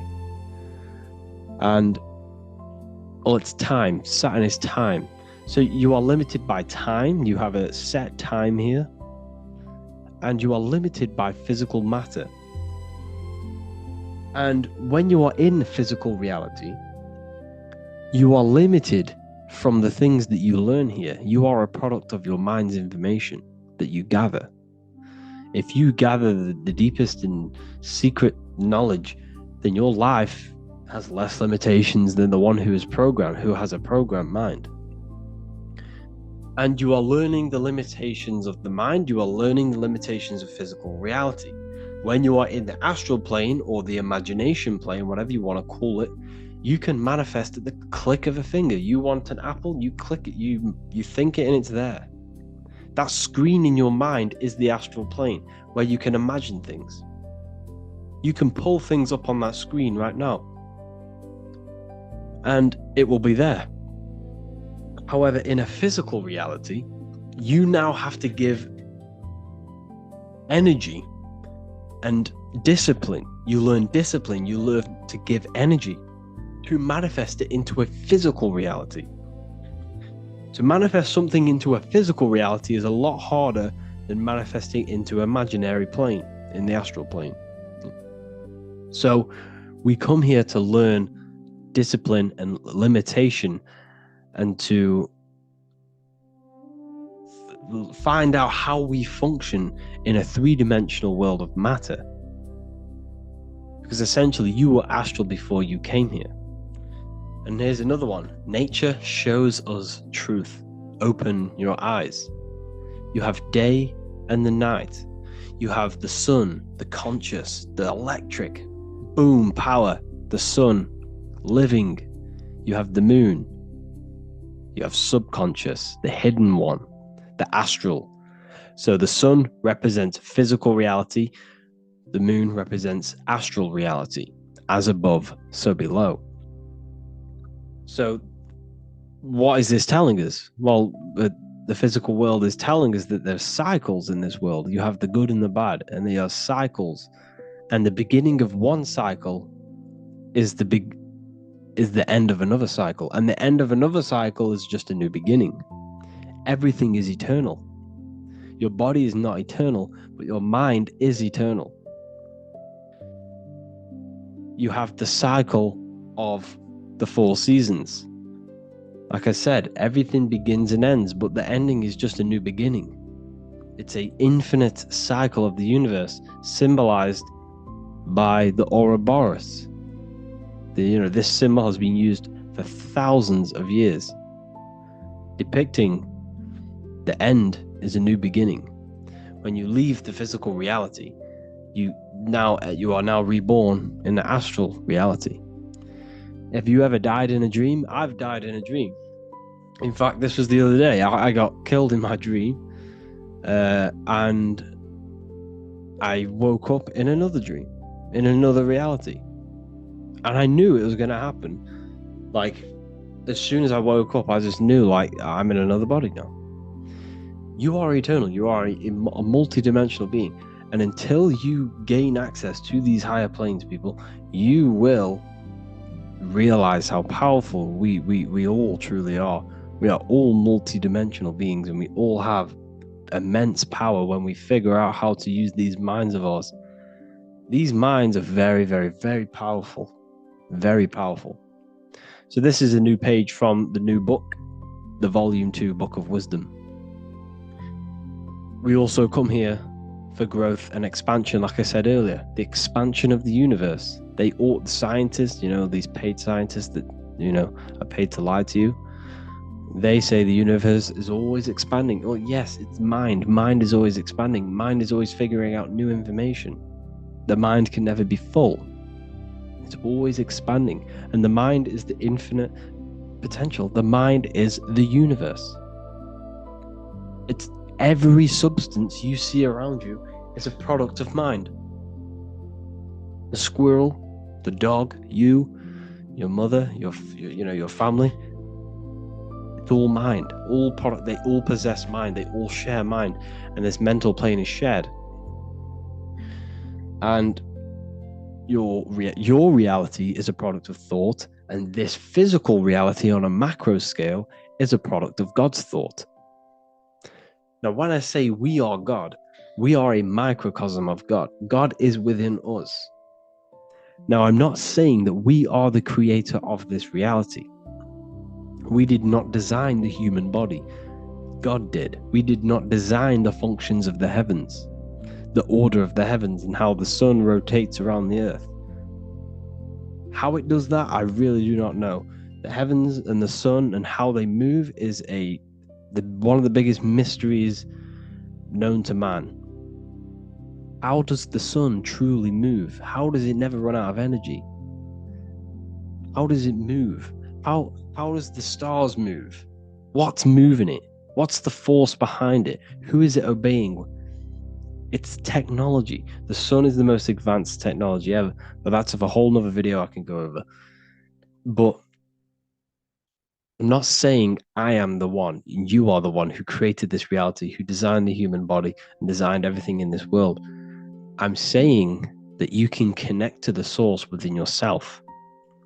The source of life, the source of the universe is inside of you.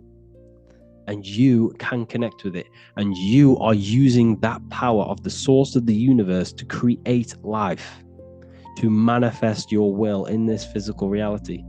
That is the mind. The mind is God. So, you have the day and the night, you have the left and the right. Everything is dual in this world. We learn duality.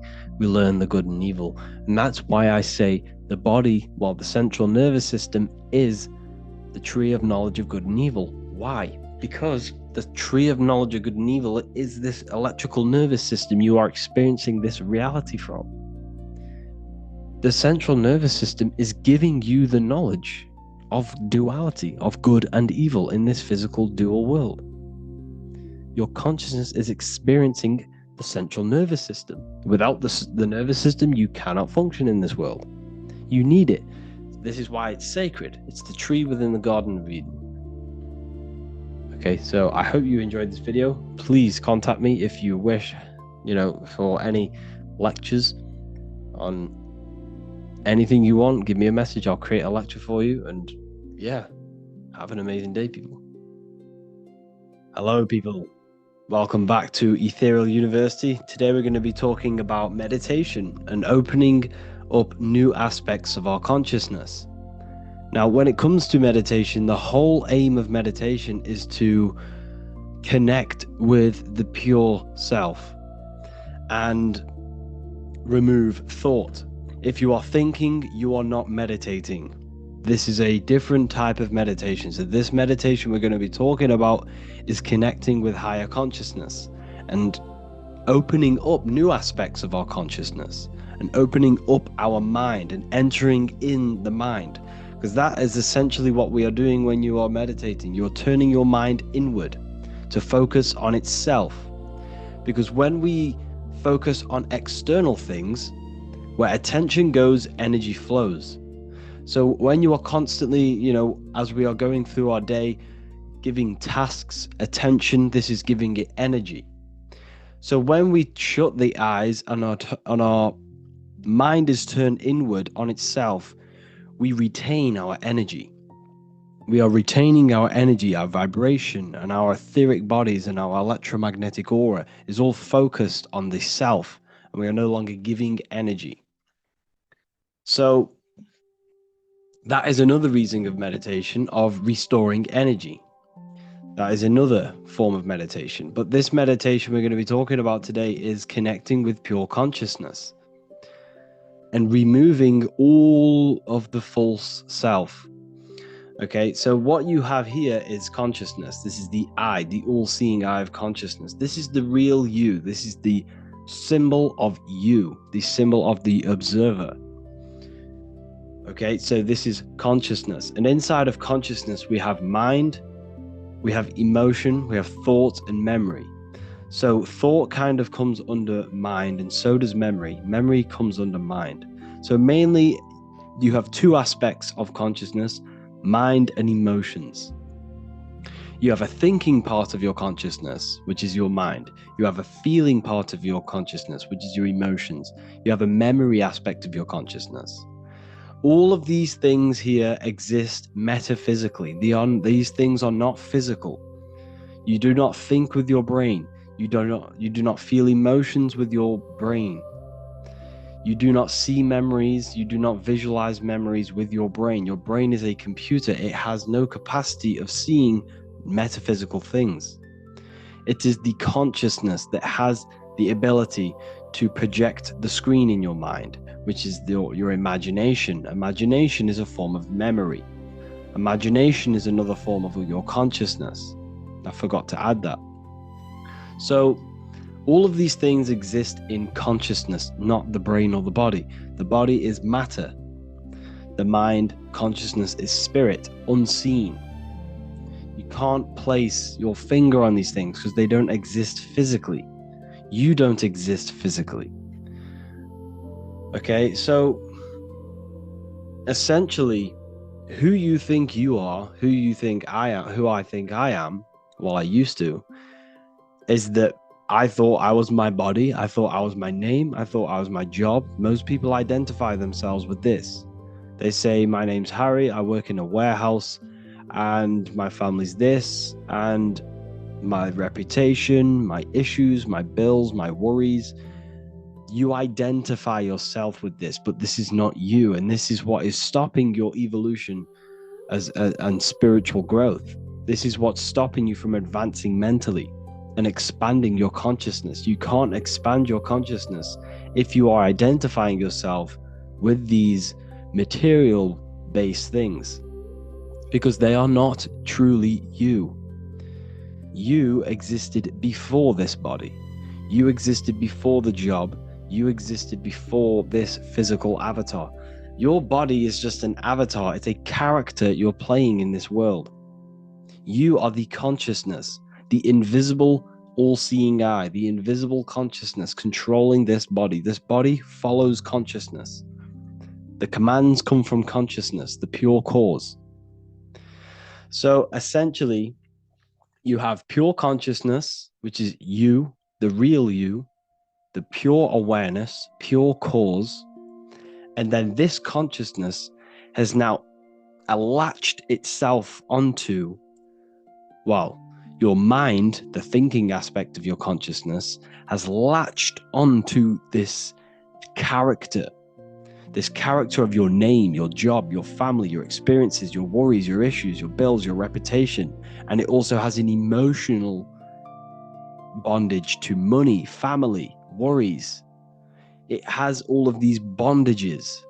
Your consciousness is bonded through mind, thought, and emotion. Now, this is why you have to reverse this now. You need to find your back way up to source, which is pure consciousness, pure cause. Now, what do I mean when I say pure cause? And you'll understand this later, because consciousness is cause, matter is effect. This world you're in is the world of effect. Everything you see is already manifested. It's an effect of consciousness. So essentially, you can't expand your consciousness to be, let's say, astral projection. Maybe this is stopping you from astral projecting. It's because you have so many emotional and thought bondages. Your subconscious mind is latched onto this character you're playing. And you can't go into these higher realms of consciousness. You can't expand your mind if your mind is stuck in a three-dimensional way of thinking. So, like I say again, you have pure consciousness, you, the real you, with no programs, nothing. This consciousness is unconditioned. And then through life, you have conditioned this consciousness to believe your name, believe your job, identify with all of these things. And this is stopping you from growing. So what we need to do in meditation is to shut off and all of these bondages and unidentify yourself with these bondages. And the practice I do this is that I go through these one by one. First of all, before I meditate for 5 minutes, I will say, I'm here right now, nothing else matters. This brings your mind into the present moment. And when you when you say something for more than 90 seconds, your mind fully focuses on that thing. So keep repeating this for like 90 seconds or 5 minutes. I am here right now, nothing else matters. And while you do this, breathe in through the nose, breathe out through the mouth. Do this for 5 minutes and you'll feel a very nice calmness. Your mind will be in the present moment. You'll just be you, yourself, and your consciousness and your mind. Once you are there, you can then shut your eyes, or you can do it with your eyes shut. And then you now need to cast off all of these bondages one by one. If you're very advanced, if you have a very advanced imagination and mental capacity, you can imagine this. But if you don't have a very advanced imagination, try this first one. So the first one, if you don't have advanced imagination, is to just list them. Say, I am not my name. I throw it away. Picture yourself throwing it away. Or just say, I am not the name. I detach from that. Then detach from your job. Detach from your family. Detach from your experiences. Detach from your reputation of other people's thoughts. Detach from your bills, your money, your worries, your car, your house. Detach from your clothes. Detach from absolutely everything. Once you've named absolutely everything, you then need to detach from the body and say, I am not the body. I am more than my physical body. And once you've detached from this, you are left with the mind. You're left with the mind, the thought. Once you are detached from absolutely everything you can think of that you identify yourself with, which is not truly you, that is thought. Once you are left with the mind, you may have a few emotions you need to get rid of, like money, family, any emotional connections you have. Detach from them, detach from absolutely everything. And once you are left with absolutely nothing, you're left with the mind. You're left with this thought. Thoughts will just keep popping in your head when you're trying to meditate. And over time, the more you try to meditate, the more you can control this. But thoughts will constantly pop in your head, random things. You'll think about a random thought will come in about some rubber gloves, and then another one will come in about your car. It'll be anything. Random thoughts will come in. Once you're left with this, you then need to detach from the language your mind is using. Yes, that's the one thing that is left. Your consciousness is latched onto English or whatever language you can speak. Your little voice in your head, your consciousness, is using a language, and you need to detach from that language. And once you have detached from that language, you're left with pure cause. It's a flame. This is why the ancients used a flame to symbolize consciousness, because it's a flame. It's an ever-burning flame. Now, words can't describe what it is. You have to go there and find it yourself, because there's no words to describe something that it's not three-dimensional. So once you are left with this pure mind substance, pure consciousness substance, that's the only way I could describe it. That is the real you. That is pure awareness, pure consciousness, pure creative power, pure God, pure awareness, pure observing. This is the true essence of you. And you can only connect with this once your consciousness has casted off every single bondage. Because who you think you are is essentially a bunch of programs in your subconscious mind. Now, if you don't know anything about the subconscious, go and watch the Manifestation Mastery course. That tells you everything you need to know about the subconscious. But essentially, who you think you are is a bunch of programs.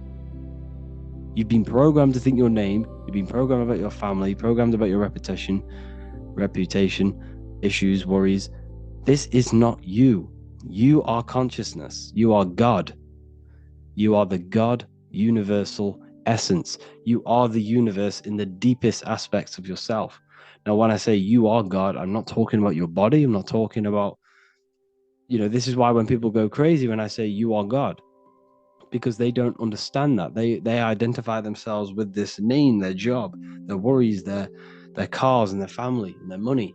That's who they identify themselves. So they can't understand that. But when they detach from all of that, they're left with pure consciousness, and they realize everyone is this pure consciousness. It's inside of me, it's inside of you, it's inside of the squirrel. And this is God's consciousness. Now, once thought has been removed, once activity, thought, and emotion has been removed, other aspects of your consciousness can start to open up. Now, what do I mean? All of your life, you've been thinking, you've been feeling. You've never had time to turn off the thinking mind and the activity of the mind of consciousness. Once this aspect of your consciousness is shut down, because thought is an aspect of your consciousness, it's the creative part of your consciousness. Once this aspect of yourself has shut down, it opens a door for new aspects of consciousness to come in. Okay? Because you don't think thoughts, you receive thoughts based on your mindset. That's what you set your mind to. So once you shut down thought and the mind aspect of your consciousness, there are new avenues of consciousness which start streaming in, new energy. Your mind opens up and you start to see different things. You may receive amazing pieces of information, downloads, what people call them. Or you can have out-of-body experiences. You could have a mystical experience, because when you meditate long enough and you enter that, you enter very, very deep into your mind, you no longer feel your body. And if you never experienced that, then listen to the gateway tapes in the meditation section of the university, because them gateway tapes will help you get out of your body. Guaranteed. They helped me. They're amazing tapes if you do them properly. But the best time to meditate, people, is in the daytime, because you don't want to be too tired.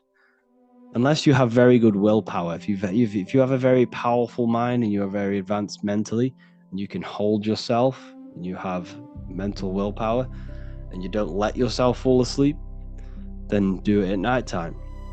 But the best time to do astral projection or meditation or pure consciousness connection meditations is during the day, because you won't fall asleep. And that is the key, balancing between that theta and balancing in that theta brainwave state. Go into brainwaves on another lecture. So essentially, this is real you. You are nothing but everything. And now only people who have connected to consciousness can understand this. I can't teach you these things. These are things I can only point the way for you. You have to go and do this yourself. This is why Christians will forever say that, I'm satanic or Lucifer, because they've never entered their own mind. They've been so scared. They've been made to fear their own mind. The church will tell them not to meditate because it opens their mind to demons. It's absolutely ludicrous. The only demons are just negative aspects of your own mind that you haven't faced yet. And if you're scared that's why they tell you to be scared of the dark, because they don't want you entering in yourself. Because the power is inside of you. The power of creation is inside of you. You can bring a non-physical thought into a physical, tangible reality. Do you know how powerful that is? Every single one of us can do this. You've been doing it your whole life. Before you kick a football, there's a thought. There's a decision made in the invisible realms of consciousness. Then your body brings it into fruition, into manifestation. So essentially, I'm getting a bit off topic here, is you are this invisible consciousness and you need to connect to it. So once the thoughts and the emotions are gone, other aspects of consciousness open up. This is the key. And when you dwell in this place of no thought, this is why Jesus says in Matthew, take no thought 5 times. He says this 5 times to turn off the 5 senses. You have 5 senses you must turn off. Okay, so Buddha, this is why he has a big belly. He wasn't overweight, is because it's symbolizing breath work. The breath work, proper breath work, breathing into the stomach. Not just breathing into the lungs, but deep. When you breathe, you want to breathe it into your stomach. Breathe in through the nose, out through the mouth. That's the proper way of breathing. And this is what it's actually symbolizing. So here's the Temple of Solomon. Jesus went into the temple of God. Okay? Matthew 21:12. Then Corinthians 3:16 says, do you not know that you are the temple of God? So the temple Jesus is entering is himself. Jesus entered into the temple of God. He's entering within himself. He tells you, do you not know that you are the temple of God? And then after he leaves the temple of God, he goes, I tell you the truth, not one stone here will be left on another. Everyone will be thrown down. What is this telling you? It's telling you that the building is not the temple of God.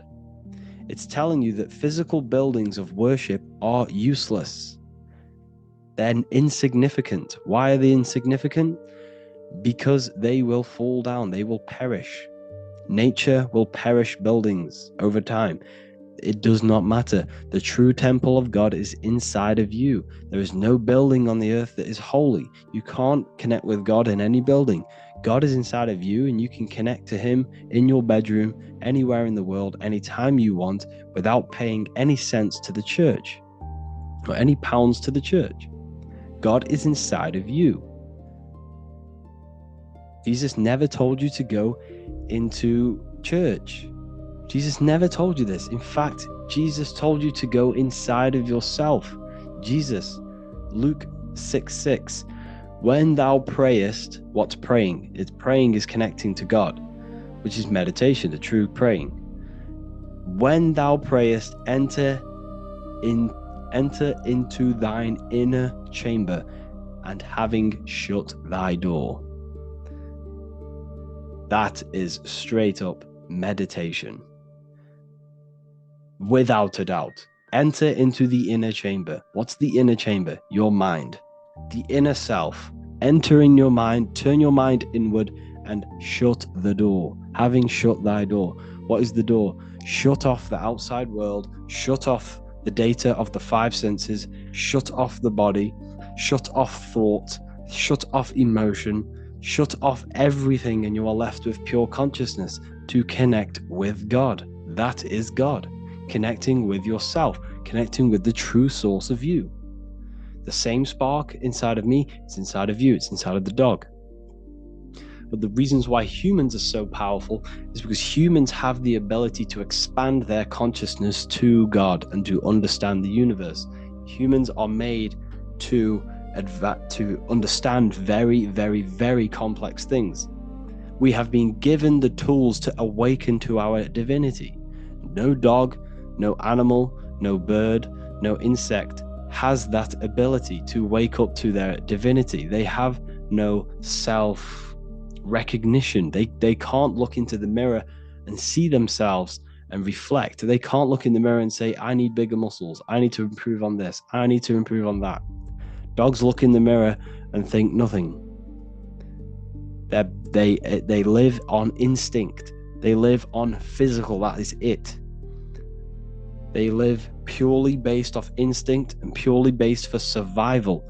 Humans, however, we can surpass this survival state and rise our consciousness to higher levels of consciousness beyond our survival state. This is why humans are made in the image of God, because we possess spirit and matter. We are Anu and Ki. Anunnaki, you are the Anunnaki. Anu, above, Ki is below. You are heaven and earth together. You are spirit and matter together. Everything is spirit and matter together, but you possess the consciousness to recognize this, which is unlike any other animal. Humans can build very, very complex things. Yes, don't get me wrong, a spider, very, very intelligent. Animals, very, very intelligent. They can manipulate, they can create very powerful and very complex things that maybe humans can't create, like a spider, for example. We can't create spider webs. It's impossible for us to replicate that substance. But spiders can. However, they can only create based on survival needs. They use their creational power just for survival. Humans can go and create anything we wish. The earth is the playground. And we've been given the tools to awaken to our divinity, to find out, to connect with God, to see what God is. And everything in this matrix is to suppress this, is to keep your mind so entertained that you will never figure out what you are, where you are, and how powerful you truly are. You are God made flesh. You are Jesus Christ. Now, Jesus Christ represents a high state of consciousness that everyone can reach. Jesus said in the Bible, everything I can do, you can do better. Jesus never said to pray him, to worship him. He says, I and the Father are one. The I am within you and the Father, God, are one. You and God are one. You see, so everything in the Bible is talking about you, how you level up your consciousness.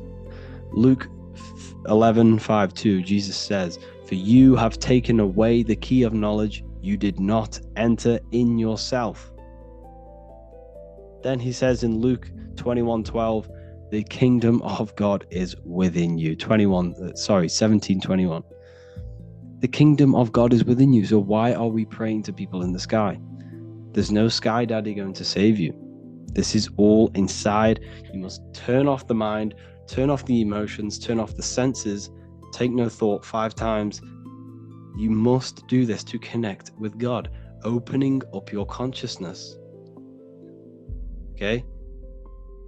This is how we escape. This is how you get rid of it. Depression doesn't exist. Depression, anxiety, it doesn't exist if you turn off the mind. That's the most powerful thing. If you turn off thought, you can't be depressed because there's no thought, there's no emotion. And this is the key. Now, you might not do this the first time. It's going to take weeks. It's like learning how to type quickly on a keyboard, learning how to play football. You have to keep doing, showing discipline and consistency. Over time, you will start to take control of your thought. And once you can shut off that mind of yours, if you do this for long enough, you'll gain such a strong mind that nothing external can bother you. Nothing external can influence your internal state.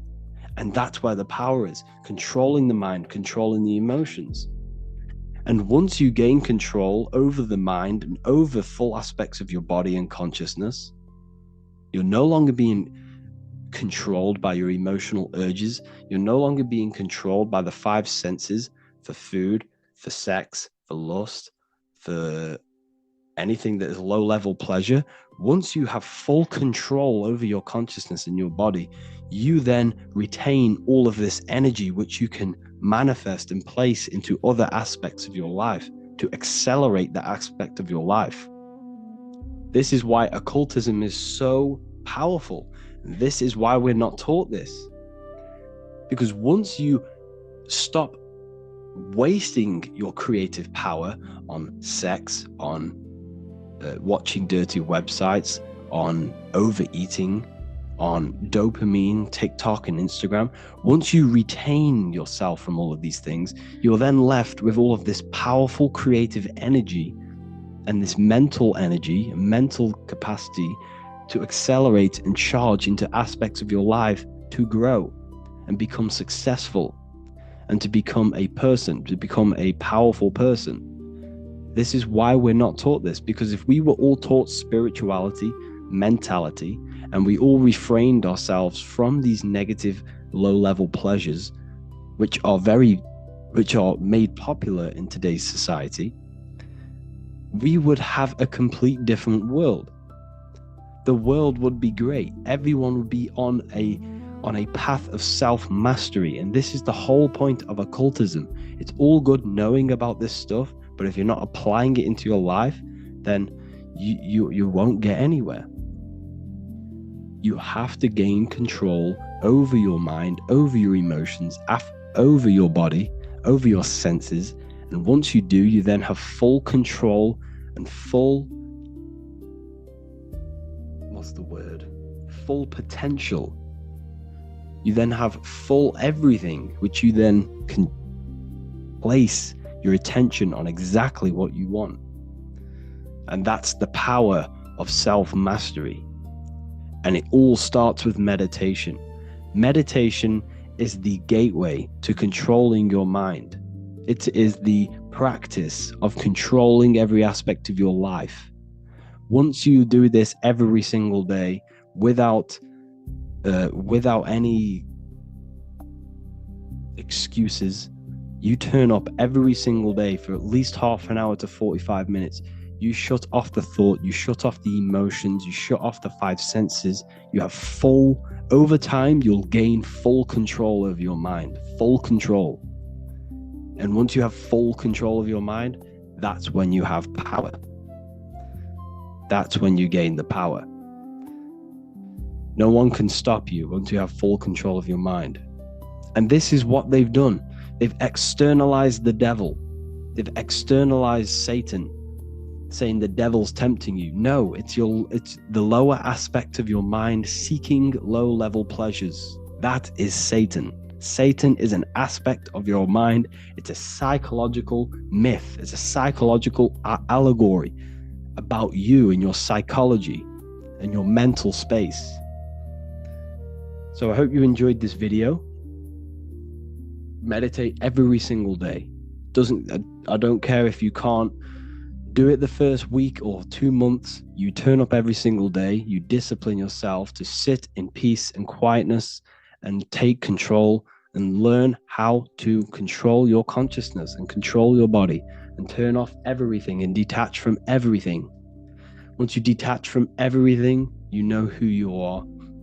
You will receive information. You will receive guidance. You will receive all of these things because you will expand your consciousness. Thank you all, people. Let me know for any lecture. What's the word for it? Let me know if you have any lecture ideas. Just comment below this and I'll try and create it for you. Thank you all. Have an amazing day. The chakras are part of your etheric body, which is all to do with your life force energy. There are 7 life forces within the body, which is fed through the etheric plane, the etheric body, into the material body, which is the human form. Each one of these centers is conscious and has a consciousness, and you are thinking with these centers because every body part on the body has a consciousness and has mind of its own. Therefore, when you are sexually aroused, you are thinking with that specific region of the body. Each one of these centers is like a mini brain, controlling and giving energy to the nerves and organs in that area. So essentially what we need to do is raise our consciousness from the 3 survival mode chakras into the higher states of consciousness. We are all programmed to eat 3 meals a day, which is way too much.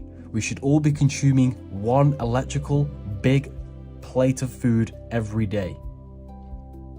And some fasting as well during the week. But 1 meal a day when the sun is the most high is perfect to balance out the solar plexus chakra. We should be not jerking off or doing any sexual activity unless we are producing a baby. However, tantric sex is when you do not release. If you do have sex, you want to make it sacred and do not release your what they called, your sacred fluids. You do not want to release them because the energy, etheric life force behind these fluids are very sacred to keeping your temple and your body in regulation and healthy. Your sexual fluids contain so many minerals. When you keep on releasing it, it is creating you to be mineral deficient. Think about it. This fluid can create a whole nother human being. So you need to retain this unless you are creating a whole other human being. Every time you release, you are essentially killing a part of yourself. And it is weakening your electromagnetic field, unbalancing your chakras, and creating you to be a mental mess. So, we need to feel grounded with our root chakra. We need to be not overly sexual. And when we do not release our sacred fluids. We need to not eat over one meal a day. We should learn to love more. We should express the way we feel and think. The third eye chakra, we need to work on meditation. And then we need to work on wisdom and enlightenment. Essentially, these three lower centers are not bad. They are essential for human experience and for human survival. However, we need to breathe properly. We need to think properly and align our mind with these centers so that the etheric body can give the life force to the human form with 100% efficiency and give all of the energy to the body instead of wasting it through these unbalanced actions through these centers. Stop thinking with the lower half of the body and think with the higher half of the body. And this is when you raise your consciousness beyond the ego and beyond the food, the lust, and the power to the wisdom, enlightenment, and love. Let's talk about the soul trap and how they are trapping our soul in three-dimensional awareness. What is the soul? The soul is the essence that transcends the material realm. It is the part of us that is invisible. It is the live spark of all things. It is the consciousness. It is the I am. However, the mind acts as a connecting medium that connects the soul to the material plane. The mind is what projects the soul into material realms or other realms. So the mind acts as a bridge between the physical and material realms, the physical and spiritual realms. So what they are doing is tricking your mind into only believing physicality. Like I said before in the last breakdown, you are experiencing the body.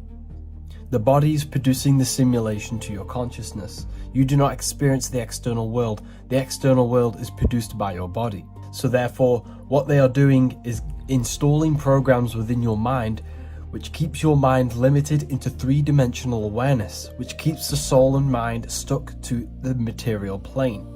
This is why it all goes hand in hand with the material heliocentric model. Because what they are doing is only teaching you physical things. They want you believing that your mind is your brain. They want you believing everything is only physical, and they want you believing that you are your physical body. By awakening the mind and transcending the physical plane through astral projection and meditation, this is how we expand our awareness to beyond physical reality. It is the physical plane that they want our mind stuck in. They do not want us traveling the astral realms free from our physical bodies. Because what they are doing is harnessing our energy within the astral plane. So everything they teach you is to go hand in hand with materialism. They promote materialism in the music, through the music industry, through films, Hollywood. Hollywood is made from the holly tree, which the ancients used to make magic wands out of the holly tree to cast spells on you. All of this is casting spells to keep your mind stuck in physicality. So it's essential for our minds and for us to prepare our minds and our soul for life after death. because we are eternal beings. We are the intelligence within the physical form. The physical form does not live. It is simply a technological machine powered by your soul power. It's important to notice that everything they do is to keep you stuck in three-dimensional awareness and keeping you looking outside of yourself, so you never do the internal work. What we need to do to prepare for life after death is to train our minds to remove all external addictions. It is the addictions that they continue to press upon us so that our minds are stuck in physical reality. When your mind leaves the physical form and leaves this material veil of consciousness, this is when our minds are still going to have these material addictions and will reincarnate into physical reality. We need to detach from our external pleasures, which consist of food, cigarettes, gaming, TikTok, everything, your phone. You have to release all of these addictions before you die. You have to master your mind and soul, or else you will reincarnate, because your mind is stuck in material thinking. We have to transcend material desire and find the happiness and the joy within ourselves instead of seeking external things. Connect with yourselves, people, and detach from materialism. Everything they do is to promote materialism. Clothes, food, the films, money, everything is to do with emotion and mind. Money has the word M-O-N in it, which means moon, which is emotion. Because the money is keeping us tied to our emotions, and our emotions are keeping us chained to material things. I hope you all understand this and gain a deeper connection with yourselves so that you can transcend this material realm. Astrology in the Bible. First of all, we need to understand that this is astrology. This is The Last Supper by Leonardo da Vinci. This is depicting Jesus as the sun, which represents yourself. Now, people always say, what is the 13th constellation? As there are 13 lunar cycles every single year. There are 13 months in a year. Jesus is the 13th constellation, the sun, which represents yourself. And you have the 12 disciples revolving around you, because you yourself are the center of the universe. So now that you understand that, this is why they demonize the number 13. The number 13 adds up to 4. 1 plus 3 equals 4. The number 4 is you. Mental, astral, etheric, and physical. You have a fourfold nature. As you can notice here, you have the 12 constellations and the 12 bodies and the 12 systems of the body. And this is how they correspond with the body. Aries, which is an anagram for arise, because you have to arise your consciousness to Aries, to the Lamb of God. Aries is the lamb, which represents the brain, the cerebrum in the brain. This is why he's on the head of the table. Taurus. Taurus is the bull. Taurus represents the neck and the throat. Bulls have very thick necks, and this person here seems to have a very thick neck, showing the neck off. Gemini. Gemini rules the arms and the hands. Gemini is known for the two twins. This is why he's holding up his two hands representing the two twins of Gemini. Now we go into the summertime, because there are 4 groups and 3 people in each group for the 3 signs in each season of the year: spring, summer, fall, winter. Matthew, Mark, Luke, and John, which represent the 4 aspects of yourself, the sun. Cancer. If you look very closely, he has a knife in his hand, because Cancer represents the crab, which have very sharp pinchers for a knife. Leo is the dominant lion. Leo represents the sun when it's most high. This is why this represents Leo, the roaring lion, very loud and dominant. This is why he has his elbow on the table, symbolizing dominance. Virgo. Here you see he's pointing at the Adam's apple, showing and indicating that there is no Adam's apple. This is a female. This is Virgo, the virgin, the constellation Virgo.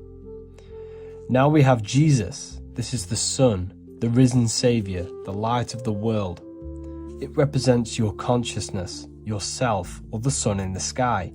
As above, so below. What is within is without. You are the light of the world. You create reality. You yourself are the sun. One hand up, symbolizing day. One hand down, symbolizing night. Day and night, red and blue shift. These represent the two polarities of male and female. Red and blue. Police sirens are red and blue. Your tap, you have a red and blue tap. You have a red pill and a blue pill on the matrix. This represents the polarity. Now we have Libra. This is when the sun is balanced between the summer and the winter. It's the midpoint. It is the equinox, the equaling of the sun. This is why he has his arms balanced outwards for the scales of Libra. He represents the balancing of the sun. Libra also represents the kidneys and the bladder, which help balance out the blood of the body, of toxins. This is all astrology. This is the exact order of the signs. Pisces rules the feet, and this is why he's on the bottom of the body. Jesus represents the middle of the body, which is the heart. Aries represents the brain, the top of the body. This is all astrology. The third eye, or the all-seeing eye. This is an important video because there's a lot of misunderstanding when it comes to the third eye. People tend to think that the third eye is the pineal gland. The pineal gland is not the third eye. It is the radio receiver for our eye. It's not the third eye, it's the first. It's the eye where everything begins. So the pineal gland acts as a radio antenna or a radio receiver because the pineal gland has crystals on it. And crystals are used in your phone, they're used in radios because they pick up and transmit frequency. So the pineal gland is the radio receiver for the higher consciousness, for the thoughts, for the commands that come from within.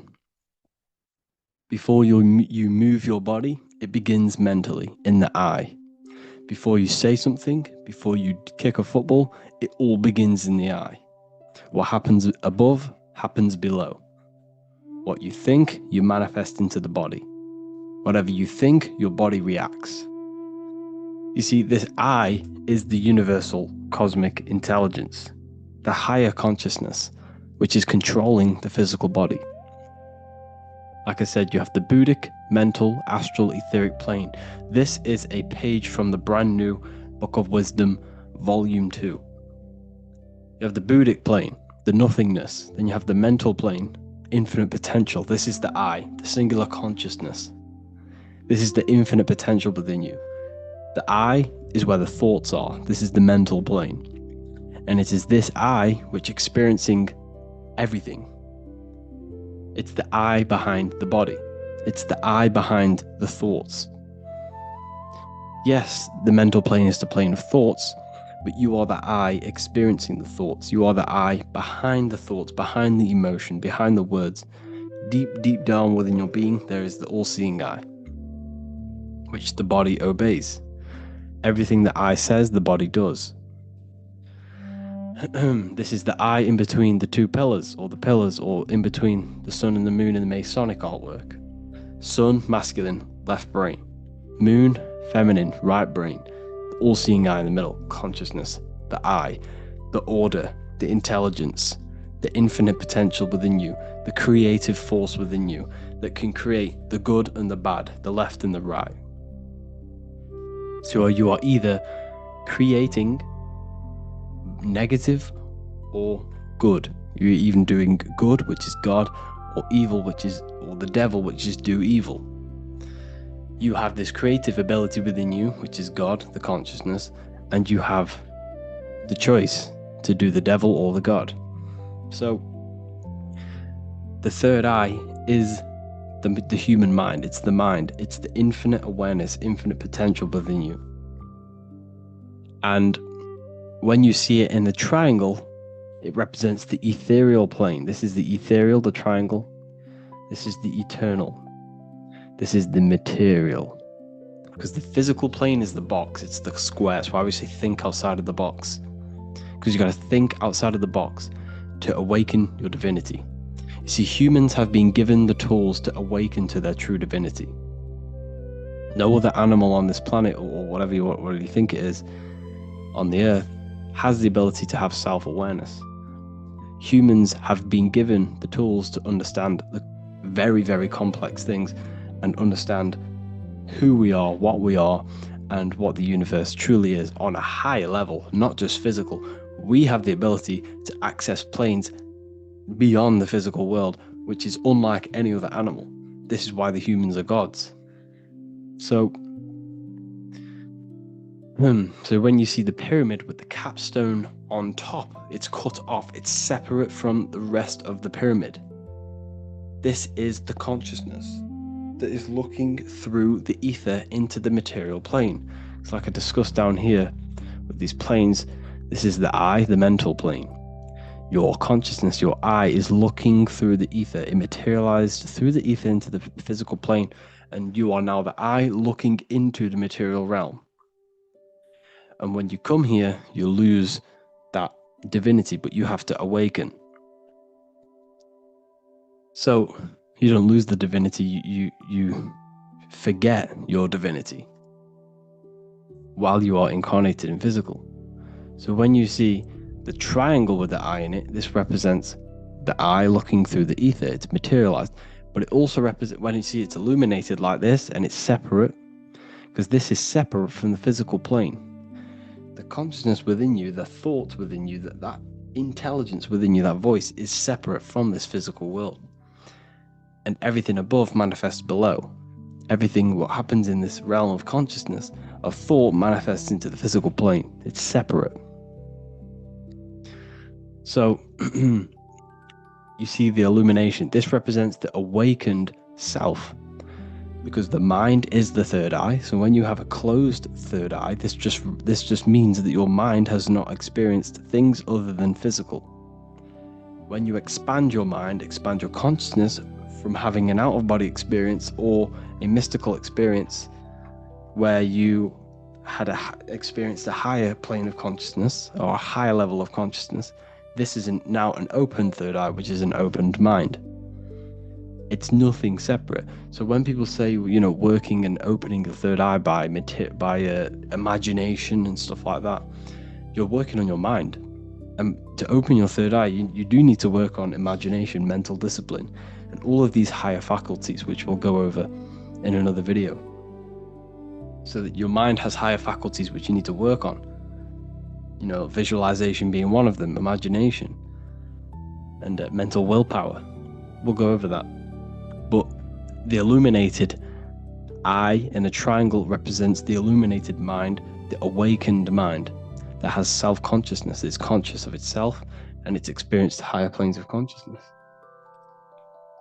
Like I said, the I and the I. The idea. So when you see I on the beginning of words, it represents that inner self, that inner cosmic intelligence within yourself. That's why you say inside, intelligence, or idea. It's the idea, the I, the all-seeing eye. This is why the Roman numerals, I was one. And what is one? It's one line. The I is also one line. Because we are all the same intelligence with the same consciousness. The universe is one. There is only one being in the universe, which is God. And we are all expressions and fractals of God. We are all manifestations of God. We share the same creative power as God. We all have the ability to bring non-physical thoughts into a physical reality, which is the word made flesh in the Bible. So when you see covering the eye with the 666, this represents the eye stuck in matter, worshipping the physical body, the God in flesh, which is Satan. Satan represents God in flesh, yourself in flesh, because evil love bondage. And everything these artists and, actors are doing, they're part of these cults. They're promoting materialism to keep your eye, your consciousness, stuck in three-dimensional awareness. So this is what they're promoting. You see that the hand symbol creates 666, which is your body, the carbon. Your body's created out of carbon. And all life forms are created out of carbon. The I in it, the I in the 666, represents I being in material, keeping the mind in material. Matthew 6:22, the light of the body is the eye. Therefore, if thine eye be single, thy whole body should be full of light. But if thine eye be evil, thy whole body should be full of darkness. You see, this is a very powerful verse. A very powerful verse. The light of the body is the eye. This is the first part of the verse. This is where everything comes from. The mind. The infinite mind. The infinite potential within you. Think of anything in your mind. Nothing is impossible in your mind. As soon as you think of it, it's there. It's infinite potential. It's the light of the body, because the mind is what gives life to the body. It manifests its will through the body. It's the light. All the things that the body does happens mentally before it happens physically. Before you move your hand, it is a mental power.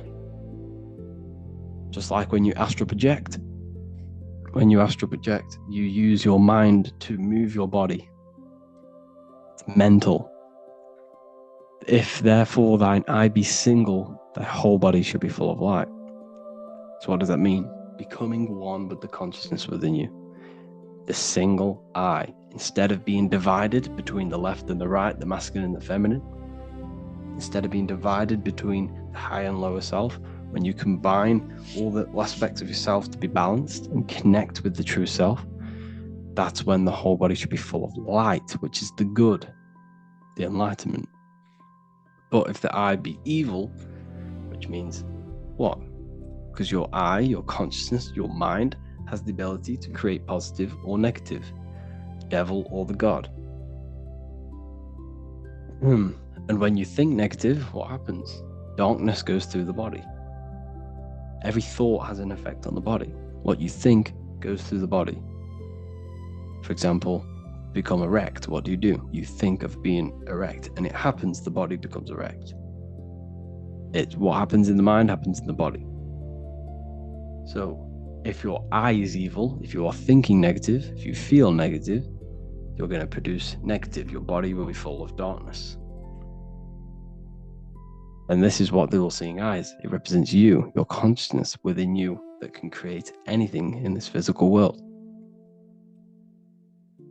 So if you have any questions, make sure to contact me, and I will get it created for the university. Thank you all for joining, and see you in the next one. Let's break down the body, the tree of knowledge of good and evil, the tree of life, and your consciousness, and this three-dimensional world. You have two trees in the Garden of Eden. The Garden of Eden means your mind, because everything is mental, the universe is mental, the universe exists within your mind. This world is what you're experiencing, is the lowest dimension within your mind. The central nervous system is what you truly experience. You do not experience the world. What you touch is your brain's interpretations of electrical impulses on your nervous system. What you see with your two eyes is an image produced by the visual cortex in your brain. So essentially, you are the mind experiencing the body. The body is running the simulation to your consciousness. This is why the central nervous system is one of the trees in the Garden of Eden. It is the tree of knowledge of good and evil, which gives you the knowledge of this realm. This realm, this three-dimensional matrix, it consists of a good and evil, day and night, of duality. The only way your consciousness can experience duality is through this central nervous system, which produces the simulation to your consciousness. So essentially, your mind or consciousness is experiencing and gaining the knowledge of good and evil through this central nervous system. The tree of life is the cardiovascular system, because without this system, this is what gives life or energy to the physical body. This is what keeps you alive during this experience within the three-dimensional matrix or the three-dimensional world. Your heart rearranged is earth because when you leave the earth, you are actually in fact leaving your body.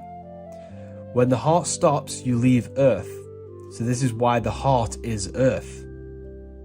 When you leave the body, you are leaving earth because the body is running the simulation and producing the simulation to your consciousness. Your brain is an electrical computer producing this whole simulation. You do not experience the external world, you experience the body. This is why everything in this world is a manifestation and expression of yourself. This is why you have 5 fingers for the 5 elements of this world. This is why you have 5 points on your body for the 5 elements created in this world. Your body is the temple of Solomon. And this is why in the Bible, in Acts, it says, God does not dwell in houses not made by man. Because the body is the house not made by man, and your consciousness is God. The temple of Solomon is the temple of the soul and the mind. The soul and the mind is inside of this temple. And the ancients used to build temples in alignment with the geometry of the human body, because they understood that this body is the temple. What they have done, religion, has externalized this, so that you no longer find the divinity within yourself. The moon is an external manifestation of your feminine energy within you. The sun is an external manifestation of the soul masculine power within you. Everything outside is within you, as above, so below, as within, so without. You yourself are the universe experiencing itself. You are the center of creation.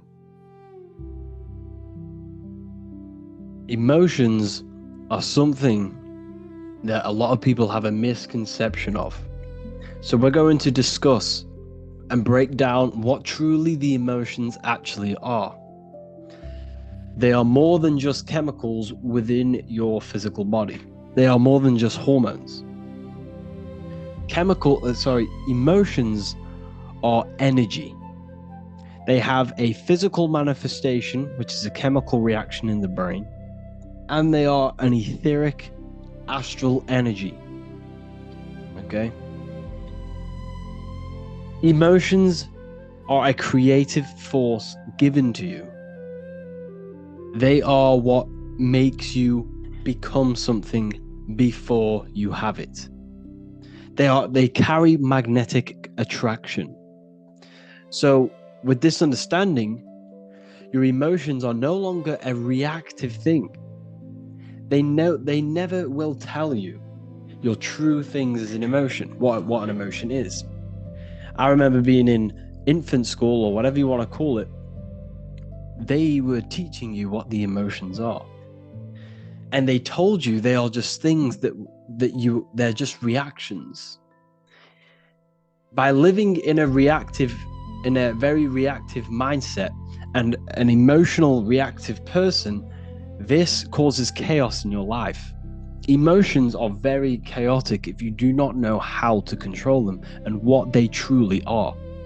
You see, we've all been brainwashed into thinking we are just physical beings, we are just these apes, the apes that evoluted over time into human beings. This is completely wrong. We are in an intelligent design, you're in an intelligent body, you're an intelligent consciousness, and you have an intelligence within you called emotions, which you can use to attract things to you and to become things before you physically have it. So they are a creative force. That consciousness you have inside of you is a creative consciousness. It's an ever-expanding consciousness, which is God. The whole point of you being in this physical world and having consciousness is creating. You cannot not create. It is impossible for you not to create something. Your whole life you have been creating. Before you kick the football, it's a decision made within the mind. You then created this action. You are a manifester.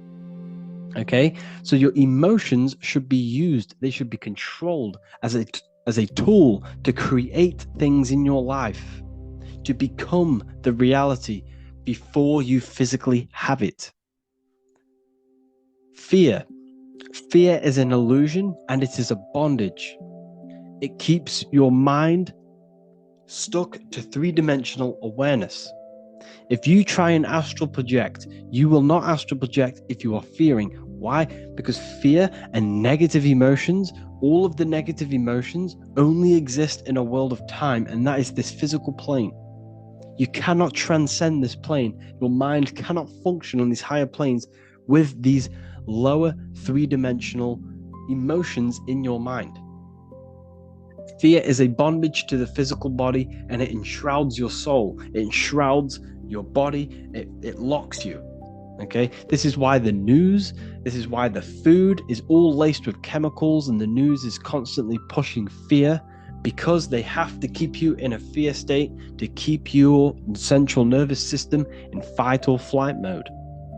And they have to keep your mind in three-dimensional awareness, because once you realize that you are not this physical body, you are something that transcends this physical world, you will wake up and you will no longer abide by this system that we live in.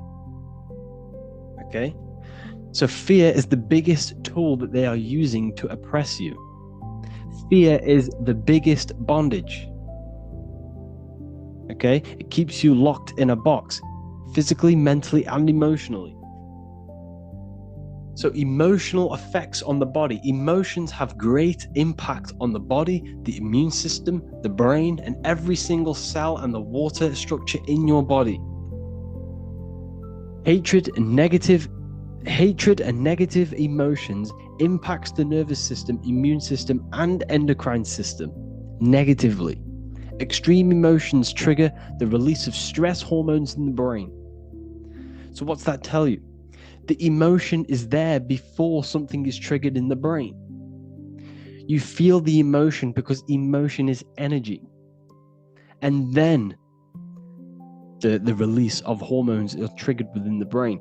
So like I said, everything begins spiritually. Everything begins in these higher planes. Everything begins in the mental, astral, etheric, and physical before it manifests physical. Over time, these stress hormones lead to increased inflammation throughout the body, resulting in significant health consequences.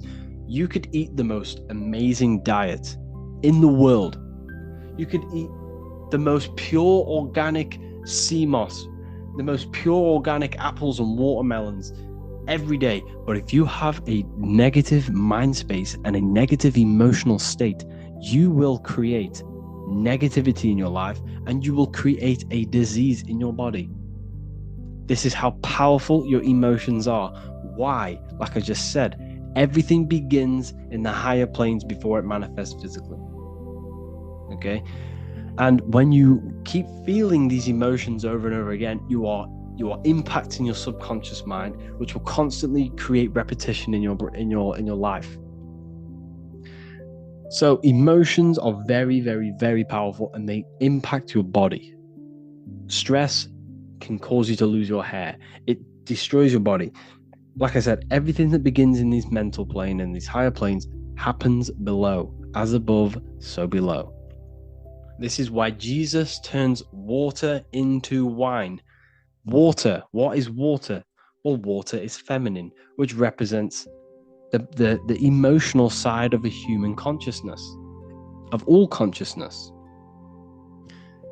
It represents the emotional side of you, the emotional aspect of you, the water, which is also the moon.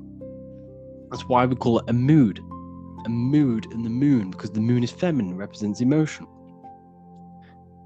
Okay? So water and earth is emotion.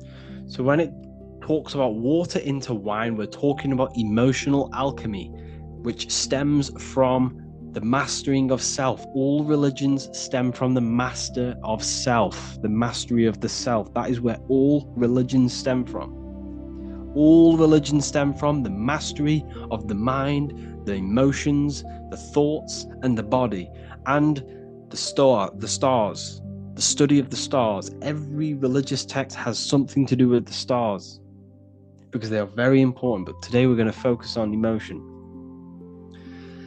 What's the wine? The water into wine. The water is the emotion. The wine is the transmuted emotion. It's emotional alchemy. It's alchemy, this is, people. It's what the Bible is talking about. It's talking about them negative lower carnal mind emotions being transmuted into positive ones that bring benefits to your life, that attract better things to you, and controlling the emotions. Because when the emotions are not controlled, you attract negative people, you put out negative vibrations, you attract that back, you are destroying your body. That's why the Bible says the light of the body is the eye. If thy eye be evil, thy whole body will be filled with darkness. That's what it says in the Bible. It also says if their eye be single, thy whole body should be full of light. But then after that it says, if thy eye be evil, their whole body will be full of darkness. Why? If your mind, your emotional state, your spiritual state is negative, your whole body, your whole life will be filled with darkness. You will be chained by your emotions. You will constantly live out of this animal state, this emotional state. Every time you feel sad, you will, fall into this trap of the emotions. So it's so important that we master the self, master the emotions. And we do that by changing the mindset that you have on life. Okay? What you must understand is that your mind is the director of energy. It has the power to create. It has the power to focus energy. Attention is energy. Where attention goes, energy flows. If you are placing attention on negative things, let's say you break your leg. Okay, this is a bad situation. Don't get me wrong. It's not nice that you broke your leg. However, there is a positive side to that. What's the positive? Well, now, what's a good positive? You can now sit down, you could read the books that you've always wanted to read. You now have time to do something else productive because you can no longer walk. There's always a positive to the situation. And when you're using your mind to direct the energy into the negative route, the negative dual side, you are constantly digging yourself a hole, creating more and more negativity in your life. The law of cause and effect. So we must transmute this negative aspect, the water, the emotion, into wine, into a positive emotion to attract better things to us. Why? Because you attract what you are, not what you want. Emotions is energy in motion. Your emotions create a massive impact on this electromagnetic aura you have surrounding around your body. I have many videos on this, so go and check them out if you don't know what this is. So the emotions create energy. It puts energy in motion. Emotion, energy in motion, which is spiraling around your electromagnetic field. And this field is what determines what is attracted to you and what is not, and what people, what animals, everything. Okay? This field, before you have an illness, the illness shows up in your field energetically, because as above, so below. What happens in the field happens in your body, happens in your life. The positive emotions that you feel creates a more stronger and bigger field, extending up to 9 feet in circumference. So when your field is in a positive, high vibratory rate, this is when your field has more impact on matter. Why? Because what's matter made out of? These fields. These fields create the physical world. It's the real atom. You yourself are a giant atom, and you can control your atom to create the world around you through your emotions. So if someone's crying and you go and walk next to them and go talk to them, that negative emotion is going to rub straight off onto you, because emotion is energy in motion. It's casted throughout your electromagnetic field.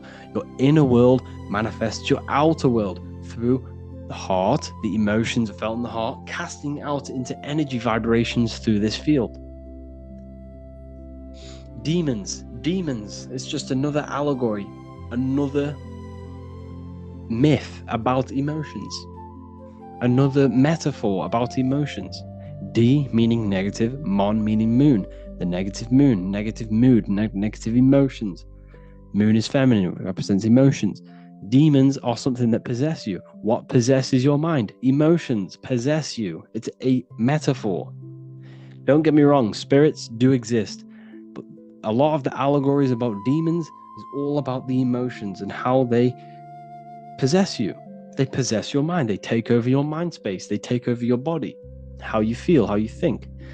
So this is why emotions are very, very, very powerful, and we need to use them and control them, utilize them to create in our life.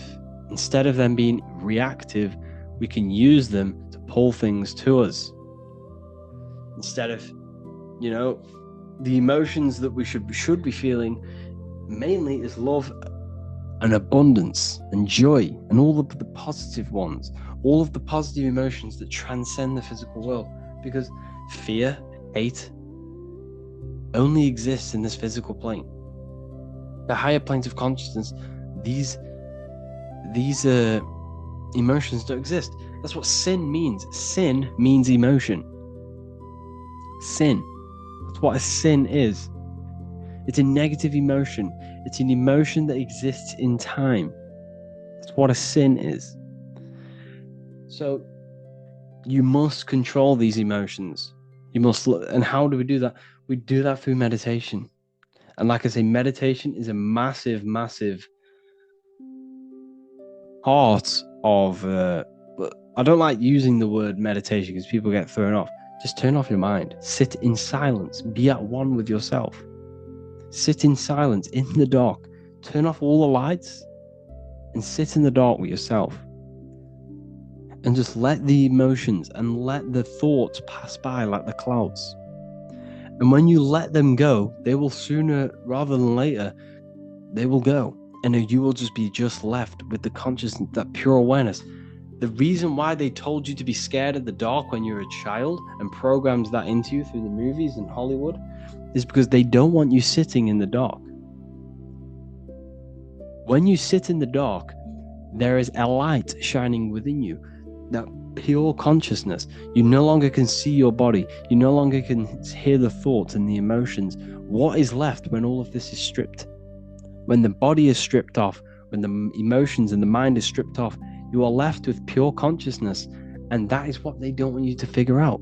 Because when you connect with that, you can transcend this physical world. You can do all sorts of have mystical experiences. So yes, emotions can be used to attract things to you. When you think, you are visualizing, and when you feel, you are becoming. So you can think and feel on a daily basis of this reality that you want, which I teach in my Manifestation Mastery Course 2.0. You have access to this in the university, so make sure to check that out. I'll tell you how to use your emotions, thinking and feeling, visualizing, becoming that reality before you have it. This will train your mind, because why? Your brain does not know the difference between an imagination and a real reality. Your brain does not know the difference between an imagination and a real reality. So if you become that reality in your mind with your thoughts and emotions, you are creating, you are becoming, you are tricking your brain that this has already happened. And what will happen? When you create them neural pathways in your brain will subconsciously create that, somehow try and figure out to create that neural pathway into a real physical reality. And that's how it works. So I hope you learned a lot from this lesson about emotions and what they truly are. And the last thing I'm going to say is love. Love is the unifying force. Love is the unifying emotion. Because like I said here, this image shows 1,000 words. What we all are is one observing consciousness expressed in thousands, if not trillions of different bodies what's in the squirrel is inside of you. It's consciousness, it's self-awareness. And this consciousness is divided through fear and hate. And that's why they push fear and hate onto you so much. And they place you in different postcodes with different football teams and different basketball teams. And they send you different schools, and then different schools compete with the other schools to cause division. It's all about causing division and causing hatred towards others. Why? Because love. We all naturally love when we come here. When a child is born, you can see the love in its eyes. It loves everything. But as it gets older, it starts to become darkened by the matrix, the system, this dark spell that is casted upon the minds. We all need to learn how to love, because this is the unifying force that brings all of our consciousness back to one unified team.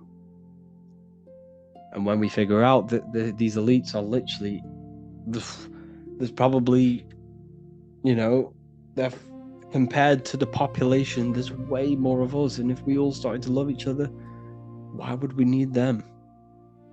So anyways, I hope you all learned a lot off this lesson. Thank you all for joining the university. I look forward to teaching you more. Please let me know for anything that you want. Because you have joined, I want to make sure that you are happy inside of this university. And I want to make sure any question you have, I can answer, I can research for you. Okay? Thank you all. Have an amazing day, people. Signs you need to detox. This is an important one, people. And a lot of the things that are happening with our bodies in the modern society is just considered as normal. But these things that I'm going to go over are not normal. They are signs you need to detox. So the first sign we have is a runny nose. Runny nose means there is too much mucus in the body. The mucus is forming from the acidic food that we are placing into our body. So every time we consume something that is unnatural and something that was not produced by the earth, the body does not know what the food is. Therefore, the body has to attack it. So if the body did not have mucus, it creates the mucus to attack it so that it can help the body in detox from the chemicals and the things in these foods. So essentially, mucus is not bad. It's the body's defense mechanism. However, too much mucus will create blockages within the body, and especially in the sinuses in our head. And this is what we get runny noses from. It's too much mucus in our sinuses. Our sinuses are blocked, and this can lead to breathing problems and all sorts of things. Like, you don't want too much mucus in your body. So runny nose is a sign that you have too much mucus in your body and you need to detox. The next sign is a yellow tongue. This is a sign of unnatural foods. This is waste. This is toxic chemicals on the tongue left over. When you place something natural into your tongue, it will leave very minimal residue, and it will not stain your tongue because it is natural. It's produced by the earth. When you place something natural into your body that was grown by the earth and produced by the earth, it becomes one with the body. It assimilates with the body. The body recognizes it, and it can digest it properly without fighting it. So by placing, all these food colorings, chemicals, seed oils, essentially this is what all of this residue is. It's leftover waste. And if your tongue is looking like this, imagine what your colon and your gut looks like if your tongue is showing this. Yes, you need to detox if you have this on your tongue. This is a healthy tongue. No issues, no residue left over. Yes, don't get me wrong, you can clean these with the scrapers, but you're just placing a plaster on top of the main problem. You're placing a plaster just by scraping all this grime off. You shouldn't have it in the first place, so therefore you need to detox and go on a cleanse. The next sign is body odor.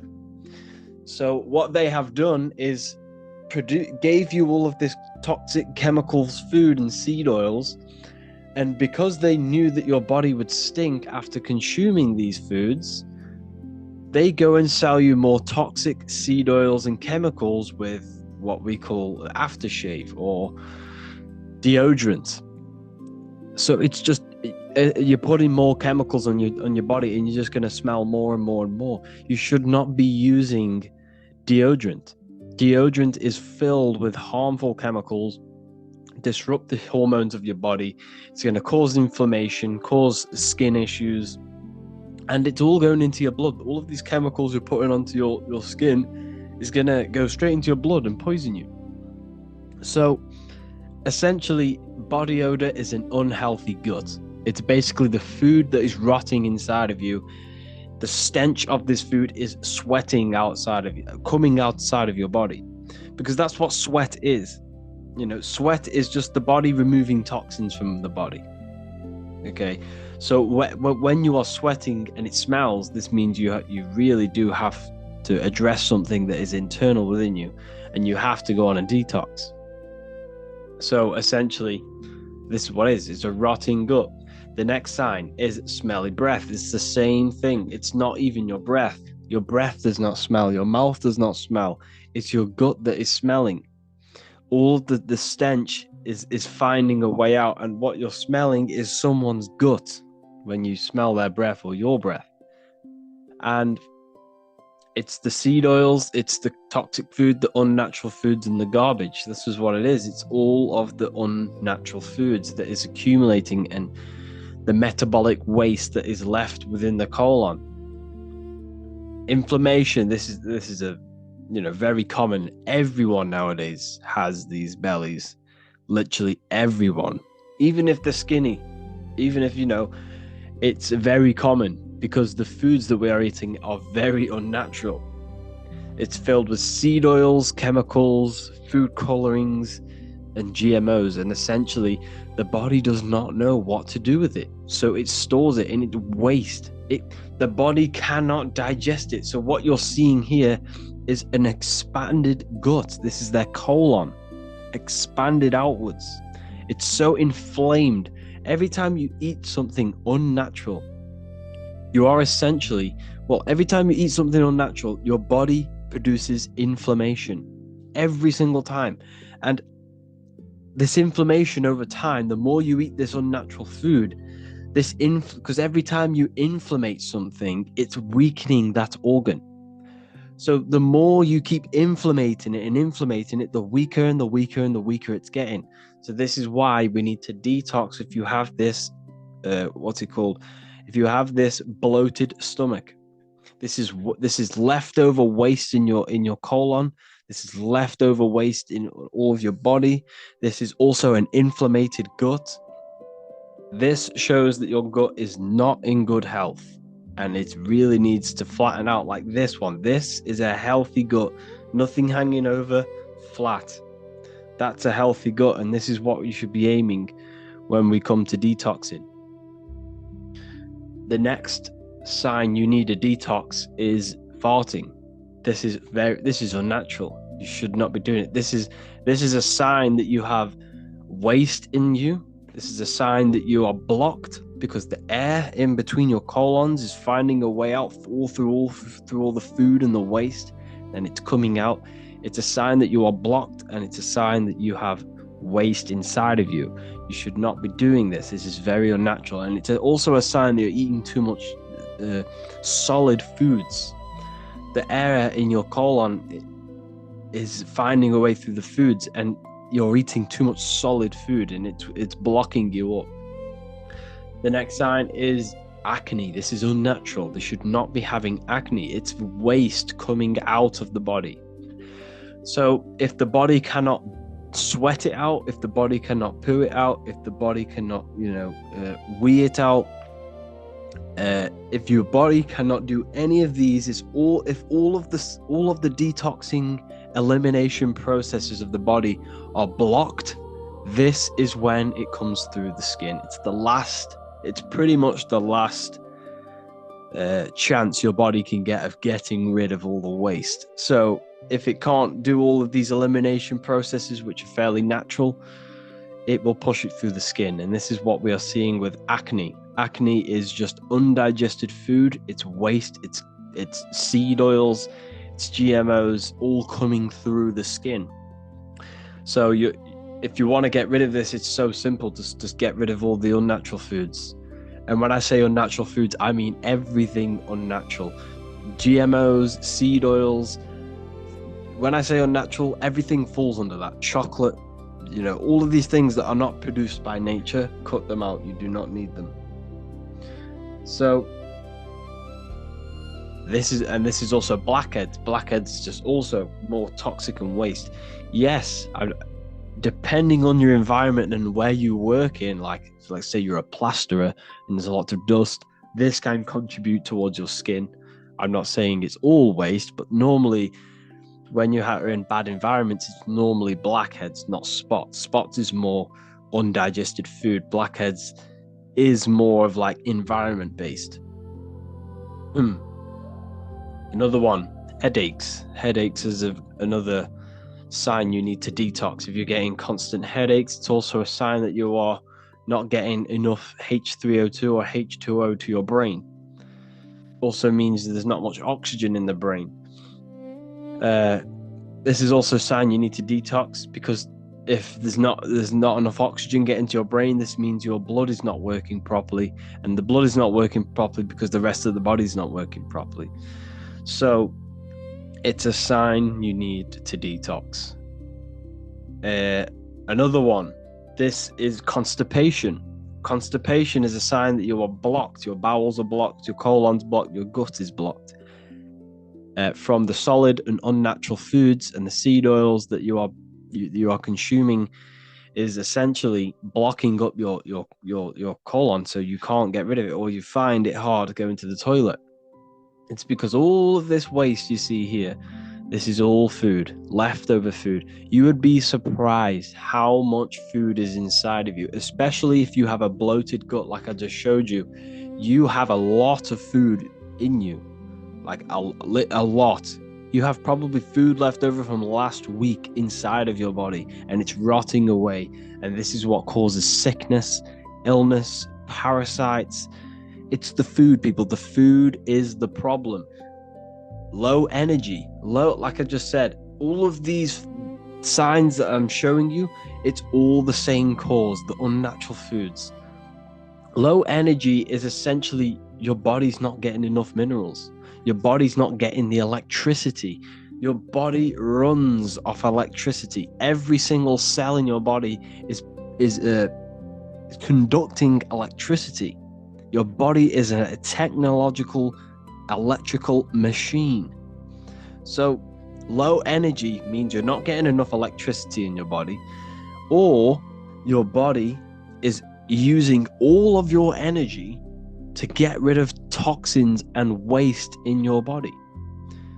Let's say you have a very bloated stomach.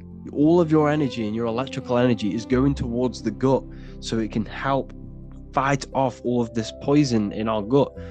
And that's essentially what tiredness is, if we're not getting enough energy. So these are all the signs that we've gone through. And in the next few videos, we'll be going over on how to detox. If you have any of these signs, please carry on watching on the next few lessons, and you really need to detox. Hello, beautiful students. Let's get into healing. Stage 1 of cleansing the body. All disease starts in the colon. Before trying to heal, we must remove leftover metabolic waste from the colon and the body. The body cannot heal unless it has the right environment. So let's say you want to start and heal your body. And before you can heal that body, you have to remove all of this waste.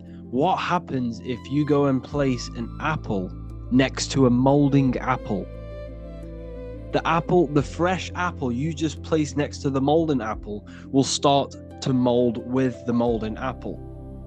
So if you started now, today, and you have all of this leftover waste in your body, and you started consuming good foods, yes, it will benefit you. However, it's going to take a lot longer for you to heal because you have not removed this moldy stuff inside of you.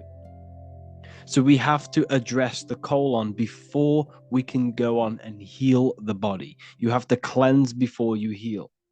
You have to regenerate the body and create a good environment. Because what happens when you cut yourself? Your body healed. Your body knew how to heal that wound that you cut.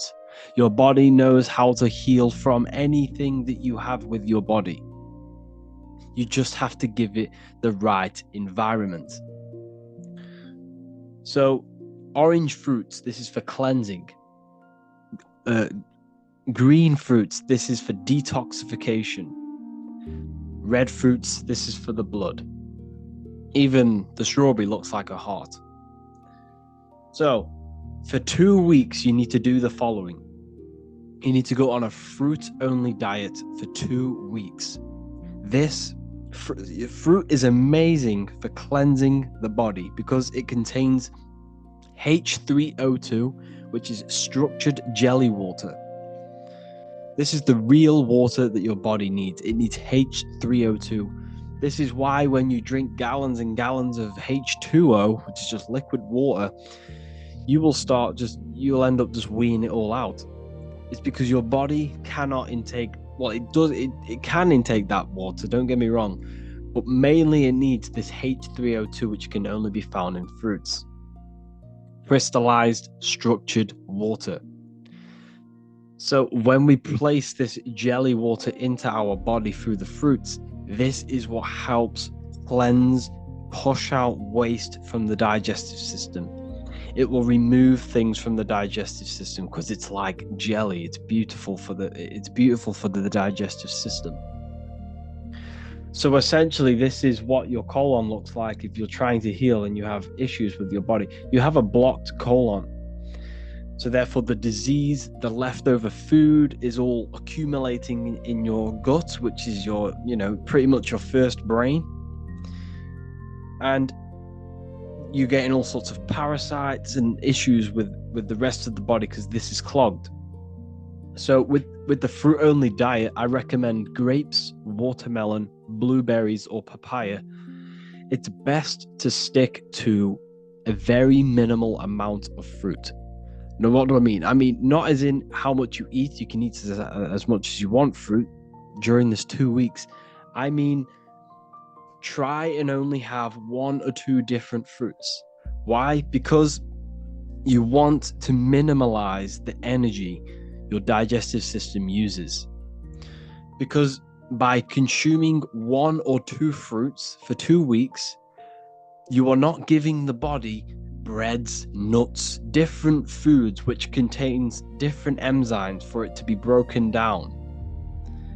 Your body doesn't have to detect many different things and break it all down individually. If you're only taking in 2 different foods or maybe even 1 different fruits, it's going to minimize the work of the digestive system. And this will use less energy. So this means it saves energy now for your body to heal other parts of the body while you are cleansing. So when you consume this fruit, this 1 only fruit or 2 fruits or 3, whatever, you're going to push all of the waste out. You're going to get all of the solid blockages, all of the solid foods and leftover things on the walls of the colon out. And during this 2 weeks, you want to have herbal teas. This will help detoxify the body and get rid of the excess mucus. This will give body minerals as well, because don't get me wrong, fruit has a lot of minerals, but we need to make sure we're keeping on top of the minerals if we're just consuming fruit. So herbal teas like sarsaparilla, dandelion root or dandelion, elderberries, and cheney root, and nettle leaf. Nettle leaf is very, very powerful for your kidneys. Your kidneys is what filters the blood. Okay, so when you take nettle leaf, you can have a teaspoon of these nettle seeds or nettle leaf nettle seeds, sorry. The nettle leaf is good, but use that in the teas. But if you're going to have teaspoons, have the nettle seed and just place it into a drink and drink it or whatever. Nettle seed is very good for helping and strengthening the kidneys, which helps detoxify the blood. It filters the blood properly, and which will then filter the oxygen to the brain and the oxygen to the rest of the body. So nettle leaf is very good.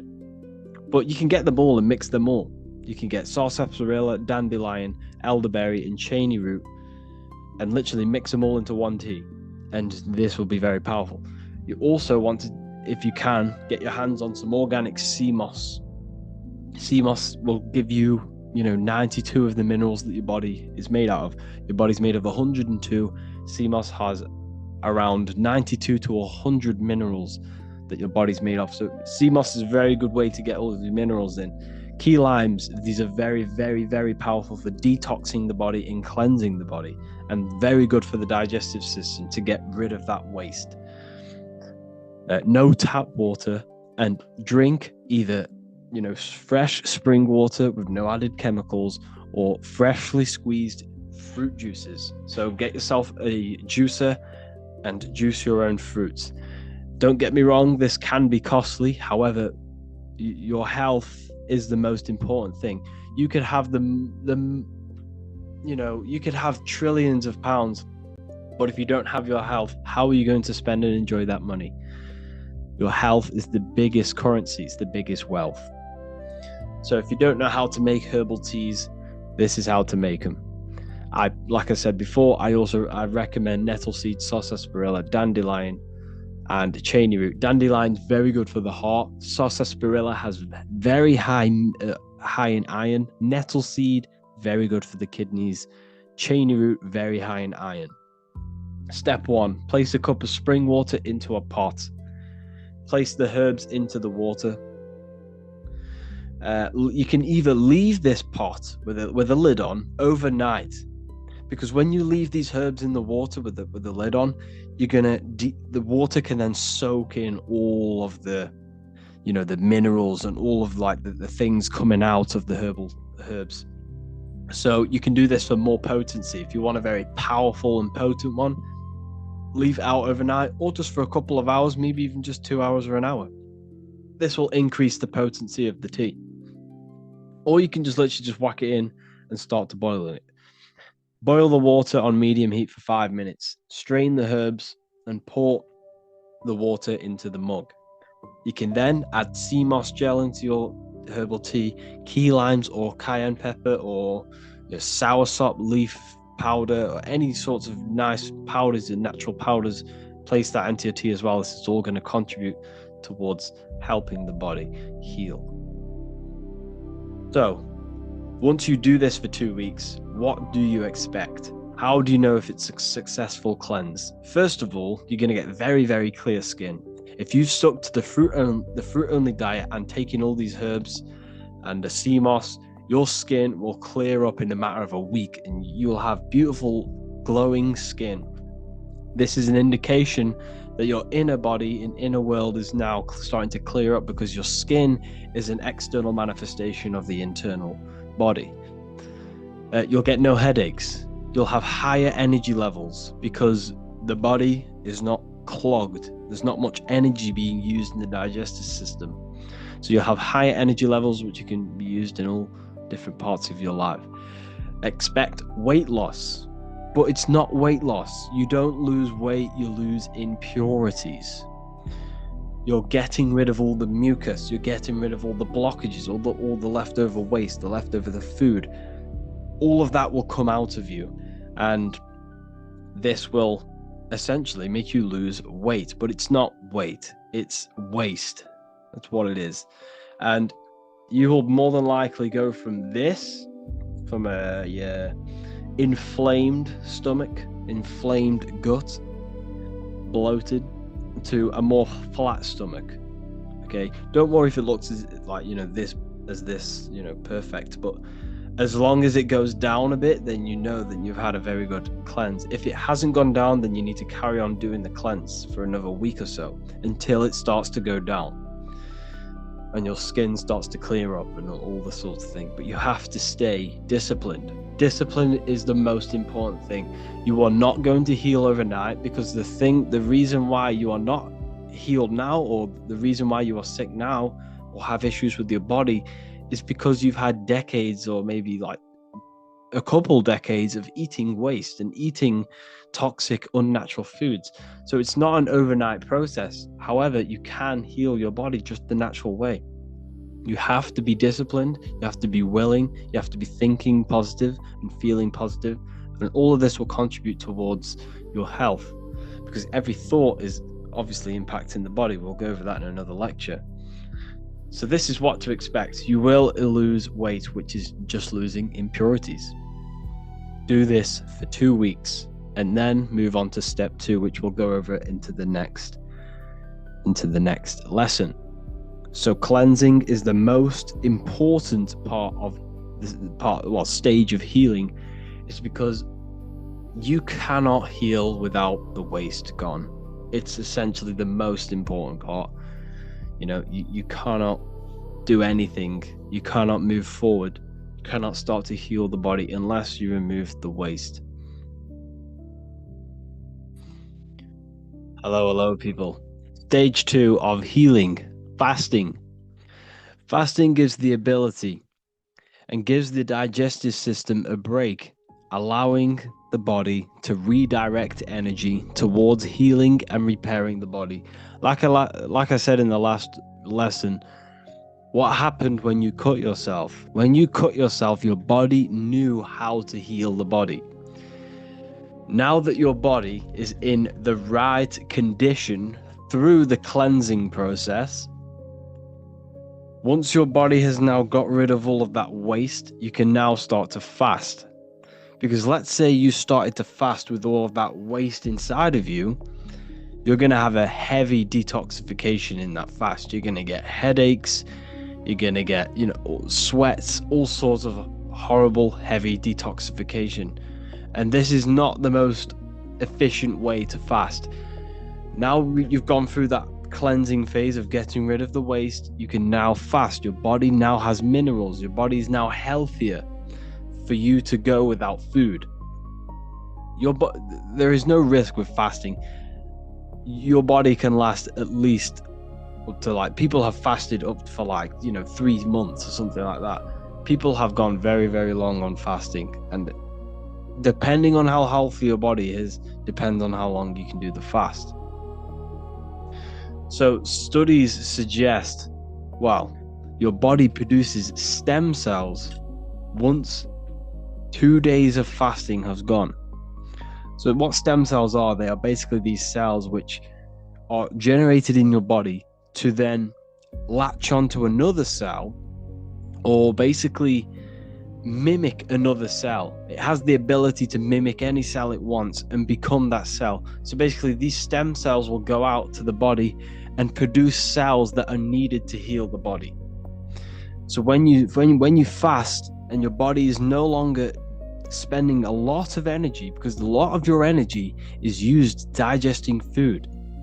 So once that energy is now no longer being used, your body is now redirecting this energy to produce and healing things for the body, like stem cells.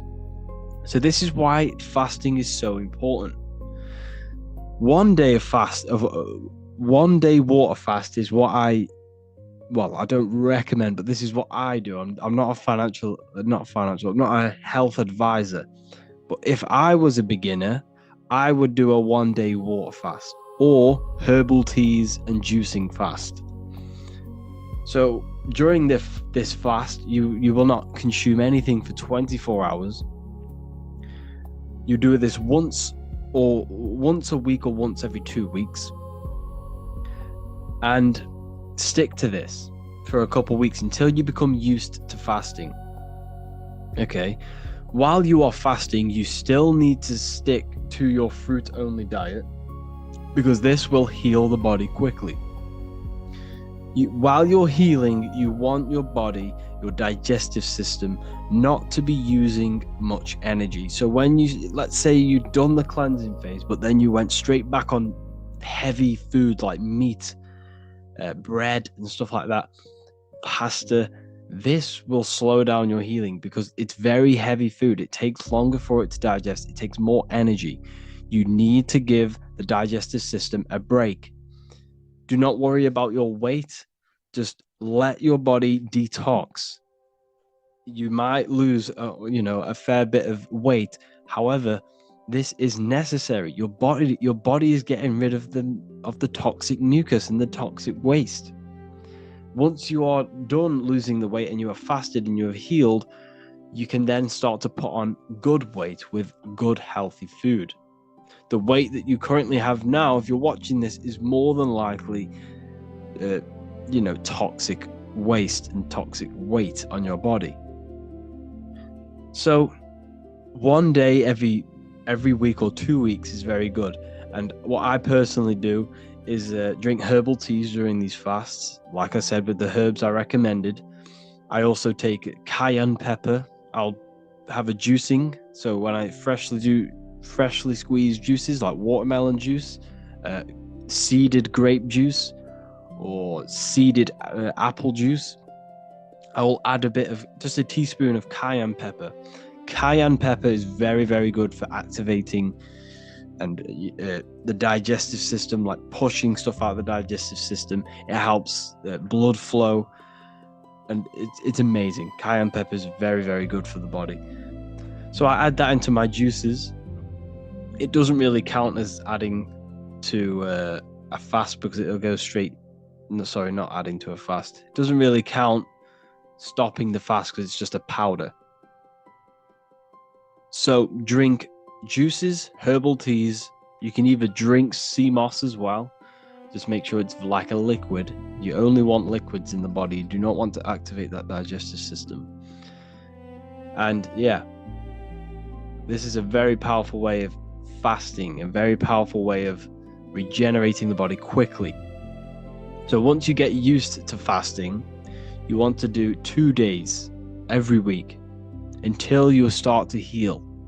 Okay, 2 days is when the stem cells, and when you become even, more used to fasting, you've had some experience, you know what you're doing, you know how your body reacts, you can then start to do longer fasts, and maybe even doing no water and no food fast. That's a very powerful fast. However, your body has to be healthy in order to do that. So only do that when you are doing it properly, when you know what you are doing. So essentially, you want to start fasting and the fruit-only diet until you are healing. And this is the best way to do it.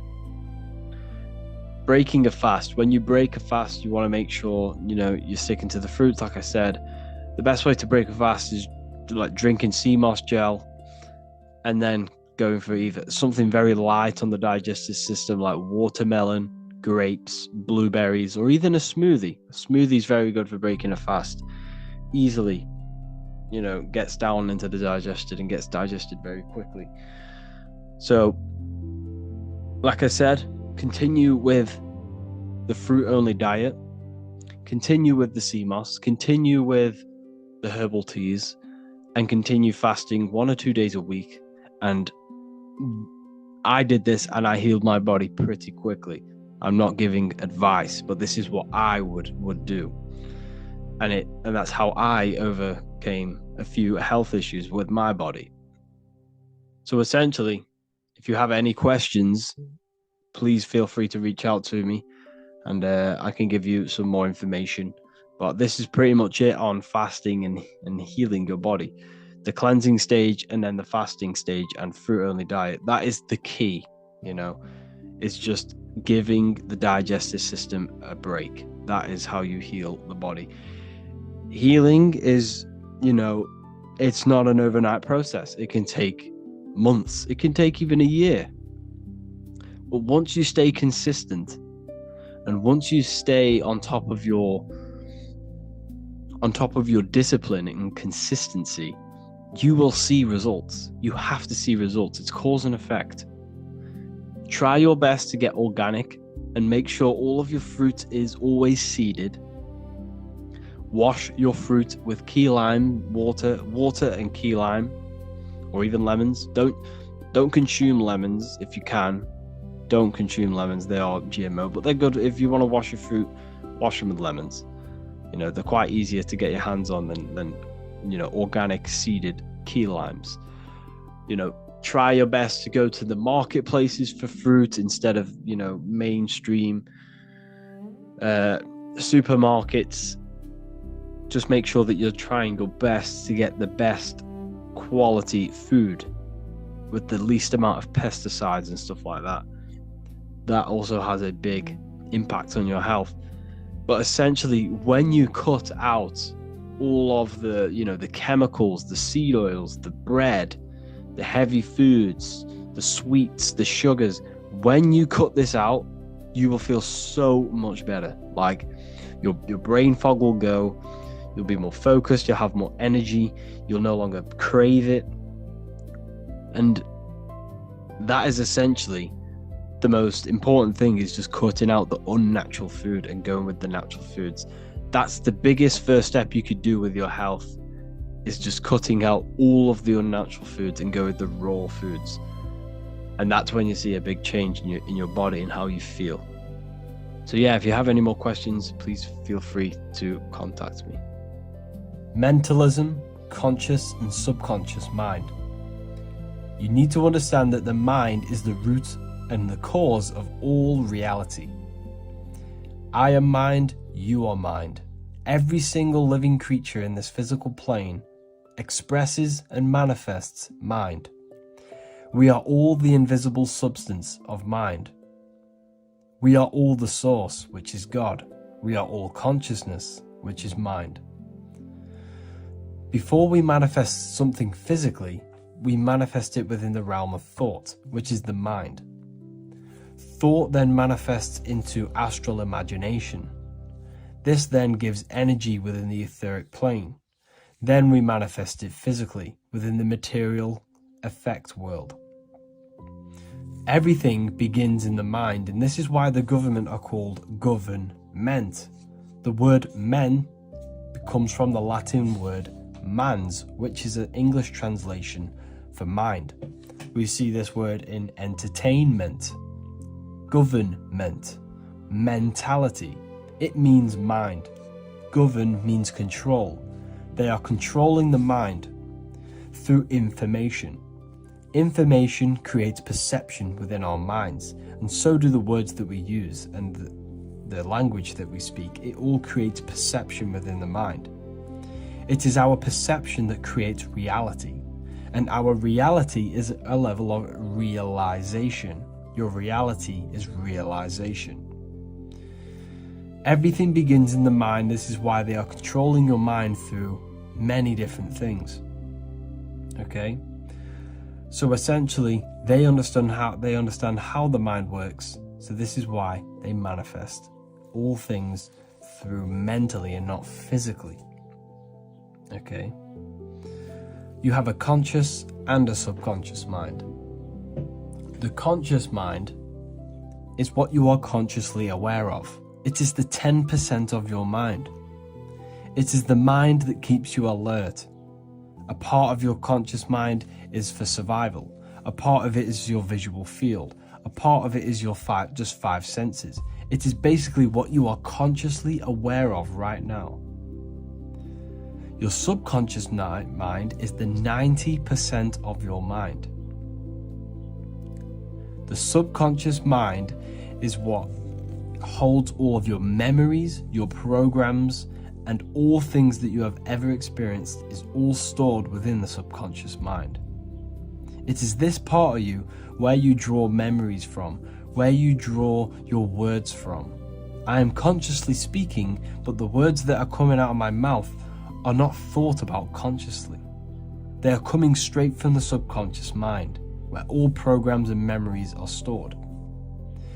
It is essentially this part of the mind which is manifesting our daily basis behavior, because the subconscious mind stores the programs which we are operating our life off. For example, if you tie your laces, you do no longer have to consciously do them. Your hands literally just know exactly what to do because you've done it that many times.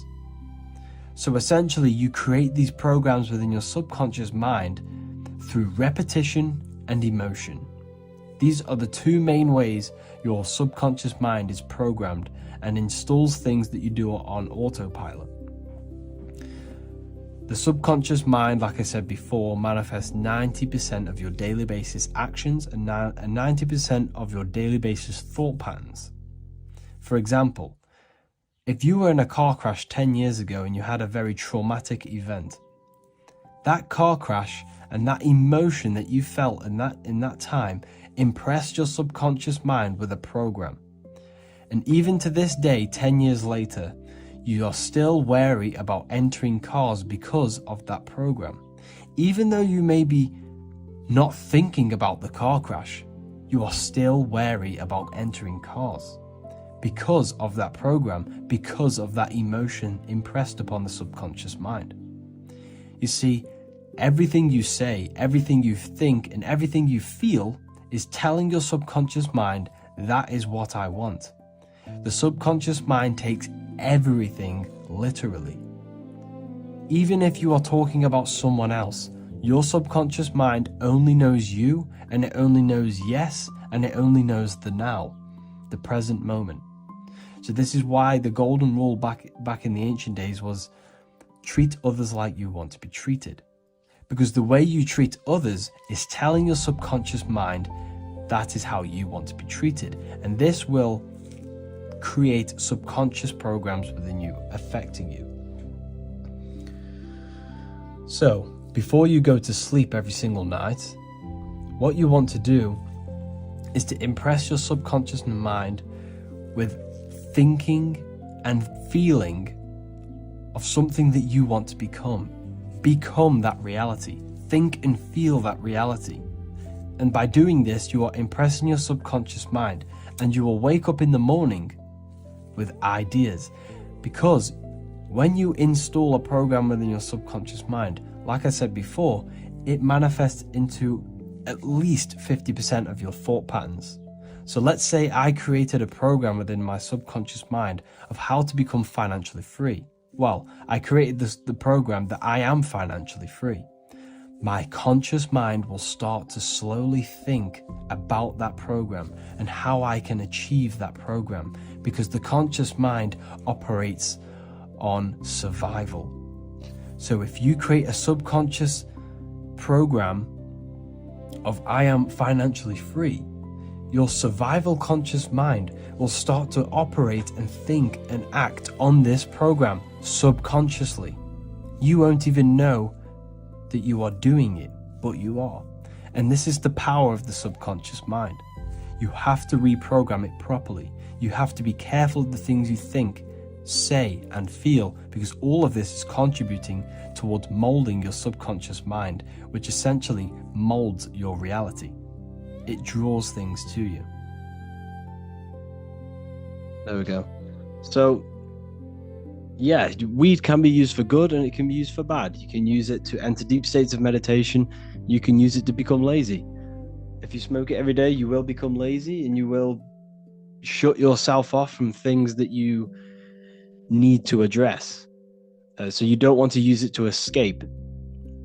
Okay, so don't escape. Don't use anything to escape your own mind. You must face it. Okay, so what was the next one?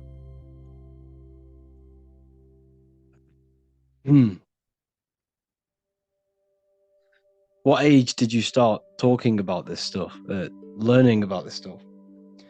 It was quite young, to be honest. I started learning deeply into the occult and esoteric about 2 years ago, 3 years ago. But before that, I've been always into like conspiracies and stuff like that. So that's mainly what it was. Mainly. That's how I kind of got into it, by looking into conspiracies. What do you think about manifesting?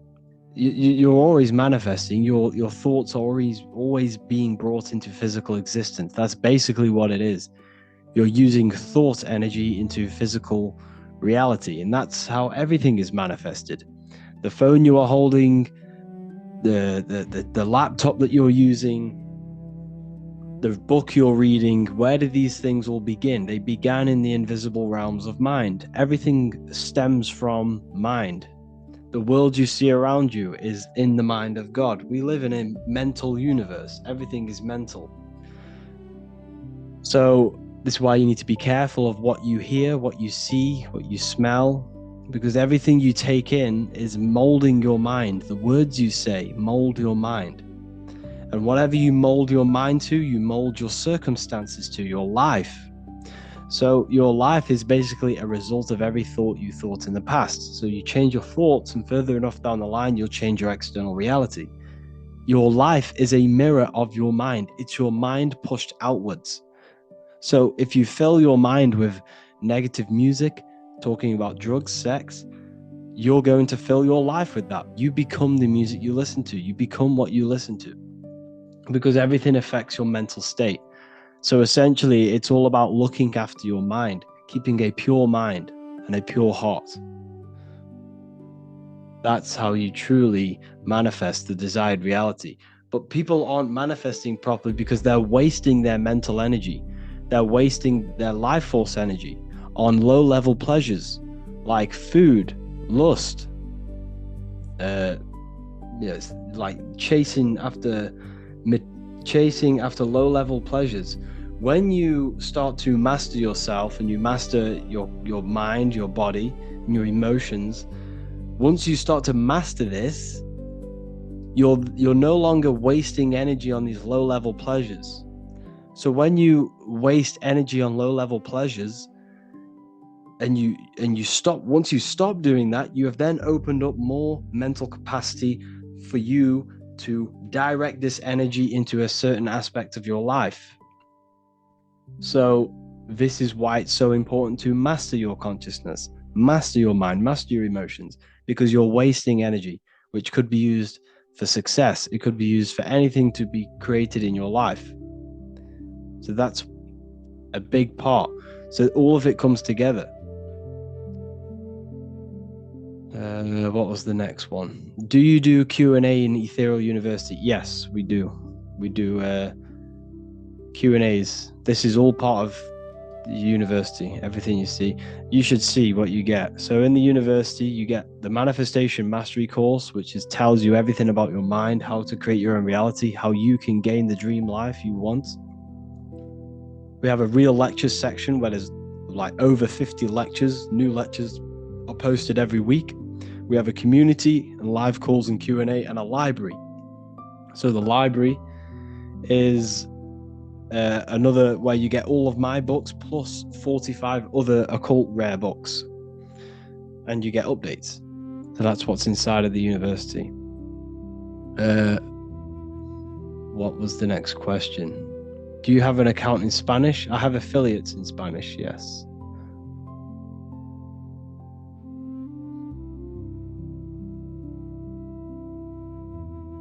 What's your thoughts on white people not being natural to this planet?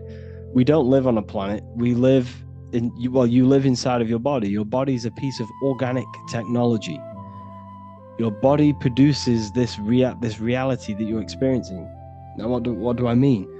Without your brain, you can't be in this reality. So your body is producing this world. Your body is the earth. Your body is the universe. You are God. You are consciousness. The body is the earth, simulating this reality to your consciousness. So when it comes to your body, it does not matter where you are from.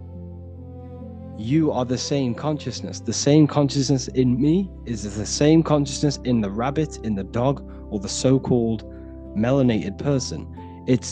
We are all the exact same consciousness. And once you understand this, once you start to realize that you are not this body is literally just a piece of technology. It's a character you're playing. It's not you. You are the I am. Every single one of us refers to ourselves as I, because I is the all-seeing I, the all-seeing eye of consciousness. This is where we all come from. So you have divine consciousness, then above us is the stars, then you have man, Now, man is very important because man is made in the image of God. We have the ability to expand our consciousness.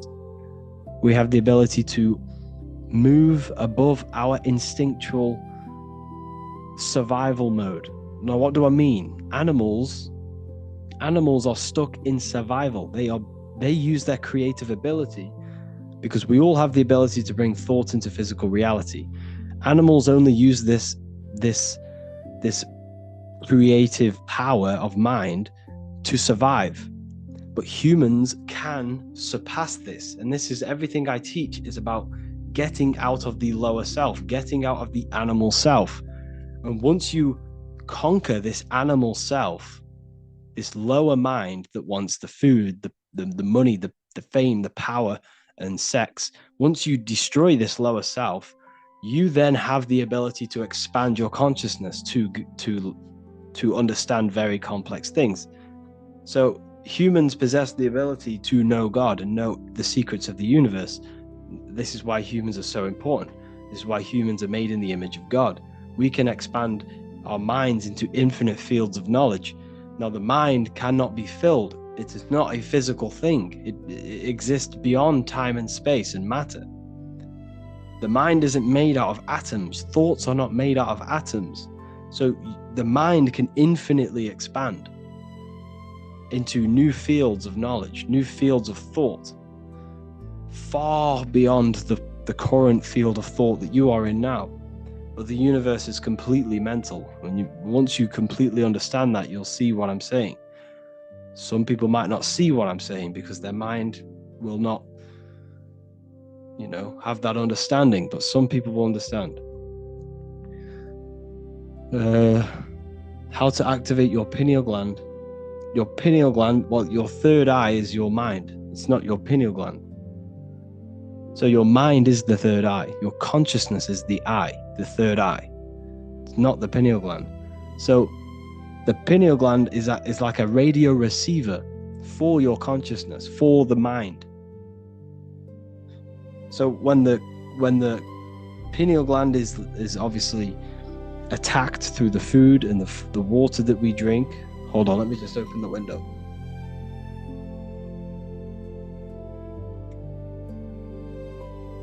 So when it's attacked, it becomes weaker and weaker. And this kind of interrupts with the connection. It's an antenna, it has crystals on it. So your radio, your phone, all uses crystals to pick up frequencies. It's like a radio receiver for your consciousness, because your consciousness is already outside of the body. You're already outside of the body. Your body is a state of consciousness. It's a body of consciousness. The mind is a body of consciousness. Emotions is a body of consciousness. But there is pure consciousness, which is above thought, above emotion, above the body, above all these things, is the pure source. So to activate it, first of all, you need to go on a detox. Go on a detox of a fruit detox. Make sure it's organic fruit. If you're struggling to get your minerals in, take sea moss as well. So just go on a fruit and sea moss diet for a couple of weeks, and you won't lose weight, you'll lose impurities. You'll flush out everything out of your body for a couple of weeks. Drink freshly squeezed juices to get the lymphatic system moving and the blood moving again, circulating. And once everything's out, you'll start to feel a bit better, and you can have an easier experience activating your pineal gland.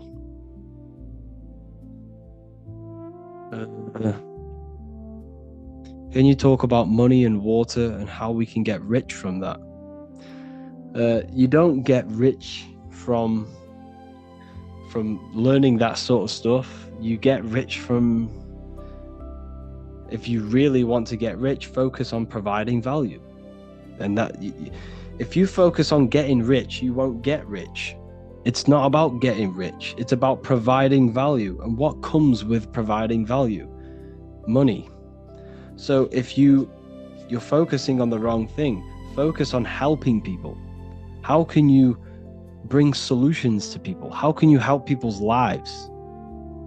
And along the side of that, you will gain an income from that. You see? So essentially, that's how you do it. I don't know how someone's managed to draw. It's a bit crazy.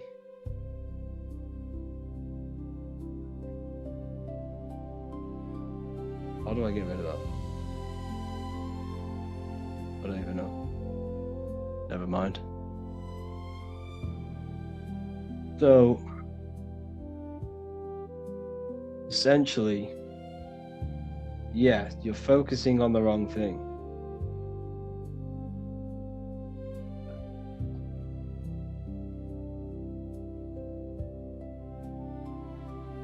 You're focusing on the wrong thing. So, what was the next one? Let's turn this off. Talk about what's your thoughts on synchronicity? What do you mean by synchronicity? Do you listen to any music? Yes, I do listen to some music, but it's mainly music without words. Because a lot of the music now is just it's all propaganda. It's all to program you. It's all to mold your mind in some form or way. Everything they do is a form of propaganda. So just be careful what you listen to.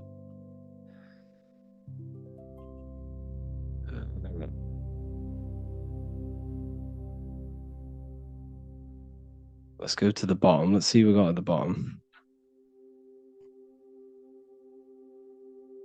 Semen retention.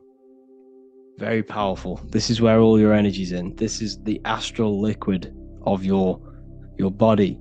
So this is where think about it. That liquid can produce a whole other human being. That liquid has all of the minerals, all of the energy to create a human being. It has the ability to open a portal inside of a woman.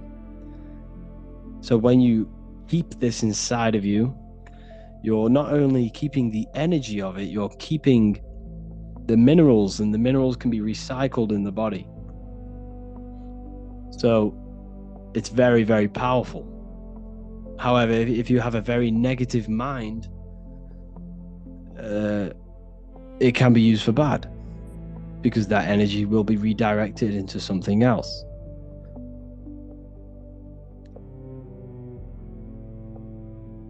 What was that?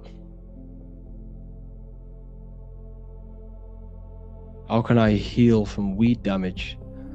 Just heal yourself.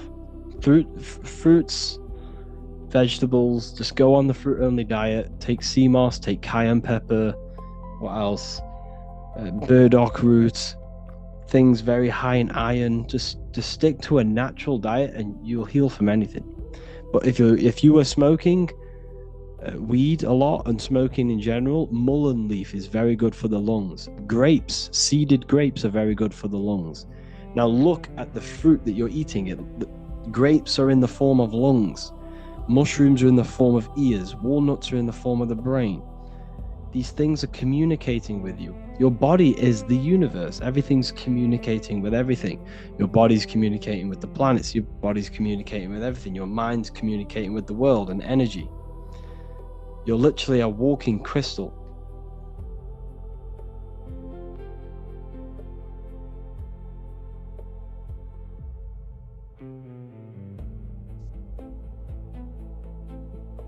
What do you think about ginger and lemon shots? Instead of ginger, use wait, what was that? Sorry. Instead of lemon, use key limes.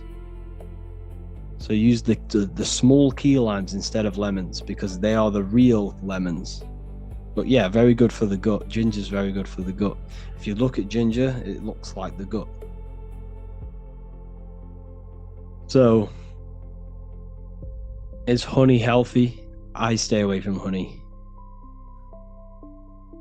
Should you not eat anything acidic? No, realistically not. I mean, you might treat yourself now and then, but mainly stick to your raw fruit, veg diet, and you'll be You'll live a long and happy life. Let's go up. Let's see what we got up here. Can I meditate looking at the moon? You can moon gaze, but the moon is inside of you. Everything you see outside of you is inside of you. The energy of the moon is already inside of you. So it's a full moon, it's already happening inside of you. This is why witches do rituals on full moons, because the psyche is more advanced, more powerful on a full moon. That's why if you ask a policeman, you ask a firefighter, you ask an ambulance driver, normally around a full moon, there's more calls, there's more emergencies, because the moon enhances our psyche. But not the moon, but the moon is within us. The seasons happen within you.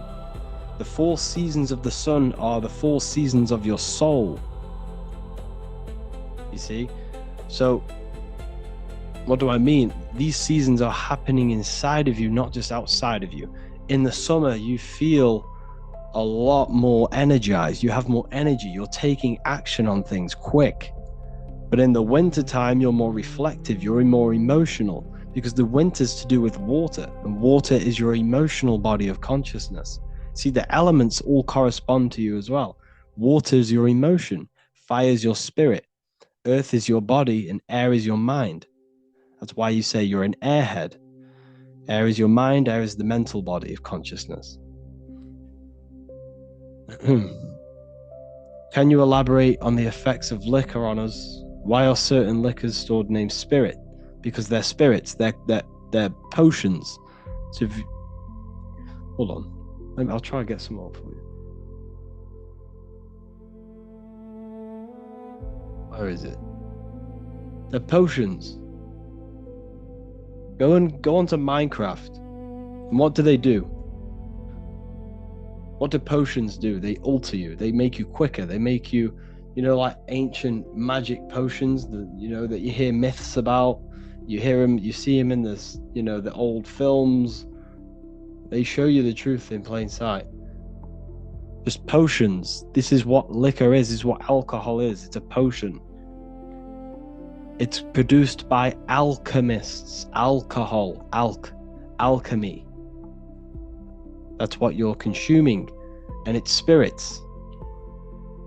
It's spirit. It's liquid spirits. So you're drinking a spirit. But everything has a spirit. Grass has a spirit. Everything has to have a spirit, or else it would not exist. You have a spirit. But what you're doing is making you susceptible for, making you vulnerable, for spirits to enter you. So that's why it's called a jinn. A jinn is a form of an astral entity. A jinn, or what else? A spirit, a jinn. All of these things are to do with astral entities and spiritual entities, and it contains ethanol. Ethanol. Look at the beginning of ethanol. It's ETH. ETH, which is ethanol. Okay, so ethanol is ethanol, and the ether is the barrier between physical and astral. What else? What do I think about tap water? Don't drink tap water. Don't get tap water. Is it bad to get wisdom teeth out? I mean, if you've already done it, it is what it is. But if you haven't done it, don't do it, because everything's connected in your body. Everything in your body is connected. So your teeth, each tooth is connected to organs. Your lips, that's your heart. Okay, your lips. So you can see people's. For example, this is a gem. You can see people's mental state on their face. And what do I mean?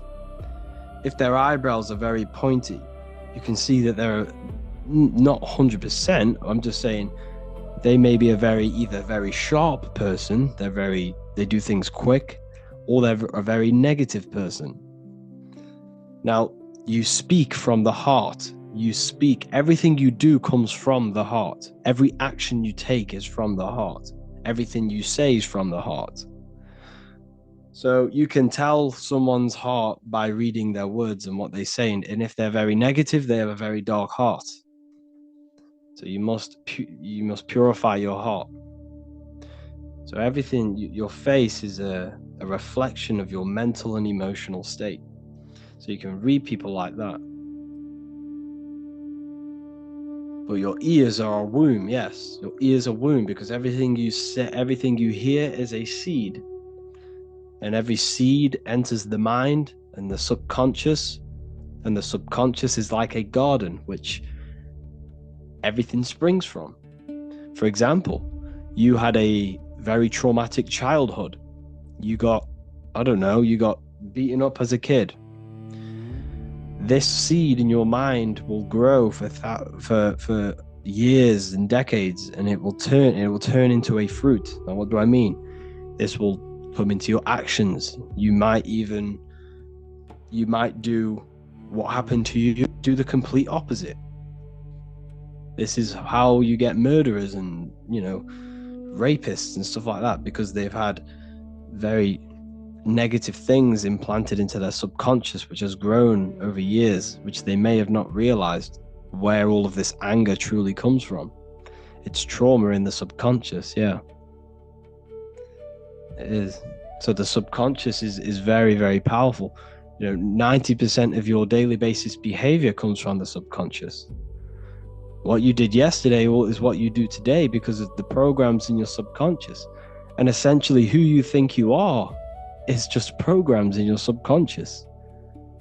Most people don't know who they are. They think, well, my name, I've got a job. My name is Harry. I work for Revival. I do Revival of Wisdom. That's not me. This body's not me. My job is not me. My money's not me. My name is not me. You are above all of that. You are above all of this, and you must connect with your true self. Now, how do you connect with your true self?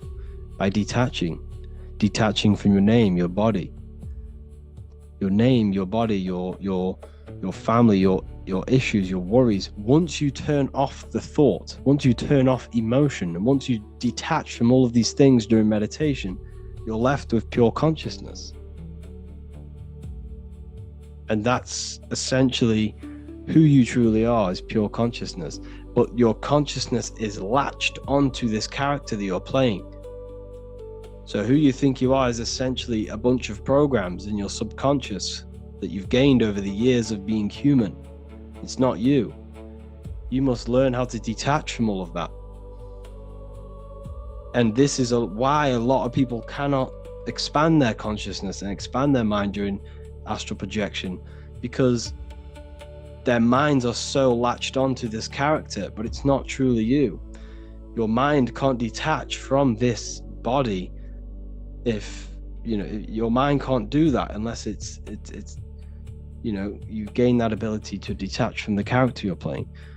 But you're not the character. The true you is the I am. The I am is is God. The I within you. When you say I, there's nothing higher than that in your being. There's nothing higher inside of you than the I. That's why the Roman numerals, I is the number 1. And that's why I is one line, because we are all one consciousness, one I, one all-seeing I. That's why God is omnipresent, because he's in you, he's in me, he's in everything. We are all God, all extensions of God's consciousness. The universe is one living being. And when you see it, it's kind of crazy. But once you see it, you can't unsee it. The universe is one being. Me and you are the same exact consciousness, experiencing a different reality. But we are all the center of creation. What do you think about the monk who lived for 300 years in Himalayas? Do everyone have that possibility to live that years? Yes, I truly think this, because Think about it. I sent a list into my Telegram the other day. I sent a list into the Telegram of all of the, well, not even all of them. It was a big list about a lot of the toxins that we're being toxic. I'll try to find it. Where's it gonna load? Okay, here it is. Where is it? I'll show you this list. It's insane. So we've got seed oils, artificial food coloring, food preservatives, chemtrails, GMOs, chemical and skin products,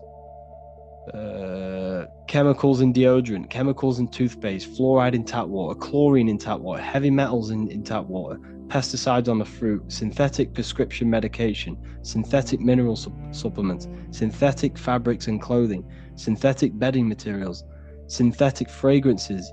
Fragrance can be up to 10,000 different synthetic chemicals if you didn't know.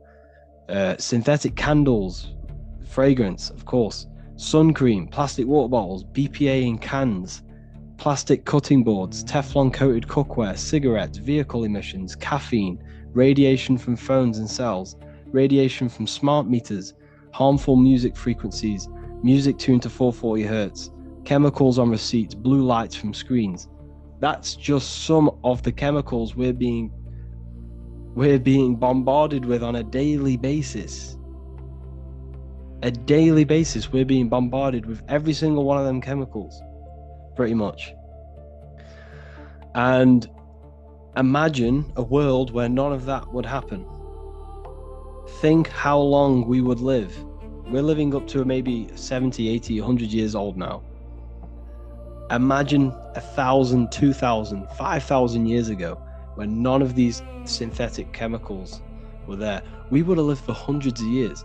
And especially your thoughts play a massive role in this.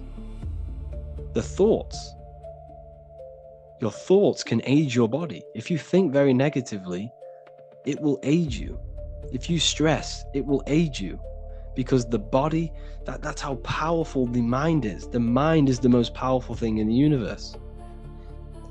Everything came from it. So have a think. The phone you're holding was a thought. The pencil was a thought. What else? Everything you see around you was a thought. It began in the invisible realms of consciousness. Therefore, this world you see is an externalization of mind. It's an effect of mind. The whole universe is inside of your mind.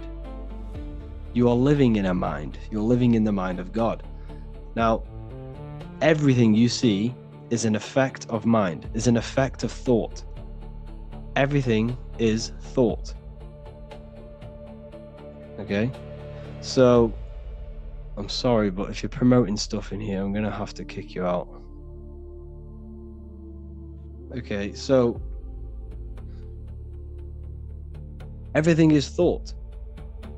This world is an outcome of thought. It's an effect. Everything you see is already manifested. Already manifested. You don't want to change this effect world. You want to change your mind, because when you change the mind, you change matter. Thought creates matter. Okay.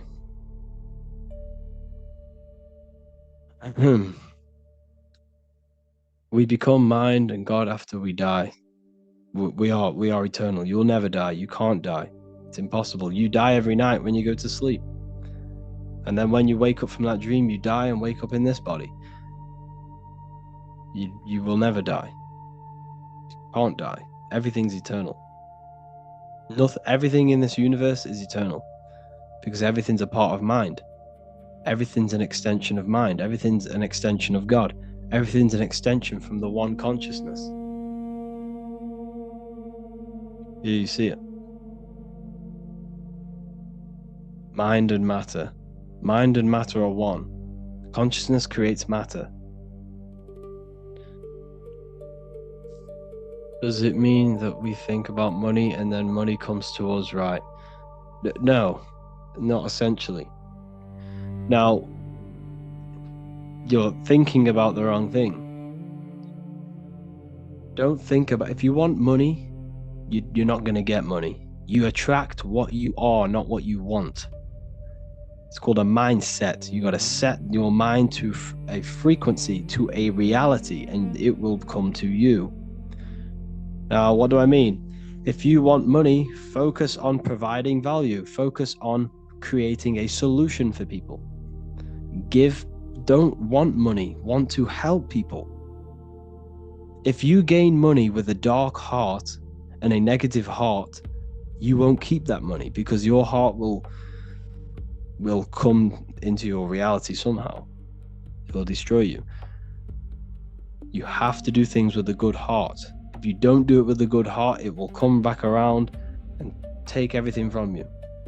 So focus on giving people value, helping people's lives, providing a solution for people, and money will come with that. That's how you gain money.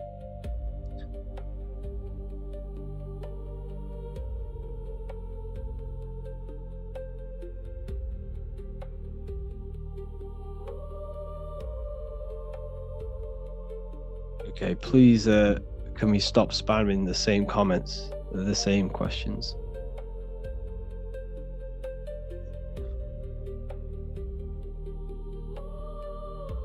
So, yeah. What do you think about psychotherapy? Is that some sort of therapy? I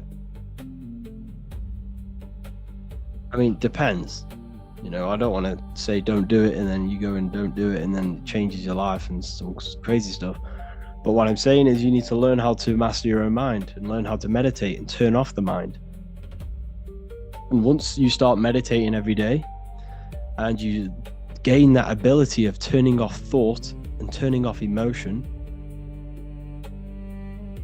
and turning off everything, so turning off all of your emotion, all of your connections, all of your just everything. Once you learn how to turn off the mind, depression doesn't exist, anxiety doesn't exist, because you rise above thought. There is a realm above thought. And once you learn how to access that realm by turning off thought, that's why Jesus says, take no thought. 5 times he says that. Take no thought, take no thought. Because once you learn how to do that, you rise above all of your problems, because all of your problems exist in the thought realm. There's no anxiety, there's no depression, there's nothing. So you need to learn how to master your mind. Learn how to meditate. And if you're thinking, you're not meditating. How can we start to meditate? Sit down and think of nothing. And if just try and experience your thoughts. So if a thought comes, push it away and carry on. And then there'll be about 5 seconds of nothingness, and then another thought will come. Push it away and then keep doing it. And the longer you push away these thoughts, the more consistent and more disciplined you are every day to turning up and meditating, the longer the gap will become.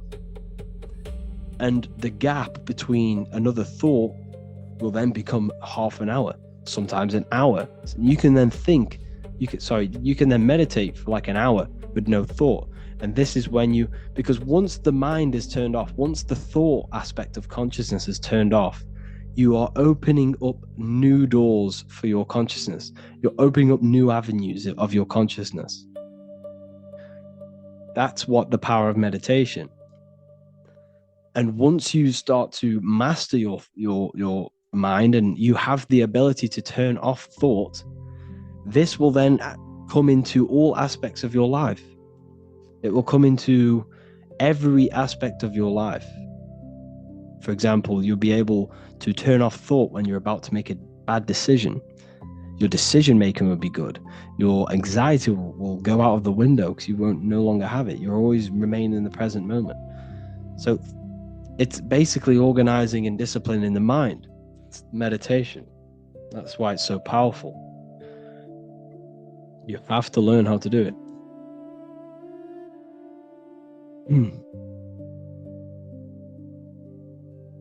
What do you think about where do humans come from, or what created us? Well, we are all extensions of God. We are all God's mind manifested in physical form. We are all extensions of God. Not you, not the character you're playing. Your character is not God, but I'm saying your consciousness is. The awareness you have, the mind you have, that's God. The pure awareness, the pure consciousness is God. Not who you think you are, your name, your body, your job, your circumstances, your worries, that's not God. You are the pure consciousness, and your consciousness is latched on to this character you're playing. But once you learn how to get rid of that character and detach from it, that's the essence within you that is God. Okay.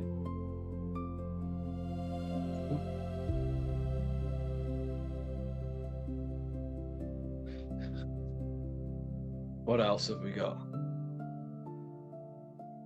Did sugar turn off the thought broadcasting ability? I really don't know what you mean by that question, sorry. What is consciousness? Awareness? Creativity? So, consciousness is... Right. So, yes, it's observation. On the highest level of consciousness, it's pure observation and pure cause. Now, on the lower, so you have observation. So there's different bodies of consciousness. You have observation, that's the eye. It's this eye you see here.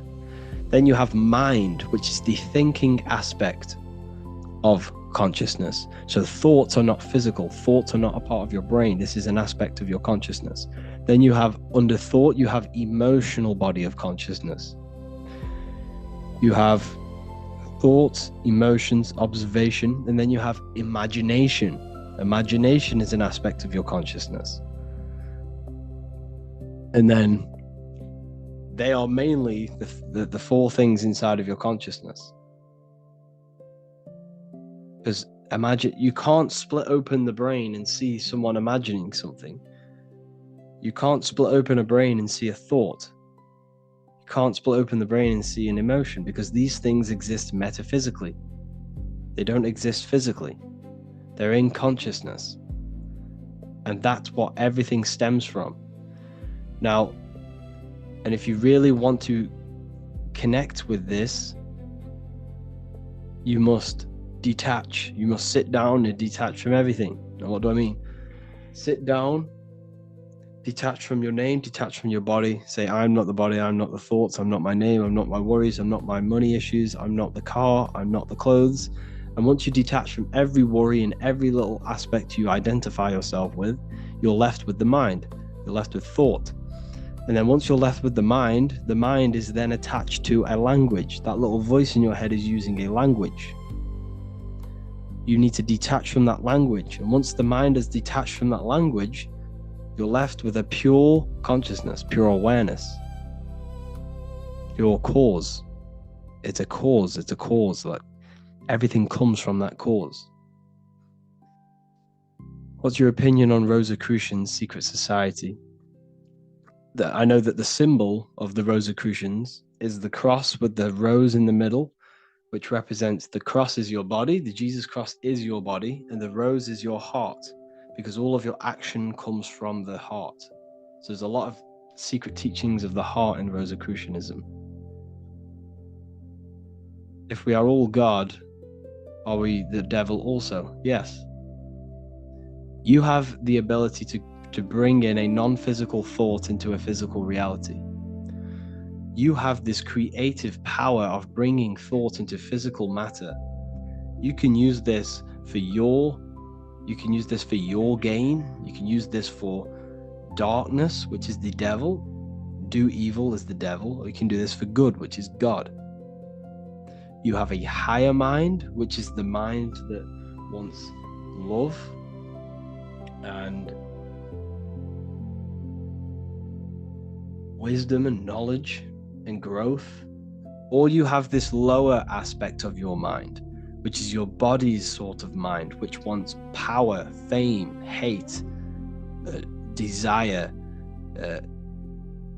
food, survival. This is Satan. It's an aspect of your mind. It's psychology. It's a psychological allegory of the human mind. That's what the Bible is. It's all allegory for the human mind and the functions of your mind, body, and spirit.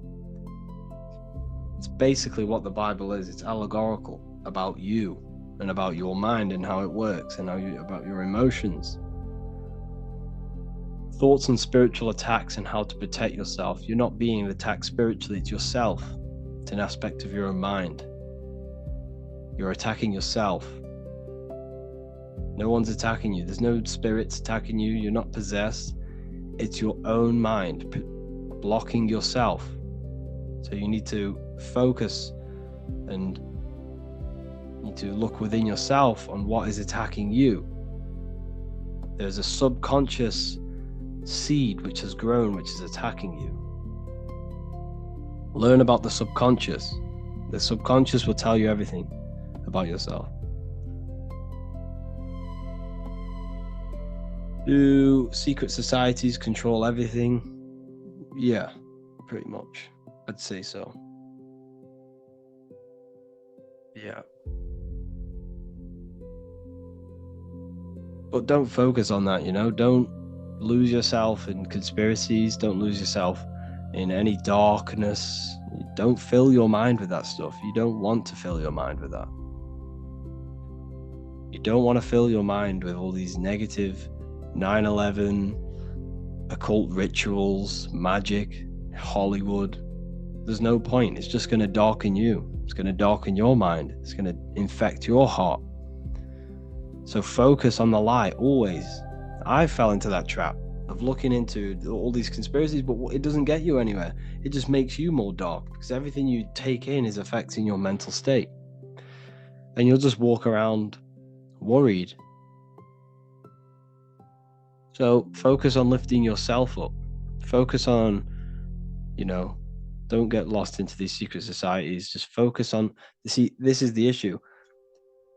Yes, the world is kind of waking up in a way, but we're waking up to the wrong things. We're waking up to conspiracies.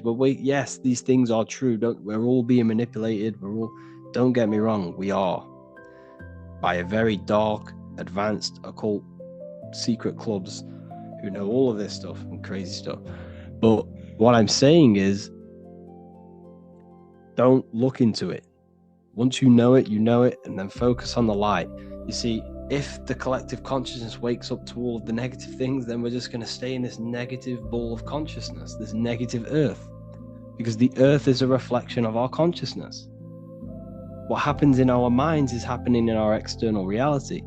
So if we all start focusing on this negative and how we're being manipulated, chaos is just going to break out. We're all going to start fighting each other. So we all need to focus on light and bringing ourselves up. That's how we get out of this issue. Okay. Do you know the 33 money blocks that all people have in their field and how to vanish them? No one has these 33 blocks on them. If you believe you have a block on you, then you have a block on you. Because your mind, everything is mental and psychological. If you believe black magic worked on you, then it works. That's how black magic works. If you don't believe it worked, then it has no power. It's the same with the government. The government have no true power. It's your belief. Like, if you believe so all of us as a collective consciousness believe the government exists. We believe money has value when it doesn't. It's a piece of paper. It's our thought. It's our consciousness thought energy that gives it power. That's why they're called a government. They govern your mental state. They govern your mind. They don't govern your body. They govern how you think. Because that's where the power's at. The power's in the mind. In your consciousness.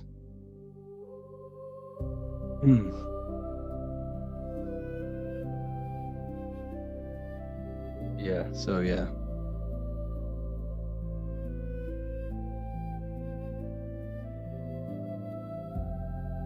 Go up a little bit.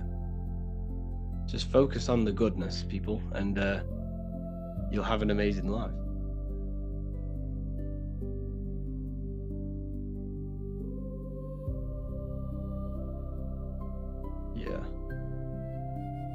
And shaman heals every disease. I really don't know. I'm not too sure about that. Tattoos affect your mental state? I wouldn't say so. Like, just be careful what you get and make sure it has a good meaning, and then you're okay. We are the government. Once they give us the information, we'll have to see. Yeah, literally. Yeah.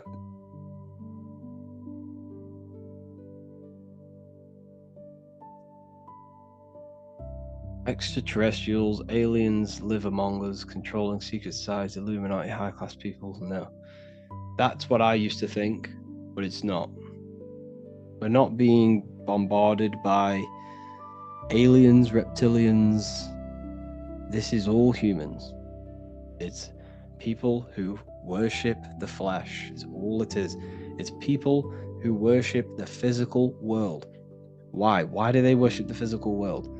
Because in these higher realms of consciousness, you don't get, there's no pleasure like there is a physical pleasure. So they worship the physical world, the physical pleasure, and the sensation of being in a body.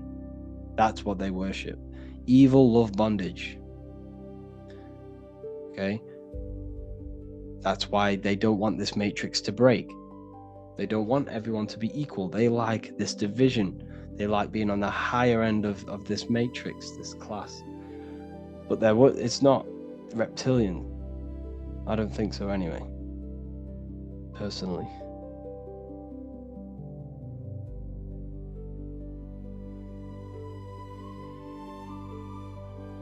Yes, we have a brain, we have a reptilian brain, but this is our natural instinct brain. We have a lower animal self and we have a divine self. So if you see the screen here, we as humans exist in the middle between matter and spirit. We have the opportunity to expand our consciousness upwards to God. We can expand our consciousness to know God and know the secrets of the universe, or we can stay in our lower animal nature just for survival, basic needs. This is why humans are made in the image of God. We are Anu. We are Anu, spirit, and Ki, earth, matter. We are Anunnaki. We are spirit and matter together. Okay. What do you think about music and fashion? Directly correlated. Well, you know, music and fashion are directly correlated. You know, when the Beatles came out, everyone started to wear hippie stuff. You know, look at UK drill music started to come out. People started to wear tracksuits more, and it's directly correlated, but it's a psychological warfare. You must understand that music is psychological. It's all to mold you in a certain way, to make you think a certain way. Yeah, as you said, the Rosicrucians talk about the heart, and the heart is playing a big role on our energy and field. Yes, that is true. So everything you do is from the heart. Every action, every word you say is from the heart. You speak and you act from the heart. So this is why you know people by their actions, because if they're doing things that are stupid and not good, they have a dark heart. So that's why the earth is an anagram for heart. If you rearrange the word earth, it's heart, because everything we do is from the heart. Everything we manifest is from the heart.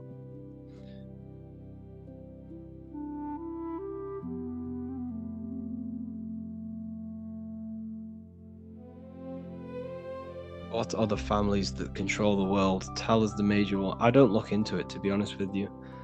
I don't really look into that stuff anymore. There's no point. It just loses you in a loophole, and you'll end up gaining anxiety and gaining all these negative thoughts about how we're being manipulated. So just focus on the light.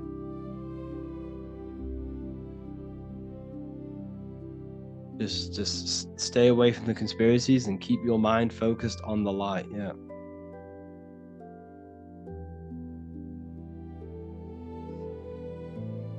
You give thoughts about reverse manifestation, things that you don't want to come in your life, but it has to come anyhow, but it didn't work, on positive things.